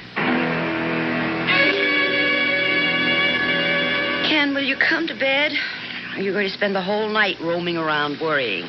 Well, I'm disturbed about the cottage. I think I'll drive out there tomorrow. To Shadow Lake? Yeah. What in the world for? I want to see if any damage has been done. You know, just check up on things. Well, I think it's silly. Now, you haven't been feeling too well. And I don't think going out there all upset would be any good for you. I'm all right. The drive into the country will do me good. But you don't have to go. Oh, I'll go if you insist on going. Well, I'd really rather you didn't. Why? Well, what if they should still be out there? I'll pick up a club and go for them. Same as you.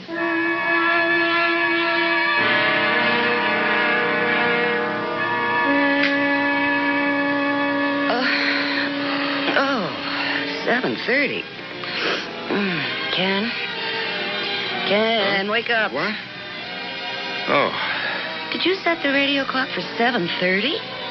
Yeah, I want to get an early start. I forgot. You still want to go out there, huh? The time is 7:32 on a miserable Sunday morning. Heavy snow warnings are out throughout the area. Motorists are advised to stay off the highways if possible. An accumulation of 5 to 8 inches of snow is predicted. The temperature right now is 18 degrees, and it won't get out of the 20s all day. Cloudy and cold tomorrow with a strong possibility of continuing snow. So if you're in bed, stay there. If you're not, go on back. Well, so much for driving out to Shadow Lake. I've driven in snow before. Well, you're still not thinking about going, are you? Didn't you hear what the man just said? Yeah, he said it's snowing. 5 to 8 inches. Oh, it never snows as much as they say it's going to. I've got studded snow tires. Even got chains in the trunk if I need them. Ken, why are you so determined? It's way out of proportion. Can't you see that? Well, I told you, you don't have to go. Well, actually, what you told me was you'd rather I didn't go. No, I'll go.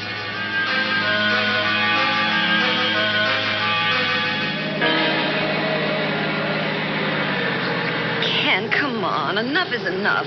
Let's turn back. I can't even see where we're going. That's all right, as long as I can. Now, just be still and let me drive.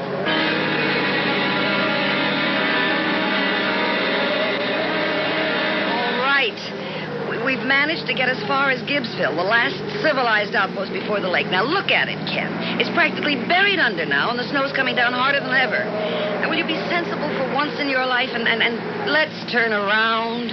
I want to stop at Pot's Grocery. Why, for heaven's sake? I want to pick up a few things. Is that the store?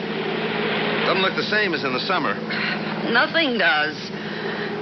What do you want to buy, anyway? Well, if it's really going to keep on snowing like this, we might be stuck at the cottage overnight. In that case... Oh, Ken. Well, if we should have to stay over, we'd better load up on food. Ken, I don't want to spend the night out there. We'll freeze. That's a summer cottage. We can't spend the night out there. Sure, we can. We've got the fireplace. It'll keep the living room comfortable enough. We have to sleep over. There are plenty of blankets. And what are you going to burn? The furniture? For heaven's sake, Martha. There's a good half-quart of firewood in the utility room. There is? Funny, I never noticed it. How often do you go into the utility room when we're out there in the summertime? Well, just the same. Come on. Let's get those groceries. The roads up ahead aren't getting any better, and we sit here arguing. You know, I still can't understand how I could spend practically a whole summer in that cottage and never notice all that firewood. I guess you're just not very observant. Been there since the middle of last winter. Go ahead. Howdy, Mr. Harris. Hi. Mr. Harris, I'm surprised to see you folks out this way, weather carrying on like it is. What can I do for you? Well, we want a box load of provisions, just in case we have to stay overnight at the cottage. Martha, you know what we'll need better than I do. Well, just take one of those baskets, Miss Harris, and help yourself to whatever catches your fancy.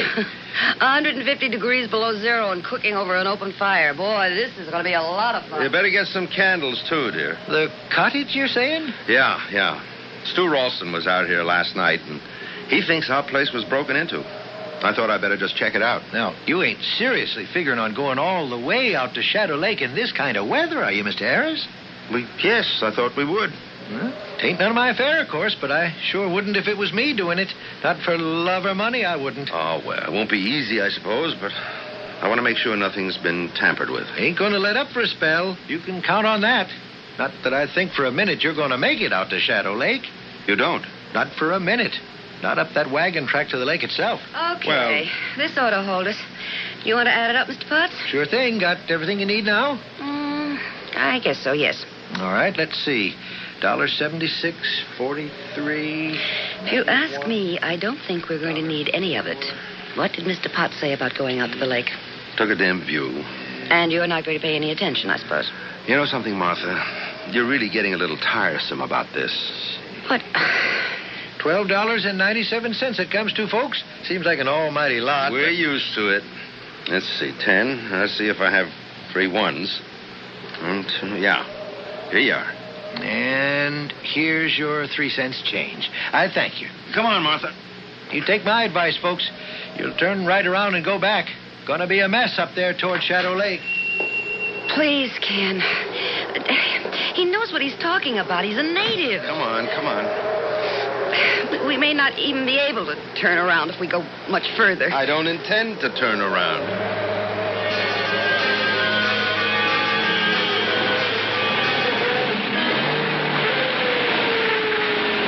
Okay. You wouldn't listen to me or Lou Potts. So now we're stuck. Stop sounding like doomsday. I can rock us out of here.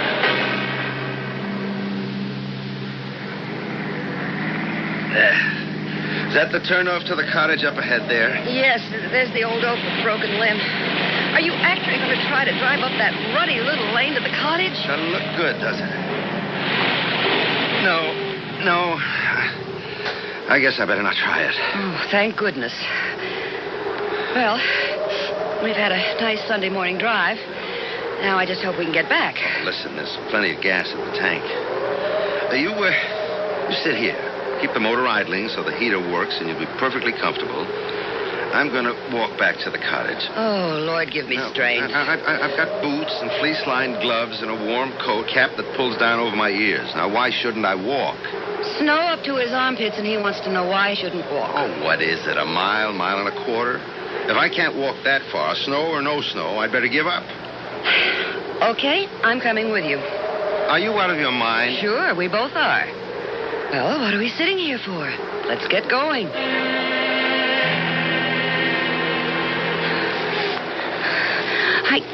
I can't, I just can't. I told you that before we started. All right. Do you think you can make it back to the car alone?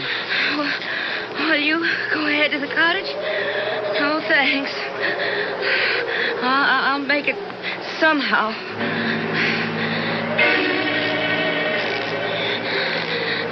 Ken, please. Don't lie down. And this, don't you know better than to lie down in snow now? I have to. Ken, I'm so tired. Stay on your feet. Martha. Just a little. Don't lie down. If I can get this box of groceries, blood, in this tree fort. There. Now, Martha, I told you not to lie down. Just for a little while. All right. I can carry you if I have to. Can we go back? It's further back to the car now than it is to the cottage. You can't. I can carry you. We could rest a couple of minutes, couldn't we? No.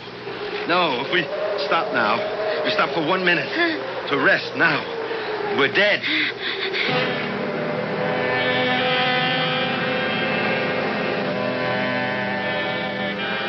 They say it isn't a particularly unpleasant way to die, freezing to death. There's no pain. You simply drift off to sleep, and that's all there is to it. Seems to me the only people who can tell you with any authenticity what it's like to die, no matter what way, are the people who have died, and they don't come back to talk about it, do they? I'll be back shortly with Act 2.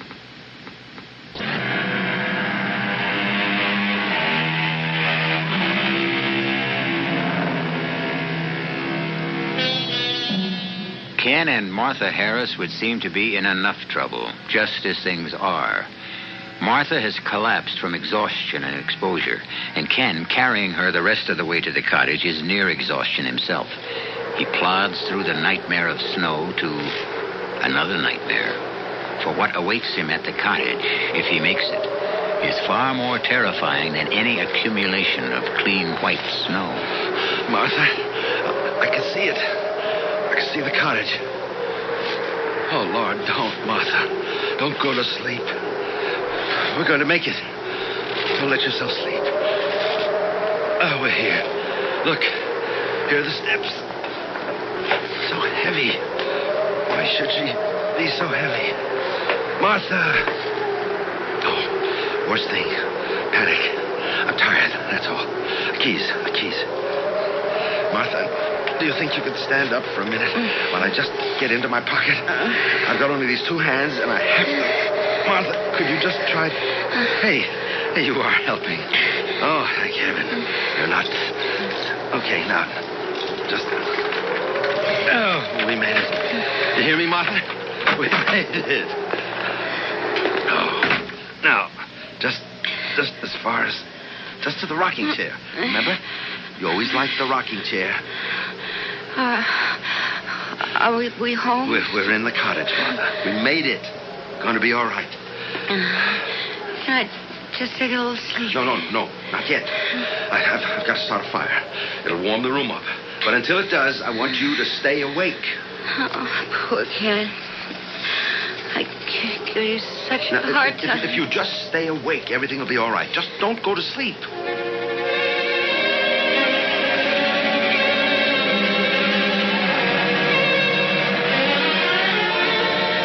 Okay. Good fire going. You're wrapped up in blankets. Everything's going to be all right. Oh, my feet are beginning to hurt like anything, Ken. Good sign. Means the circulation's coming back. I'm so tired. Well, it's warm enough now for you to take a nap. I've got to go out for a while.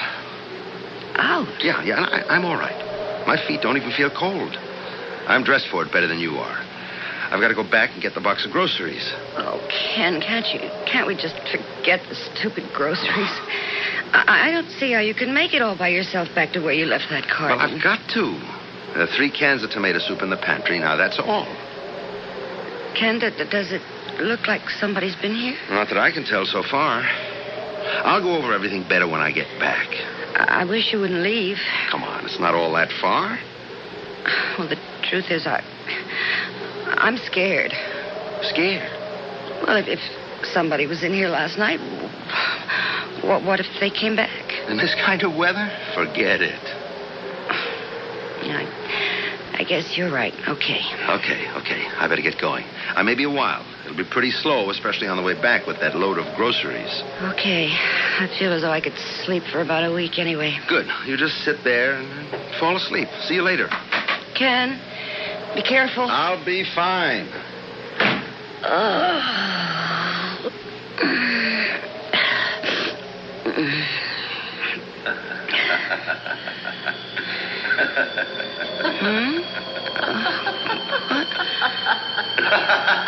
What? Who? Ken? Ken!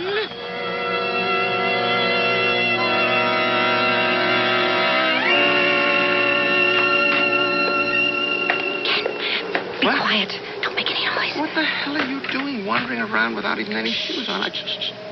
What is it? What's the matter? Ken, there's somebody in the cottage right now, right this minute. What makes you think that? I heard them right after you left, a man and a woman. They were laughing. Right after I left?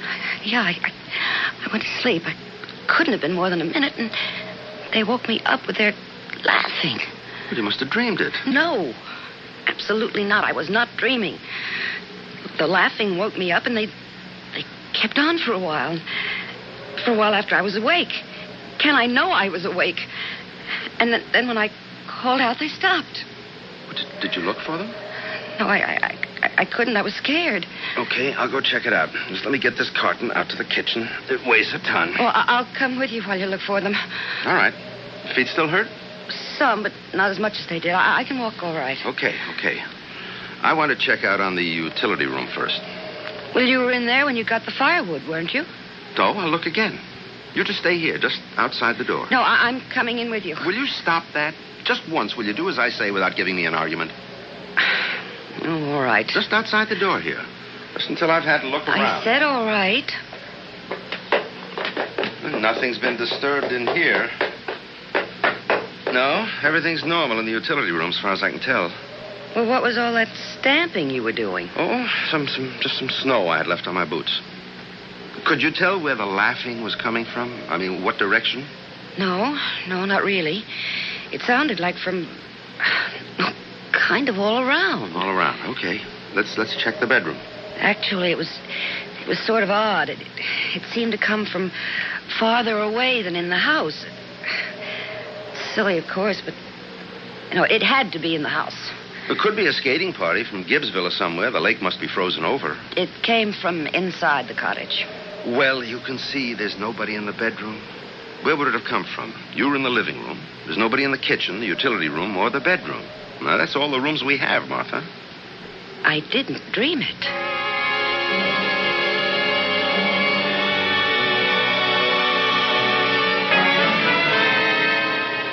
Do you want another hot dog, Ken? Good Lord, no.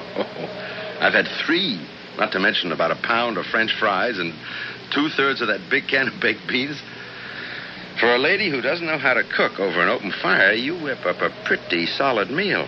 I'm glad you enjoyed it. It would be kind of cozy, wouldn't it? With only the lamp and the firelight. Except that... Except that what? I didn't dream that laughing, Ken. There was someone in here. You want to know what I think? I think you and Stu were both dreaming about last night and about today. Now, I've been over this place with a fine-tooth comb. There couldn't have been anybody in here. No locks were broken. There's not so much as a chair out of place. Everything's exactly the way we left it last fall. Well, I don't know about Stu. I didn't dream it. There's nobody but us in the house now. At least we know that. And I've got a full belly, and the fire makes the room nice and cozy. You know, Ken, I'm worried about Stu. He seems so lost without Claudia. Yeah.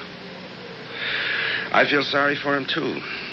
But he's not the first guy whose wife walked out on him. No, that's just it. He can't believe she did. I mean, he can't believe she would, without at least telling him she was going. Yeah, well, she didn't tell him, did she? What more proof does he want?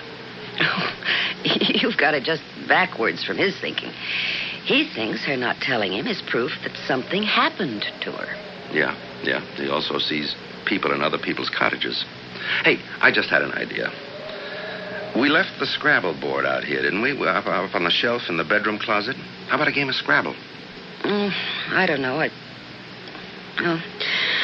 Okay, if I can keep my mind on it. Give me a chance to beat you for once. I'll go get it.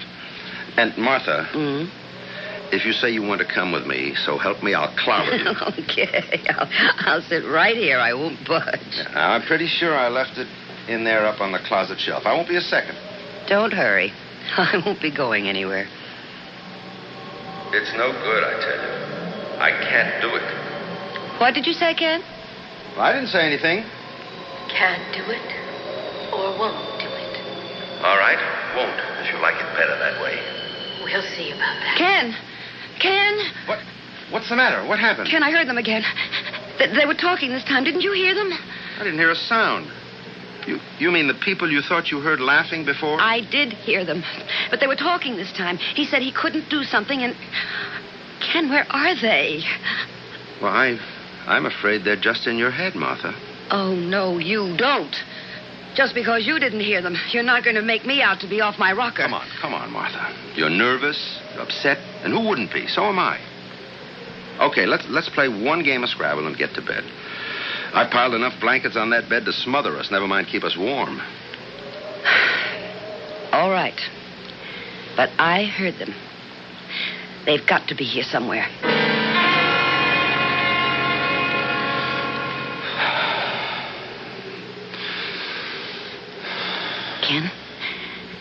Ken, wake up.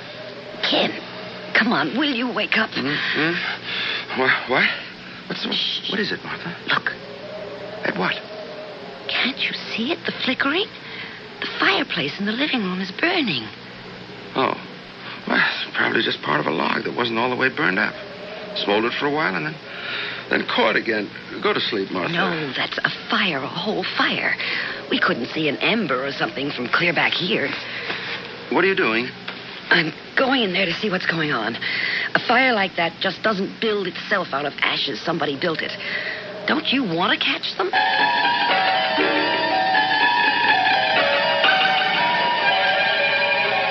right.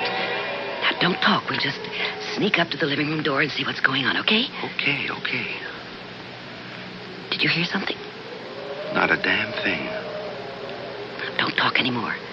Just let me get a look through the door and... Good Lord. I can't understand why you're so glum this evening. You seemed happy enough this afternoon. Ken, it's Claudia. Can't you see her? She's come back. It's Claudia. Dear God.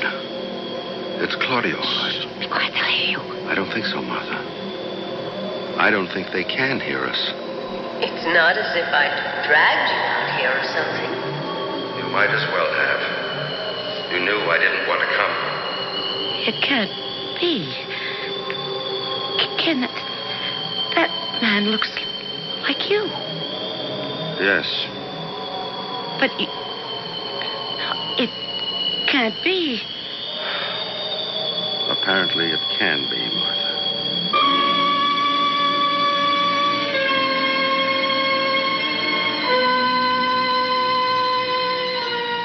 Ken Harris stands beside his wife, watching a scene in which he, Ken Harris, sits in front of the fireplace talking to Claudia Ralston. That adds up to 2 Ken Harrises in the same house at the same time. Impossible? Well, very unlikely, except that there it is. And Claudia, the long-absent Claudia, is she real? We'll find out when I return shortly with Act 3.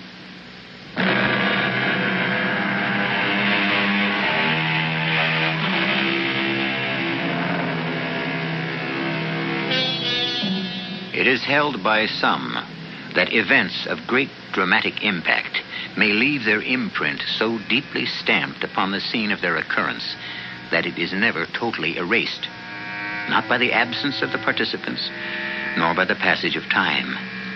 Perhaps this is what we're witnessing here in the living room of the Harris' summer cottage.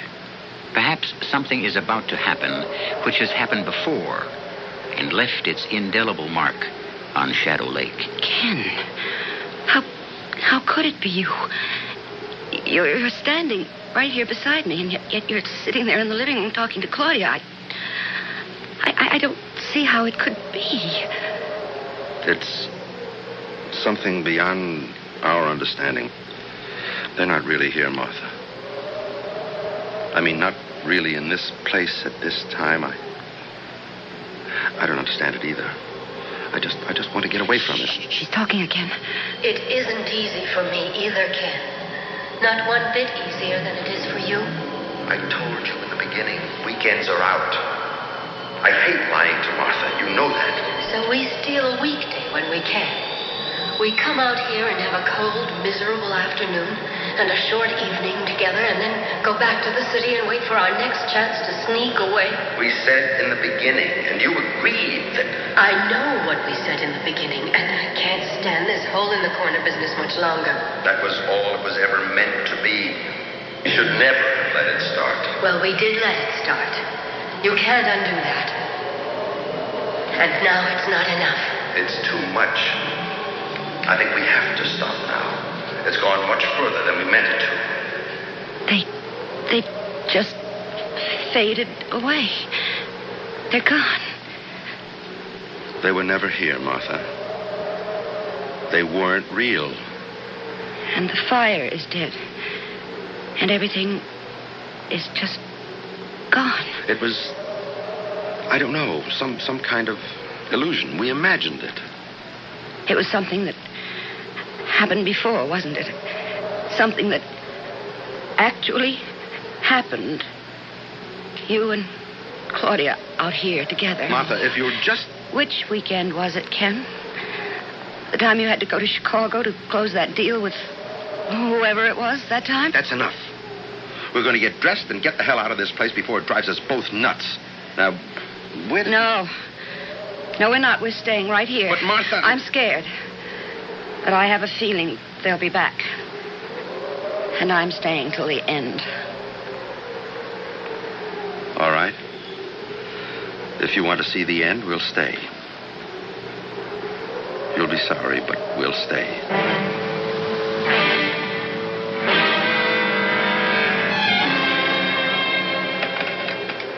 Operator. Hi, Mabel. This is Lou Potts. Hello, Lou. What in the world are you doing up this time of night? Oh, inventory. Have to do it sooner or later, and I wasn't anxious to leave the store in this kind of weather. Oh, ain't it awful? Still snowing, looks like, out the window. Yep, still snowing. What can I do for you? Do you happen to know, is the sheriff still in his office, or did he close up and go home? In his office 5-10 minutes ago. Why? Want me to ring him? No, I just thought if it turns out he's still in his office, maybe I'd stop by and say hello. Some kind of trouble going on, Lou? Wouldn't you know it before I did if there was?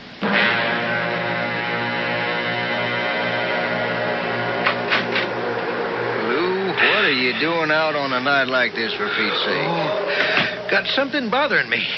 Gosh, it's cold out there. It happens every winter, seems like. How come you're still around this late at night? Oh, waiting for folks like you to show up. Got something bothering them.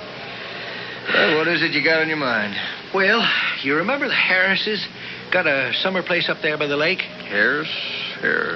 Oh, sure. Pretty little thing she is. Well, they stopped in at the store this afternoon and filled up with a box of provisions to take out to the cottage with them. Today? I told them might near in so many words they was damn fools. I've been watching all day, waiting for them to come, and I ain't seen them. I would have, too, if they drove past. I must be stuck up there. Yeah, I guess there's nothing for it, but I go on up there and see, or try to. I knew it, Ken. They're coming back. I knew they would. We shouldn't be here. We should have gone away. Shh, be quiet. You want us to stop seeing each other. You've had your fun, and now you're ready to go back to Martha. Is that it? We agreed in the very beginning that it would have to end this way, Claudia. I may have agreed to that at the start, or seemed to. But I won't have it that way now. I don't really see that you have much choice. You don't? No. I love Martha, Claudia. This was never more than just a little affair. Is that what you mean? A little fun. Something you could toss aside whenever you got tired of it. Claudia, we both agreed. Oh, you and we're both agreed. I don't give a damn what I agreed to. All right. What do you want from me? I want you to tell Martha tomorrow that you want a divorce. That's simple enough, isn't it? And if she asks you why, tell her. I won't do any such thing. You know that, Claudia. Do you want to bet? I won't. All right, then. I'll tell her myself. Her and Stu both. Let them do the divorcing. And don't you think they won't. I only hope Stu doesn't blow your brains out. You're not going to do that, Claudia. Do you think you can stop me? Yes. I think I can. You're not a very nice person, really. Yes, I'm quite sure I can stop you. They've faded away again. Just faded away, as if they were nothing but air. Less than air, Martha. They're nothing at all. They're a memory. Okay, you've seen the end of it. Now, will you come away with me? Oh, no. That wasn't the end of anything, Ken, and you know it. Martha, I told her I love you. You heard me tell her that. Oh, yes, sure. After you and she Martha, had... don't. Please, don't. Don't what? Cry? Not for $1 million. I want us to leave this place now. You go if you like. I'm staying for the end.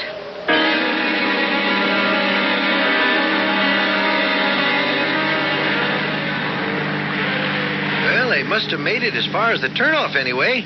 I ain't seen hide nor hair of the car. Oh, there it is. Yep, up ahead there. That heap of snow? Yeah, must be. Stopped just this side of the turnoff to the lake. I sure hope they had enough gas to keep the heater going. Else they're frozen to death by now. Yeah. Well, don't look like there's anybody in the car, Lou. I guess I'll just have to walk on up there myself. Why, you're as crazy as they are, Hal. Yep. Now, you sit here and stay warm, Lou. I got snowshoes in the trunk. Son of a gun. Now, who'd think of snowshoes? A night like this, the sheriff would. Don't know why I didn't open a grocery store instead of running for sheriff. It's weird. The way they just materialize. It isn't real. Why are you looking at me like that, Ken? If you have anything silly in mind, you can just forget it. Silly? Just don't look at me that way. What way, Claudia? As if you could... Almost as if you could kill me. I wouldn't, of course, if there were any other way. But there isn't. Come on, Ken. You're kidding. I won't have you telling Martha about you and me. I won't put her through a thing like that. If I have to kill you to prevent it, why then... Okay. Then I'm sorry. I didn't realize you felt so strongly about it. We'll just forget the whole thing, okay? Well, don't just sit there shaking your head at me. I won't say a word to Martha or to Stu either about us, Ken. I promise you. I don't believe you. But that's just the point, Ken. I'm telling you, you can believe me. I promise. A moment ago, you said you don't give a damn what you promised. That was just... Oh, you know it was just talk. Oh, Ken, you've got to believe me. I can't. But if you don't... Oh, no, Ken.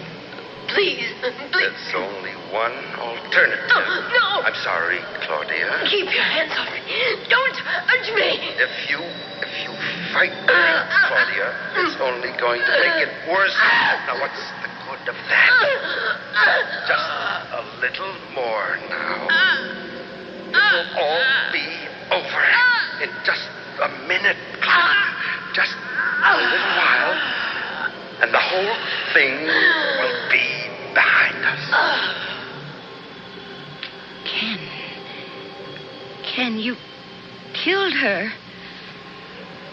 That was the weekend she disappeared. You killed her. Yes. I couldn't figure anything else to do. But... Oh, God. A murderer. Martha, don't say that. Adulterer and murderer. Huh. What did you do with her? What did you do with her body? I tore some boards off the floor of the utility room and buried her under there. The utility room? You mean she's under there now, under that floor right this minute? Yes. All last summer. Every weekend, all last summer, we were out here laughing and having fun, and she... I wasn't having much fun. So, what do we do now? I'll go to the sheriff's office and give myself up. You intend to confess? What else is there to do? I'm glad it's over. I don't think I can walk to the car. I'll carry you. We can make it. There's nobody else who knows about this, is there? Just me. Nobody else even suspects. It doesn't matter. I told you. I'm going to give myself up. I know what you told me.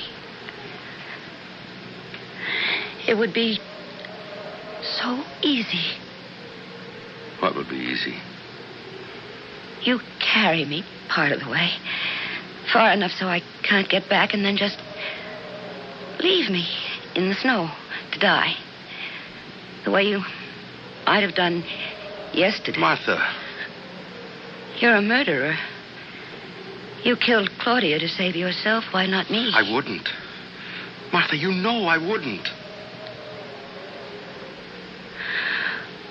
Well,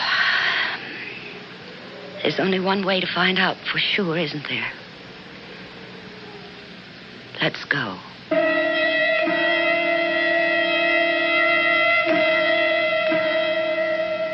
Ken Harris does not know that the sheriff is making his way toward the cottage, but the going is slow. It will be some time before the two meet. If Ken chooses to leave his wife to die of exposure, he can do it and get away with it. But will he? You may have it either way you want it, or can believe it. Whatever you decide, I'll be back in a few minutes. Hi, Tom Bodette from Motel 6 with a tip for the gardener.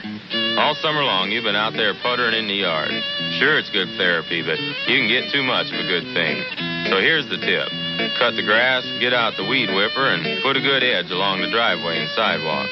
Then hang her up in the garage and take a little vacation. See some sights, get some new landscaping ideas, and stay at Motel 6.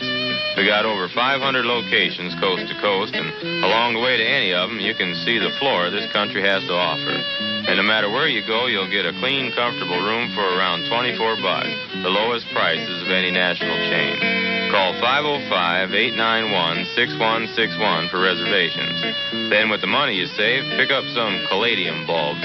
They're a hardy little plant and do well in the shade. And when they come up in the spring, you'll be the envy of the neighborhood. I'm Tom Bodette from Motel 6, and we'll leave the light on for you. For a young girl, growing up in today's world is no easy job. She needs a lot of adult time and attention, sometimes more than a busy mother can give. A Big Sister volunteer can provide this extra support with just a few hours a week of friendship and guidance. For information on the Big Sisters program, call your Big Brothers Big Sisters agency. Because little people need big people.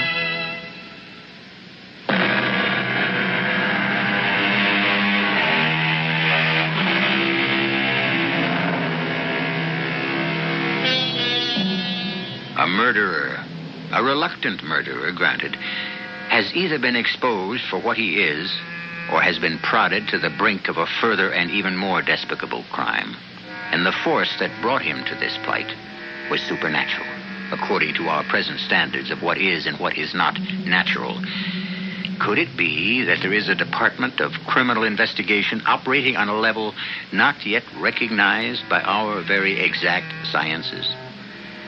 Our cast included Joan Lovejoy, Nat Polan, Joan Loring, Bob Caliban, and Robert Maxwell. The entire production was under the direction of Hyman Brown.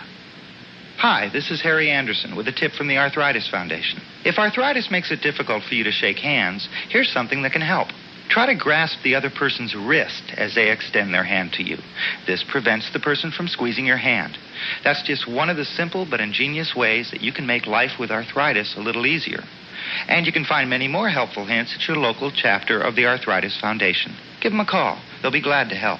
They know it's time we took arthritis seriously. Don't. Please don't. Please don't do this to me. 18 months ago, this 29-year-old woman lived every woman's worst nightmare. No! Where do you go to put the pieces back together? She got help at a rape crisis center. They got help from the United Way. Thank God, the United Way got help from you. The United Way. It brings out the best in all of us. A public service of the Advertising Council. This is E.G. Marshall inviting you to return to our Mystery Theater for another adventure in the macabre. Until next time, pleasant dreams.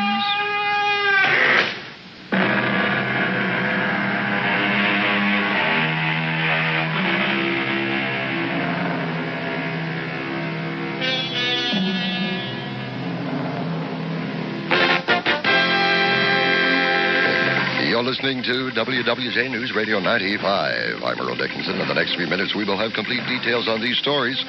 Detroit police have a teenager in custody for the shooting of a 13-year-old boy on the city's east side. Oak Park police still searching for a missing 9-year-old boy.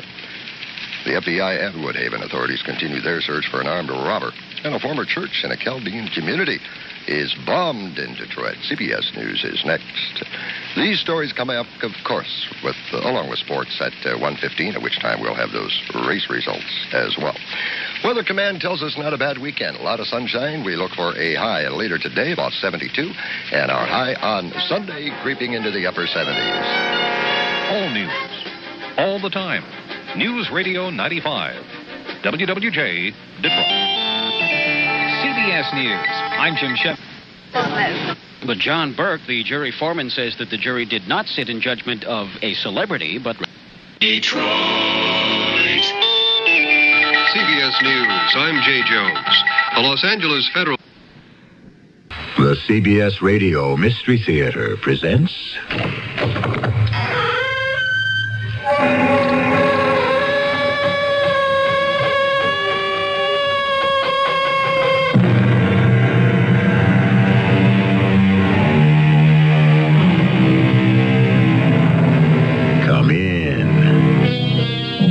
Welcome. I'm E.G. Marshall. Probably the greatest English writer of the last century who wrote with 2 words in mind, could be, is the novelist H.G. Wells.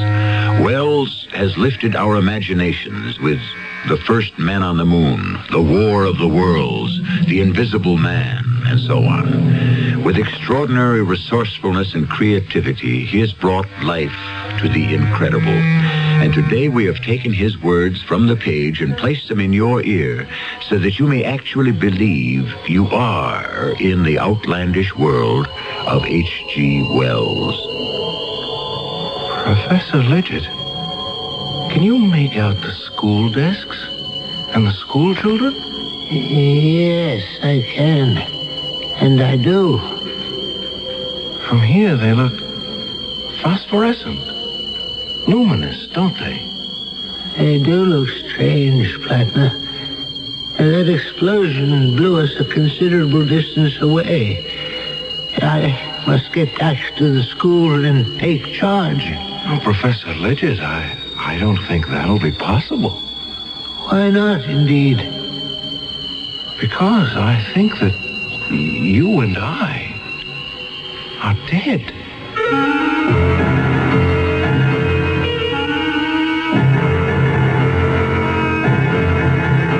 Our mystery drama, Watchers of the Living, adapted from a story by H.G. Wells, was written especially for the Mystery Theater by James Agate Jr. and stars Tony Roberts. I'll be back shortly with Act 1. Come in. Oh, great master, I have traveled far to seek your wisdom. Speak to me. Close the door. It's cold. Sir, I crave the meaning of life. How do you earn your bread, my son? Well... Do you till the soil? No. Do you tend sheep? I'm in advertising, sir. Advertising. Fascinating. Yes, sir, I'm in a big hurry. I have to be in Fiji tomorrow to shoot a television commercial. Fiji? Yeah, we found a place there that looks exactly like Columbus, Ohio. Why not go to Columbus, Ohio? Look, I'm just here for some wisdom. All right, let me check my wisdom book, see what we can thank find. you. Yeah. Go with radio. What? Looks to me like a fantastic buy. I wanted important wisdom. This is important. Listen, newspaper cost per thousand is up 99% since 1967.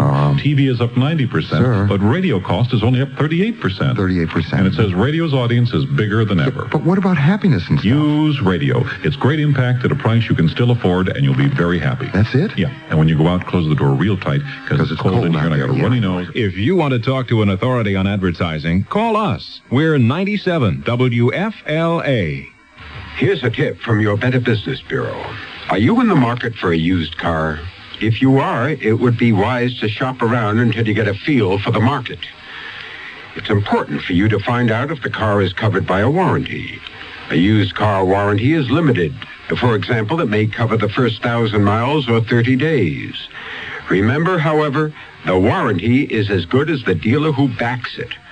And you check his reliability with your local Better Business Bureau.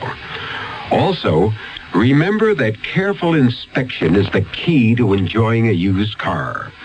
Be sure and look for rust. Check the tires, the shock absorbers, and the operating controls. And incidentally, it's also a good idea to take a test drive. You see, by giving the car the once-over before you buy it, you're protecting yourself against a faulty purchase and a lot of headaches after you've bought it. This has been a tip from your Better Business Bureau.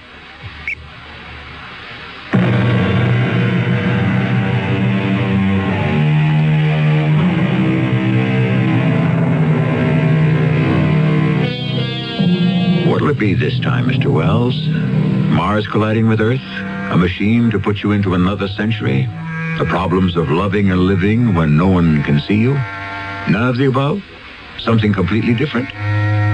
Yes, it is. In fact, in the 90 years of science fiction that followed where H.G. Wells blazed a trail, no one has ever attempted to duplicate the story we tell you now.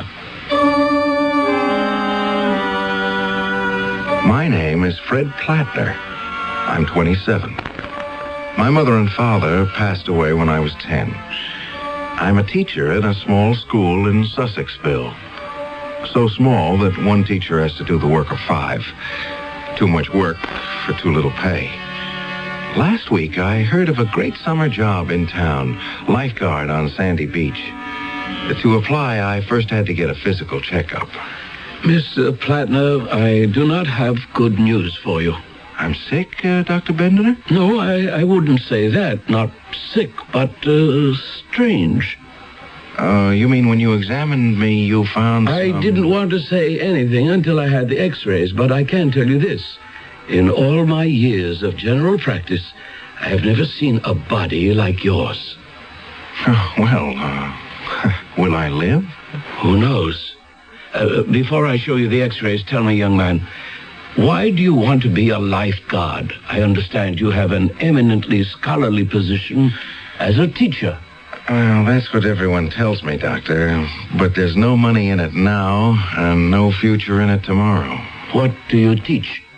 What don't I teach? Bookkeeping, geography, modern languages, and chemistry, which Dr. Lidgett, our former principal, threw at me about a month ago. Aye, all those subjects. You must have a vast knowledge. No, I don't. But since my students begin by knowing nothing, all I have to do is bone up from day to day and stay one lesson ahead. What an extraordinary way to run a school. In a town of 1,000 persons and 1.25 children per household, I was told by Professor Lidgett, the principal, there was no alternative. There are 2 other teachers besides myself, and that's it. On my present salary, I can hardly save a cent. But if I pass the physical and get this lifeguard position, I could clear $300 this summer. I wish I could help you, Mr. Plattner, but the facts don't help me. Let me show you. Look at these, your x-rays. First, notice your heart beats on the right side of your body. Now look at this plate. That is the right lobe of your liver. However, it's on the left side, and the left lobe is on the right side. Tell me, have you noticed any changes in yourself lately? Well, now that you mention it, I have been finding it sort of difficult to write straight across a page the way I used to. You've stopped writing? How do you correct papers? Using my left hand and writing across the paper from right to left. Anything else, Mr. Plattner, out of the ordinary? Well, I was never very good at sports, but now I can't throw a ball with my right hand at all. With your left? Not far. And sometimes I get confused at meal times, trying to find my knife and fork. I've caught myself quite often trying to cut my meat with my fork and putting it into my mouth with my knife. I'm backwards. Is that it? What should be on your right side is on your left. You're sure I haven't always been that way? I asked myself the same question. So I got out your old x-rays from Dr. Jonas's files. The last time you came for a checkup, everything was in its proper place. I wonder. I have a theory, Mr. Plattner, which is not easy to substantiate, how this might have occurred to a person. But my theory could hardly apply to you. It couldn't? There's a mathematical hypothesis that the only way a solid body can be changed is by taking that body clean out of space, as we know it, and inverting it. Oh, my gosh. Much further into space than any astronauts have ever gone, of course, into the fourth dimension, in fact. But that is a theory, and you, Mr. Plattner, are a fact. Obviously, your internal exchange of left for right was not the result of any voyages into the fourth dimension. Oh, but they are. I mean, they could be. You have made such a trip? I have. I was hoping to keep it a secret. My dear young man, look, getting a job this summer as a lifeguard isn't that important. Oh, but I did. 2 weeks ago. I mean, I returned from wherever I was 2 weeks ago. Didn't you hear about my disappearing from the school? You see, that's where I must have been. In that fourth dimension. Mr. Plattner, you're not feeling chilly or flushed, are you? No, I'm fine. So you took a trip into space, did you? Well, I don't know where I was, but I certainly wasn't in Sussexville. Mr. Plattner, I imagine the tests have been a bit exhausting, so if you'll come into the next room, you just stretch out on this couch, close your eyes, and rest up a bit. But I'm not tired. For your own sake, I think lying down won't hurt. You know, when you speak of traveling to other dimensions, even if you can't be a lifeguard this summer, I'd hate you to lose your teaching job because they thought you lost your mind. Of course, I couldn't really blame Dr. Bendiner for thinking somehow I'd become unscrewed. And as I laid down in his anteroom, those 9 days in nowhere came back to me. 9 days I'd never forget. It began on a Tuesday night after chemistry class. Why are you still here, Plattner? The bell rang. What are all these boys still doing here? They haven't all been kept in, have they? Professor Lidgett, Carson here, found some green powder up in the old lime kiln. So I told the boys if they'd like to take part in some scientific research, stay after class, and we'll subject the green powder to some scientific tests.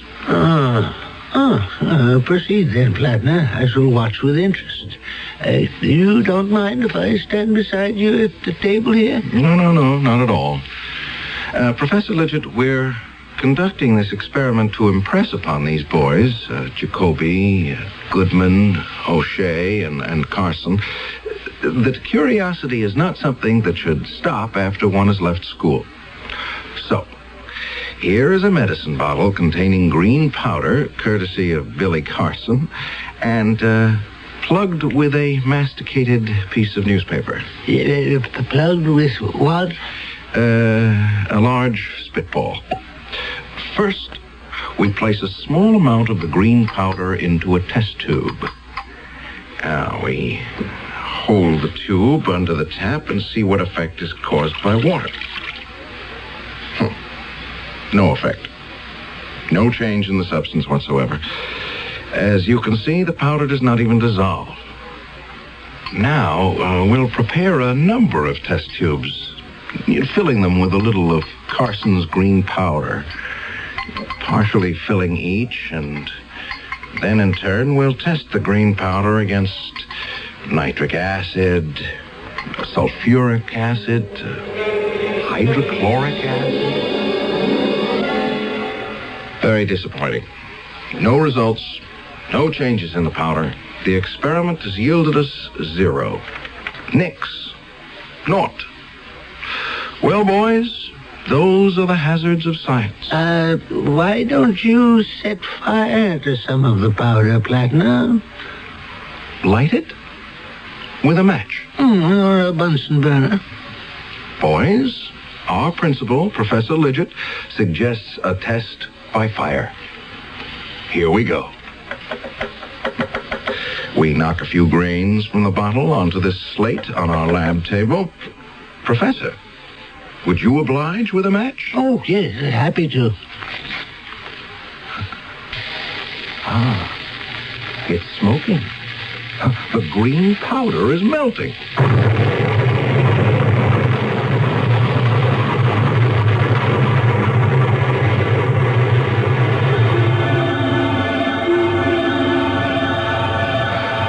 At the explosion, I was lifted off my feet and driven forcibly backwards. I wondered if I'd crashed through the wall or window of the chemistry lab.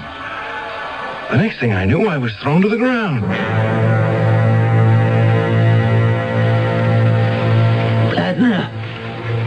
Plattner, is that you? Professor Lidgett, are you hurt? Well, I don't think so. Me neither. My face seems to be all right. I still have both my ears, hands, arms, and my feet. Oh, so all right, thank heaven. Where's the school? Where are we? None of this countryside looks familiar to me. Look. Straight in front of us. Those figures. I know those boys. They're in my bookkeeping class. But how strange they look. Sort of gray and amorphous. Almost floating. Are those gray shapes there? Those are our students?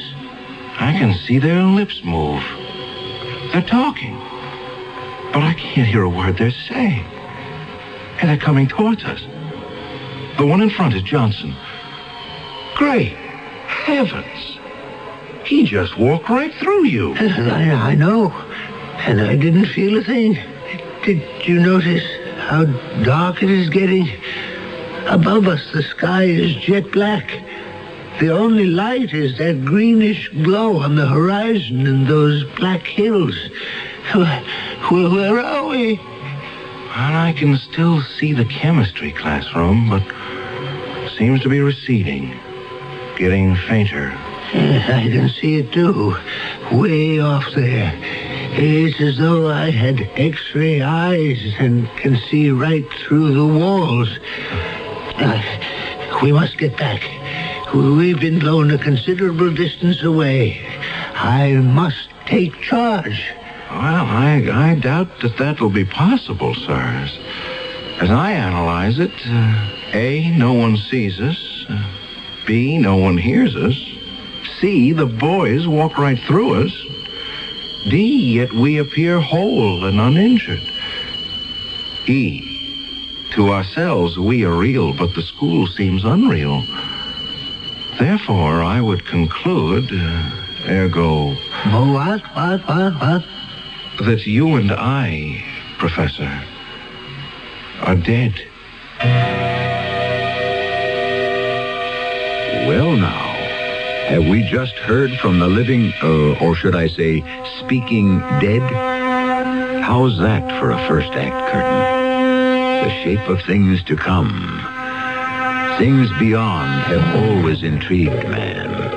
If, as some philosophers believe, ours is the world of the dying, then the next could possibly be the world of the living. What it's like, we may find out when I return shortly with Act 2.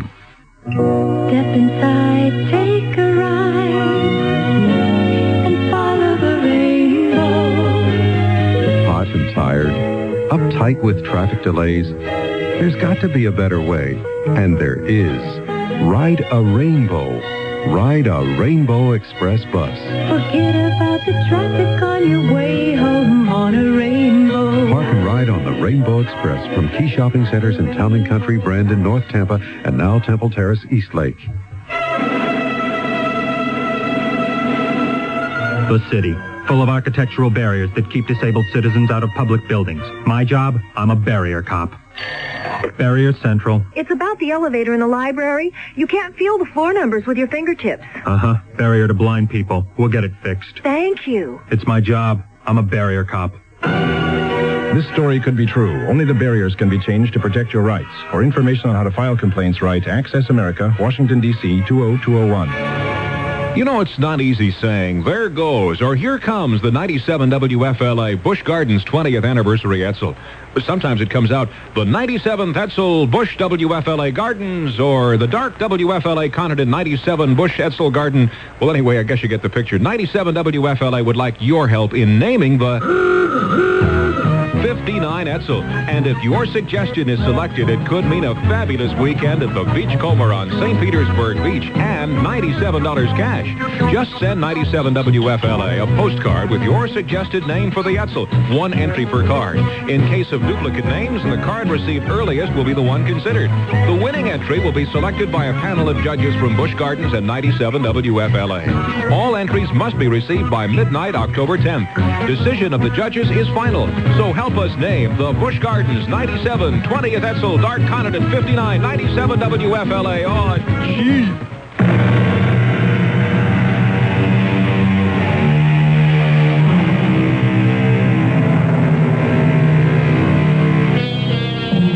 An overworked teacher in a small grammar school explodes himself and the principal into what?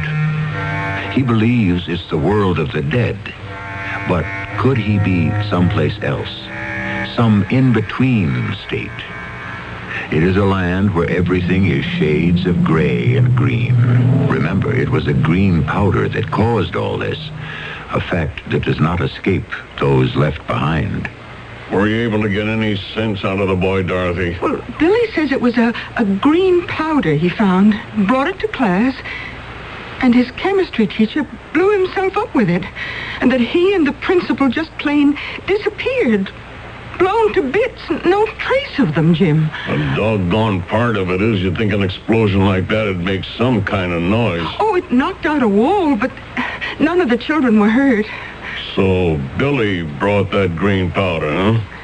We could be in for a peck of trouble. Do you really think so? Our son brings an explosive to school. His teacher and the principal are blown away. They could hold us responsible. They could? We're his parents, and he's underage. I wonder which teacher it was. Oh, Fred Plattner. You remember him. They've got Fred teaching chemistry? What does he know? No wonder everything went fluey. Oh, he's such a nice young man, too. I know that. Now, promise you won't say anything to Billy tonight. He was very fond of Fred, too.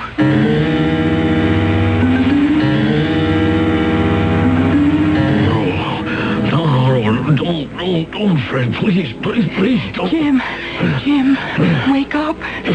Jim, what is it? Jim, wake up. Oh, Dorothy, I had such a nightmare. I was dreaming. Oh, don't tell me. Don't tell me. Why not? It was kind of crazy. I had a terrible dream, too, Jim. Fred Plattner. He came right into this room, and he motioned for me to follow him downstairs. Oh. And then he took out a small medicine bottle with green powder in it and was trying to give it to me. And then suddenly, it was gone. I saw him, too. By the whole closet. I mean, in my dream, he was standing by Billy's bed, and he had that same bottle in his hand, and he was shaking his head. And then I woke up. Poor Fred. He was too young to die. It was like he was trying to tell Billy something. That's what Fred did to me in my dream. Made me feel he wanted to tell me something. So, here I am, Fred Plattner. Or maybe I should say I was Fred Plattner. Now I exist in this other world, and I'm trying hard to get through to the world I've been blown out of. To those incandescent, phosphorescent shadows of people and places I knew. It's very frustrating. Plattner, where the devil are we? Gee, I wish I knew, Professor Lidgett. I was watching you before walking down that steep hill and stopping, and then you were shouting at some rocks. Well, I was trying to get through to Jimmy Carson. No go. He can't hear me. There must be a way to communicate with our world. cut through the invisible barrier that separates us? Plattner, I think I'm getting a chill. Well, it's sitting in one place, Professor Lidget. Give me your hand. Yes. Up you go. Now, we'll get ourselves off this cliff. Down there, it may be warmer. Oh, thank you, my boy. I'll follow you. I don't think I valued you when you were teaching at Sussexville. Yes, that's good. That's good. One step at a time. It's never as steep as you think. I'll have to tell you, Professor, I have no idea where we're heading. But at least we're moving, and that's the best way to keep warm. Flatner, you know what's even more terrifying? I can hear you. You can hear me. But that's all. There's no sound in this place. The leaves are moving, but no sound. The wind is blowing. You can feel it, but you can't hear a thing. We came down this cliff, not one footfall, not a sound. It's all like some mad, silent movie. Not a sound anywhere.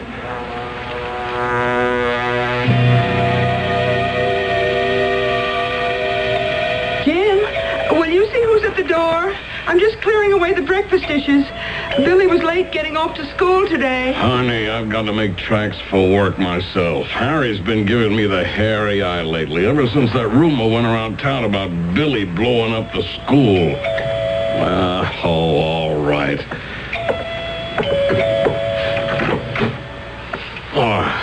Hello, Sheriff. What can I do for you? Good morning, Jim. May I come in for a few minutes? Oh, sure. Is Billy home? Who? Billy, your son? Oh, yes. I mean, no. Billy's in school. He loves school. Wouldn't miss a day. No, maybe it's just as well. Sit down, Sheriff. Can I get you some coffee? No, thanks. Who is it, Jim? What? Hello, Sheriff. What brings you here this early? I'll get to the point. You all know about that explosion at the school? Why, yes, I did hear something about that. Accident in the chemistry lab or something, eh? We've been investigating, and I'm not so sure I can call it an accident. Fred Flatner and Professor Lidget have... Yes, that's a shame. We've questioned every boy who was in or near that class, Jim, and they all say the same thing. But Billy didn't mean anything by it. Honestly, he didn't. Dorothy, shut up. I mean, dear, let the sheriff tell us what's on his mind. I intend to. The information we've gathered is that your son brought a green powder into the class laboratory, and it was that caused the explosion. A green powder? Well, where could Billy have found such a thing? He never said anything about it to us, did he, dear? Jim, I think we should tell the sheriff. Well, there's nothing to tell. You asked where your son could have gotten such a powder. 3 boys were with him when they all went to the lime kiln. He found it there and put it in a bottle. Oh, what 3 boys? Ted Jacoby, Matthew Goodman, and Tommy O'Shea. I know those kids. They'll say anything. You know how kids are. You're not going to believe the word of little kids, are you? Unfortunately, we have no adult witnesses. But as we piece the story together, this was no ordinary school experiment. Well, I don't see how you could hold my boy responsible for the mistakes of a teacher. So far as you know, then, Jim, this whole story about Billy and the green explosive is untrue? Absolutely. Is this Billy's school satchel? Yes, it is. Where did you find it? In the chemistry lab, under one of the seats. I'll be straightforward with both of you. We found traces of a green powder inside. So, if you don't mind, I'm going to have to ask you, Jim, to come along with me back to the station house. Oh, I can't go there now. I'm due at work. I'm afraid you haven't got any choice, Jim. But what have I got to do with it? The law says that since Billy is underage, you, his father, are responsible. I have to book you, Jim. Book me? On what charge? Accessory to murder.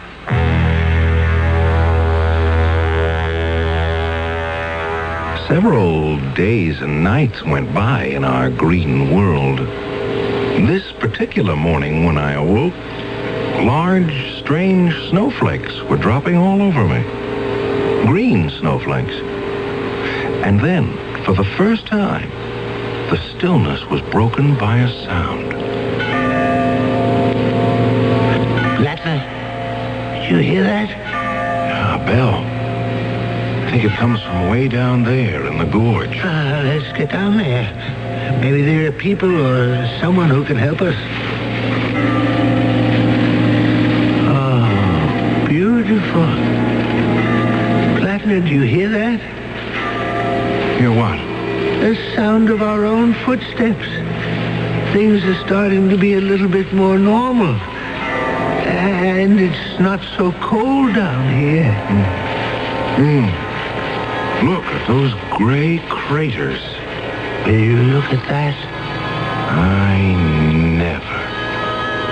A great stone building. There's an entrance. Let's go on in. Wait a minute, Plattner. Isn't there something wrong about it? Something peculiar? Well, nothing more peculiar than finding any gray skyscraper in a green world. It doesn't have any windows. It's like being inside a huge tomb. There are some flickering lights way down there. An altar. Something's moving back there. Where? To the right of the altar. What looks like a torch burning a green flame. Oh, yes, I see what you mean. Now, follow along the walls where that strange writing runs around the side, all the way to the right. Snowflakes. Big as a balloon, moving up and down. Let's get closer and have a look. No, I think I'll stay back here. If I go forward, Professor, you'll be alone here. Oh. Those large things. They're heads, floating heads, with sort of tails hanging from each one like giant tadpoles in the air. They don't seem to have faces. One is turning around. It's got eyes. The others are turning now, too. They do have faces. Look at them now. They're floating away. Anyone here? Something just flew into my face. Something cold. It's one of them. Who are you? Who are you? Who are you? Who are you? Who are you?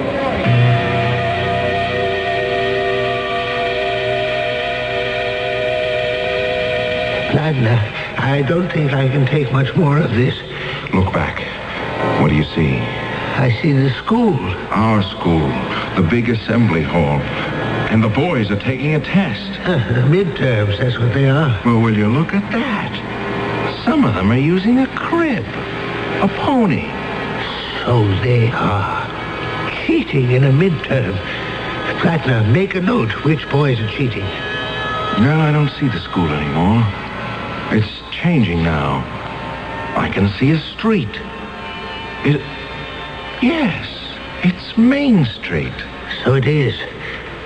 But how can we see Main Street from here? Because it runs right through us. This world, this dimension. So that's where they went. Who went? Those floating faces. They're hovering over the people walking on the street, see? Look, one or two following each person, watching. Watching? Why are they there? They're watching the living. Plattner, where are you? I'm here. I just don't want to look anymore. Oh, what's the matter with you? You're crying. I know what those watchers of the living are doing. I know who they are. There are two of them above my head, aren't there? Yes. A man's face and a woman's face. I know them. I know who they are. The two faces over your head, you know them? It's my mother and father.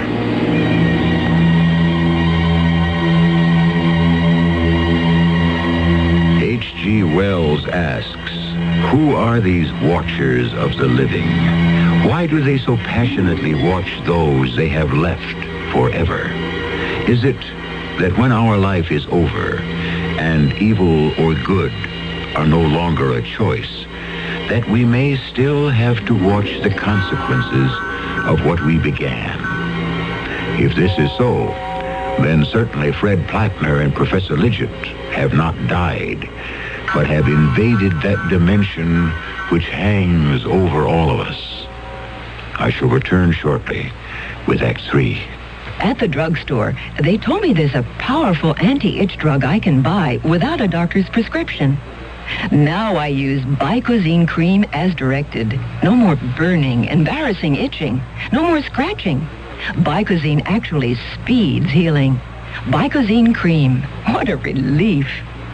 Now you can soften hard, calloused skin without painful cutting or scraping. Apply stainless Dermasoft cream to your feet as directed. Insist on Dermasoft cream.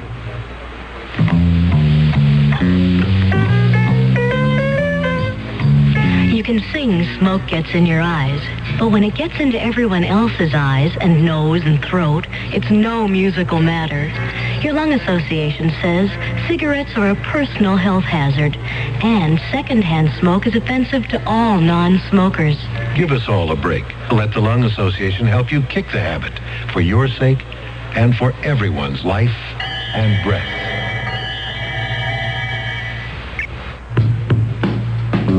Join hands with people everywhere. Each of us can do our share in Care Crusade for children. This year, people of all nations are joining hands to improve the lives of the world's needy children.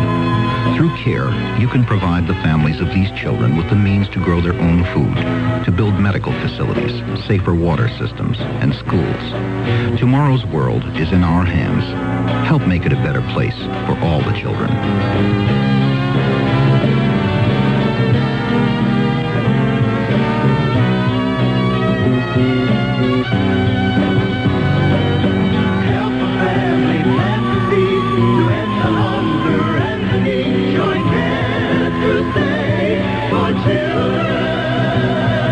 Send your check or money order to CARE, Crusade for Children Overseas, 145 Madeira Avenue, Coral Gables, 33134.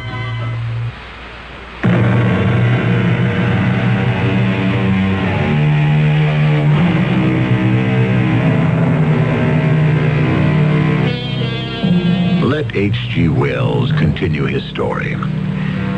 If human souls continue after death, then surely human interests continue after death. So these watchers of the living keep an eye on earthlings. Make note that this in-between land is green, the color of renewal, of continuation, of movement. Therefore, this island in space and time onto which our two men have stepped could be a moving platform. But to where? How many days has it been, Plattner? How many times did I go to sleep and wake up? 6, 7, 8? I can't be sure. We have only you to blame for this. I seem to remember that it was you, Professor, who said, why don't you set a match to the powder? Why do these infernal things have to hang around us? What have I done to them? Well, go on, get away from me. Go away. Do you hear me? I don't see how you stand these floating heads always following us, bumping us like balloons with faces. I am trying to be calm and not let myself go, and you must do the same, Professor. I could just as easily lose my nerve, but how would that help me? Listen. They've stopped. You're in a different spot than I am, Plattner. Your mother and father are watchers. I hope you never see your parents as I'm seeing mine. Not being able to speak to them and be understood. Not knowing whether they are real or shadows. No, I absolutely refuse to be fingerprinted, and that's final. You have a right to call your lawyer. Where are the bodies? Where's Fred Platten? Where's the headmaster, Professor Lidgett? How can you be sure they aren't still somewhere wandering about in shock, maybe, but very much alive? If in over a week they haven't shown up? Amnesia. Do you know what that is, Sheriff? If I were blown up in some ridiculous experiment, it would addle my brains, too. They're alive, I bet you, but they don't know who they are or where. Well, that all may be true, but you're still responsible for what happened. Speak to the mayor if you want to, but you're not leaving here until formal charges are placed.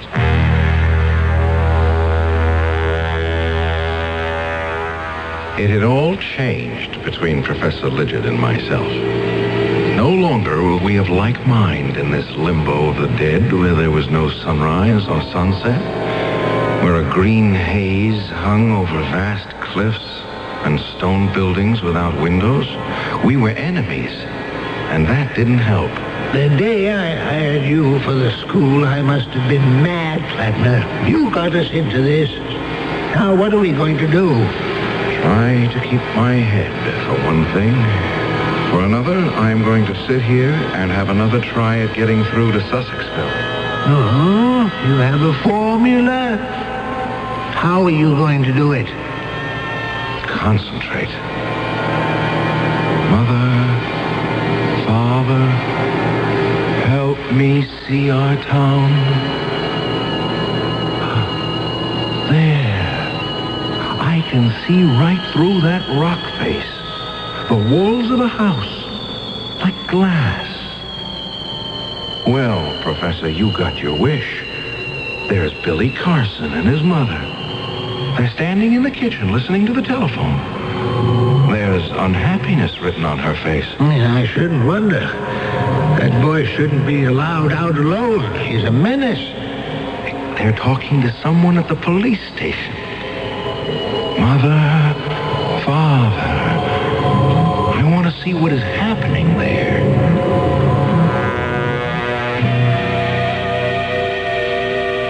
Dorothy, honey, don't cry. They won't let me go home right now. I've called our lawyer. He's in court, but he'll get over here as soon as he can. Now, you just tell Billy what trouble he's caused. I don't know when I'll get home. I'll get there when I get there. That's all I know. This way, Mrs. Vandermill. I don't know what possibly could have come over that salesgirl. I mean, to actually accuse me. No, Mrs. Vandermill, there's nothing I can do. Maybe something did happen to fall off the perfume counter into my purse, but heavens, to say I was shoplifting. Me, Helena Vandermill, why, I own half this town. Why would I ever steal anything? They did find some merchandise in your handbag. Who is that man sitting over there? He's in our custody. He's waiting for his attorney. Now, Mrs. Vandermill, if you'll kindly pay the fine, all the formalities will be taken care of. Oh, Sheriff, you are the most understanding public servant in this town. The fine, Mrs. Vandermill? Oh, yes, of course. Now, how much will it be this time? I'd say $50 would cover it. $50 it is. Here you are. All I have with me is 20, so here are 3, and do keep the change. Thank you, Mrs. Vanderbilt. Yes, I'll be more careful next time and keep my bag closed. Who was that? The richest old gal in town, but I have to haul her in at least once a week. She can't help shoplifting. Oh, why didn't you arrest her? Oh, I couldn't do that. Oh, why did you slip her fine in your pocket? I keep it safe there. Understand? Yeah, I'm beginning to. And how much would a little understanding cost me? Mr. Carson, Jim, I knew you'd understand the way we do business around here. I'm sorry I was a little slow. Let me see what I have in my wallet. The crookedness in our town. I had no idea. Starting with boys cheating on their exams, all the way to the police taking bribes. Lidget and I had stopped talking. I was too tired one evening to keep my eyes open, and before I knew it, I was asleep. Flatner, get up. Huh? What's the matter? Get up. Oh, yes, certainly. Professor, what are you holding that rock in your hand for? I'm not staying here any longer. Well, how do you propose to leave? You're going to lead me back to the exact spot where we entered this other world. Oh, I don't know that I remember it. You'd better, if you don't want your head bashed in. Professor Lidget, I understand the strain you feel, but what good will it do you to hurt me? I don't care anymore. I've got to leave here. All right. Let's start up this path and see if I can find the place.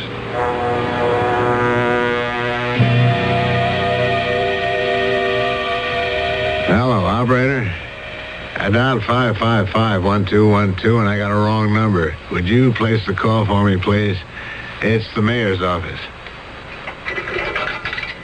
It works every time. Good morning, Mayor. Not too badly. We made $260. 60 from the old klepto, and I nicked another citizen for the 200. All right, will you stop by, or shall I send the cash over to the town hall? Good. I'll put 130 in an envelope addressed to you and marked official business.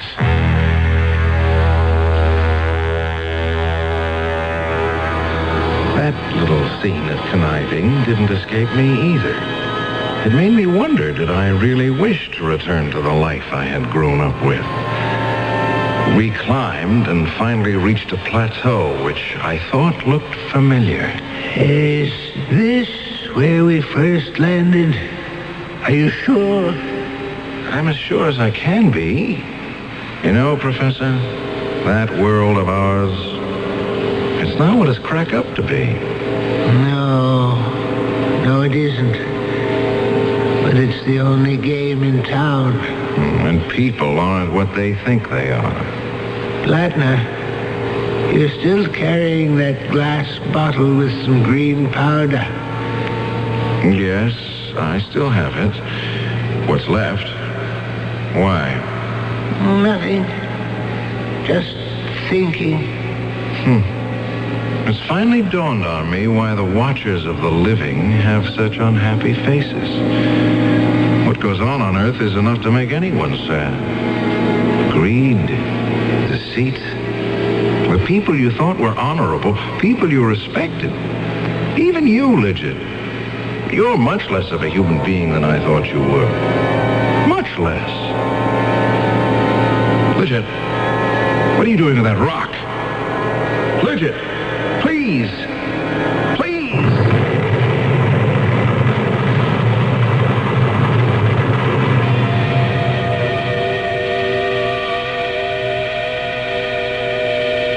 Came to on Earth, lying sprawled out in the schoolyard, covered in scratches and bruises. I was alone. Professor Lidget didn't get back to Earth with me. I remembered running away from the professor, and then I tripped and fell. Yes, the powder must have exploded on impact, and here I was. It was getting dark in Dr. Bendener's office, and I remembered I'd come to see him for a physical. Feeling any better, Mr. Flatner? Yes, I am. I'm fine now, Doctor. Had a little sleep? Oh, not exactly. Just thinking about how my insides got all reversed. Nothing's malfunctioning, you understand, just exchanged. Are you up to getting yourself home? Dr. Bendener, I've decided I don't want to be a lifeguard after all. I'm just not the swimming kind. I didn't know there was any other kind. Oh, there are lots of ways lives can be guarded. I'd like to think about that. Think about what, Mr. Flatner? What I ought to do, now that I'm back. back, go back to teaching.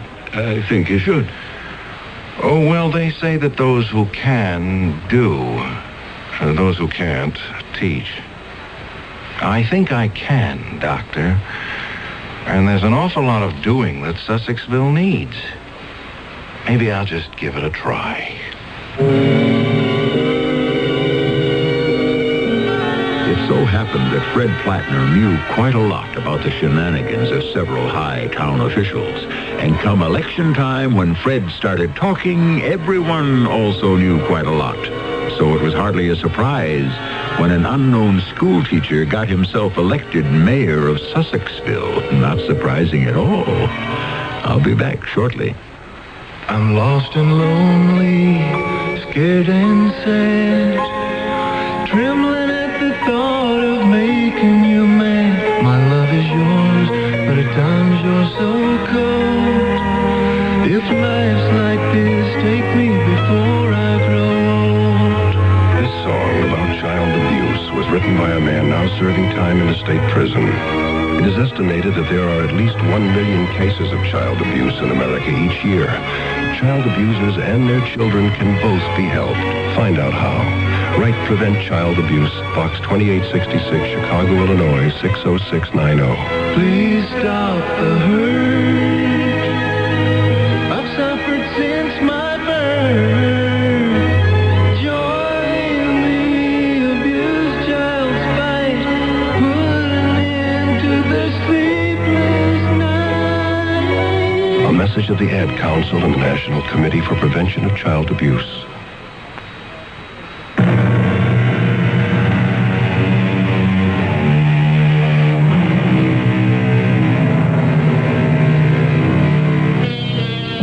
Some folks around Sussexville are still scratching their heads, wondering where Fred Plattner and Professor Lidgett disappeared to for 9 days, and why the professor never came back. But Fred isn't telling anyone. Every now and then, though, he'll look up suddenly from his desk in the mayor's office, as if he was seeing someone he recognized. Call it an H.G. Wells fantasy, if you will, but who knows? Perhaps we are all being watched. Over there. Is that a shadow over your head? Our cast included Tony Roberts, Bob Dryden, Bryna Rayburn, and Gilbert Mack. The entire production was under the direction of Hyman Brown. And now, a preview of our next tale. I took a few steps down the rough cobblestone alley. It was dim, a place where the sun couldn't get to. There wasn't a sound. The bustle behind me seemed to have vanished. I walked slowly along the twisting alleyway. Well, there were a few shops, but they were all closed. I don't know why I kept walking, but something seemed to draw me along. And then the alley turned, and there it was. A small shop, brightly lighted with candles. In the window were clothes, leather things, beads, spices. There was no name on the door, but I knew I'd found the Devil's Boutique. This is E.G. Marshall inviting you to return to our Mystery Theater for another adventure in the macabre. Until next time, pleasant dreams.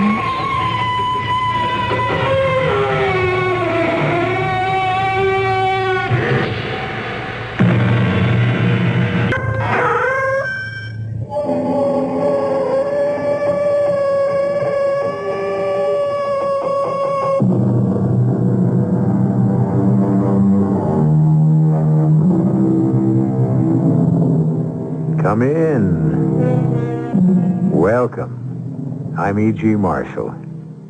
The great French writer Balzac called life the human comedy. Our own Mark Twain saw it as a human tragedy. What's in a name? There are a great many laughs in a true tragedy, and plenty of tears in a genuine comedy. Mark Twain's long suit was irony, And now we have an opportunity to see how he plays that kind of hand in one of the greatest stories of deception ever written. And there's no doubt about it. You can be wealthy. Oh, I like that. Famous. Famous, too. Absolutely. And powerful. Wealthy, famous, powerful. A force in the world of art. It sounds wonderful. That's what you're giving me. And in return, what do I have to give you? Your life.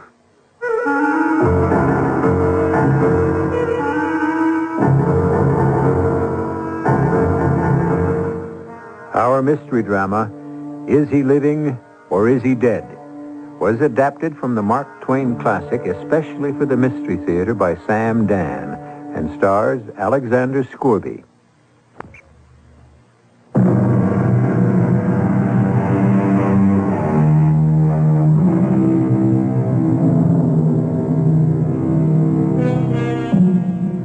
It is unfortunate but true that a great many creative men are killed by poverty. As a matter of fact, the circumstance has been so universal that it has even been made romantic. How many stories, operas, plays are about artists who starve in garrets?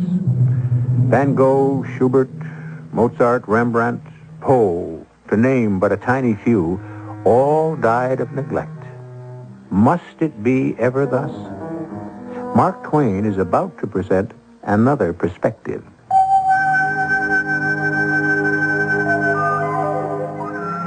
I was spending the month of March, 1892, at Mentone on the Riviera, fully enjoying the flooding sunshine, the balmy air, and the brilliant blue sea, without the marring additions of human fuss and display, which one encounters a few miles away at Nice and Monte Carlo.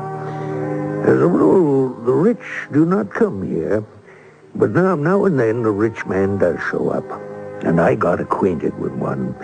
Partially to disguise him, I shall call him Smith. One morning, we were having breakfast at the Hotel des Anglais, when he exclaimed, "Quick! Cast your eye at that man." Which man? The one just going out the door. Yes? Do you know who he is? Why are you so excited, Mr. No, do you? Well, I think so. He spent several days here just before you arrived. Do you know anything about him? Well, someone said he's an old, retired, and very rich silk manufacturer from Lyon. Or was it Lille? Well, what else do you know about him? Well, I don't know anything about him except... Except what? Well, I would assume he must be all alone in the world. Oh, why? Why? Well, he looks so sad and dreamy, and he doesn't talk with anyone. Would you know his name? Yes, it's Théophile Magnan. Well? Well, what? Well, what are you going to tell me? Tell you? About the old gentleman. Oh. Smith, taking you by and large, you're quite a character. Here, the mere sight of a person sends you into a perfect fit. One might have thought the man was Jack the Ripper, the way you seem to take on about him. And now you simply cannot say, "Oh," and just haul down the flag. Smith?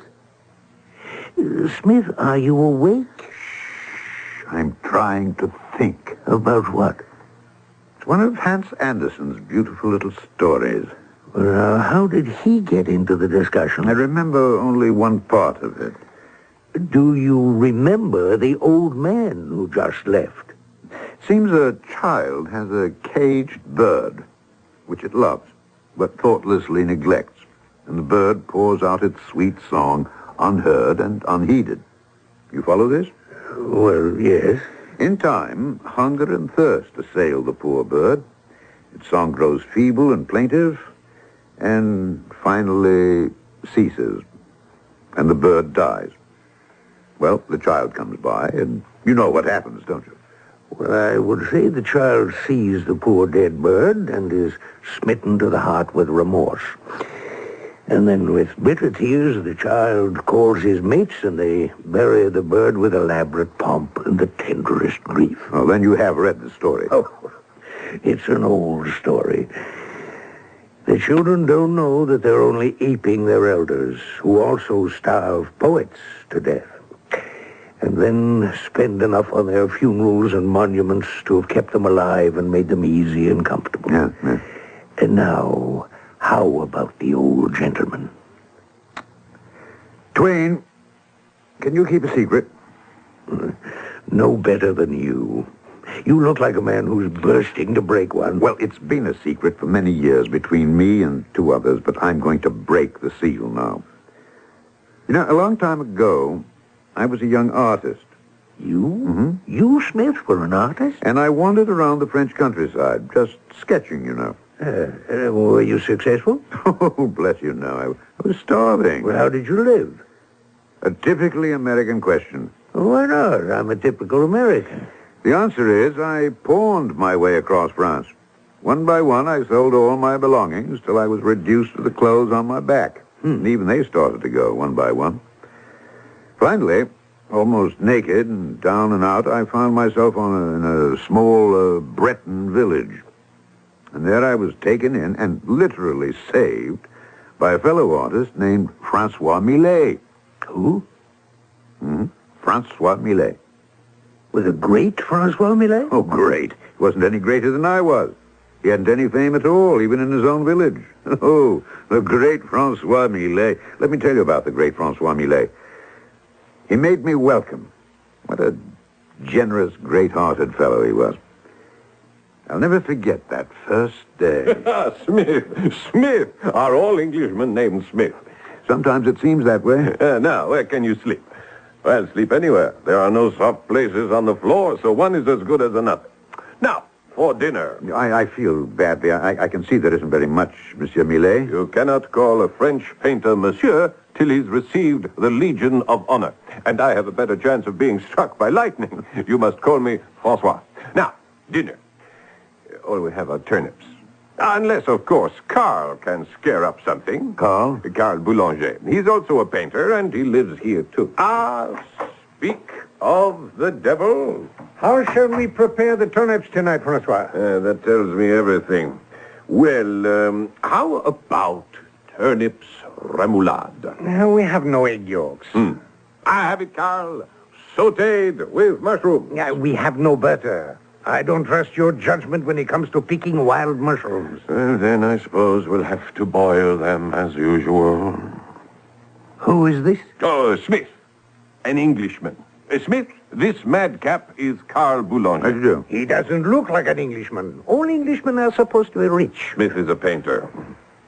Poor devil. Why didn't you arrange to be born in France, and then you would have learned to starve properly? I can starve as decently as any Frenchman. What's that? What? That canvas against the wall. I just noticed it. No, that. I call it the Angelus. It isn't too bad, Smith. I've never seen anything like it. It's a masterpiece. There's a feeling of oneness with God.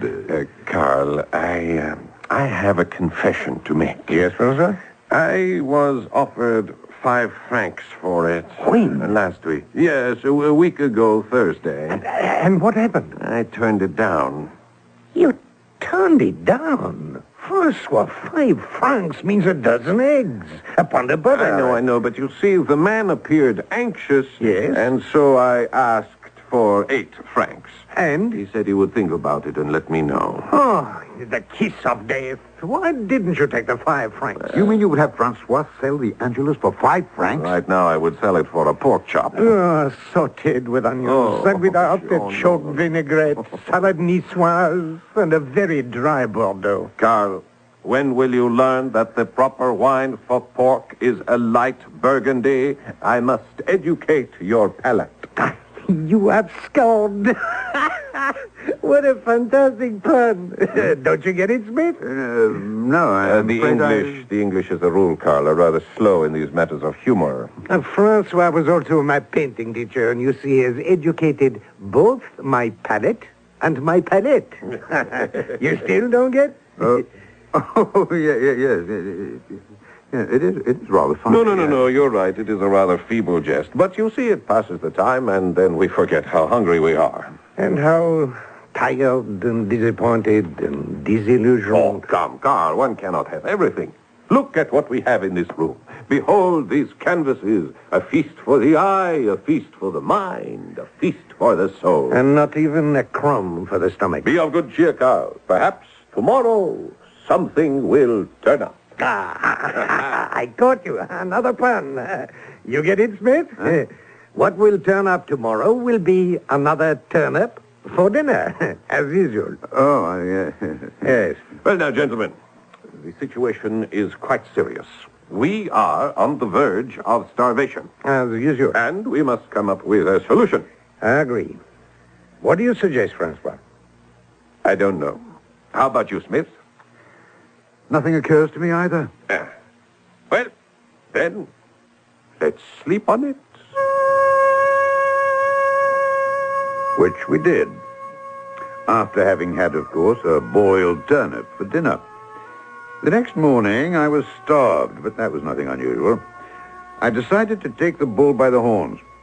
I looked at Millet's paintings. How could anyone in his right mind not jump at the chance to buy them? Accordingly, I placed a few under my arm, the Angelus, Man with a Hoe, the Woodcutter and Death, and I began to knock on doors.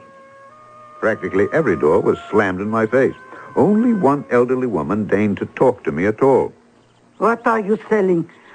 I see. That's painting nonsense. Oh, but, Madame, I assure you... And have you joined the other two?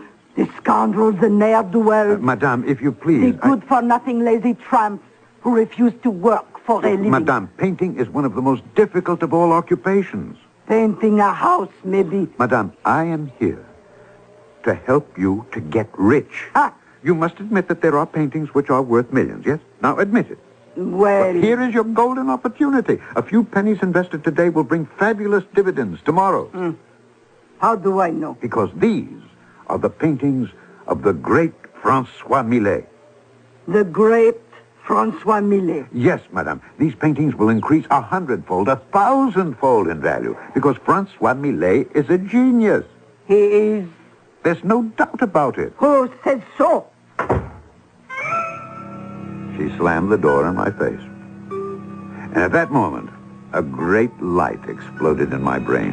Who says so? I raced home. I couldn't wait to share this flash of sudden insight with my companions. Hunger creates great divisions, Francois. Continue, Smith. She and everyone else in this town. They don't make up their own minds. They don't decide things for themselves. Oh, but that's how people are everywhere. And so she looks at you, Francois, and at me, and at Carl. How's she to know that the paintings have merit? It should be obvious. Of course. The colors, the figures, why, it's all over the canvas. But unfortunately, no one has told her that as yet. What do you mean, no one? I've been trying to sell these paintings for months, years. I patiently try to explain. But who are you? Who am I? I'm Carl Boulanger, a painter. No, you're Carl Boulanger, a shiftless good-for-nothing who would prefer to beg for his bread sooner than work for it. Who has perpetrated this infamous falsehood? And so am I, and so is Francois. What he says is true, Carl. And yet, if someone in authority were to say, Francois Millet, truly a great master. Why, overnight, Francois would be the toast of the town.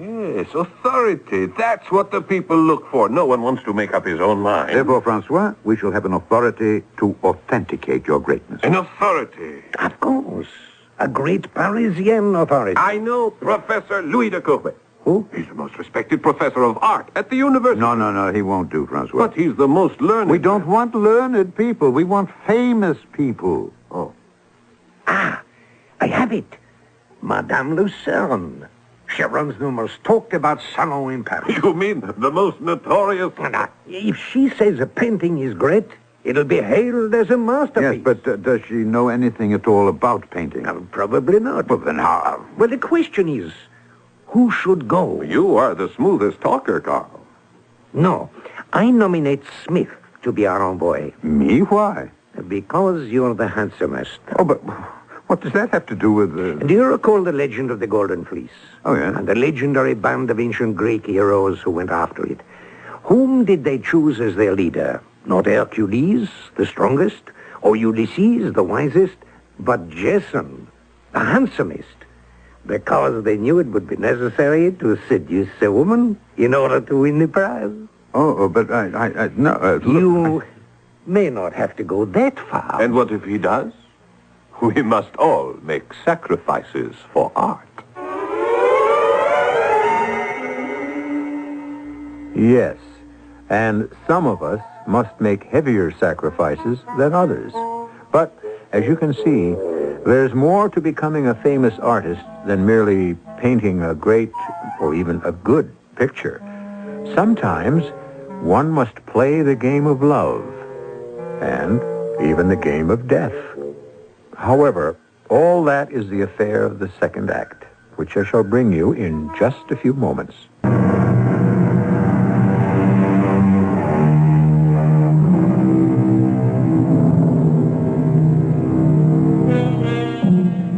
We may all have to revise some of our ideas about art before our story is over.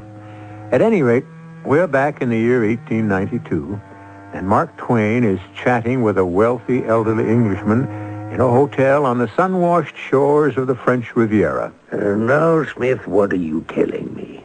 That some 25 or 30 years ago, you and the painter Francois Millet and... Carl Boulanger. Yes. And yourself were starving artists in a provincial French town? Exactly. And that you concocted some mad scheme to get Millet recognized? But you haven't heard the scheme yet. You see, if you're a creative artist, people don't know you're good unless somebody who speaks with authority says so. You get no argument from me on that score, Smith. Well, they had the idea to send me to the salon of Madame Lucerne in Paris. She was a former mistress of King Louis Napoleon himself. Which made her an eminent critic, connoisseur, and authority on the art. Exactly. Well, how did you propose to gain admission to Madame's salon? You were, after all, ragged, unknown. Well, I did the only thing any sensible man would do under the circumstances. I broke into her bedroom. Who is that? Don't be alarmed, madame. I'm not a burglar. You are not a burglar? And please don't pull on that bell cord. Allow me to give you 2 reasons why you are a burglar.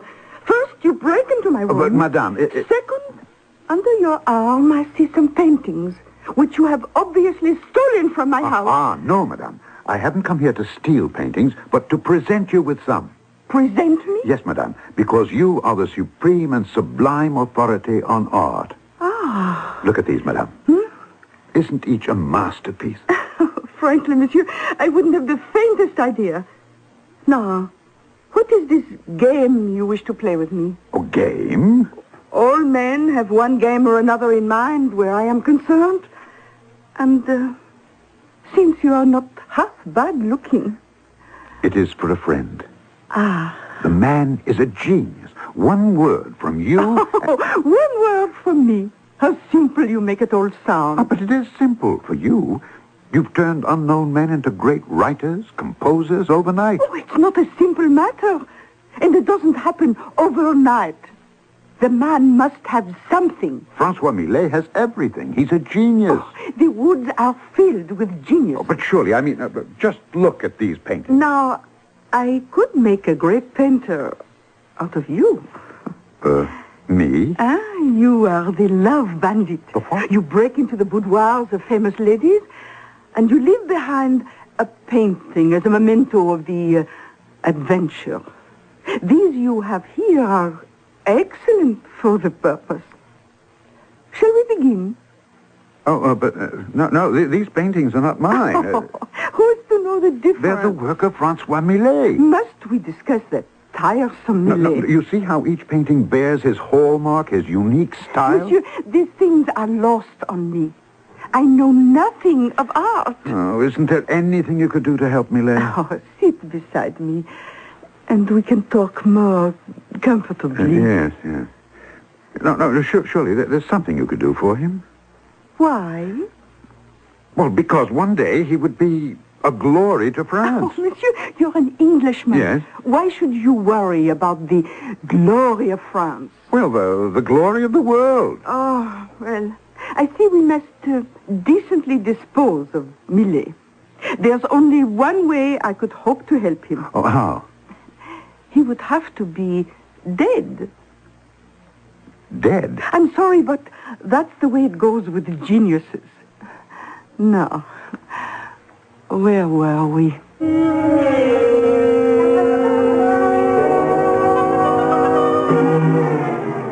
Dead? Dead? The woman is crazy. Gentlemen, the woman is right. But Smith. It's a matter of history. She convinced me. Do you mean Francois is to die? That is rather extreme. Look, an artist has to be starved and dead before he's acknowledged. It happens so often, we could write a law that says the prices that the public will pay for a man's pictures will only climb after he dies. But what good does it do the dead artist if others make money on his pictures? Death lends grandeur to a man. Death makes his name illustrious. Why? I don't know, gentlemen. I don't know. There's no way out, Francois. You simply have to die. Oh, now look here. No, let us hear him out first, Carl. Now take several weeks, better several months to die. And in the meantime, paint. Paint day and night. Enlarge your stock of paintings. Leave behind a ton of work.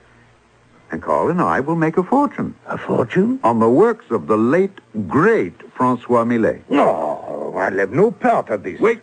What Smith says is not devoid of merit. Francois. Look at us. How we live. How far are we from death? How much longer can we starve like this? Freeze. Do without. In a few years, we will be young no longer. And we'll be dead in any event. This way... This way is madness. I won't let you die to make me rich, Francois. No, but listen. And that would be enough out of you too, Smith. You didn't let me finish. I said Carl and I would make a fortune selling your paintings, Francois, which we would then split 3 ways. 3 ways? Yes, Carl, 3 ways. You and I and Francois. Francois? What did you think I meant for Francois to actually die? But you said... No. Why should Francois die? He'll just vanish, change his name, and we'll bury a dummy and cry over it and... Smith, you are the greatest scoundrel who ever lived. Thank you. What a magnificent plan. What do you say, Francois? Well, would it be proper to play this kind of trick on the world? On the other hand, since the world will have it no other way... But will it work? We'll put it to the test. How? Carl, you and I will go out and do some painting. You head north and I'll go south.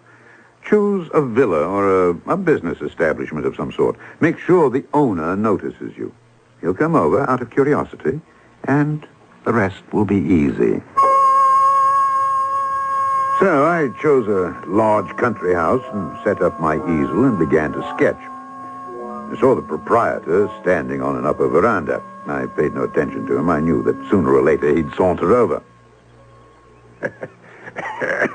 Hey, that's not bad. Not bad at all. Yes.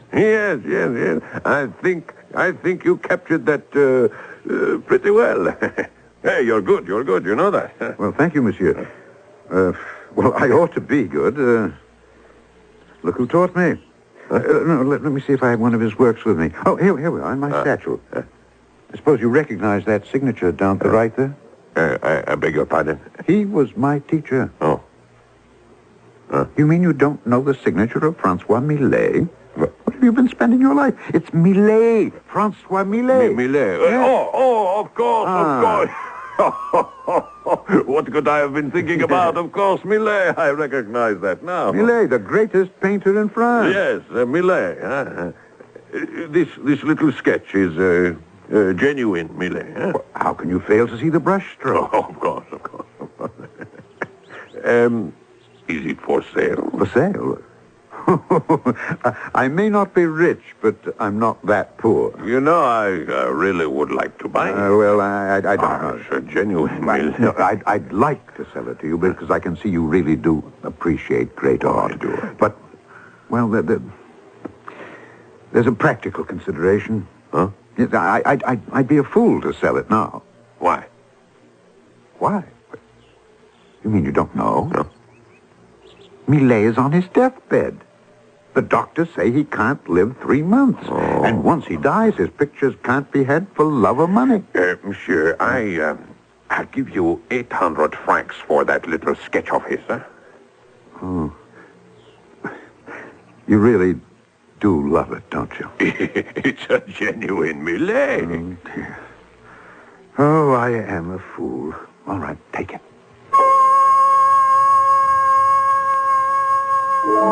800 francs, Twain. And Millet would have sold it for a bottle of wine. 2 years ago, it sold at auction for 80,000. It's a mad world. Well, when I came home, Carl was dancing for joy. 1,000 francs. Yeah. I sold Francois's picture of the little girl and her mother for 1,000 francs. Well, your 1,000 franc sale, Carl, and Smith's 800. What a feast we can make this evening. This evening, Francois, you'll have to get sick. Sick? Oh, I never felt better in my life. Tonight, you will take to your bed with the illness that will finally kill you. All right.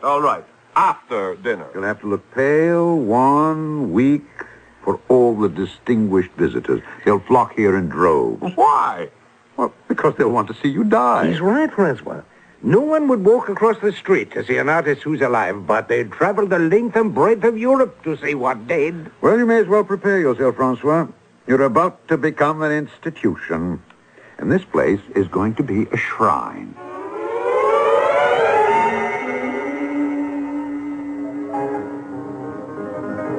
Oh, you wish to see me? I see, madame, you've forgotten me. Which one are you?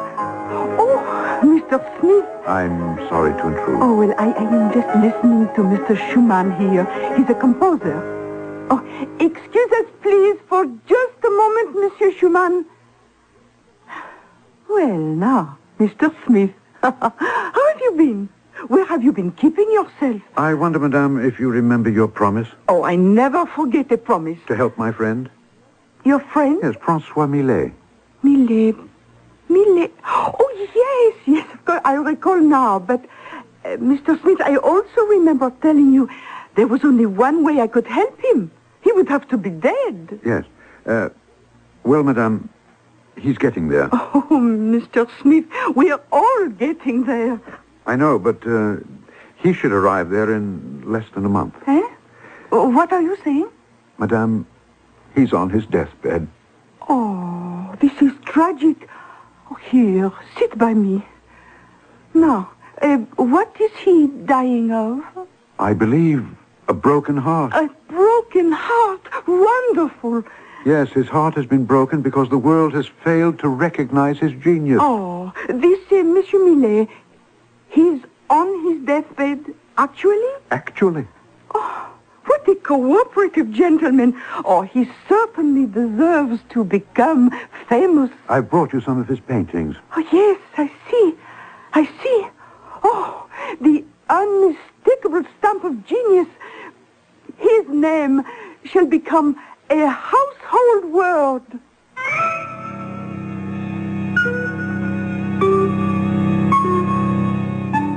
Is that how it's done? Well, it's a way, but is it all that simple? No, not really. We'll encounter a few problems. After all, Francois Millet has to die in a convincing manner and in front of witnesses. Well, that's why we have third acts, isn't it? I shall return in a few moments.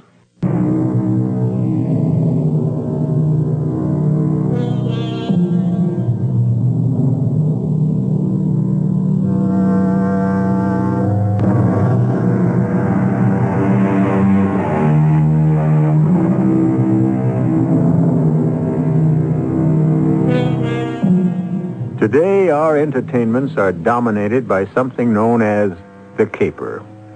This is usually an elaborate scheme to swindle something from somebody. Money from a bank, secrets from a spy ring, anything, anywhere, anytime. Like most art forms, this one is hardly new. We're listening to one right now. It was inspired by a short story by Mark Twain. And if the word had existed in Twain's day, he might very well have named this piece the Francois Millet Caper. I don't understand at all, Smith. Why did you need this Madame Lucerne? After all, you proved you could make money by using Millet's name. Both you and Carl had already sold his pictures. Yes, that was good enough for the provinces, Twain. But we wanted more than just a little local reputation. We required fame. And for that, you needed Paris. And no creative artist has ever conquered Paris without the help of a woman. Meanwhile, we were having our problems. Millet didn't mind starving when we didn't have a sou. But now that there was some money... But if I don't eat, I'll die. Well, that's the idea, Francois. But since I'm not to die, actually, what difference should it make? But people come to see you. You can't look healthy and robust on your deathbed. Smithy's right. The reporter from that English journal yesterday did give you several suspicious looks. Meanwhile, I'm not painting. You can't have everything. And at mealtimes, I can't have anything. Well, your jokes are becoming feeble, at any rate. I have an idea. Why don't we say I'm too ill to see anyone? In that way, I can eat like an elephant. And you'll get to weigh as much as an elephant, too. We won't be able to get you into your coffin. Oh, who's getting into a coffin? Well, you'll have to be carried out of here when the time comes. That is something no one has explained to me.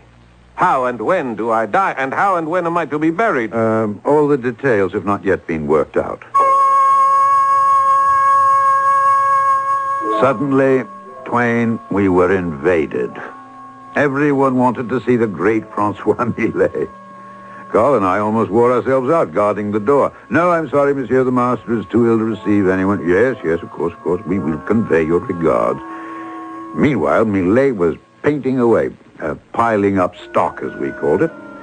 And Madame Lucerne was selling them, discreetly, of course, in Paris. The great sale was the Angelus for 2,200 francs. Little did we know that the day was coming when France would struggle to own it, and a stranger would come along and capture it for $500,000 cash. And meanwhile, we were having problems with Millet, or I should say, with his appetite. I don't understand it, Carl. He gets fatter every day. Well, fatter and healthier looking. This won't do. Carl, do you allow him to sneak in some food on the sly? How can you accuse me? Well, how can he gain weight on tea and toast? Well, especially tea without sugar and toast without butter. Wait. Inside, listen. Inside his room. Do you hear what I hear? Well, I'm not sure. That has to be the sound of a spoon against a bowl. He's eating. But how? Oh, why didn't we think of it? Somebody's smuggling food into him from the outside. But who? That has to be the answer. Sneaking food into his room through the window. Now, you sit here. I'll steal around to the back of the house. What are you doing here? Oh, It's Madame Maufrigneuse. Well, Explain yourself, Madame. Well, sir, Francois Millet is a genius, a great genius. He is? Who says so? Why, everyone says so. It's a known fact. And when I heard he was dying, I thought perhaps... What do the doctors know? The poor man probably needs a decent meal. Well, no one is allowed into the house, and so I... Yes. Well, we can't have any more of this. Why not? Because the doctor says food will kill him. Should it matter? He's dying anyway. And you should see how happy he is with my soup and the roast fowl and the fish. Madame, he is not a goose to be stuffed for pâté. You needn't yell at me. I was only doing my Christian duty. We only want him to die in comfort. And I want him to die happy. Poor fellow. He starved most of his life. Must he go hungry to his grave? But he's very ill. He looks fine to me. Fat and rosy. Perhaps my cooking can save his life. Or do you want him to die? Well, why would I want him to die? Well, there's nothing to be done. She could prove a great embarrassment, so we let her deliver the food every day, and of course Carl and I were forced to eat it. Meanwhile, the house was besieged. People came from everywhere for the death watch. It was unbelievable. Read what it says here in the Paris paper. The lamp flickers for Francois Millet, great painter, said to be in his last hours. Yes, all over the world. Look, in England, the final chapter in the Millet story. In America, look. Curtains for Francois. I shall die in earnest if I am not fed. What are you doing here, Francois? Why aren't you in bed? Wasting away. Look at me. Nothing but skin and bones while you two gorge yourself on Madame Muffineux's heavenly cuisine. It's not fair. This is the thanks we get for making the man a genius. Hang being a genius. When can I get a decent meal? Ah, really, Smith? We should hire a butler. Francois, back into bed. Quickly. Just the wing of the chicken? No. Not even the neck? Into your room. Quickly, Francois. I might as well die and be done with it. Now, let me see who that is. Oh, let me in quickly. Oh, Madame Lucerne, please. You know the whole world is talking about the great Francois Millet. Yes, Madame. A tragedy. The demand for his paintings rises by the hour. We have plenty, stacks of them, which Madame can take back to Paris and sell. Oh, no, monsieur. They will sell better after he dies. The poor man. He's at death's door, is he not? Yes, Madame. Standing on the threshold, as it were. Oh, may I pay my respect? Well, Madame, you see... Mr. Smith, please tell your friend I am so attached to the master that I shall be desolated if I cannot see him at least once before... Oh, I cannot bring myself to say... Madame, this way, please.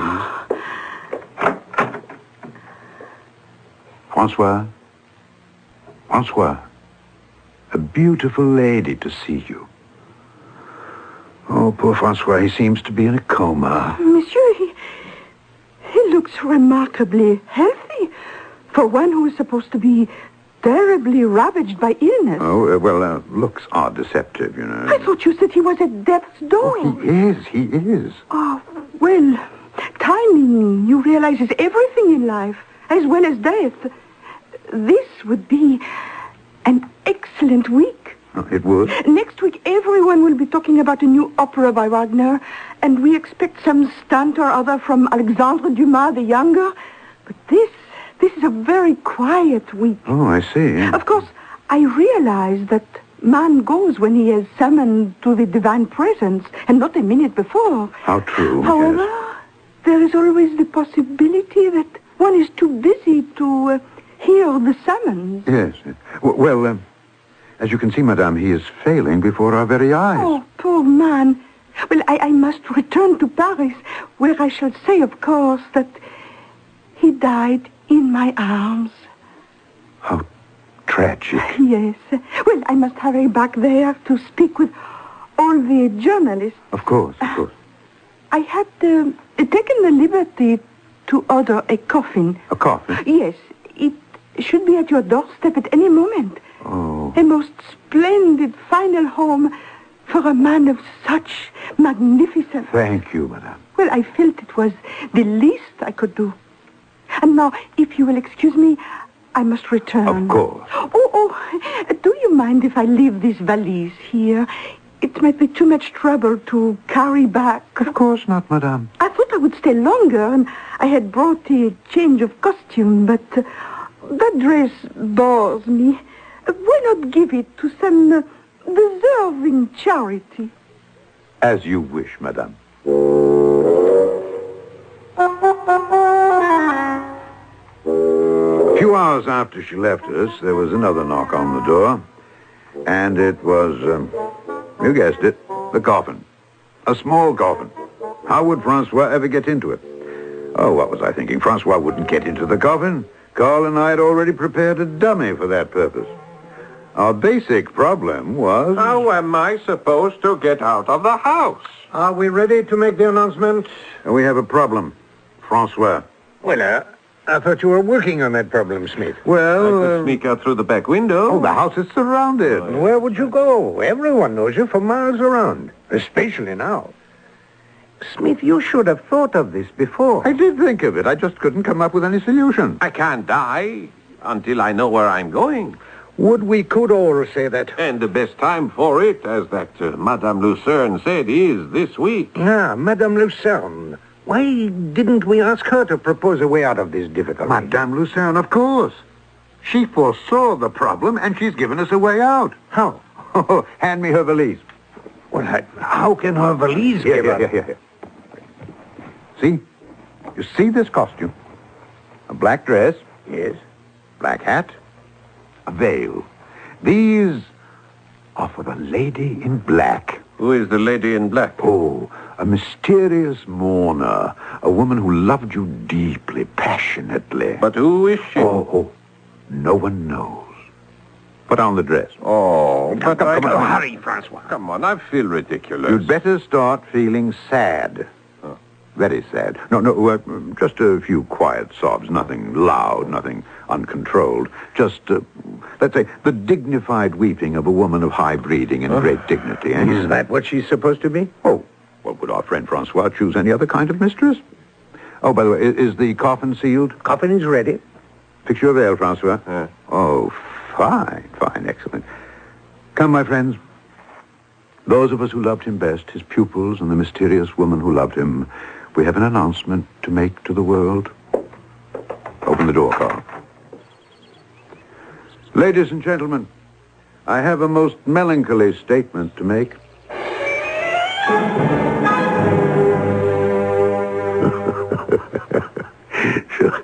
So you buried Francois Millet, eh, Smith? Yes, Twain, we buried the dummy in the coffin. There was a great funeral. Oh, yes. And Millet, disguised as the woman, escaped detection. The world was convinced Millet had died. What happened to him? Oh, can you keep a secret? I can only try. You remember that elderly gentleman I pointed out to you earlier this morning? That was Francois Millet? That was Francois Millet. For once, a great artist was not starved and killed by indifference and neglect and then given the vain and empty pomp of a loud and meaningless funeral. No, we saw to that. Francois Millet has never known and will never know another hungry day.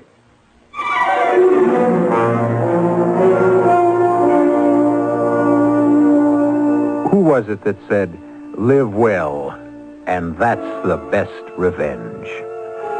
Live well. So few artists can manage it in the face of indifference and just plain misunderstanding. And when Mark Twain wrote the story, he did it in the spirit of, "Here's one for our side." Well, we're always on your side. And we'll be back here in just a few moments.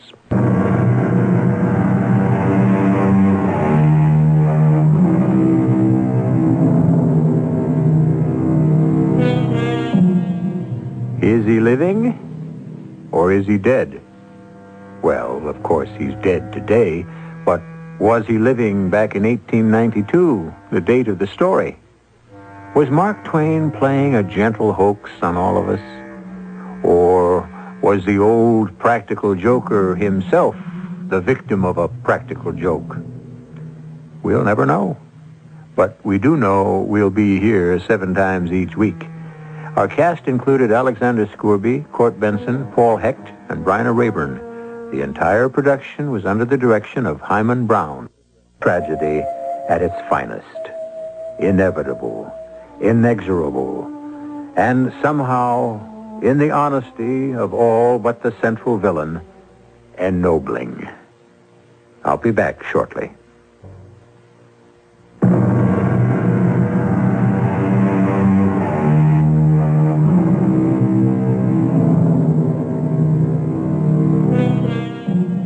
It would be unfair, of course, to leave our tragedy just as it resolved itself, for only one reason. That sinister, despicable, unforgivable Iago. I'm glad to report that for those of you who might not know in advance, his punishment well fitted the crime. Since Cassio was governor, and in a sense, dictator of Cyprus, it was left to him to dispose of Iago. When all the facts came out, how kind would you have been? Our cast included Arnold Moss, Marion Seldes, Joan Arliss, Court Benson, Ralph Bell, and Ian Martin. The entire production was under the direction of Hyman. It's just past 11 o'clock, and it's time for the WIP Mystery Theater. Why don't you join us? Just sit back and relax, if you can.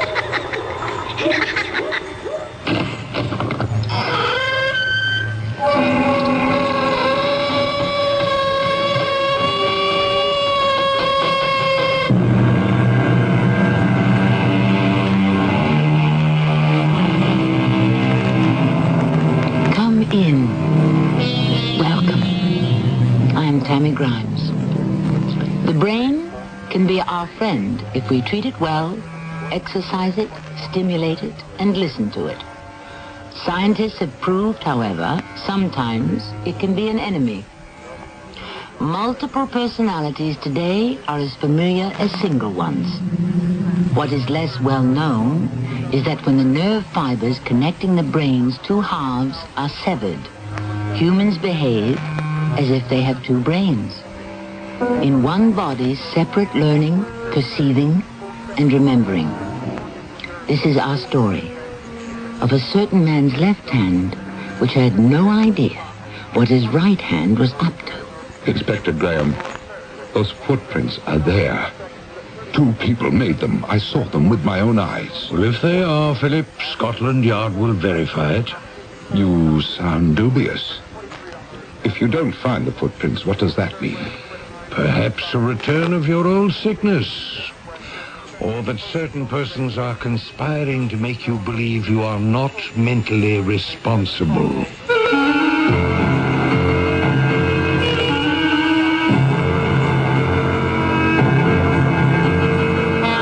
Our mystery drama, The Visions of Sir Philip Sidney, was adapted from a story by M.R. James for the Mystery Theater by G. Frederick Lewis. It stars Lee Richardson. I shall return in a moment with Act 1. Avoid paying outrageous prices for out-of-season produce next winter by preserving fresh summer fruits and vegetables now with canning supplies from True Value hardware stores. Hi, Pat Summerall to say the Nesco electric cannery for just $24.99 automatically maintains the right temperature for steaming and canning. Or freeze foods in convenient boilable bags with the Daisy Seal-A-Meal 2, now just $18.99. And get a box of replacement bags for just $3.29 at participating True Value hardware stores and home centers. What's red and gold and tastes like summer? Nectarines. Summer fruits, it wouldn't be summer without them. It's peak of the season for fresh nectarines. Fresh from the tree, taste them and see. Juicy and sweet. California nectarines are beautiful right now. Nature's way of smiling. Sunshine on the tree. Nectarines. Sponsored by the growers of California summer fruits. This is Gene King for your Better Business Bureau. If your idea of summer fun is camping out, whether you sleep in the luxury of a recreational vehicle or rough it on the ground with only the stars above you, there's one piece of gear that's a must, and that's a good sleeping bag. A well-made, lightweight summer bag is a good first choice for novices and for those who aren't planning to do too much cool weather camping. But if you're heading for the mountains or planning to take a trip in the spring or fall, a 3-season bag will be a better choice. Now, these bags are warmer and more expensive, but they'll keep you comfortable at near freezing temperatures.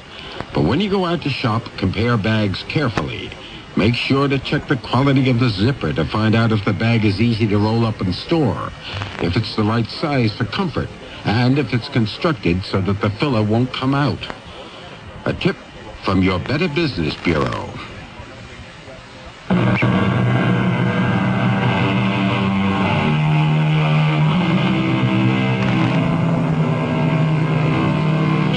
I'm not sure whether it's my imagination, but it seems to me the most extraordinary mysteries the Mystery Theater offers do not take place in this technological era, but in a past age.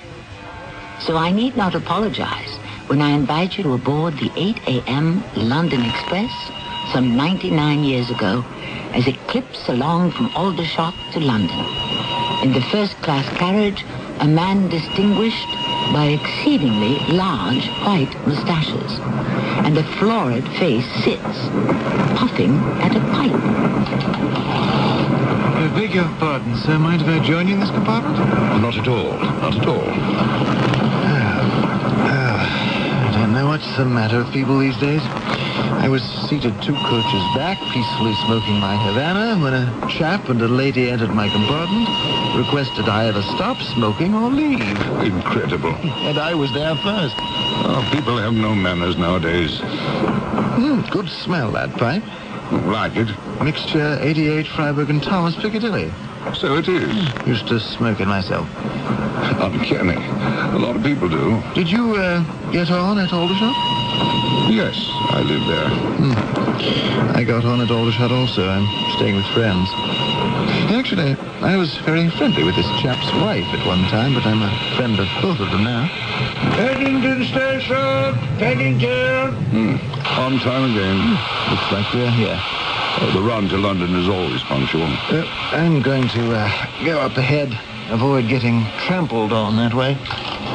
You ought to try Freiburg's 44. Less latakia than the 88. Delighted to have met you. Oh, good Lord. I don't believe it. It couldn't be. Must have a closer look. Great Scott, it is.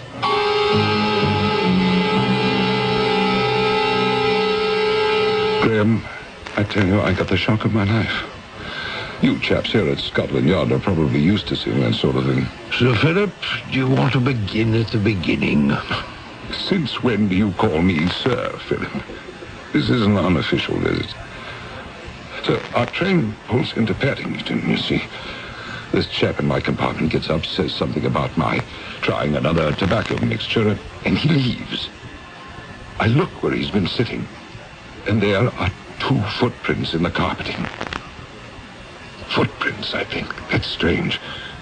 I keep looking, and they go to the door exactly as he did. I bend over, and they are bloody. Indeed. Yes. Bloody footprints. Real blood. I can tell. Lord knows I've seen enough blood in South Africa. The Zulus. What train was this? The 8 o'clock from Aldershot. What compartment were you in?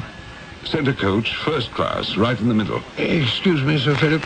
Graham, you've done it again. Sir Philip. You rang, Inspector Graham? Yes. Get in touch with all the hospitals, will you? Find out whether anyone was admitted this morning suffering from a gunshot or a knife wound. Right.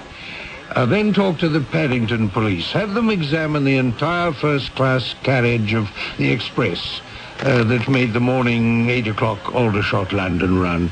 Tell them I'm interested in footprints, bloody footprints. Now, I'd like a report within the hour. Yes, Inspector.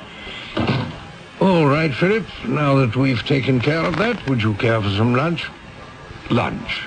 Well, there's a new place around the corner from the yard. The men tell me it's quite decent. Graham, I don't know. What is it? You're taking all this so lightly. I say I saw footprints in blood, and you say lunch. Well, my dear friend, life must go on. Put all that out of your mind, and we'll take an hour off. By the way, how is Margaret? Margaret? I'd rather we didn't talk about it just now. Oh, really? I'm sorry.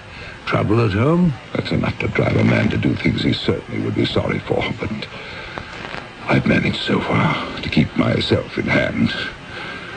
All right, I'm ready. Shall we go? We're back. Any word from Paddington? I left the report on your desk, Inspector. Yes. Any word from the hospitals? No one reported shot or wounded this morning anywhere. Well, of course, your young man could have had himself treated privately. Ah, here it is. Paddington Police inspected entire first class. No footprints in any of the compartments. It occurred to me over lunch, Graham. It may sound foolish to say this, but did I really meet that man? I had a subaltern in the Fusiliers who went through the most terrible depressions, anxieties, and he swore up and down I had given him permission to go upriver. I had done no such thing. When they brought him back, he told me word for word our conversation. It had never taken place. Philip, this is England. If anything, our climate is the exact opposite of sultry southeast Africa. No, I must presume the constable did not inspect the right train. Oh, I'm relieved. You do believe me, then? My dear chap, after 30 years, I'd trust you with the truth before I'd trust my own mother. That's it in a nutshell, isn't it? The matter of trust.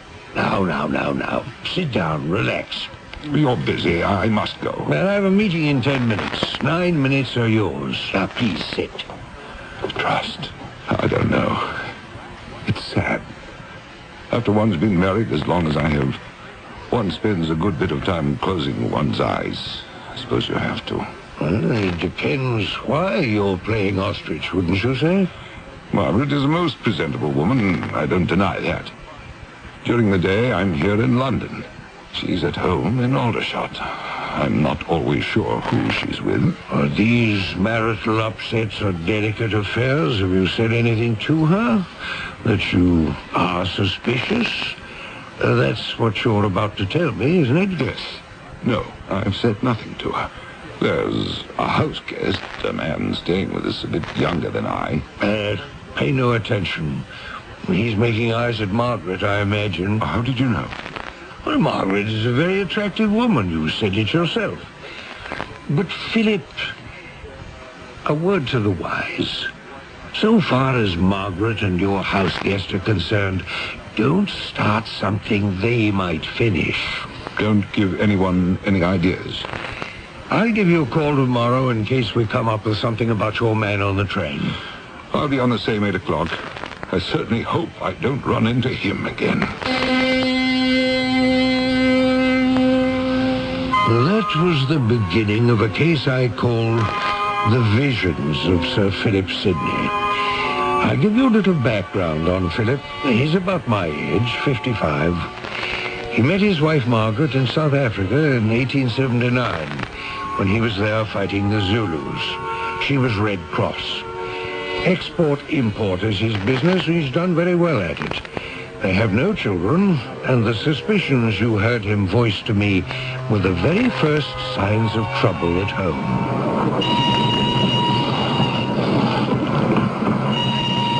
I beg your pardon. I think I've come into the wrong compartment. I'm sure you haven't. It's I who am probably the interloper.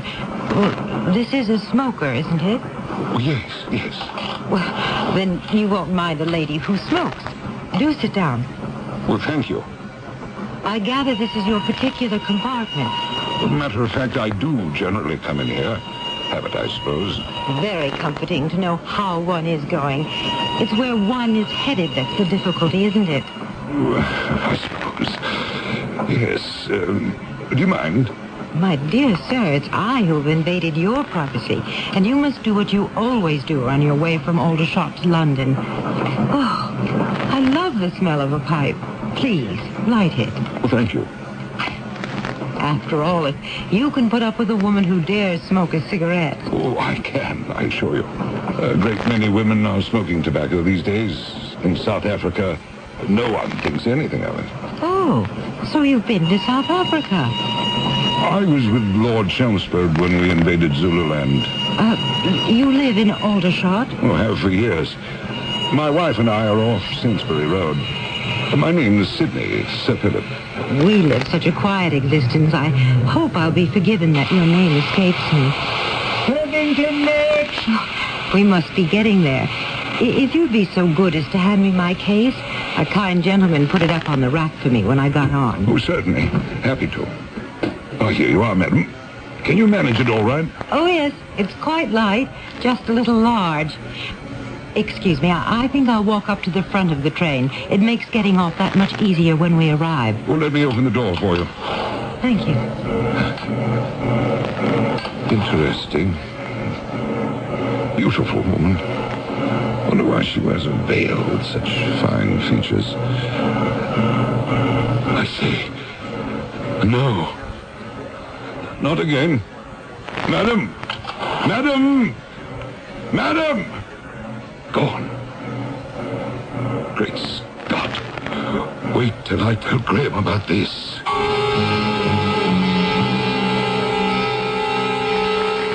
Yes. Beautiful, Graham.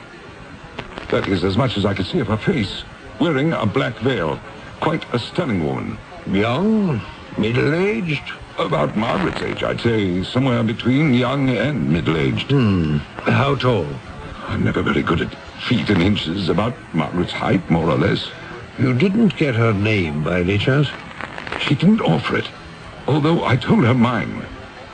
Graham, what can we do about this? Well, I'll put through the same inquiry I did yesterday. Check hospitals and examine the floor of the compartment. I'll have a look at the morning 8 o'clock train myself. I'll feel more secure if I searched for the footprints myself. Sometimes, you know, the pattern of a carpet can obscure certain marks. I think it's important I find them. And if you don't? My dear friend, don't even consider that. If you don't find the bloody footprints, I'm imagining things. It could be a touch of your old sickness, Philip. Or there may be two people who have conspired to make you believe you're not quite mentally responsible. And I will not accept that. Oh, you're a good friend. Well, I'll get cracking on this right now. I'll call your office before you leave for the day. Well, I'll stay right there until I hear from you. The news was not good. No wounded, veiled lady was reported by any hospital in London. I myself examined the very compartment Philip had ridden in. Not a trace of blood anywhere. I called him at his office. He took it very badly.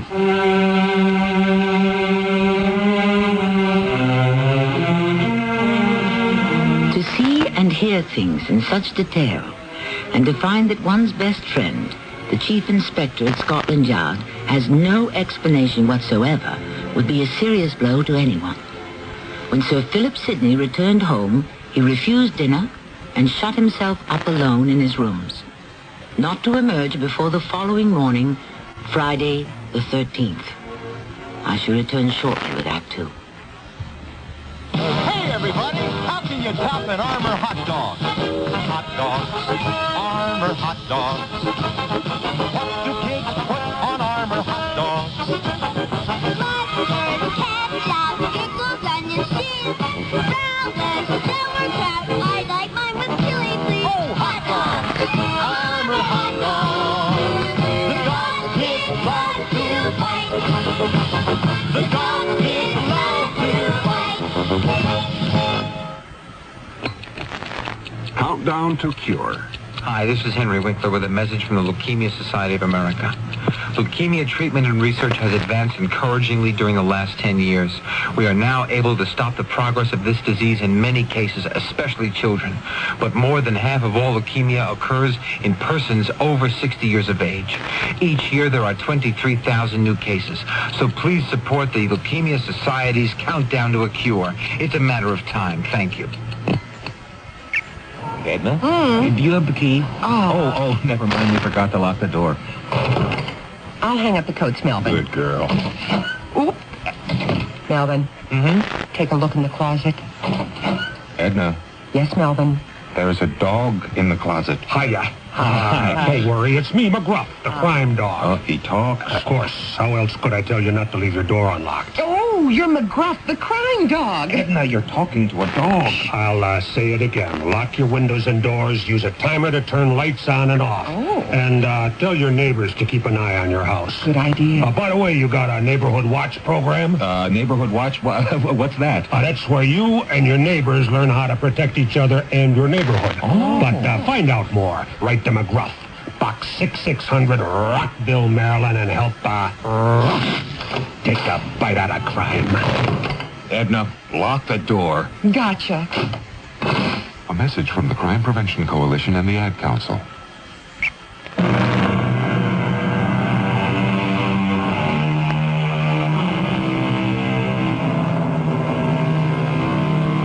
When our curtain first rose on this drama, I spoke of the possibility of two halves of the human brain acting independently once their connecting nerves were severed. A physiological effect resulting from a physiological fact. I now propose to assume that this might also happen as a result of a psychological trauma. Let us see, as Act 2 unfolds, whether they bring us closer to the mark. May I join you? By all means. Right, is this a smoker? Oh, it is, yes. Ah, good. I hoped I'd find a compartment where I could smoke, but Now I found it, I'd just as soon not. Exactly how I feel today. I only come in here out of habit. Years of going up to London.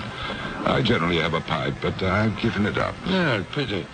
I could never do that. Smoking calms me. Terrific pressure on my lung. Oh, this is the first day I've stopped. Woke up this morning with a terrible premonition, as though I were reliving the whole raid at Rorke's Drift. Oh, don't tell me you saw action in Zululand. I lost 2 brothers there. No wonder. 10,000 Zulus coming at you out of nowhere. You fought with Colonel Dunford? I was at the colonel's side all through it, until he was killed. Ah, and you escaped with your life. Fortunate man. I escaped, I suppose because they saw me lying there and took me for dead. But I just as soon not talk about it. Can't say I blame you. I say, is today some kind of a holiday? Not to my knowledge. Perfectly ordinary Friday the 13th. I ask if it's a holiday because there's nothing but ladies on the train. It's absolutely full up with females. I say, has the train stopped? So it has. We shall never reach London at this rate. Tickets, please. Good morning, Sir Philip. Oh, here you are. Thank you. Here's mine. I say, conductor, why have we stopped? Just something up ahead, sir. We'll be on our way as soon as you can say Scotland Yard. Thank you. Shall I leave this door open or closed? Leave it open, conductor. Did you hear what he said? Yes. Shall I leave the door open or closed? No, before that. Before that? Tickets, please. No, something about Scotland Yard. Very strange. Oh, never mind. It's peculiar. There it is again. That feeling of doom. May I ask you a personal question? By all means. Have we met before? Well, not to my knowledge, no. Do you live in Aldershot? No, I live in London. The train still hasn't started. I think I'll duck out for a moment and see what's going on. You want to come along? No, thank you. I'll stay here. Well, enjoyed talking with you. If I find out anything, I'll be back. Wait! Come back!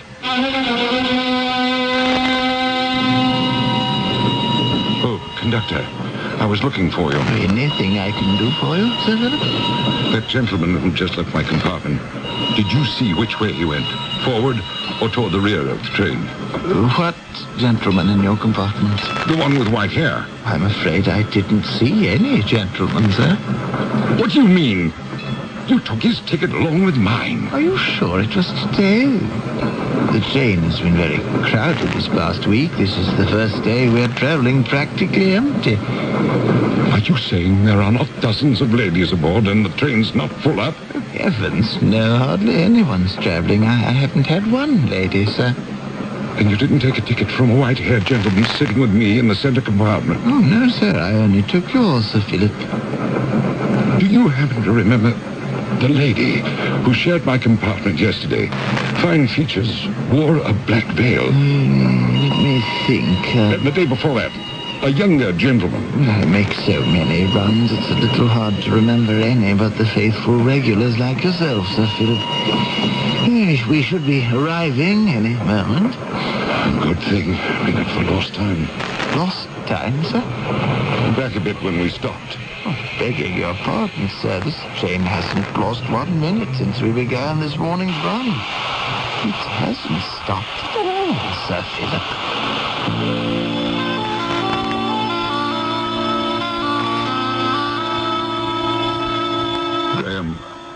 I don't know what I would have done if you had been too busy to see me. Oh, never too busy to see you, Philip. Besides, I do enjoy lunch at your Marco Polo Club. Waiter. Scotch? No, a little sherry before lunch suits me. Yes, Sir Philip? One sherry, one scotch. Yes, sir. Graham, whether the conductor admitted it or not, there was a man in my compartment today, and the train did stop. For how long? At least 5 minutes. Could have been 10. Well, I sent someone down this afternoon to grill the conductor and the dispatcher and the records. But why? Why am I being put through this? I'll see if I have this correct. You notice the train has stopped. So does the man with me. He goes out to investigate. Suddenly you go chasing after him. Why did you do that? I don't know what to make of this, Graham. As he went out the door, I noticed his white hair was cut at the back, exactly like yours, ducktail fashion. What? Well, I said to myself, I wonder if this chap is related to Graham. One sherry, one scotch. Thank you. We'll order a little later. Where was I? Well, you thought the man looked like me from the back. He did. Did he tell you his name? No, he didn't. In the past 3 days, I've shared the compartment with 3 strangers, none of whom identified themselves. Then I go find the conductor, and the rest of that, I've told you. Is that all? I've left the most telling thing for last. I went back. I didn't wish to look at the floor. I knew if I did, I would see it. You know that feeling? Being certain that what one doesn't wish to see is there. I fought with myself. Don't look. I kept my eyes closed until we reached Paddington Station. I got up to go, and there they were. Footprints. The man's footprints. I was horror-struck. I bent down and touched it, put it to my mouth, and then I fainted. What could I do? It was beyond Scotland Yard. Was it hysteria? Were 3 people and a conductor conspiring to send a man around the bend? If so, they must have known of his shell-shocked state when he was brought back from Africa. I decided to spend the weekend in Aldershot at Sir Philip's. Peter, it's so good to see you. It's been too long. Margaret, what a pleasure. I understand Philip has been coming round to your office 3 days in a row. He hasn't told me why. Oh, well, old friends always have things to talk about. Peter, I'm so pleased you're here. You are one of the very few who know me by my first name. Well, I came alone because I'm worried about your husband. The 3 days he came to see me at the yard were not social meetings. I said I would help, and that's why I'm here. Is that all you're going to tell me? Oh, that's all I can say right now. Margaret, is there anything I don't know about Philip's condition when you were in Africa? How he was at the hospital after the massacre at Rorke's Drift? Well, you might as well know the truth. He wasn't with Durnford's men when they were overwhelmed, although he says he was. Perhaps he believes it. I've never known. He wandered in the next morning. They all lay there, dead. Then he suffered loss of memory. He had fits of anger and sorrow. That's when I first saw him at the hospital. It was shock. It's been quite a few years. Has he recovered completely? Sometimes he imagines things. You remember the Zulu leader, Getswemo, that tyrant? Well, he had to be gotten rid of, and after the massacre, he was captured and exiled to the Cape. Sometimes I'd come into the ward, and Philip would be having these imaginary conversations with him. He still does. Swears he's visited us. And then weeks, months will go by, and he won't remember a thing about Africa. He goes to business. Nobody suspects anything.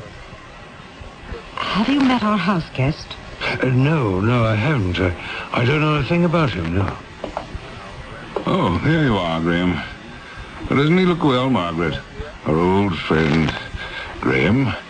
You should see his office. He has a desk 20 feet across. Margaret tells me you have a house guest. I told you, didn't I? Trevor Heath. He was a major in my outfit.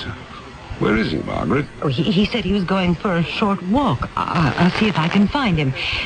Philip, why don't you see if Peter wants something to drink? I was just about to ask him. What kind of a host do you take me for? Now, Philip. Aren't you being a little rough on her? No, sometimes she interferes in things that are not her concern. What will you have? Do you have any sherry? Still sherry. Not something stronger? No, thanks. I'm glad you're here. I hope this weekend you can solve this. I'm feeling the stress.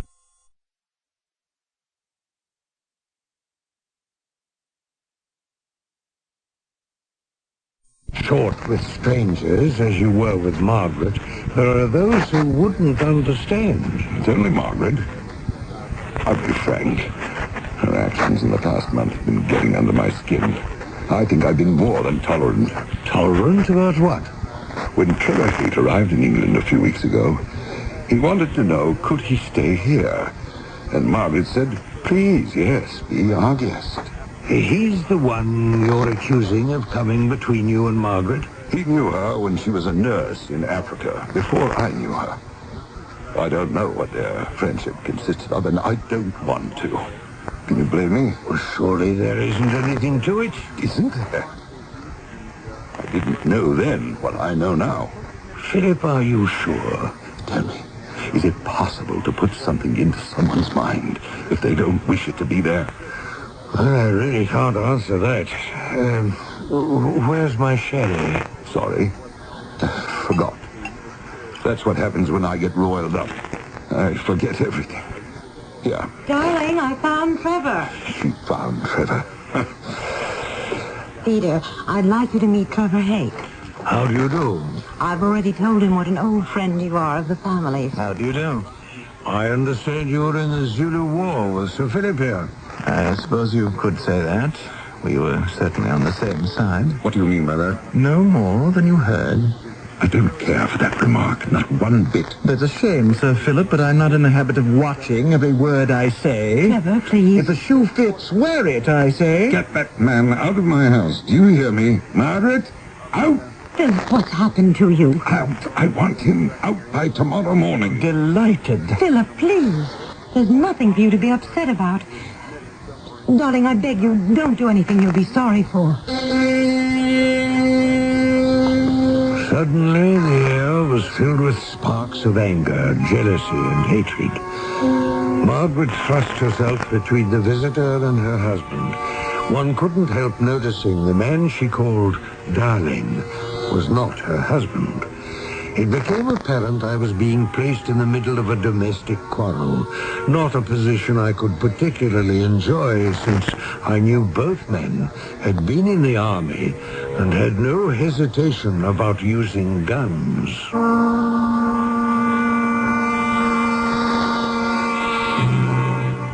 Yes, what it comes down to is jealousy, impure and unsimple.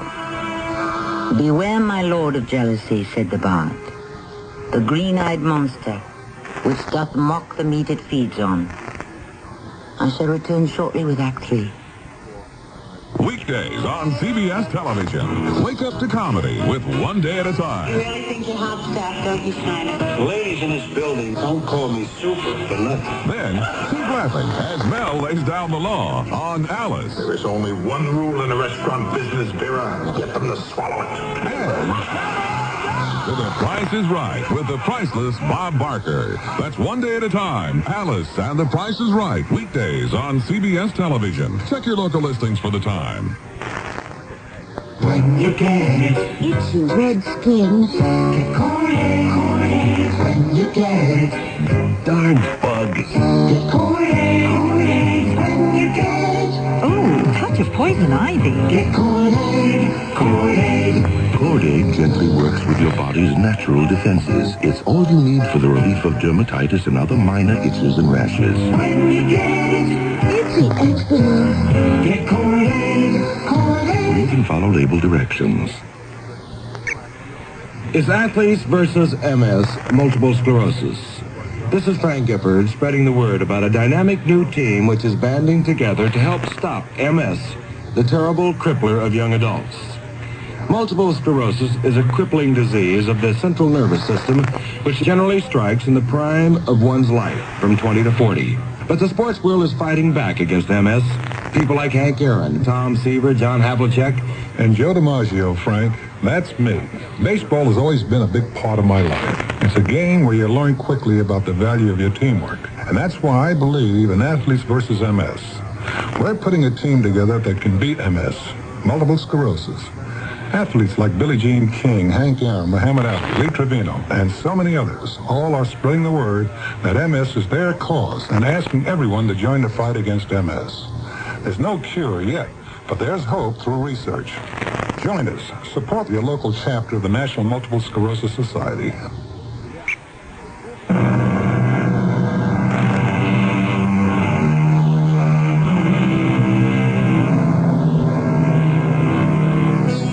Philip Sidney has shared a compartment with 3 strangers on the train from Aldershot to London on 3 successive days. Each time, the unknown traveling companion has disappeared, leaving behind a bloodied footprint, which nobody but Sir Philip has seen.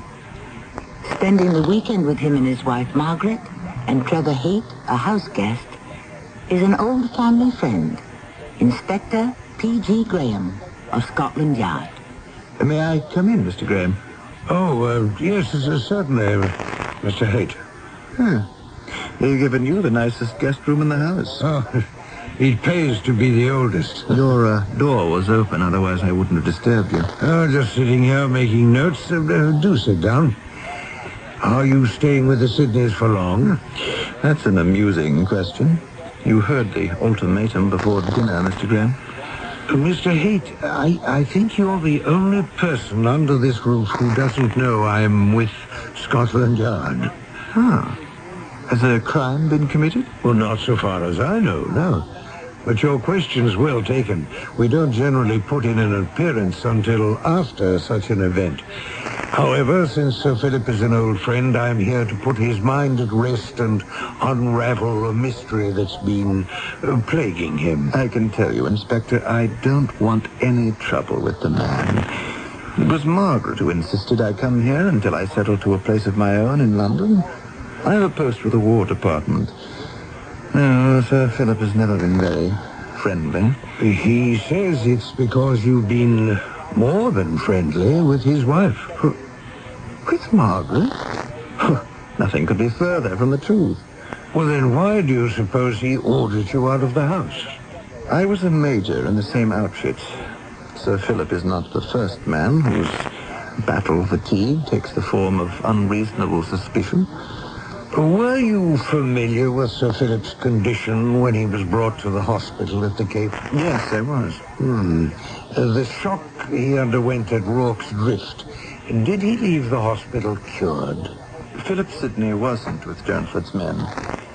I was. I was the only officer who remained alive.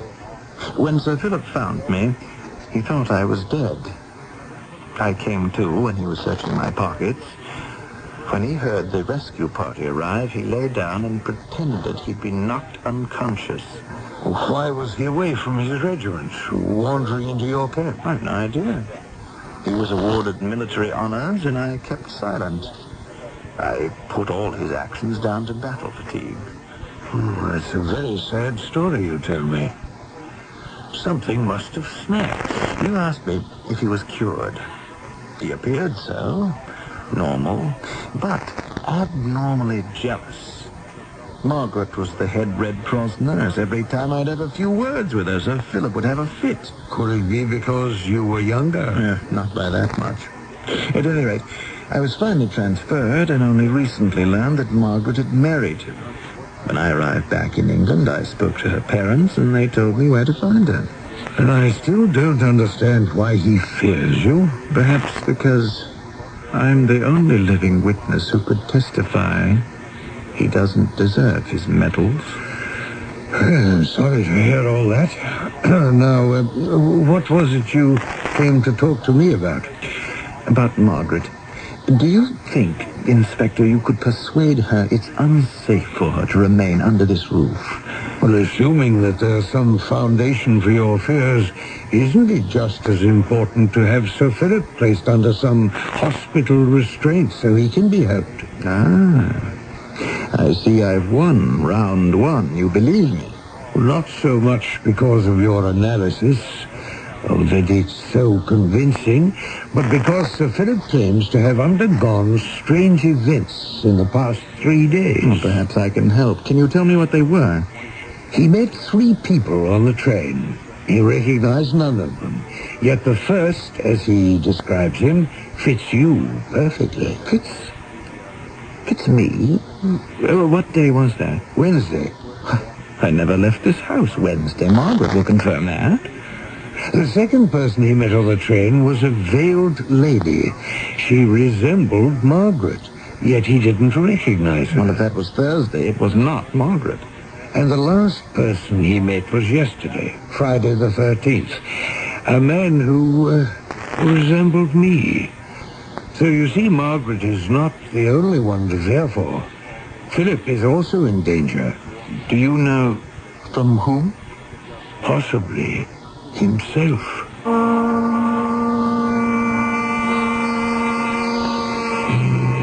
I don't know how long I was asleep. It was quite dark outside. It could have been midnight or 1 or 2 in the morning. What awoke me were loud voices from the next room to mine. I won't have it, Margaret. I won't stand for it anymore. Philip, you're imagining things again. It isn't so. Imagining, am I? Why is he here at all? Why did you invite him? Darling, I've told you a dozen times. He was in England. He had no place to stay. There are hotels, there are inns. Why here of all places? Philip, I was afraid not to ask Trevor here. Afraid? Afraid of what? Because he knows. He's the only one who knows. What are you talking about? I don't know what he knows. If there's something about the two of you before we met, I don't want to know. I don't want to know anything about your past. I forgive you. Philip, will you try to sleep now? Yes, I'm very tired.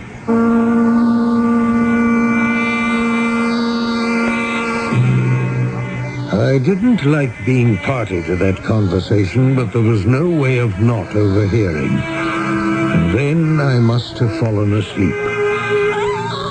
I woke with a start. A scream outside. I dashed out the door. The new moon shone a half-light over the garden. By a huge oak tree, there was Trevor Haight, trying to shield Margaret, who stood behind him. Philip was brandishing a revolver. I've known it all along, Major Haight. I knew it then, and I know it now. Philip, put that revolver down. Now, don't do anything that you'd regret for the rest of your life. What kind of a fool do you take me for? I wake up. I look for Margaret. She's not in her bed. I ask myself, why isn't she here? Where would she be at this hour? I say to myself, she is meeting her lover. I come out to the garden, and there you both are. Philip, I came out to talk to Trevor about you. By accident. You just happened to be here. No, we had arranged to meet. That is something I believe. I am trying to persuade Margaret to leave here. I'm sure you are. To go to her sister's until such a time when... Until what time? You need help, Philip. You really do. Philip, put that gun down. Graham? You heard me. Put it down. Graham, now don't interfere. You come one step closer, and that's as far as you go. No, Trevor, don't. Trevor, he shot him. Philip, you... Philip! Having winged both Trevor and Margaret, Philip wheeled around. I dived for his legs, knocking him over, and in the struggle to disarm him, the gun went off a third time, hitting me in the shoulder. Philip entered a hospital for treatment. Time passed. The 3 of us recovered from our gunshot wounds. I must say, if one has to go to a military hospital, this place has got one of the best-kept gardens I've ever come across. What time is it? 3. Inspector Graham's spending a long time today with Philip. Oh, yes, he's also meeting with the doctors. Peter's been simply marvelous, hasn't he?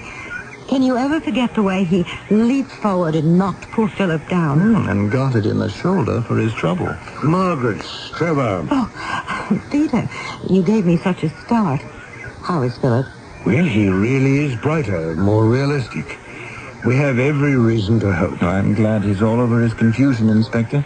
You've really been wonderful, Peter, to give so much of your time to these visits. Well, if the shoe were on the other foot, Philip would be doing the same for me. Some things you never forget. how little I was able to do for him when he came to my office describing a passenger to me. It was you, Trevor. But haven't we already discussed that it couldn't have been? An illusion of you. Just as Margaret appeared to him the next day as the veiled lady. And the last phantasmagoria, myself. The doctors analyze it by saying Philip was prey to his own precognition. What does that mean? Well, having imagined he was wronged, first by you, Trevor, because you had pierced his sham as the only survivor at Rorke's Drift in Zululand. Philip really believed that. But how did I wrong him? The apparition representing you was veiled. He even called her the Veiled Lady. When is one veiled, Margaret? At a wedding. And? At a funeral. And who was the Veiled Lady in mourning for? Possibly for Philip himself. Oh, his poor, poor brain. And the footprints. He visualized the three of us as wounded and bleeding, anticipating actions he would have to take.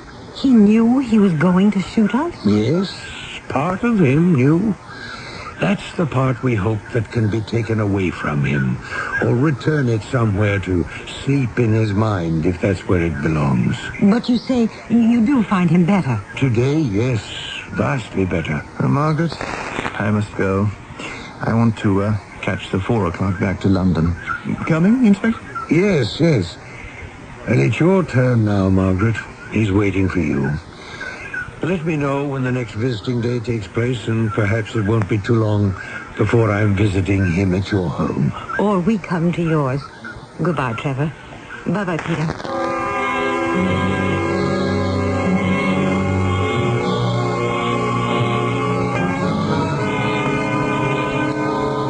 Have they left, Margaret? Since only one person is allowed to see you at a time, I like them to be first, so I can be last. Well, that suits me. Trevor looks pretty well these days, doesn't he? Yes, I think he's got a flat in London now, not far from his office at the War Department. He's more settled. Philip. Yes, dear. What do I have to do or say to convince you? About what? I was just noticing you didn't mention Peter and his work at Scotland Yard, and you've known him practically all your life. And he's been to see you every single day. Not a word. But you do ask about Trevor. What did I think about how well he looked? Darling, I don't care how he looks. I only care about you. There was never anything between us. Even before you and I married, there wasn't. Now, what can I do to make you believe that? No, don't say any more. I'm making a fresh start. Well, you'd better. I'm warning you. There are not many women who are grazed by a husband's bullet and still wish to remain married. Oh, you're right. What possessed me? I shall never know. I won't accept that as an excuse anymore. And the next time you share a compartment on the train with a veiled lady, I can assure you, it will be your wife who will be jealous. Is that your promise? Because I love you, Philip. Very much.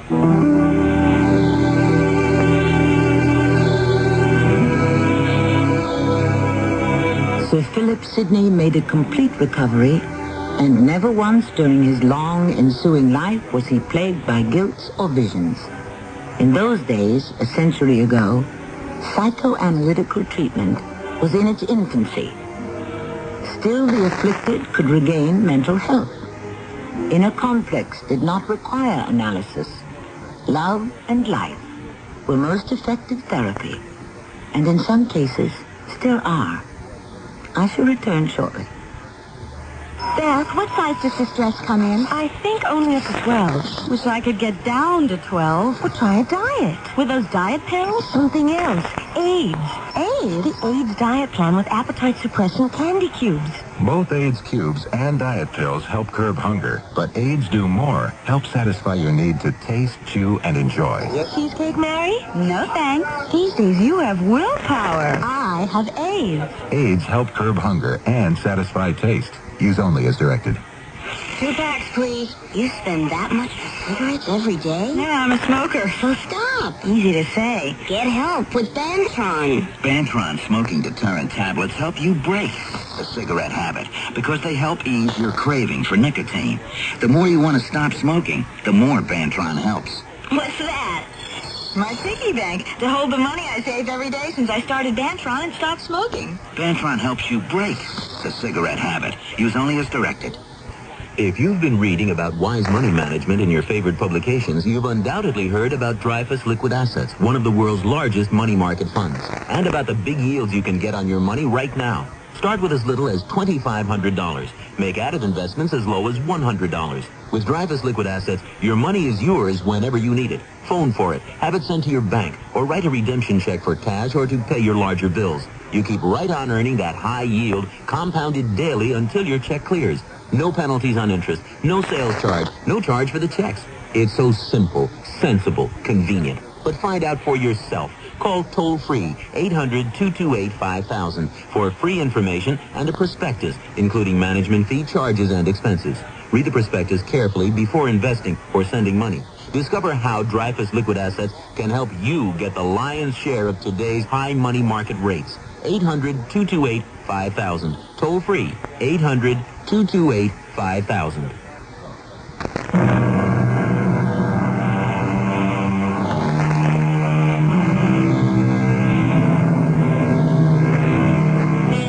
Tales about those of us caught in a web of our own spinning can be depressing. We all know, for the few who are cured, many are not. So I make a habit of cheering myself with a little verse of Hugh Mearns, which goes, "As I was going up on the stair, I met a man who wasn't there. He wasn't there again today. I wish he'd stay away." Our cast included Lee Richardson, Court Benson, Cynthia Harris, and Russell Horton. The entire production was under the direction of Hyman Brown. This is Tammy Grimes inviting you to return to our Mystery Theater for another adventure in the macabre. Until next time, pleasant dreams.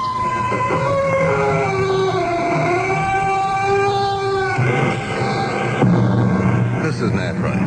Stay tuned to the Dawn Patrol flight, where we'll be playing your songs all night long after the news. It's midnight. This is WIP, Metro Media Radio in Philadelphia. It's just past 11 o'clock, and it's time for the WIP Mystery Theater. Why don't you join us? Just sit back and relax, if you can.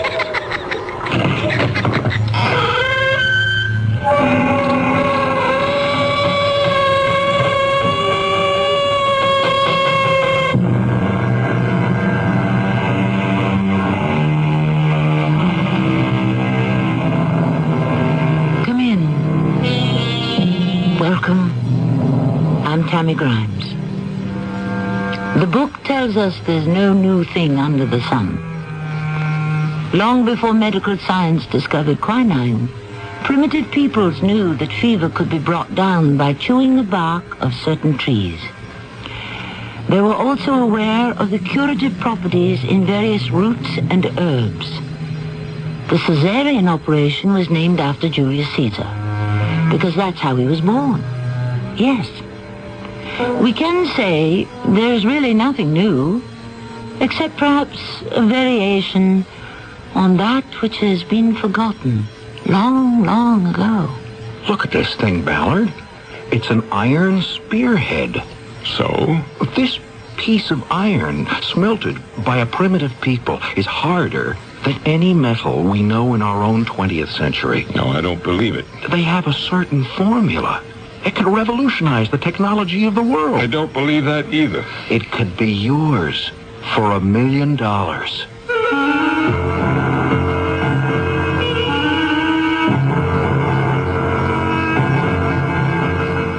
Our mystery drama, The Magic Dust, was written especially for the Mystery Theater by Sam Dan and stars Tony Roberts. I'll be back shortly with Act One. Whether you need a Christmas gift for someone who enjoys gourmet cooking or late-night snacking, you're sure to find it in the wide selection of gift appliances available at True Value hardware stores. Hi, Pat Summerall to suggest you give the versatile Oster Kitchen Center, including mixer, food grinder, dough hooks, blender, and more, to cut big kitchen chores down to size. Then for quick meals and snacks, choose the Oster Hot and Toasty Grill that cooks 4 sandwiches in minutes. You'll find them at participating True Value hardware stores and home centers. And say that Pat Summerall sent you. Irene, you just dropped a day's pay in dishes. Yeah, and strained my back besides. Oh, no. Look, leave that mess there while I get some Doan's pills. You've got some here? In my purse. Lifting trays like we do, I always keep Doan's pills with me. Good advice. Doan's pills for temporary relief of simple backache pain due to overexertion, stress, or strain. Use only as directed. Irene, you finished the shift. Because Doan's pills were on the job. They really work. Mommy, I cut my hair. Oh, no. Oh, what should I do? Oh, Mommy, I'm bleeding. Can you stop the bleeding? Can you clean a wound properly? What if he stops breathing? What if his heart stops too? How do you handle an emergency at home?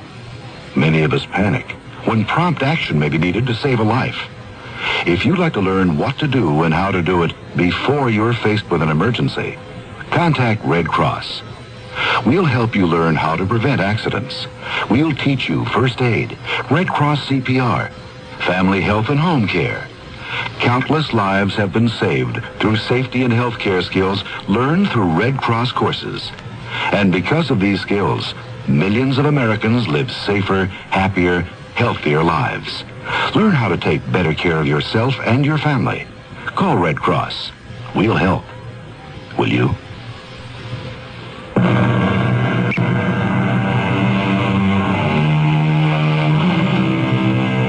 Man has always placed a premium on precious metals, gold, silver, platinum. But why should gold, silver, and platinum really be valuable? They're not nearly as useful as, say, iron, zinc, or tin. There is actually no satisfactory answer to this question. What it all comes down to is this. They are valuable because they are valuable. Period. And people will kill for them. Not just individual people, but entire nations. In today's high-technology society, other metals are becoming valuable. Dangerously valuable. Some of them are metals you may never have heard of. Ellsworth! Ellsworth! Yes, sir. Let me shut this off. You're back from Europe, Mr. Ballard. Obviously. What are you doing? I'm conducting stress tests, Mr. Ballard. I can see that. On what? Well, this metal will be part of an airframe. It's taken the equivalent of thousands of hours of constant flight. And the results? Oh, there isn't the first sign of metal fatigue. What did you treat it with, Ellsworth? Asphenate. Is that what you've been using? Well, you see the results. It's miraculous. I believe I've come up with just the right balance. Should I fire you now or later? Fire me? After what I've just discovered? What did you discover, you fool? That asphenate retards metal fatigue. We always knew that. Well, theoretically, but in my formulation... You don't freelance in this company. You're part of a cooperative team. You exchange information. You check each other. Pool your knowledge. But you thought you could come up with something and grab all the credit for yourself, right? Mr. Ballard, I don't need this abuse. I know what I've got. And if you don't want it, I can go elsewhere. Good luck. You mean you're going to let me walk out of here with a discovery I made on your time, with your facilities and your money? Certainly am. And then you'll really make a discovery. Nobody will want it. Why not? Because you're dealing with the most expensive mineral in the world to produce. Yes, but it could double, even triple the lifespan. Even allowing for that. Mr. Ballard, with research... Everybody knows about asphenate. They call it the miracle mineral. Because it's a miracle if you can refine a ton of it for under $1 million. So, for all practical purposes, what did you do? You reinvented the wheel.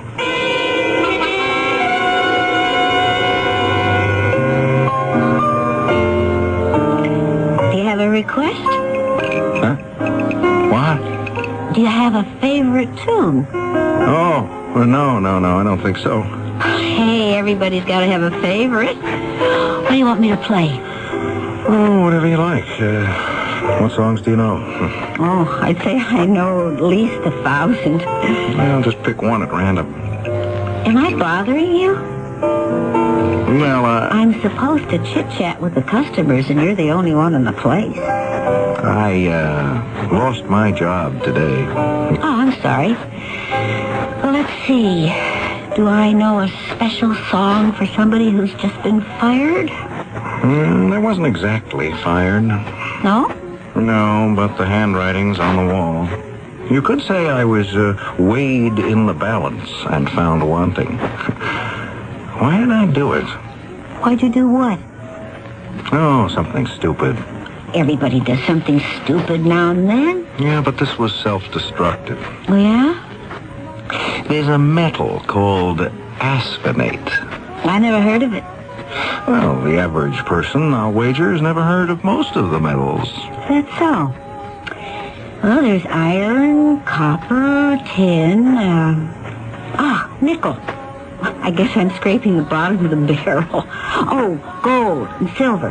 What else? Well, how about promethium? Oh, you're kidding. Yeah, protractinum and samarium, tantalum, thurbium. That could make a pretty good song. But asphenate? How do you know so much about it?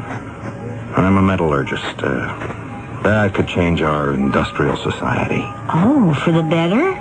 Oh, of course. How can you even ask such a question? Well, it never hurts to ask. Well, the problem is it costs a fortune to produce. It does? So it's economically impossible. Well, better luck next time. What made me run those experiments? I mean, what was I thinking about? Why did I completely overlook the economic factors? Why? Are you asking me? Well, I have to ask somebody. Why don't you go to a shrink? I've been to one. All I want to talk about is my childhood. Well, maybe that's where the answer is. Well, why should I want to relive my childhood? It was unhappy enough the first time. Oh, why? You sure you want to hear the story of my life? Shouldn't you be playing the piano? I'll give you a little obligato. You know what I'd like to hear? Name it. A Strauss waltz. Which one? Anyone. It doesn't matter. Well, how about... Yeah, okay. Why did you ask to hear this? I don't know. Today there's so much I don't know.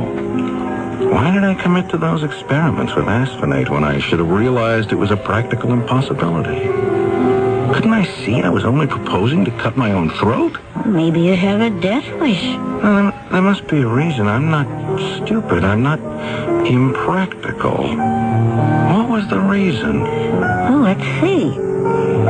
You said you managed to make it through your childhood and into college. Did things get better there?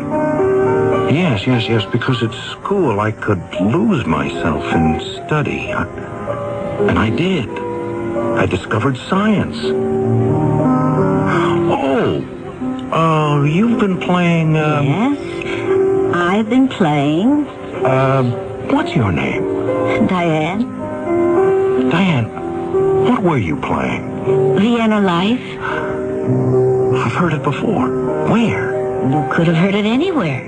In a movie, theater. No, I don't go to those places. I don't have the time. But I heard that song. I know I did. Well, if you don't listen to music, then why did you ask me to play a Viennese waltz? I don't know. Are you Viennese? No. Were you ever in love with a Viennese girl? I was never in love with anyone. Ooh, why not? Don't have the time. You don't seem to have time for very much, do you? Still, why did I ask to hear a Viennese waltz?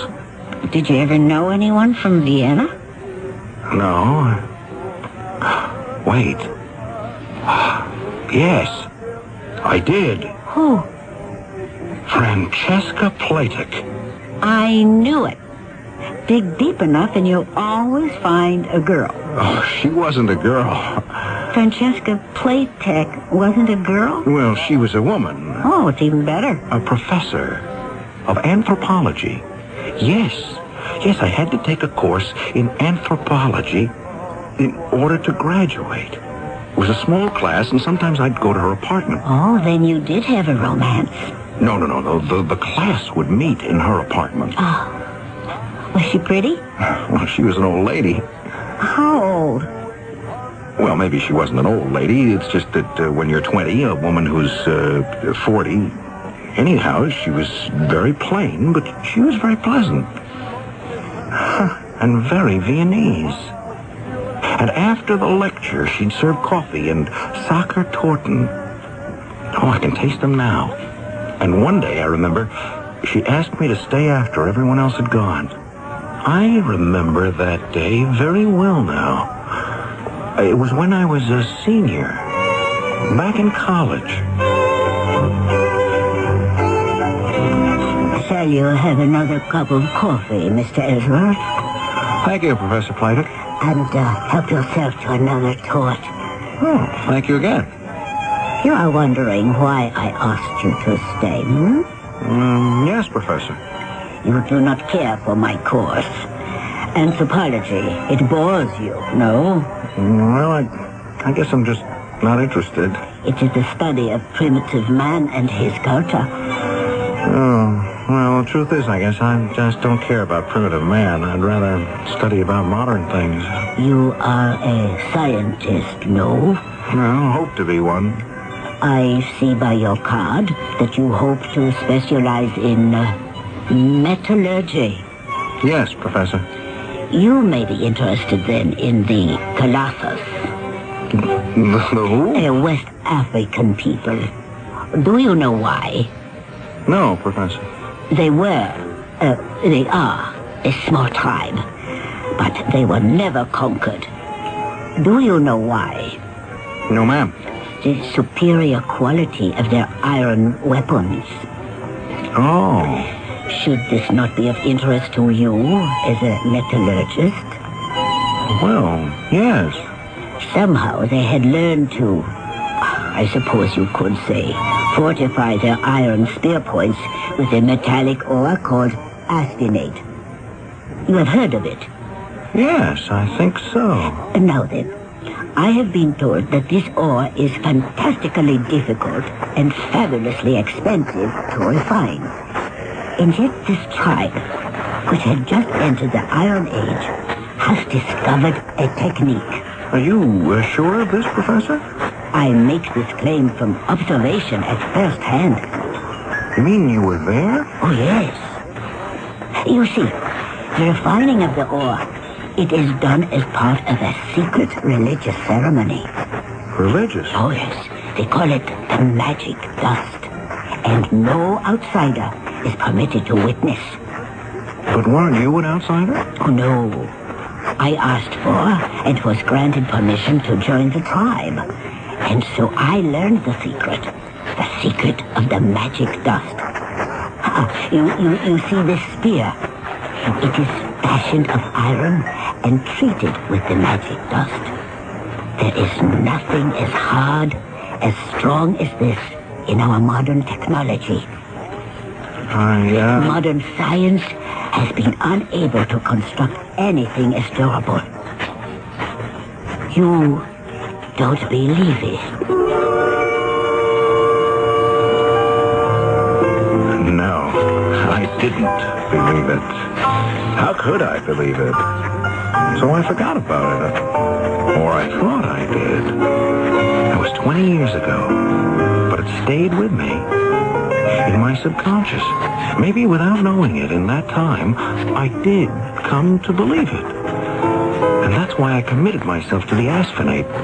Because I knew there was an answer, a way to refine it. Well, all I can say is you can thank old Johann Strauss.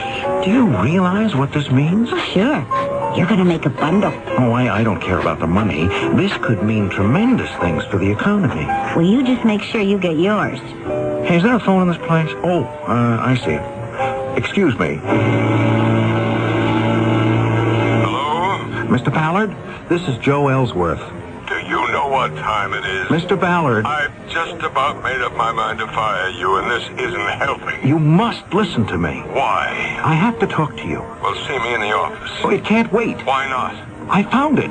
Oh, what did you find? The dust. The magic dust. Are you crazy? I'll be at your house in 20 minutes.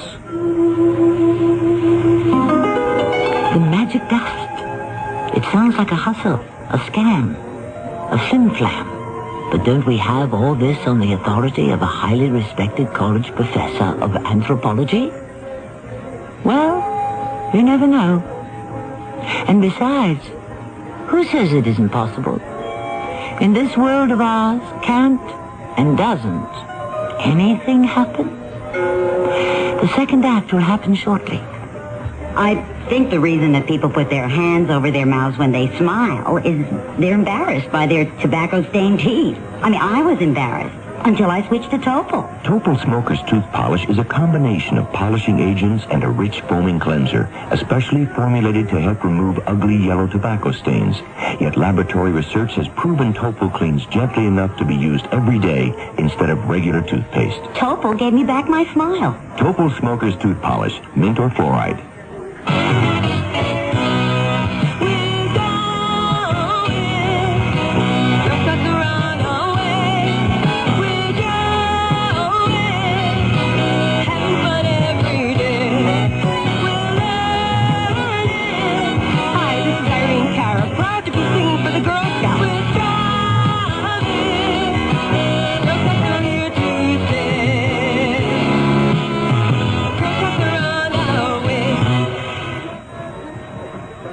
Lost and lonely, scared and sad, trembling at the thought of making me mad. My love is yours, but at times you're so cold.